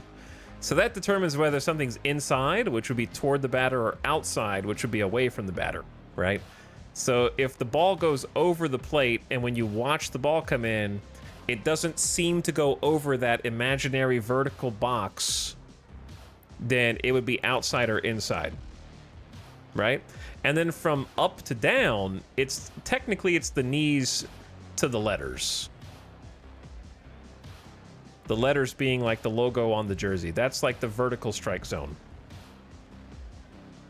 And it's more complicated than that, but that's the easiest way to describe it. So that creates a box. So this guy's box is like here, here, here, here, right? Like this.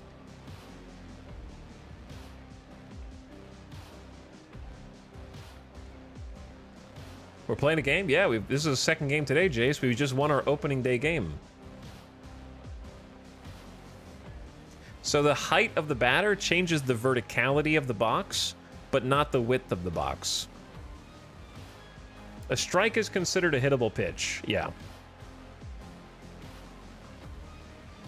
So hopefully does that answer your question at all?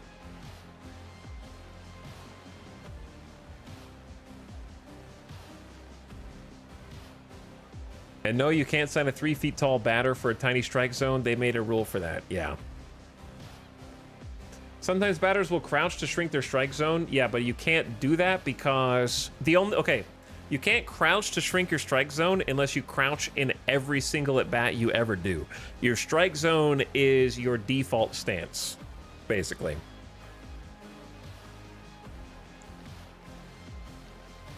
It's like your natural hitting stance. You can't just change it up to change your strike zone. He explained balks yesterday. All right, we're down in the count. No balls, 2 strikes. Oh, wait, he's down in the count. We're trying to get him out. We got a runner on first. Rockio from the Guardians is on first. DeLauder is at bat. Batting lefty. B-Lock, get him out, buddy. Yeah. Is that the first strikeout of the game? B-Lock smokes him with the fastball. I guess that is the first strikeout because it's only the second out. A large part of baseball is mind games with just trying to throw off the batter. Yeah, a lot of it is. Because like B-Lock, for example, has 5 pitches he can throw. They may not be great pitches, but if he's intelligent enough to mix them up in a specific way, it can get a strikeout even with subpar pitches. So there's a lot of factors that go into it, but the easiest couple factors that you could consider are speed, because if you stood up in front of a pitching machine and that pitching machine throws a ball at the same speed at the same location every time, you might miss the first 5 times, but you'd figure out how to hit it eventually because your muscle memory would kick in. So changing the speed of pitches, that would be like a fastball versus a changeup, right? The changeup is literally changing up the speed of the pitch. So trying to make them swing because they think it's going to be a 95-mile-an-hour fastball, but it's actually 88 miles an hour. Then they swing out in front thinking it's fast, but it's not. And then the next would be obviously like curveballs have like an arc to them, or a slider tries to run off the plate in one direction depending on the arm of the pitcher, and like, well, if they're righty or lefty, so that'll be like horizontal, that kind of stuff. So changing like speed is one of the main things, and also changing how the pitch breaks or if it doesn't break at all.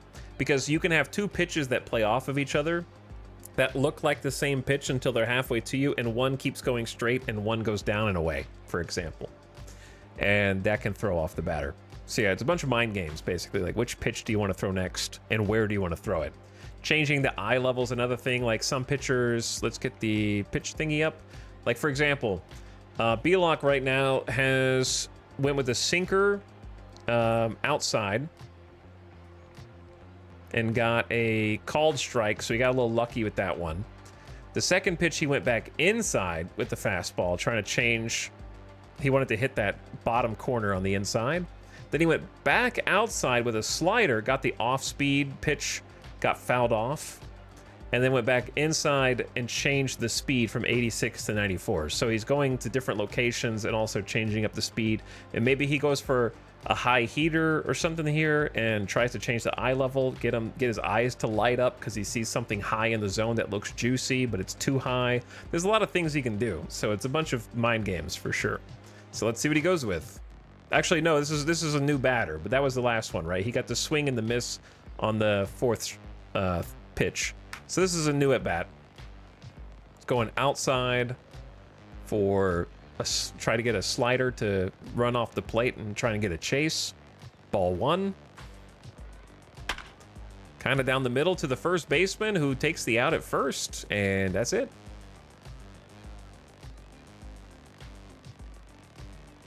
Vultures still lead 3-0. All right, we're coming back up. Nice first inning from B-Lock. So we got the shortstop, Jose Rondon. Kind of came in as a shortstop really late. What was the score of the first game? It was 1-0. We had to hold on to a 1-0 lead for the entire game. It was kind of a nail biter. All right, they're pitching. We're hitting. Too tall. Ball 1. Way outside. Now you might go with something low and in just to kind of change eye level and speed. It was a little low and outside. Got the swing in play, and first out has been made. So change the eye level there and change the speed. Went from a 95-mile-an-hour fastball and shaved 18 miles an hour off of it. And got the ground out. That's what he wanted. All right, Christian Pache, our center fielder,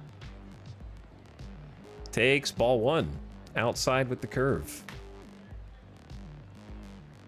And it looks like ball 2, missing low, trying to get a swing over the top of the changeup. He's going off speed. Maybe Pache's sitting fastball now. That looked like it missed in for ball 3. I would probably just leave the bat on your shoulder here, Pache, and see if he throws you a strike. And that looks like a walk to me. 4 balls, a 4-pitch walk. And we'll take first. Isn't Pache like hella fast? He's pretty fast. He's good at stealing. The potential for the steals here. That'll be up to the running coach if he wants to try for the steal. I'd probably try for the steal here. All right, back to the top of the order. Cody Clemens batting lefty. That looks like a strike to me, but it's a ball because the ump doesn't know what he's doing. I'll take it. That's a strike. A slider, hanging slider, caught way too much of the plate. I would have gone on that. Do we have coaching? Yeah, I coach on defense. I also am in charge of all the substitutions. I choose whether we get relief pitchers warming up or sitting, when to make those substitutions. I can make pinch hitters, pinch runners. So I can do all that. But you choose what you want to do. How much do you want the AI to automate? Ball 2. Missed low and outside. He wants to swing, but it's out of play. 2 strikes. But yeah, you get full control over what you want to automate or not. All right, Clemens. Pop up at the plate. Looks playable, but then it just flies out. I think the shadow makes it look playable, and then it just goes way out. All right, so he's giving you a lot of stuff. He's working you low and away. That's where he wants you to be. He wants you to hit something low and away so that you probably just hit over to short or third. Fouled off another one. I like that we're making this pitcher work. He's already at 40 pitches. That's good for us.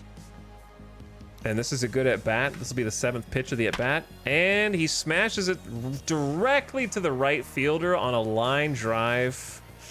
Unlucky. Unlucky. Okay, back to Amaya, the hero. Wait, no. Canario was the hero, right? No, Jackson was the hero. All right, let's go, Amaya. Throw over to first, check on the runner. Late swing on that changeup. Strike 1, we're at 2 outs. Put the ball in play into center. Nice job. And the runner's going first to third. Not even the need to slide, just standing up. I like how he's technically not on the base, but like he is for all intents and purposes. 2 outs. We got a runner on first and third now. A single scores a run. And we got Canario up. He's batting 400 so far. He's got an RBI. I guess in the season, not in this game. I don't like that this is... I guess this is just the season stats. So you can see who's a gamer. Another out-of-play foul. He's base adjacent. Let's bring somebody home. Ball 1. Strike 2. Looked like a ball to me, ump. But no, it caught a little bit of the plate. Caught a little bit of the line. And he plinked the batter. He hit our star player. And the bases are juiced. Nowhere to put anybody. Charge the mound! Our first hit by pitch. That was a 82-mile-an-hour changeup, so there's pretty much no chance that that was on purpose. No chance. Their starter's getting gassed with 50 stamina. He's already in the yellow. He's at 47 pitches in the second inning. They're going to have to bring out the bullpen early. They don't have it. Do they have anybody warming up? I don't see anybody down here. David Dahl could be the hero. The bases are juiced. Nowhere to put Dahl. He does a little foul dribbler behind home plate. We do it again. 0-1. Ball one. A walk here scores a run because there's nowhere for this base runner to go. That's a strike. Strike two at the knees. The curveball just buckled him down there, and 2-strike count. Takes a swing.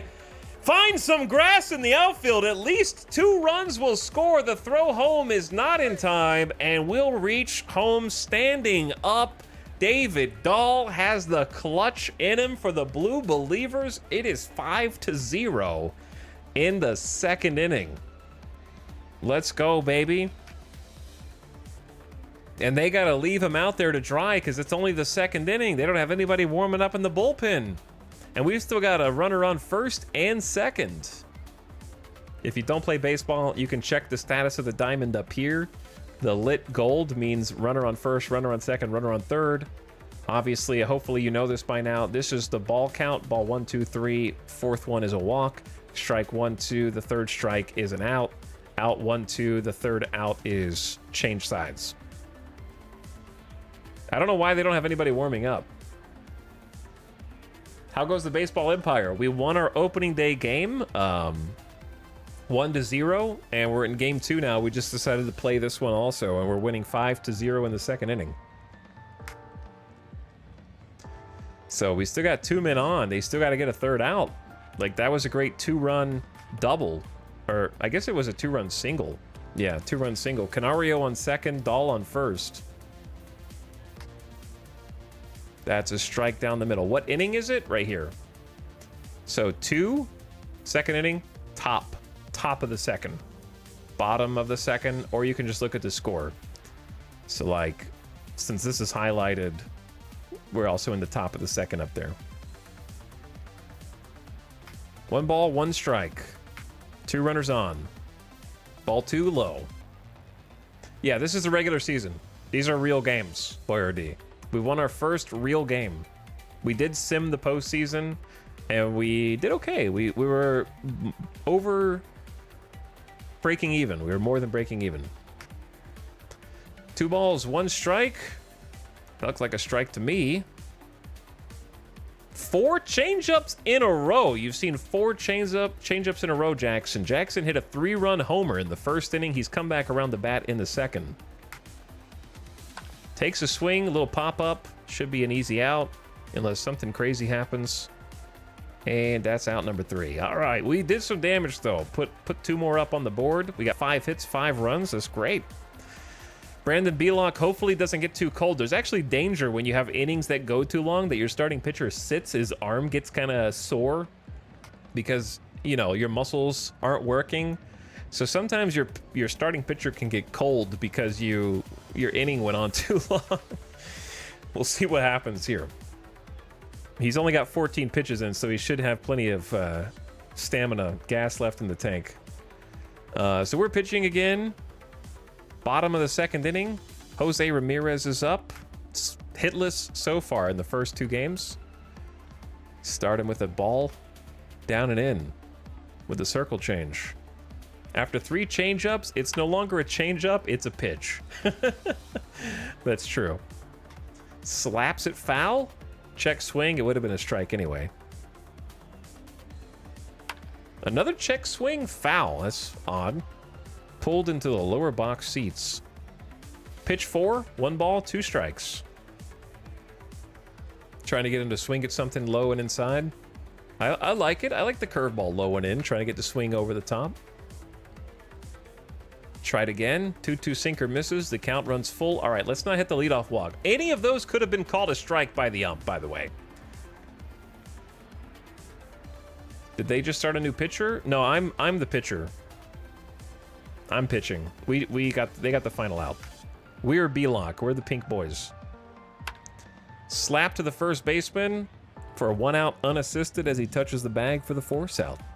Pink and red are difficult colors. Yeah, it's easier to kind of just look at the jerseys.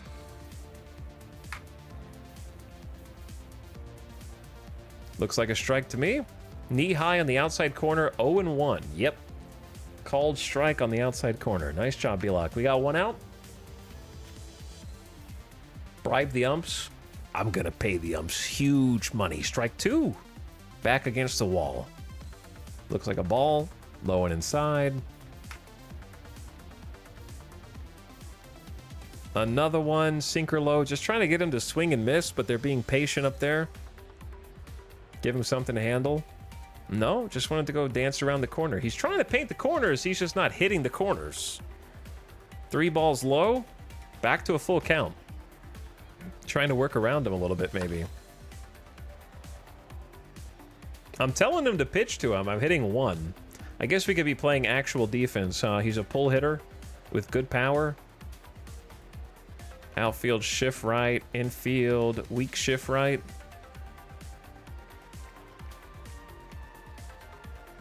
We got 1 out already. Let's pitch to contact. Make him hit, dude. Make him hit. Yep, there you go. To the center fielder. Dare him. Tell him that he can't do it.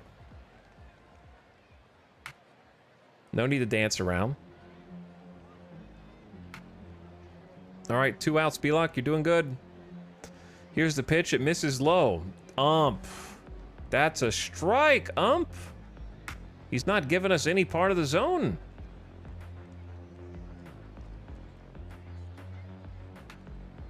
The classic view lineup widget looks like it can be expanded for current game stats. The classic view lineup widget? Like not modern game? I like this. Oh, there's weather. Partly cloudy, wind out to left at 16 miles an hour. And we have out-of-town scorecard, too. That's funny. Infield, outfield. We can show the spray chart. I don't think that that's that useful right now. All right, Watson, pull hitter to the right. Let's bring the shift.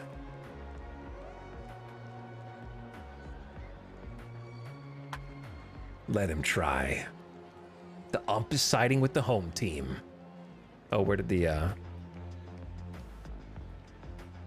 There we go. Yeah, that first ball, man, probably should have been a strike. Yeah, he pulled that one. Too hard foul. All right, 2 strikes. Put him away. Let's give the good guys another chance to score. Strike 3. Swinging strike. Got him with the slider. 5-0 remains the score for the Vultures. Pink Doubters are quiet. They're shrinking away. They don't want to be here anymore. They're watching millions of channel points, and they're hoping for a miracle from Cleveland. All right, our designated hitter Vossler batting 600 right now. He's doing good. He stroked a double to right center in the first inning. What? Ain't no way the simulation just did that.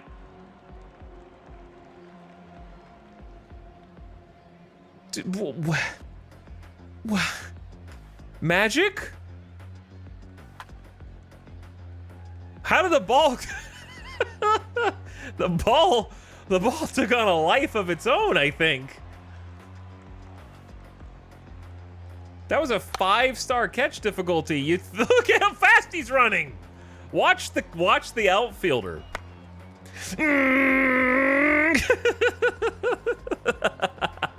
Yo, what the hell? Dude, no way, man. Here's what I think happened. I think the ball wasn't supposed to fly that far to the left. It was a golf slice. I think the ball was actually just gonna go into left field over here, and he made the catch over there, but because the ball went, I don't know.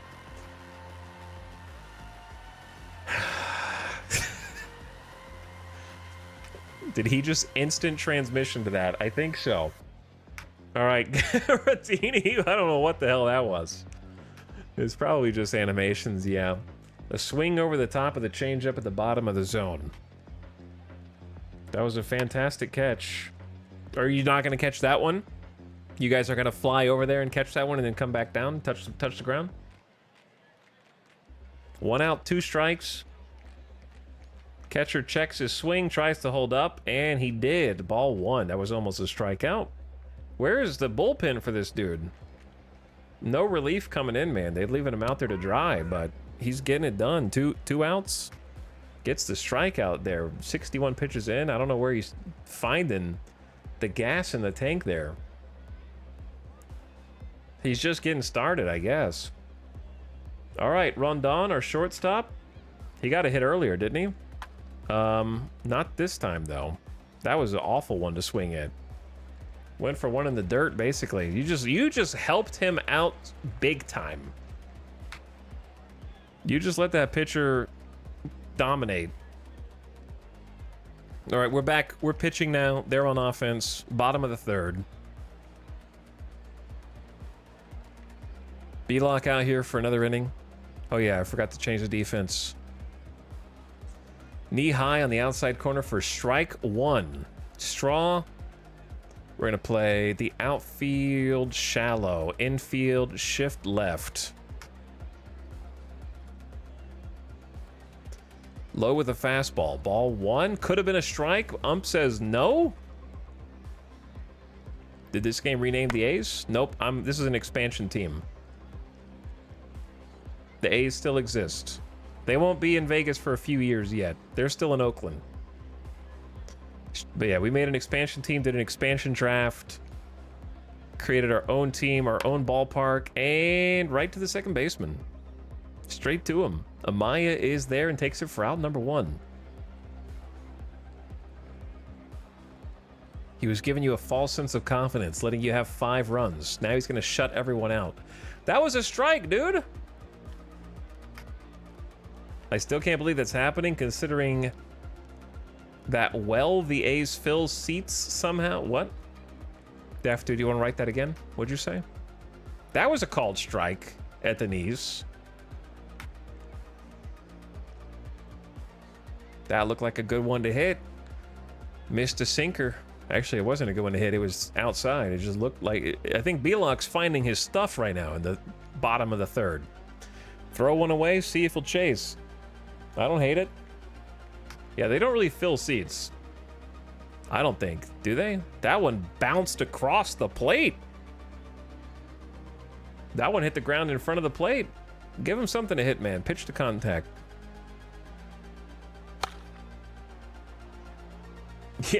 Yeah, the A Stadium kind of sucks.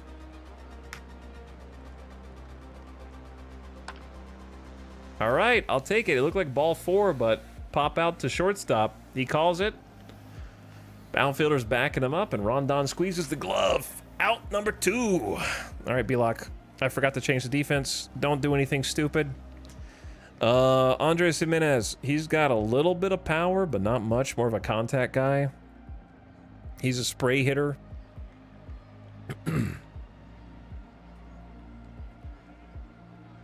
I'd say outfield shallow. Prevent anything from falling in front of you, just in case. Ball 2, sinker misses. The A's tarp off like 50% of their stadium. Yeah, they do put a lot of tarp down. Nice. Get the sinker in there for strike 1. Try to fight back. Don't give it up. Ooh, change the eye level on him. Went high. He tried to outthink B-Lock on that 2-1 pitch and missed badly on the sinker up. All right, now put him away with the slider. That's a ball, a slide. He tried to put him away with the slider. He listened to me, but didn't get the call. Another full count. And playing shallow doesn't matter. The ball still falls in for a single. Damn, I was even playing single. I mean, I was playing against that. Jimenez with the 2-out single. I feel like Belock should have more gas in the tank than he does at 49 pitches, but I'm going to leave him out there for a bit. All right, we don't need a double play ball. We just need any outs. Spray hitter, line drive hitter. I'd say we just stay where we are. That looks like strike one. At the knees with the fastball. That was higher than the knees. That one's at the knees. Very low. No pass balls, please, as he scurries back to first. Huge ball in play in the gap. Is that not a homer? Get the ball! I think that was an animation thing. We got a man on second and third. That definitely would have scored a run if this were MLB The Show, but I think the simulation decided that that was a double. That guy just stood there. Okay, we just need one out, B-Lock. Calm down. I'm going to take a mound visit out here. I feel stronger now than when I threw my first pitch. Okay, just give him a second to calm down. Go calm our boy out there, all right? Hit the batter. Just kidding. Delauder, pull hitter, line drive hitter. How do we play this? I think we play the infield. If we shift right, he could bunt. Right? Do we just play normal? I don't think we need corners in.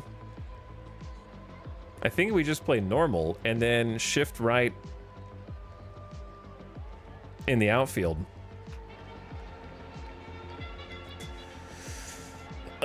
Ball one away. This could get away from us. They got a man on second and third. 2 outs. Check, swing. The ump says he held up. Ball 2. Ump! All right, B-Lock. Pull it together, man. A little weak fly that finds some outfield grass to score 2. He gave up 3 hits in a row. With 2 outs.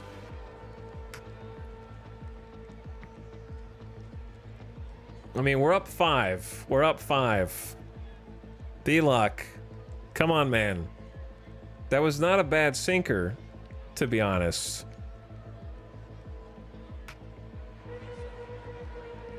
He's okay. Run it over to second. Get the 3rd out. Let's limit the damage. Limit the damage.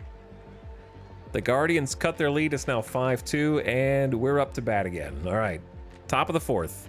I'm sending B-Lock back out there again. He said he felt stronger than his first pitch. I believe him.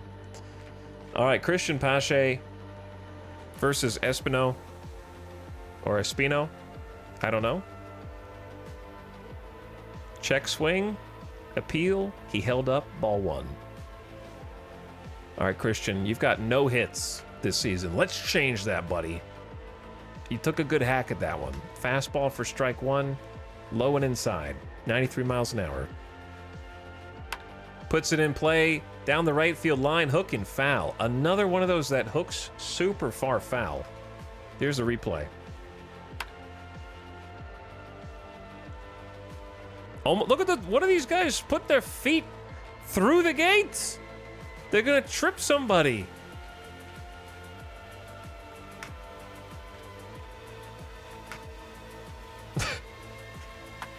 That looks like it's hooking foul. No way you did 2 in a row. No way you just hooked 2 foul in the same, almost the same spot. It was a slightly different spot.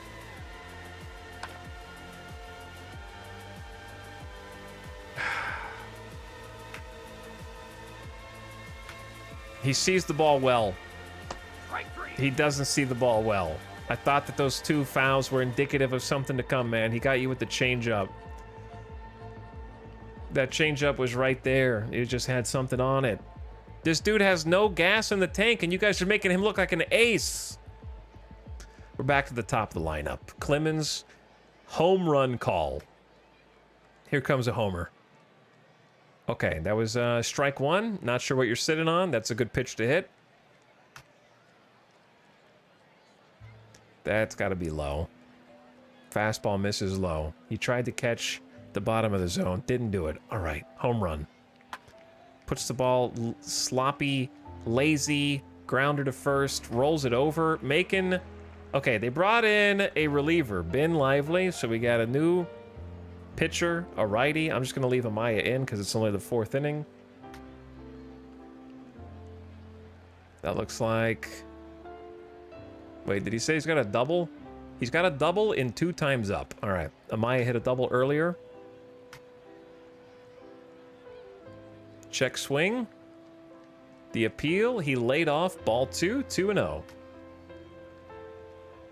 Check that sand for magnets. Down the foul line. Ball 3. Missed inside with the fastball. He's been trying to catch the corners. Here it is, ball 4. He'll take the walk. Good eye, Amaya. Good eye. All right. Can you steal? He can steal. Canario's hitting 400.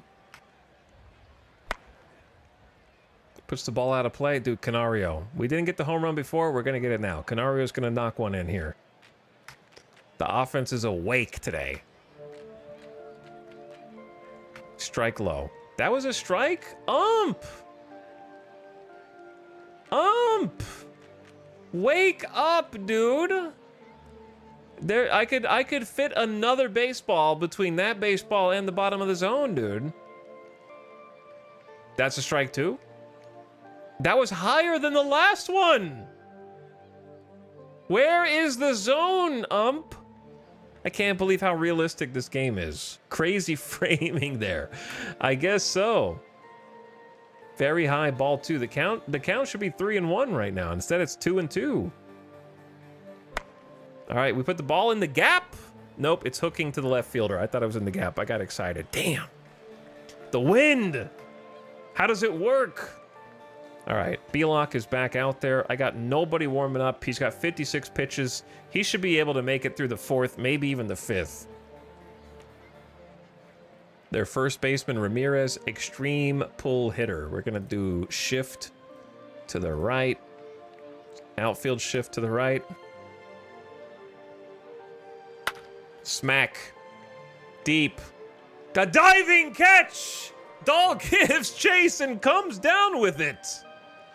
He reels it in for the first out. David Dahl laying out for one right there. Let's take a look at that one again. That's a 5-star catch. 90 miles an hour off the bat. Whoo! Leaps out for it. Yo, well done, David Dahl. That's the shift. Was that the shift? Actually, I don't know if he moves in the shift. Does David Dahl move? No, he stays where he is. Good job.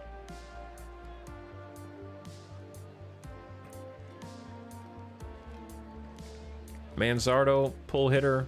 Instead of weak shift, let's do...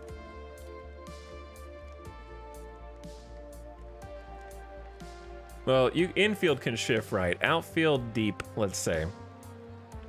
All right, 1 out. That was a great defensive play. David Dahl picking one up. Belok, the first one's over for a ball. Ump's not on the field. He's looking from the nosebleeds with binoculars. Well, that's a strike. Even the ump can see that that one was a strike. Takes ball 2. Puts it in play deep to left. Could be a homer. And it's out of here. Belok gives up a solo shot. Okay, I hear the horn. I hear the horn. Yep. 370 feet. The score is 5-3.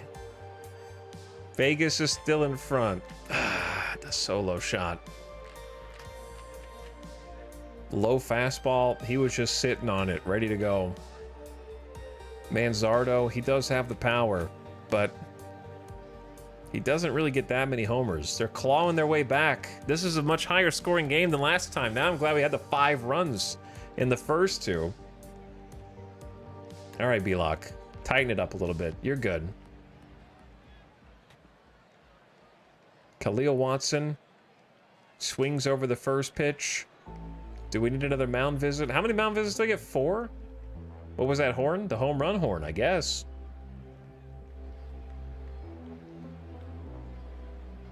How much power does Watson have? A pretty good amount. Infield, shift to the right. Outfield, deep.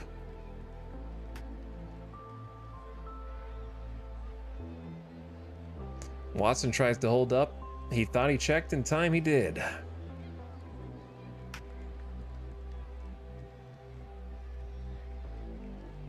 What are you guys still talking about? Are you talking about the Oakland A's? Smack to the second baseman. Should be an easy put out. All right, bring it back around, B-Lock. You're good, dude. You're good. 3 runs. That's not so bad. That's not so bad. You could still get the quality start if you just get it one quick out here. All right, Straw. I know your deal. Infield, weak shift left. Outfield shallow. First baseman had to stretch a little. He's good. Curveball for a strike at the knees. We were talking about the Golden Knights. Oh. Yeah, I don't know what you guys are talking about. That's a strike too. Firing in. He's like, nobody else is gonna get another homer on my watch.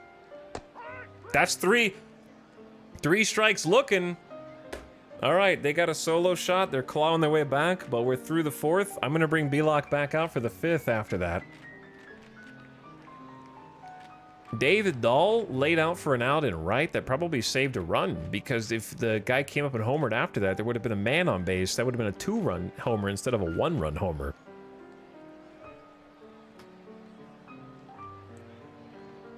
Low bounced in there for a ball.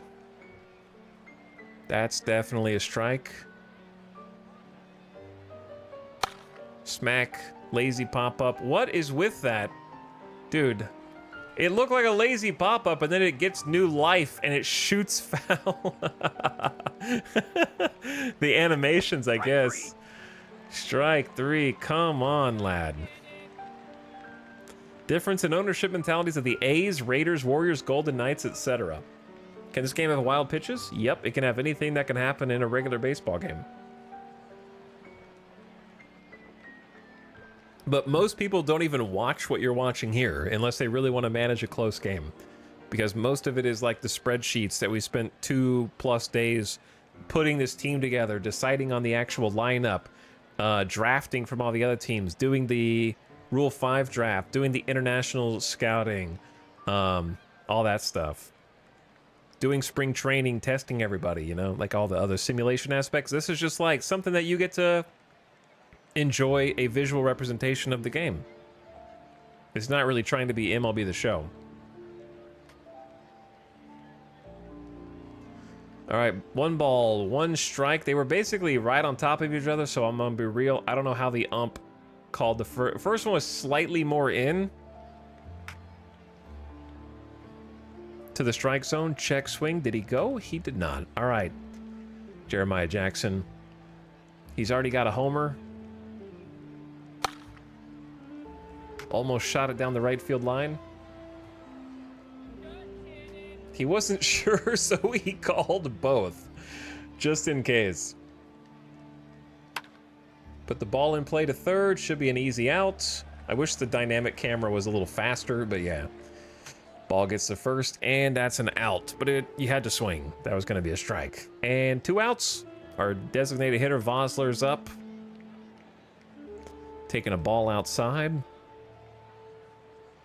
I think the best part about this is I can speed the swings up as fast as I want, like, or the pitches. Like, that's 2 balls, I can just go, you know? I like that, I guess. You can kind of like skip. Ball 3, they don't want it. They don't want it. Ump's asleep. That was a strike, call the ball.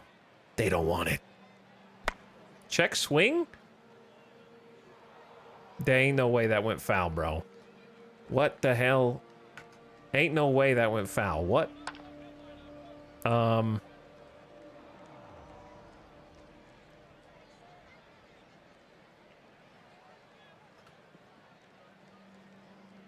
That looked like it was gonna be a hit, right? What's the wind like? 16 miles an hour. I think it's just an animation thing where the game decided it was gonna be a foul, but when it showed it to us, it just had to catch up like keyframes or something. Ball 4. I'll take the walk. A 2-out walk brings Caratini up, lefty on righty. Come on, Caratini. Swings over the top of the first one. That was a sinker that just had the bottom drop out of it. That looked like a strike, too. Fastball, strike. Caratini, you don't even have a hit yet. This is the second game. That's strike 3? No, it's a ball. Barely missed the top of the zone. Put the ball in play, and second baseman's there. The side is retired. Okay. Bring B-Lock back out. B-Lock's still got some gas in the tank. I think we leave him out there. It's only the 5th inning. Bottom of the 5th. We need some insurance runs. Yeah. Have you ever streamed the show? Nope. I just started playing this a few days ago. I'm kind of like a casual baseball fan. I do enjoy watching baseball. But I've never really streamed a baseball game before. I just like simulation games. And I also like baseball. And this is both of those things. So it definitely scratches an itch. Strike 1 off the foul. Ooh, throws it in. Almost gets him to swing through it, but he holds up in time. Nice swinging strike. Yeah, I need Caratini to shape up. He was the like top 5, maybe top 3 producing catchers in baseball in the simulation for 2024. And need him to realize his potential. Ball in play. Deep left and foul? And foul. It's hook and foul. Let's get a replay of that one. It happens to both teams. It happens to both teams. All right, 2-strike count. 1 ball. Ball in play. Dude, the hooking foul is crazy. Another foul. All right, we need to...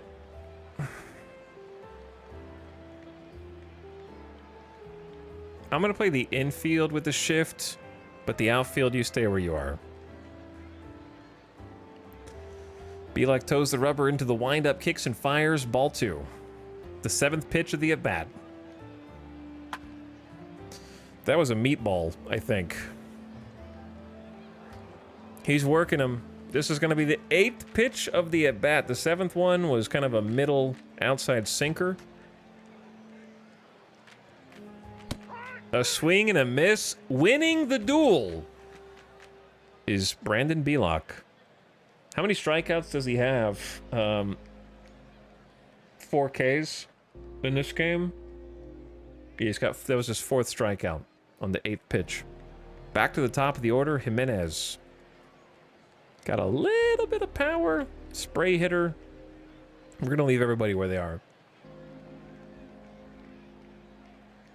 Guardians down by 2 in the 5th as a ball bounces in for ball 1. Inside with the curve, ball 2, barely missed. Smack to short, short to first. And the out is recorded. 2 outs, 1 more to go. He's at 78 pitches. Does he come out to see the 6th if he gets this out?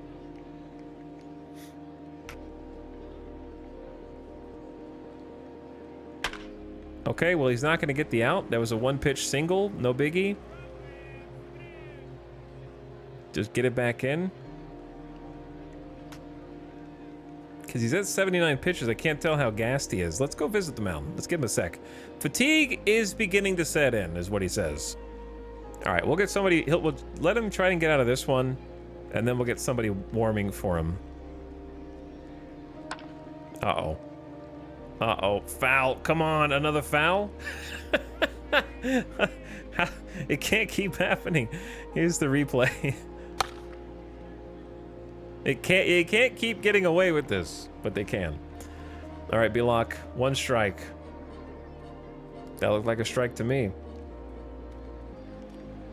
I'm disappointed it didn't veer into the stands. It could have.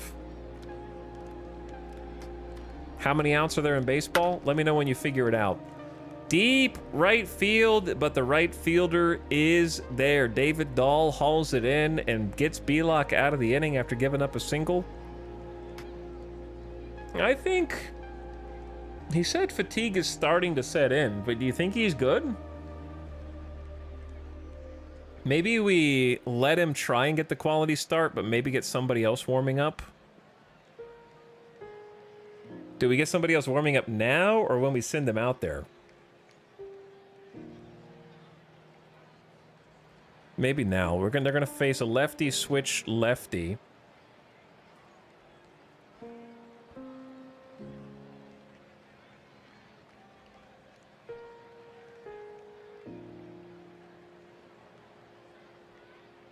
How long does it take to warm up? Always longer than you need it to, unless you don't need it, in which case it's shorter than you need it to. He's losing steam, but it seems like this one is different than this one. This one says red, this one's orange. Okay, anyway, I might get somebody warming up just to have somebody. Can you see how many pitches somebody did yesterday? I guess I can just start remembering it. Nick Sandlin didn't pitch at all, but there were a bunch of lefties coming up. Jose Fernandez only gave up like... He only took like 8 to 11 pitches yesterday. How many times through the order has he been through? It's a good question. I don't know how to keep track of that. I want to say this is the 3rd time through the order. I want to get Sandlin and Brock Stewart some playing time.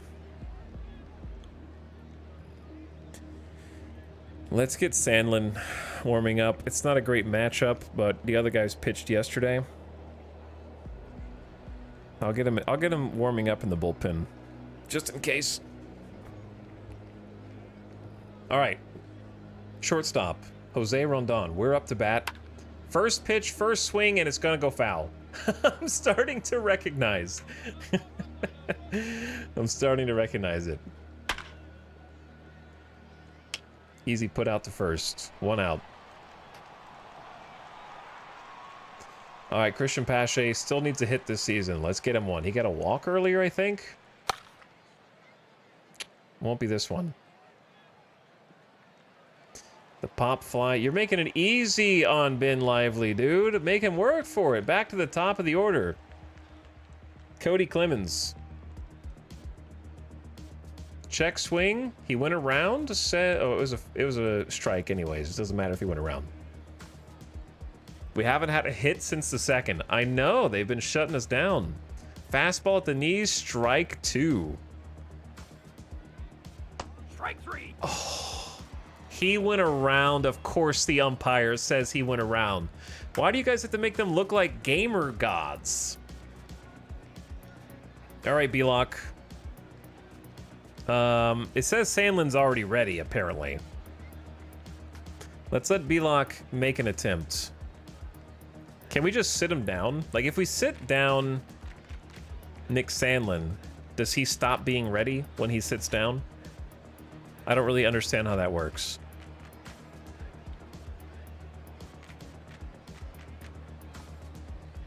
Ball 2. That was a strike, but ump says no. Maybe he gets ready quicker next time.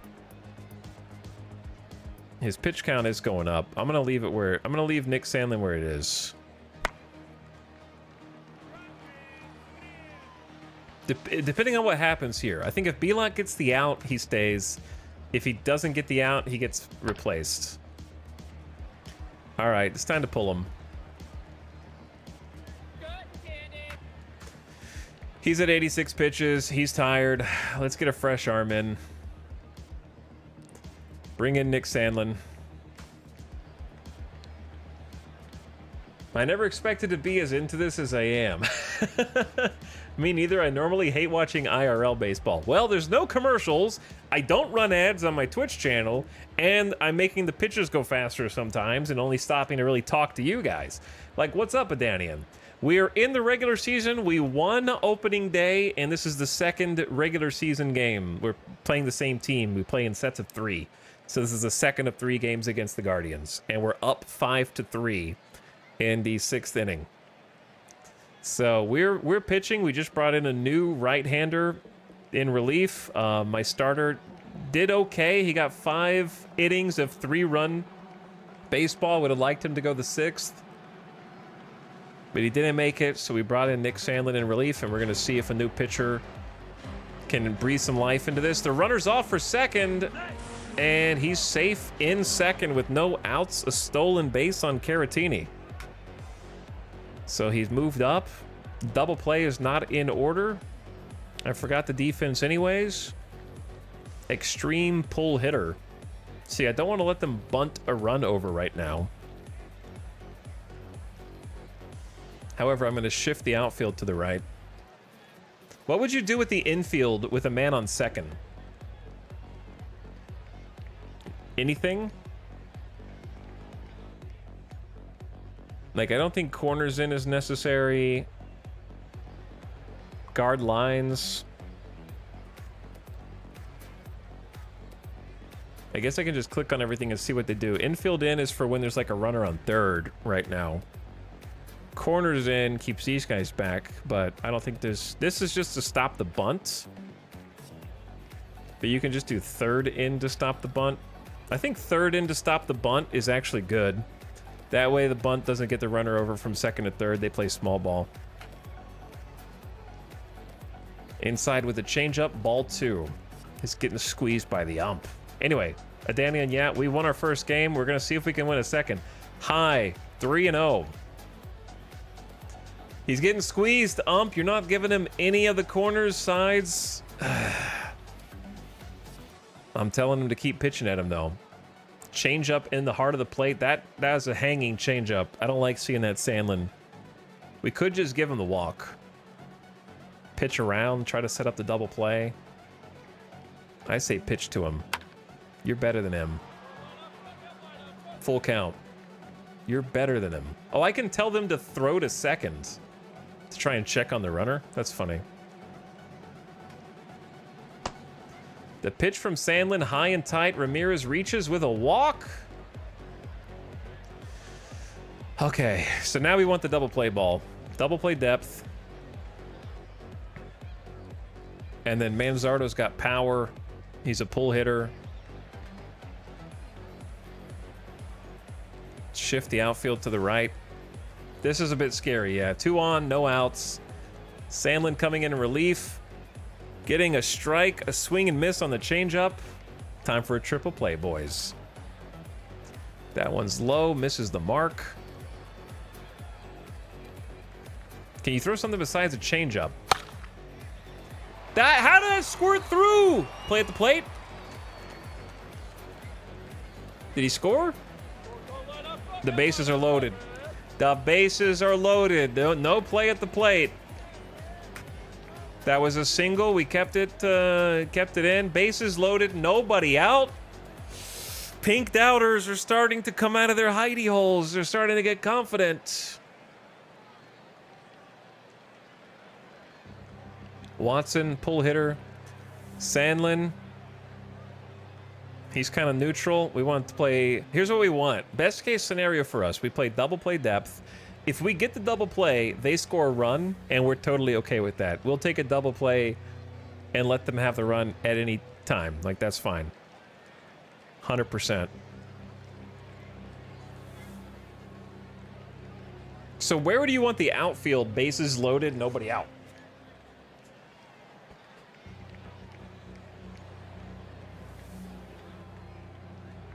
It's too late for another reliever. Sandlin's got this whether he wants it or not. You don't put a reliever in and then pull him out with no outs unless things have gone really bad already. I mean, you could have somebody warming up in case it does go really bad.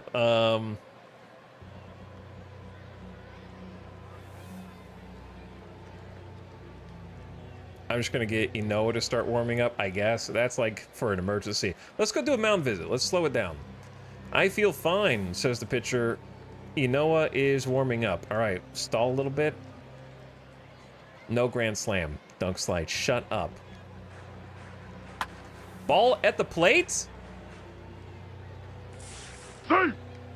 Caratini out to make the play and gets back to step on the plate. The throw not in time, no double play. So the runner at home is out on the force out. Everybody moves up, no double play. So we stopped the run, got an out, and now we're one double play away because he stepped on home before the guy got there. Yeah, the safe was the double play. Confusingly. I'm fine. Why is Inoa in the box warming up? You know why, Sandlin. You know why. That was a hanging changeup. Sandlin's doesn't have the control today, but we're one double play away. So we go double play depth, and we're out. Martinez doesn't have a ton of power. Is he... He's just a line drive hitter? Let's do outfield shallow. Smack to third. Play at home. We got another out at home? Amazing. Let's watch the replay on that one.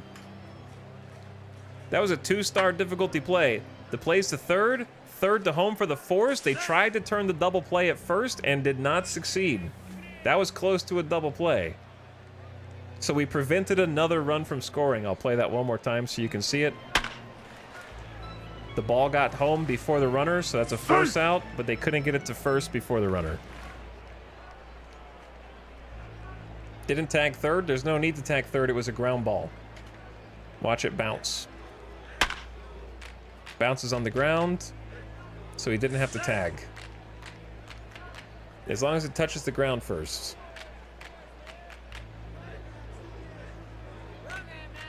Oh, you mean he didn't tag? Like, I thought you meant the runner didn't tag. Like, why did the baseman? I don't know.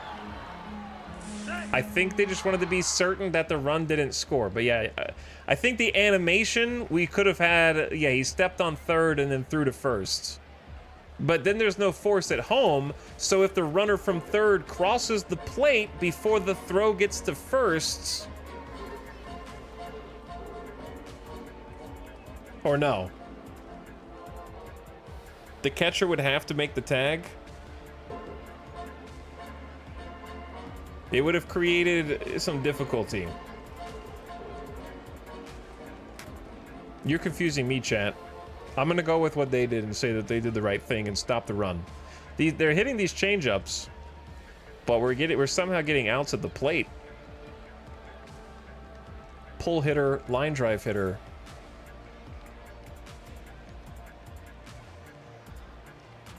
Do we just want to play...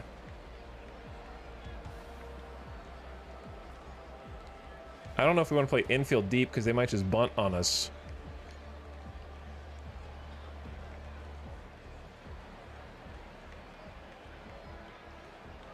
When do you do guard lines? All right, let's just do shift to the right.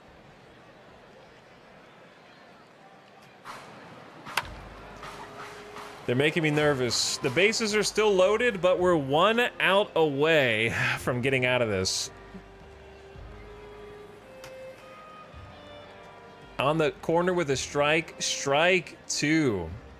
All right, don't give him anything to hit. Pitch around. I said don't give him any... Okay, well, it's a... That's a foul, I think. It finds foul ground. I said pitch around. Like, don't give him anything to hit. Low with the slider. Come on, ump. All right, you got 3 more balls to work with here. Oh, shit. That's in the gap. That's going to score some runs. We almost got out! Sandlin, you almost got out, but you're not fooling them, dude. Did 3 men score? Did they clear the bases? We're losing, chat. We're losing. Pink doubters. We're losing!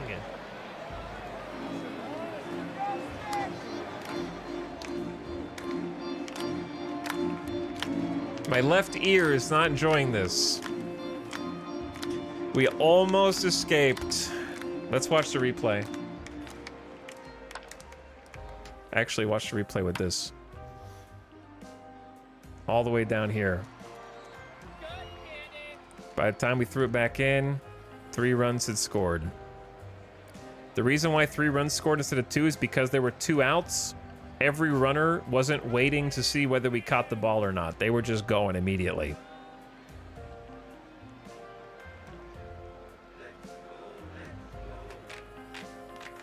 All right, well, now you're staying out there because now there's just a man on second. Sandlin comes set, ball 1. That earned run, one of those runs will be attributed to our starter, and then the other 2 will go to Sandlin, unfortunately. So he's not earning much trust now.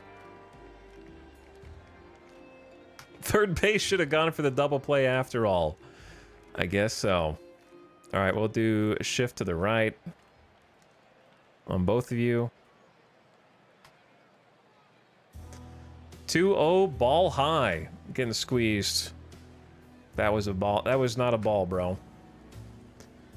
Caratini nods. There's a strike. Stay in there, dude. Stay in there. I should have gone out for a mound visit. He walked him. All right, I can't visit the mound. I'm not allowed to. I really don't want to bring in Inoa, but it's starting to get away from him.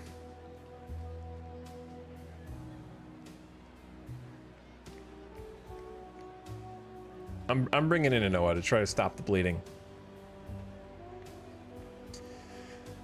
All right, I'm bringing in a new righty. He's got good stuff. Fastball, slider, changeup.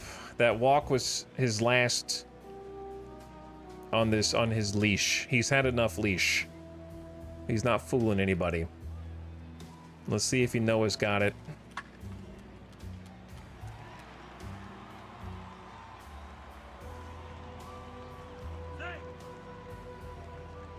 First pitch, man. First pitch. You gonna do me like this, Inoa? Guys, he didn't have it. 7-5. A 4-run inning. A slider that caught too much of the plate. Oh, guys. I brought you in to close this down, not open it back up.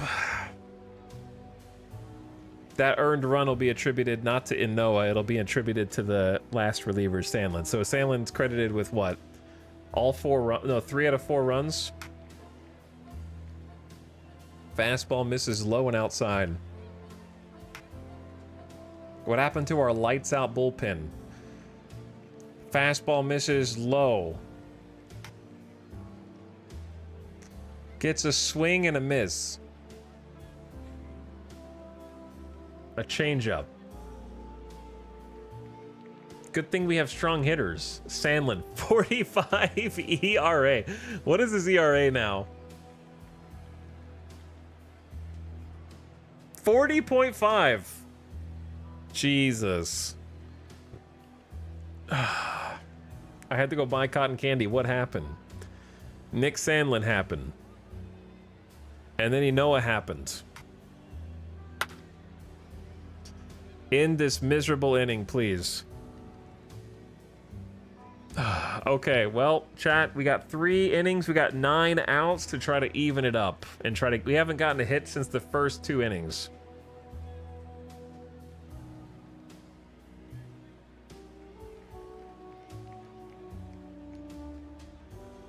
How do you tell how many hits a dude has in this game instead of the overall stats?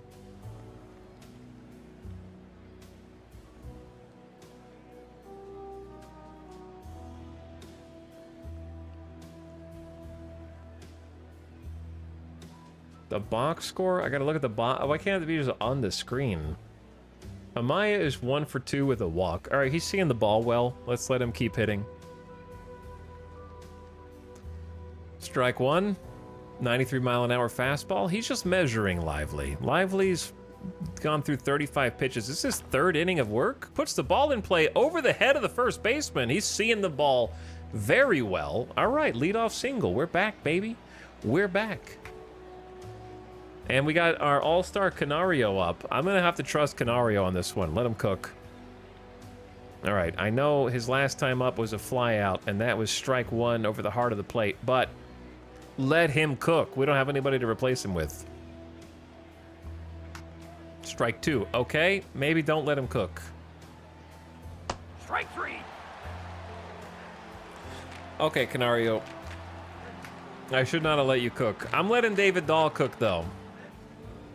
That was bad. A 3-pitch strikeout? Come on, bro. That missed. Low and outside. He's got a walk and a single and a spectacular catch in right field. David Dahl. Good eye, good eye. 2 balls. Don't swing if you don't have to. That's outside too. Make him walk you. Get the tying runs at the plate right now. The winning run could be at the plate. Throw over to first. Dude, I'm not running. Did they change pitchers? Tim Herron. Oh, they did change pitchers to Tim Herron. Tim Herron pitched yesterday, didn't he? Yeah, he changed.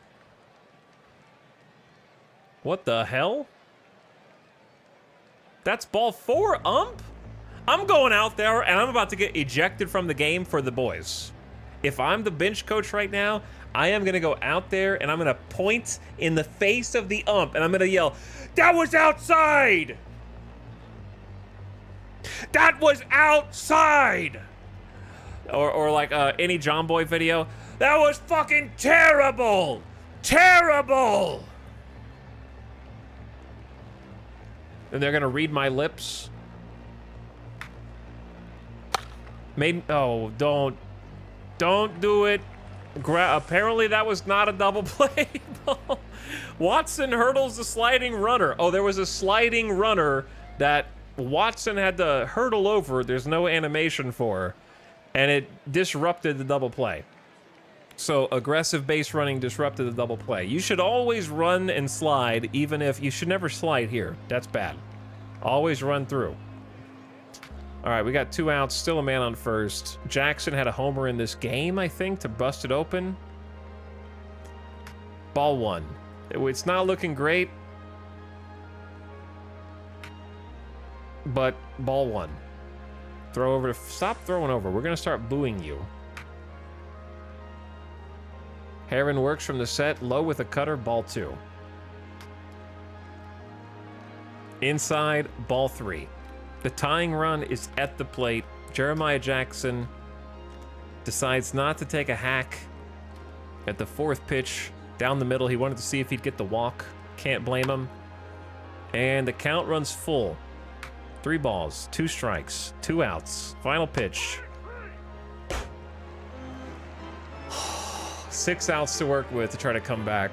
Now we got to keep it close. They are dealing out there.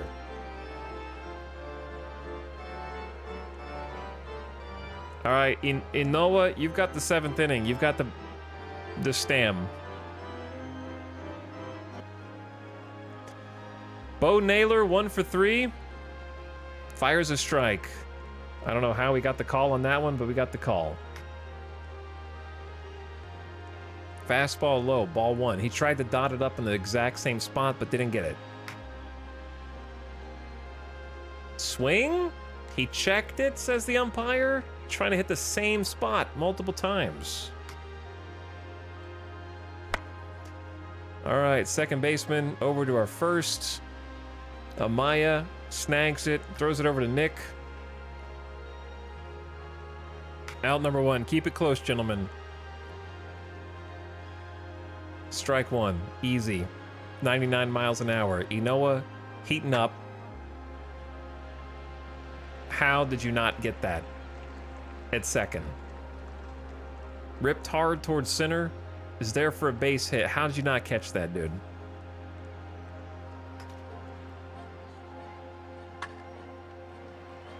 You waited too long to jump. Lay out. Sacrifice your body.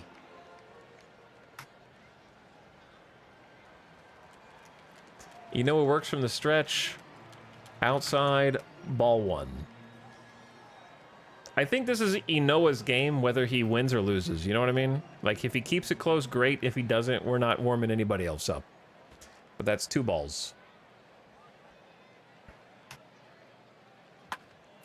Okay. All right, work it back in. Work it back in. Inoa, you got good stuff, man.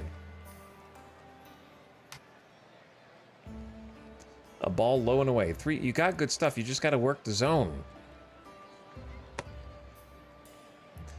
A walk. Runner in scoring position with only 1 out. I need to play defense. I'm getting too distracted. All right, infield. Double play depth. Watson. Chat, when you have a runner on first or second, where do you want the outfield? No doubles? Just play deep? Outfield deep, no doubles?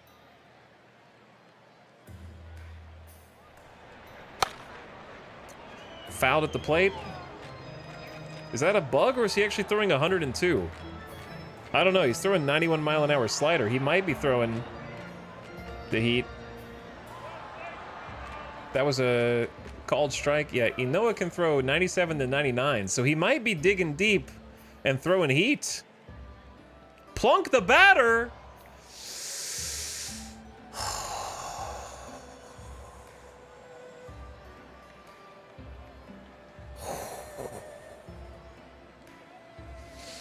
$97-mile-an-hour plunk. That wasn't even that far off the plate. How did it hit him? Was he crowding the plate?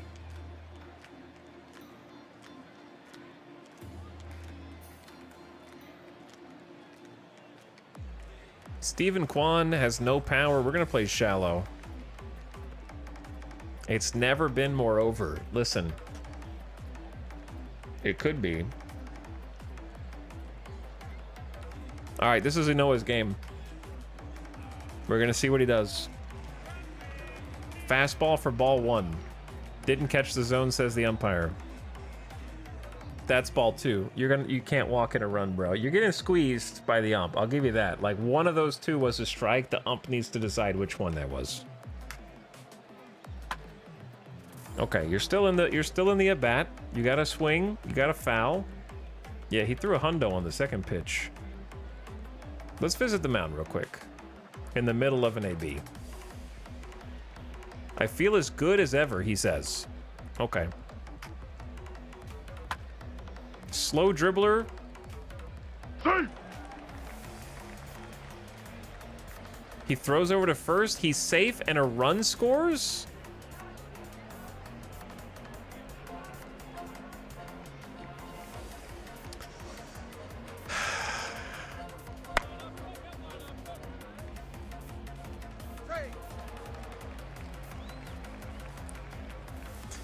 It might be over now.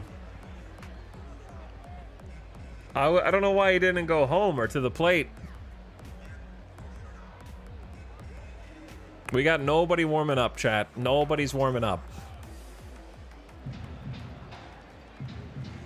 Inoa sets and throws inside corner for a strike. You had this in the bag? That's baseball. It's never in the bag. It's never in the bag, and it's never over until it's actually over. That's why baseball's beautiful. All right, 2 strikes. Pitch around him. Try and get him to swing at something. Change up missed. You're not getting any swings and misses, that's for sure. All right, try pitching around them again. Strike 3. Oh my God, it's over. Was that just a second out? That was just a second out? It's not over? Damn.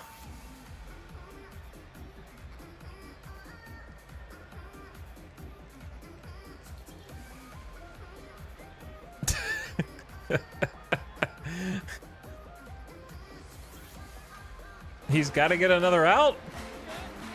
Ball 1. That hit the corner, ump. Come on. Give me something. Don't walk a run in Inoa. Okay, I undermanaged this game. But no, I didn't, because I put Inoa in, and that's who gave up the lead. It's okay. You got this. It's a swinging strike.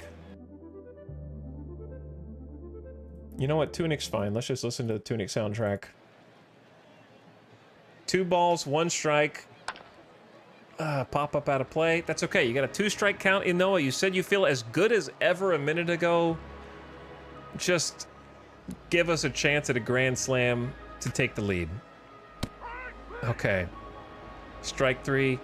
That does it for Cleveland in the 7th. 1 run, 2 hits, no errors, 3 left on. Cleveland ups their lead. The score is 8-5. All right, it's all up to Vosler, Caratini, Rondon, Pache, Clemens, and Amaya. Let's get it started, boys. 6 outs to score 4, or at least 3, right? 3 ties. Yeah, I'm gonna start warming somebody up. That was what I was gonna do.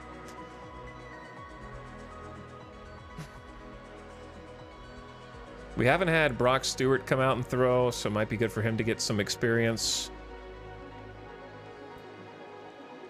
I'll get Brock warming up. They've got a switch hitter, lefty-lefty, which is not good for me, but yeah, I think this is Brock coming out in a non-save situation or anything like that. All right, Vosler at the DH. It's a lefty pitcher. Do we want to make a sub here? What's Vosler done in this game? He's 1 for 2 with a walk. In my opinion, if a man's 1 for 2 with a walk, he's seeing the ball well. Just leave him in there. I don't care about the matchup. Strike 1 in the corner. Last time I said this, though, dude struck out on 3 pitches. However, ump feels generous when it's them, not me. Sinker low, ball 1. Okay, I'll accept that. He gets one of those 2 calls for sure. No swings. We're not swinging at anything. 3 sinkers in a row. Just bat on shoulder for that one. Okay, ball in the dirt. 4 sinkers in a row. You've seen the sinker a bunch. What else does Heron have? He's got a cutter. That's it. Sinker and cutter. 2-pitch pitcher. Up and in. Cutter high and tight. Ball, says the ump. Full count. We want a hitter.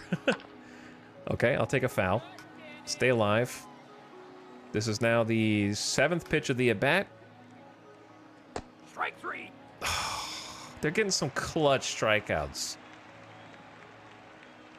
Caratini is 0-4.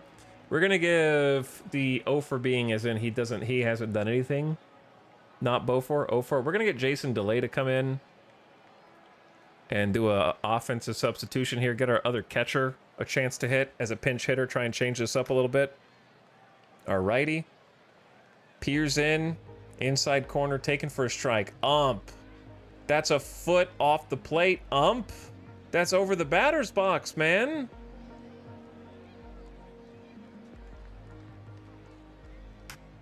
Ump's been terrible. Now we're down 0-2. Strike 3. You gotta swing at that, man. You gotta, it's in the same spot, same sinker. You gotta swing it at the 3rd time around. 2 outs. Rondon is up at short. They just put in a new pitcher, right-hander. Cade Smith. Rondon's 0 for 3. Playing shortstop. I'm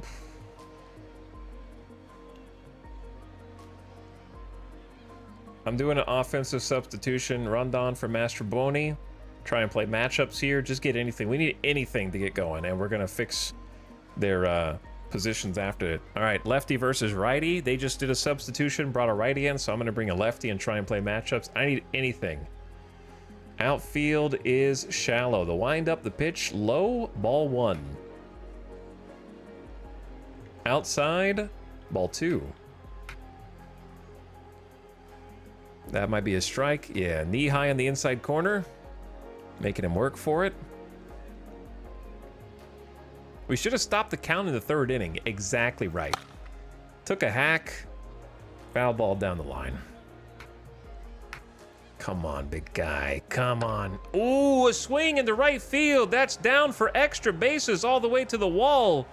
Sliding in. Nope, standing. Standing at second base. All right, we got a runner in scoring position. It's time to work some two-out magic. Pache in center field is not the guy. We want Lorenzo. Let's give Lorenzo Cedrola a chance. He avoids Ks, gets contact. He's fast.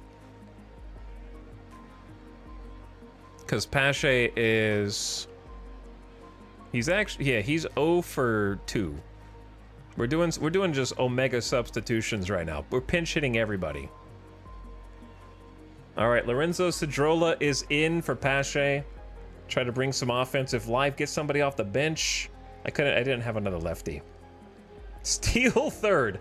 That's not worth it right now because the tying run's not even at the plate yet. Ball 1, high and tight. Missed. That's a strike on the outside corner with a splitter. All right, Cedrola. Show me you got it. Ball 2, inside with the fastball. Good eye. Look for something good to hit. Put it in play, maybe foul because we know not to get excited for that. We know not to get excited for these. Right? Dude.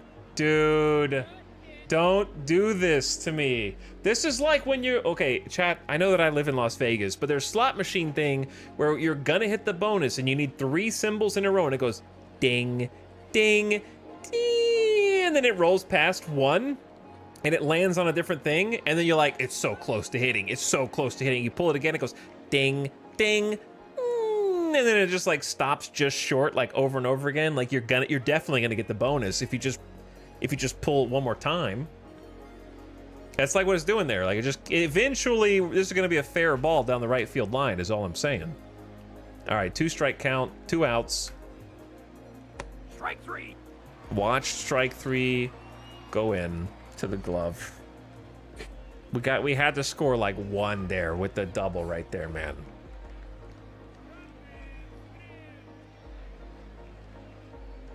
Okay, let's fix the defense. We got 1 inning left. So here's what we're gonna do. We're moving...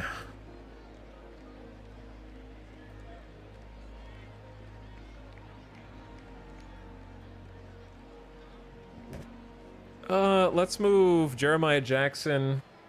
Actually, okay, so I want Lorenzo Cedrola to play center, I think. What do we still need? We need a second, we need a shortstop and a left field. Okay, Jason DeLay's catcher. No, we got left field. Okay, so we just need short.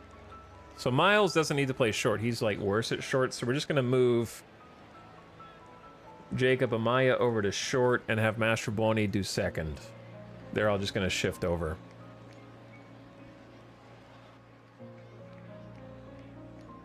Okay, well, Rocchio, spray hitter. Does he have power? He's got pretty good power. Outfield deep. We need to sub Inoa for Stewart. No, we have to pitch 2 innings. We have to pitch 1 inning and then another one if we win. So, let's bring in Brock. Get him some pitches in. Get him some practice. See what happens. First pitch. Ball. Low. Outside. Change up. Got nothing. Put the ball in play to... He botches it. Cody Clemens botches it. The easy out... It's not our day, dude. It's just not our day. All right, double field depth or double play depth. DeLauder is a pull hitter with power.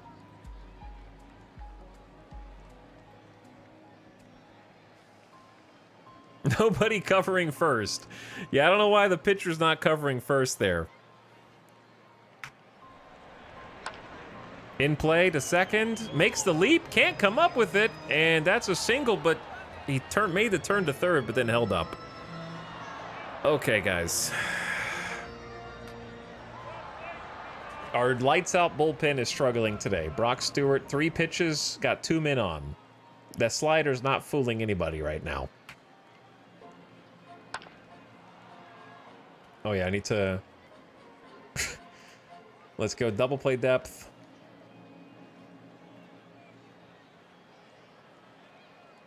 If you do corners in, I'm worried about double play depth. This dude bunting over here. Naylor's got crazy power. Let's do outfield deep. Chat, we beat him in the first game. Listen. We beat him in the first game. It's a 3-game series for a reason, all right? That was a ball. Ump. Is high. I get it. Low and away for ball 2. I get it. 3 fastballs. Stewart, you got anything else to add in there? The ball is dropped, but nobody advances. It gets away from delay. We got a new catcher out here. 3 balls. You're about to walk the bases loaded? We don't have anybody else warming up right now, bro. Foul down the left field line. This is like information overload. I'm bad at baseball knowledge. Very interesting, though. What's up, freaking awesome? Yeah, you know, as long as you don't have to worry about the other stuff that I'm managing. You know what a baseball diamond looks like, and pitchers and batters and all that. Yeah, I could try pitching to contact here and just see if what he does. Loud out to right. Is he going to advance to third? No, actually. He decided not to test our arm in right field and stayed put on second.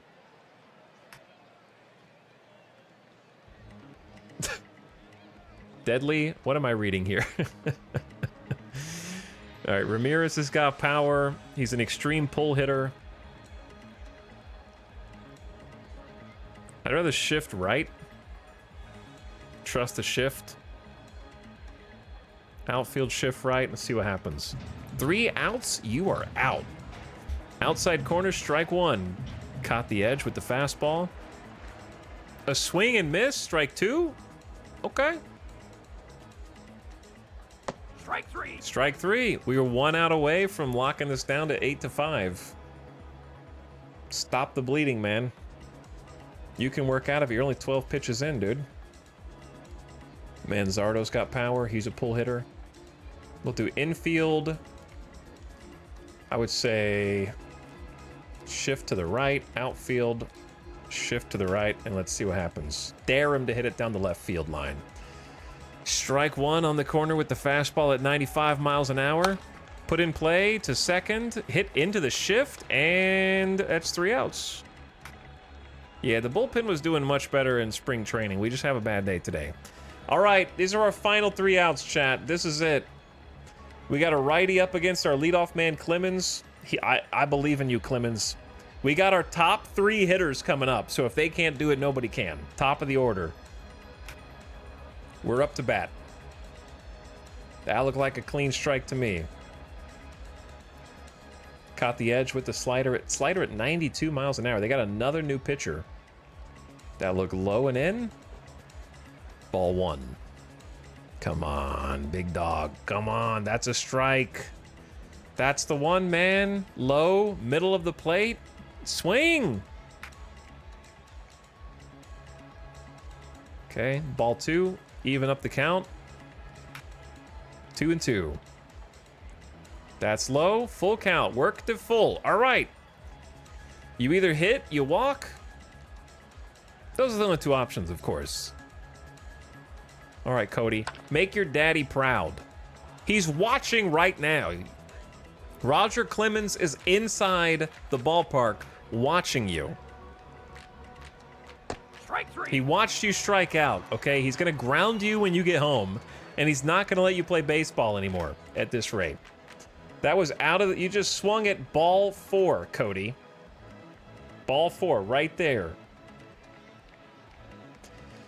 All right, Jacob Amaya. I'm going to let the top of the order just do their thing. Check swing, foul ball. Tapped foul behind home plate. Low, Ball 1. Chat, we're a grand slam away from getting the lead. It's easy, man. Outside. All right, ump. Don't screw me up. Don't screw me up. Good call, ump. Good call. If that was me pitching... Oh, Cody. Just let that one go, dude. Nah, actually, that might have been called a strike. It was a little closer. 2 balls, 2 strikes. I mean, not Cody. Sorry. Jacob. And I called you Cody, and you struck out just like Cody. I'm sorry, man. I didn't mean to. Emmanuel Clace coming out with the heat. 2 outs. Final out. We got to work some magic to win now, dude. It looks grim. A strike called. Ump wants to go home. What is this? It's a foot off the plate, dude.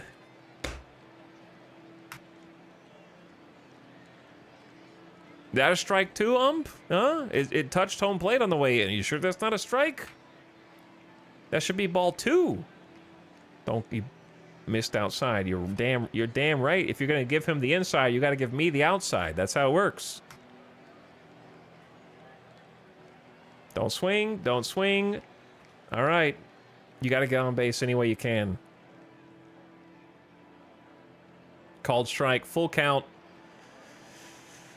That was definitely one to swing at if you wanted to swing. It was up in the zone, pretty middle, 95 mile an hour, the 5th cutter of this at bat. You know, no big deal. Just seen 5 straight cutters. Ooh. Ooh. Game over. Pink Doubters come back. The Pink Doubters have come back, dude. I accidentally clicked shift. I didn't mean to. I was trying to get the Steam. I was trying to figure out what my Steam Chivo was. 10-game shutdown streak. I don't know what that was for. The Cleveland Guardians used the hitting of designated hitter Kyle Manzardo to subdue the Vultures 8-5. For the game, Manzardo went 2 for 4 with a home run and a walk. He scored 2 times. The win was credited to 33-year-old right-handed pitcher Ben Lively in relief. His record improves to 1-0. Nick Sandlin takes the loss. Because we were winning when our starter came out, so Sandlin takes the loss. Emmanuel Clace picks up his save, first of the year. Very pleased with the effort. The loss makes Vegas 1-1.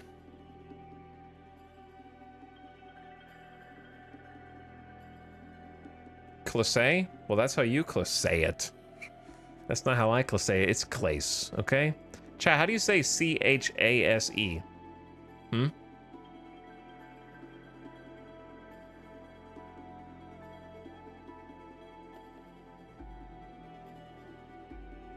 Chasse? Yeah, I don't think so. Chasse. It's Levios Chasse. Classe. Okay, shut up. You want to sound fancy, pinky up? So be it. So Cody Clemens, not off to the best start this season. Caratini doesn't even have a hit yet. He's the only guy on the team without 1 hit. Honestly, Amaya, Canario, Dahl, they've been doing okay. They've at least been on the board. We had 5 runs. You can't be mad about 5 runs. Pitching did not do well. Belak giving up 4 earned runs in 5 innings. One of those Sandlin let come across, and then Sandlin, of course, blew it up. 0.2 innings pitched, 3 earned runs. You can't win them all, but here's what I think we do. I think we simulate the 3rd game. 11-game shutdown streak by Nick Sandlin. Wait, he was shut down for 10 games and he just got blown up. I think he was doing phenomenal until now. I think, is that what it's saying? We let auto simulate decide who wins the series. Do you agree?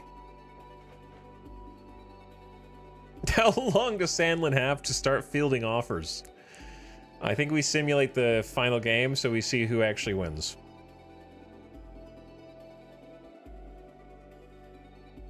All right, so final game at Cleveland. Their pitcher is Tanner Bibby. Tanner Bibby.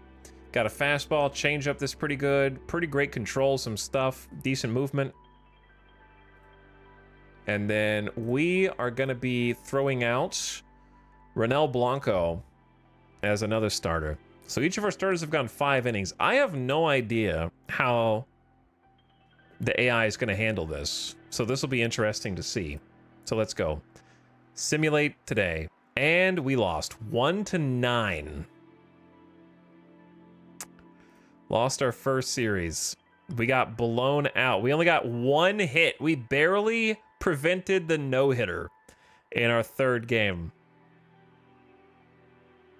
Not good. Tanner Bibby was masterful. The win gives Cleveland a record of 2-1. Bibby pitched a complete game. It was a complete game shutout. Wait, no, it wasn't a shutout. It was a complete game.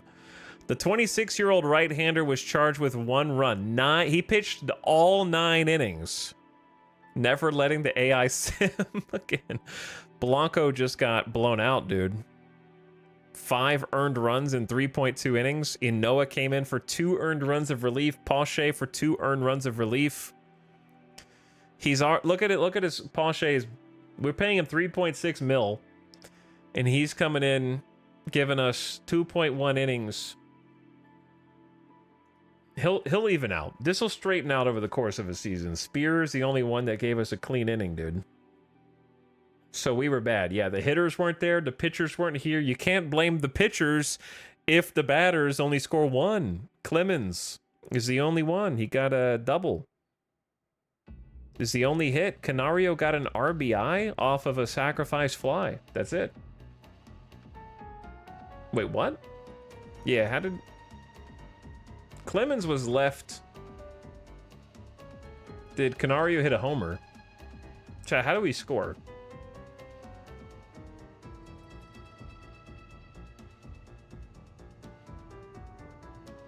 Walks? We had 4 walks. Maybe walks. Maybe we walked the bases loaded and Canario got the sacrifice fly or something. If it was a homer, it'd be down here with doubles. See, they have home runs. We don't. We only have a double. All right. Anyway, we lost our first set of the season, but we won our opening day game. We're 1-2. All right, and that's where we stop tonight, chat. It's been 9.5 hours. It's been good fun. We'll bring it back tomorrow for some more regular season gamings. When's the home opener? That's a good question.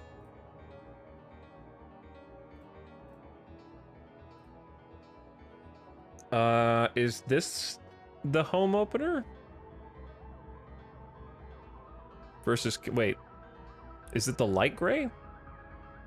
Yeah, we only play 3 games at home and then we go back on the road. Okay, yeah, Pink Doubters, here's your channel points. We did not win the second season game. But yeah, let's see what we can do tomorrow. We'll play some more games, we'll sim some more games, we'll do a little bit of both. I want to see what that scorecard was again. They played this okay, like they let my lineup stick, you know what I mean? Like the AI only subbed in Mastroboni for Rondon. And they kept the pitchers, like Blanco just got shelled. And then they left Inoa in for 2. That's what he's there for. Pache and Spear, like they used the bullpen well. I don't think the AI can be blamed for any of this. I think that's just the way the cookie crumbled. Scout evaluates Seattle before the 3-game series. Going on the road, 47,000 fans. The projected matchups are Michael Grove, Yowanadon, and back to Wade Miley against their 3 in the set. Now, what's nice about this is we get to see who's made out of what counts. As in, you know, if Blanco comes out 2 or 3 starts, gets blown up each time, he's just getting demoted, and we're bringing another pitcher up. We're going to try and find who fits. Who sits? Yo, what's up, Franchise Time Machine? Thanks for the raid, dude. I'm actually just winding down, though. Though I will be happy to forward you guys to another cool streamer, because I just lost my... We started the regular season today. We won the opener. I played that game. We lost the second game. We played that one. And we simmed the third game and got blown out 9-1. Cleveland pitched a complete game against us. Not a shutout, though. We had 1 hit to break up the no-hitter, apparently. But yeah, we lost our first series, but we won our away opener. We'll play the home opener tomorrow, so I'm going to be back tomorrow for more. All right? I'll catch you guys around the same time, 2 p.m. Pacific, and we'll see what we can make happen. Because, yeah, we're in the regular season now. So let's see how this regular season goes. We're going to play some. We're going to sim some. We'll be able to start playing much earlier than we did today. But I do appreciate the raid. What's up, Franchise Time, man? Thanks, Raiders. What's up, Peeboo? Welcome back. Thanks for watching, Zarby, Popcorn, Chillin' Sicilian, Sneezy, Sunburris, Mostly Lost, Iguanodon, close. All right. How did you guys stream go? But yeah, I was actually on my way out the door. Hope you're out of the park. Was going well. I'm going to send you over to a friend of mine. And give you guys over to a good home. Let's go say what's up to Sim. He's playing some Roller Coaster Tycoon, another strategy simulation game I love. We're doing experiments and Out of the Park 25. Nice, dude. I feel like my expansion team is its own experiment right now because I feel like I'm learning new stuff every single day. But we got 2 games in. That's twice as many as yesterday. Maybe we'll get 3 games in tomorrow. I might start accelerating the games depending on how chat feels. I'll kind of ask chat how they feel, if they want the games to go faster or if they're happy with where it's at. And we'll do some more actual regular season games that count, our first real season. I think we'll finish at least a couple series tomorrow. All right, go give Sim some love. Check him out if you haven't already. He's an awesome dude, great broadcaster, playing some Roller Coaster Tycoon. I'm sure he'll love to have you. He was hanging out here earlier. All right, maybe he'll play some baseball one day. Good night for now. I'll catch you guys for the next one. GG's today. Good games. I'm happy with the way things went, even though we got blown out. Oh, I'll catch you for the next one. Good night. Socks on the Lawn, thank you for the sub also earlier. I think I missed you. My bad. And T and Leadfoot, I think I saw the gift sub, but I'm a bad streamer. All right, get out of here.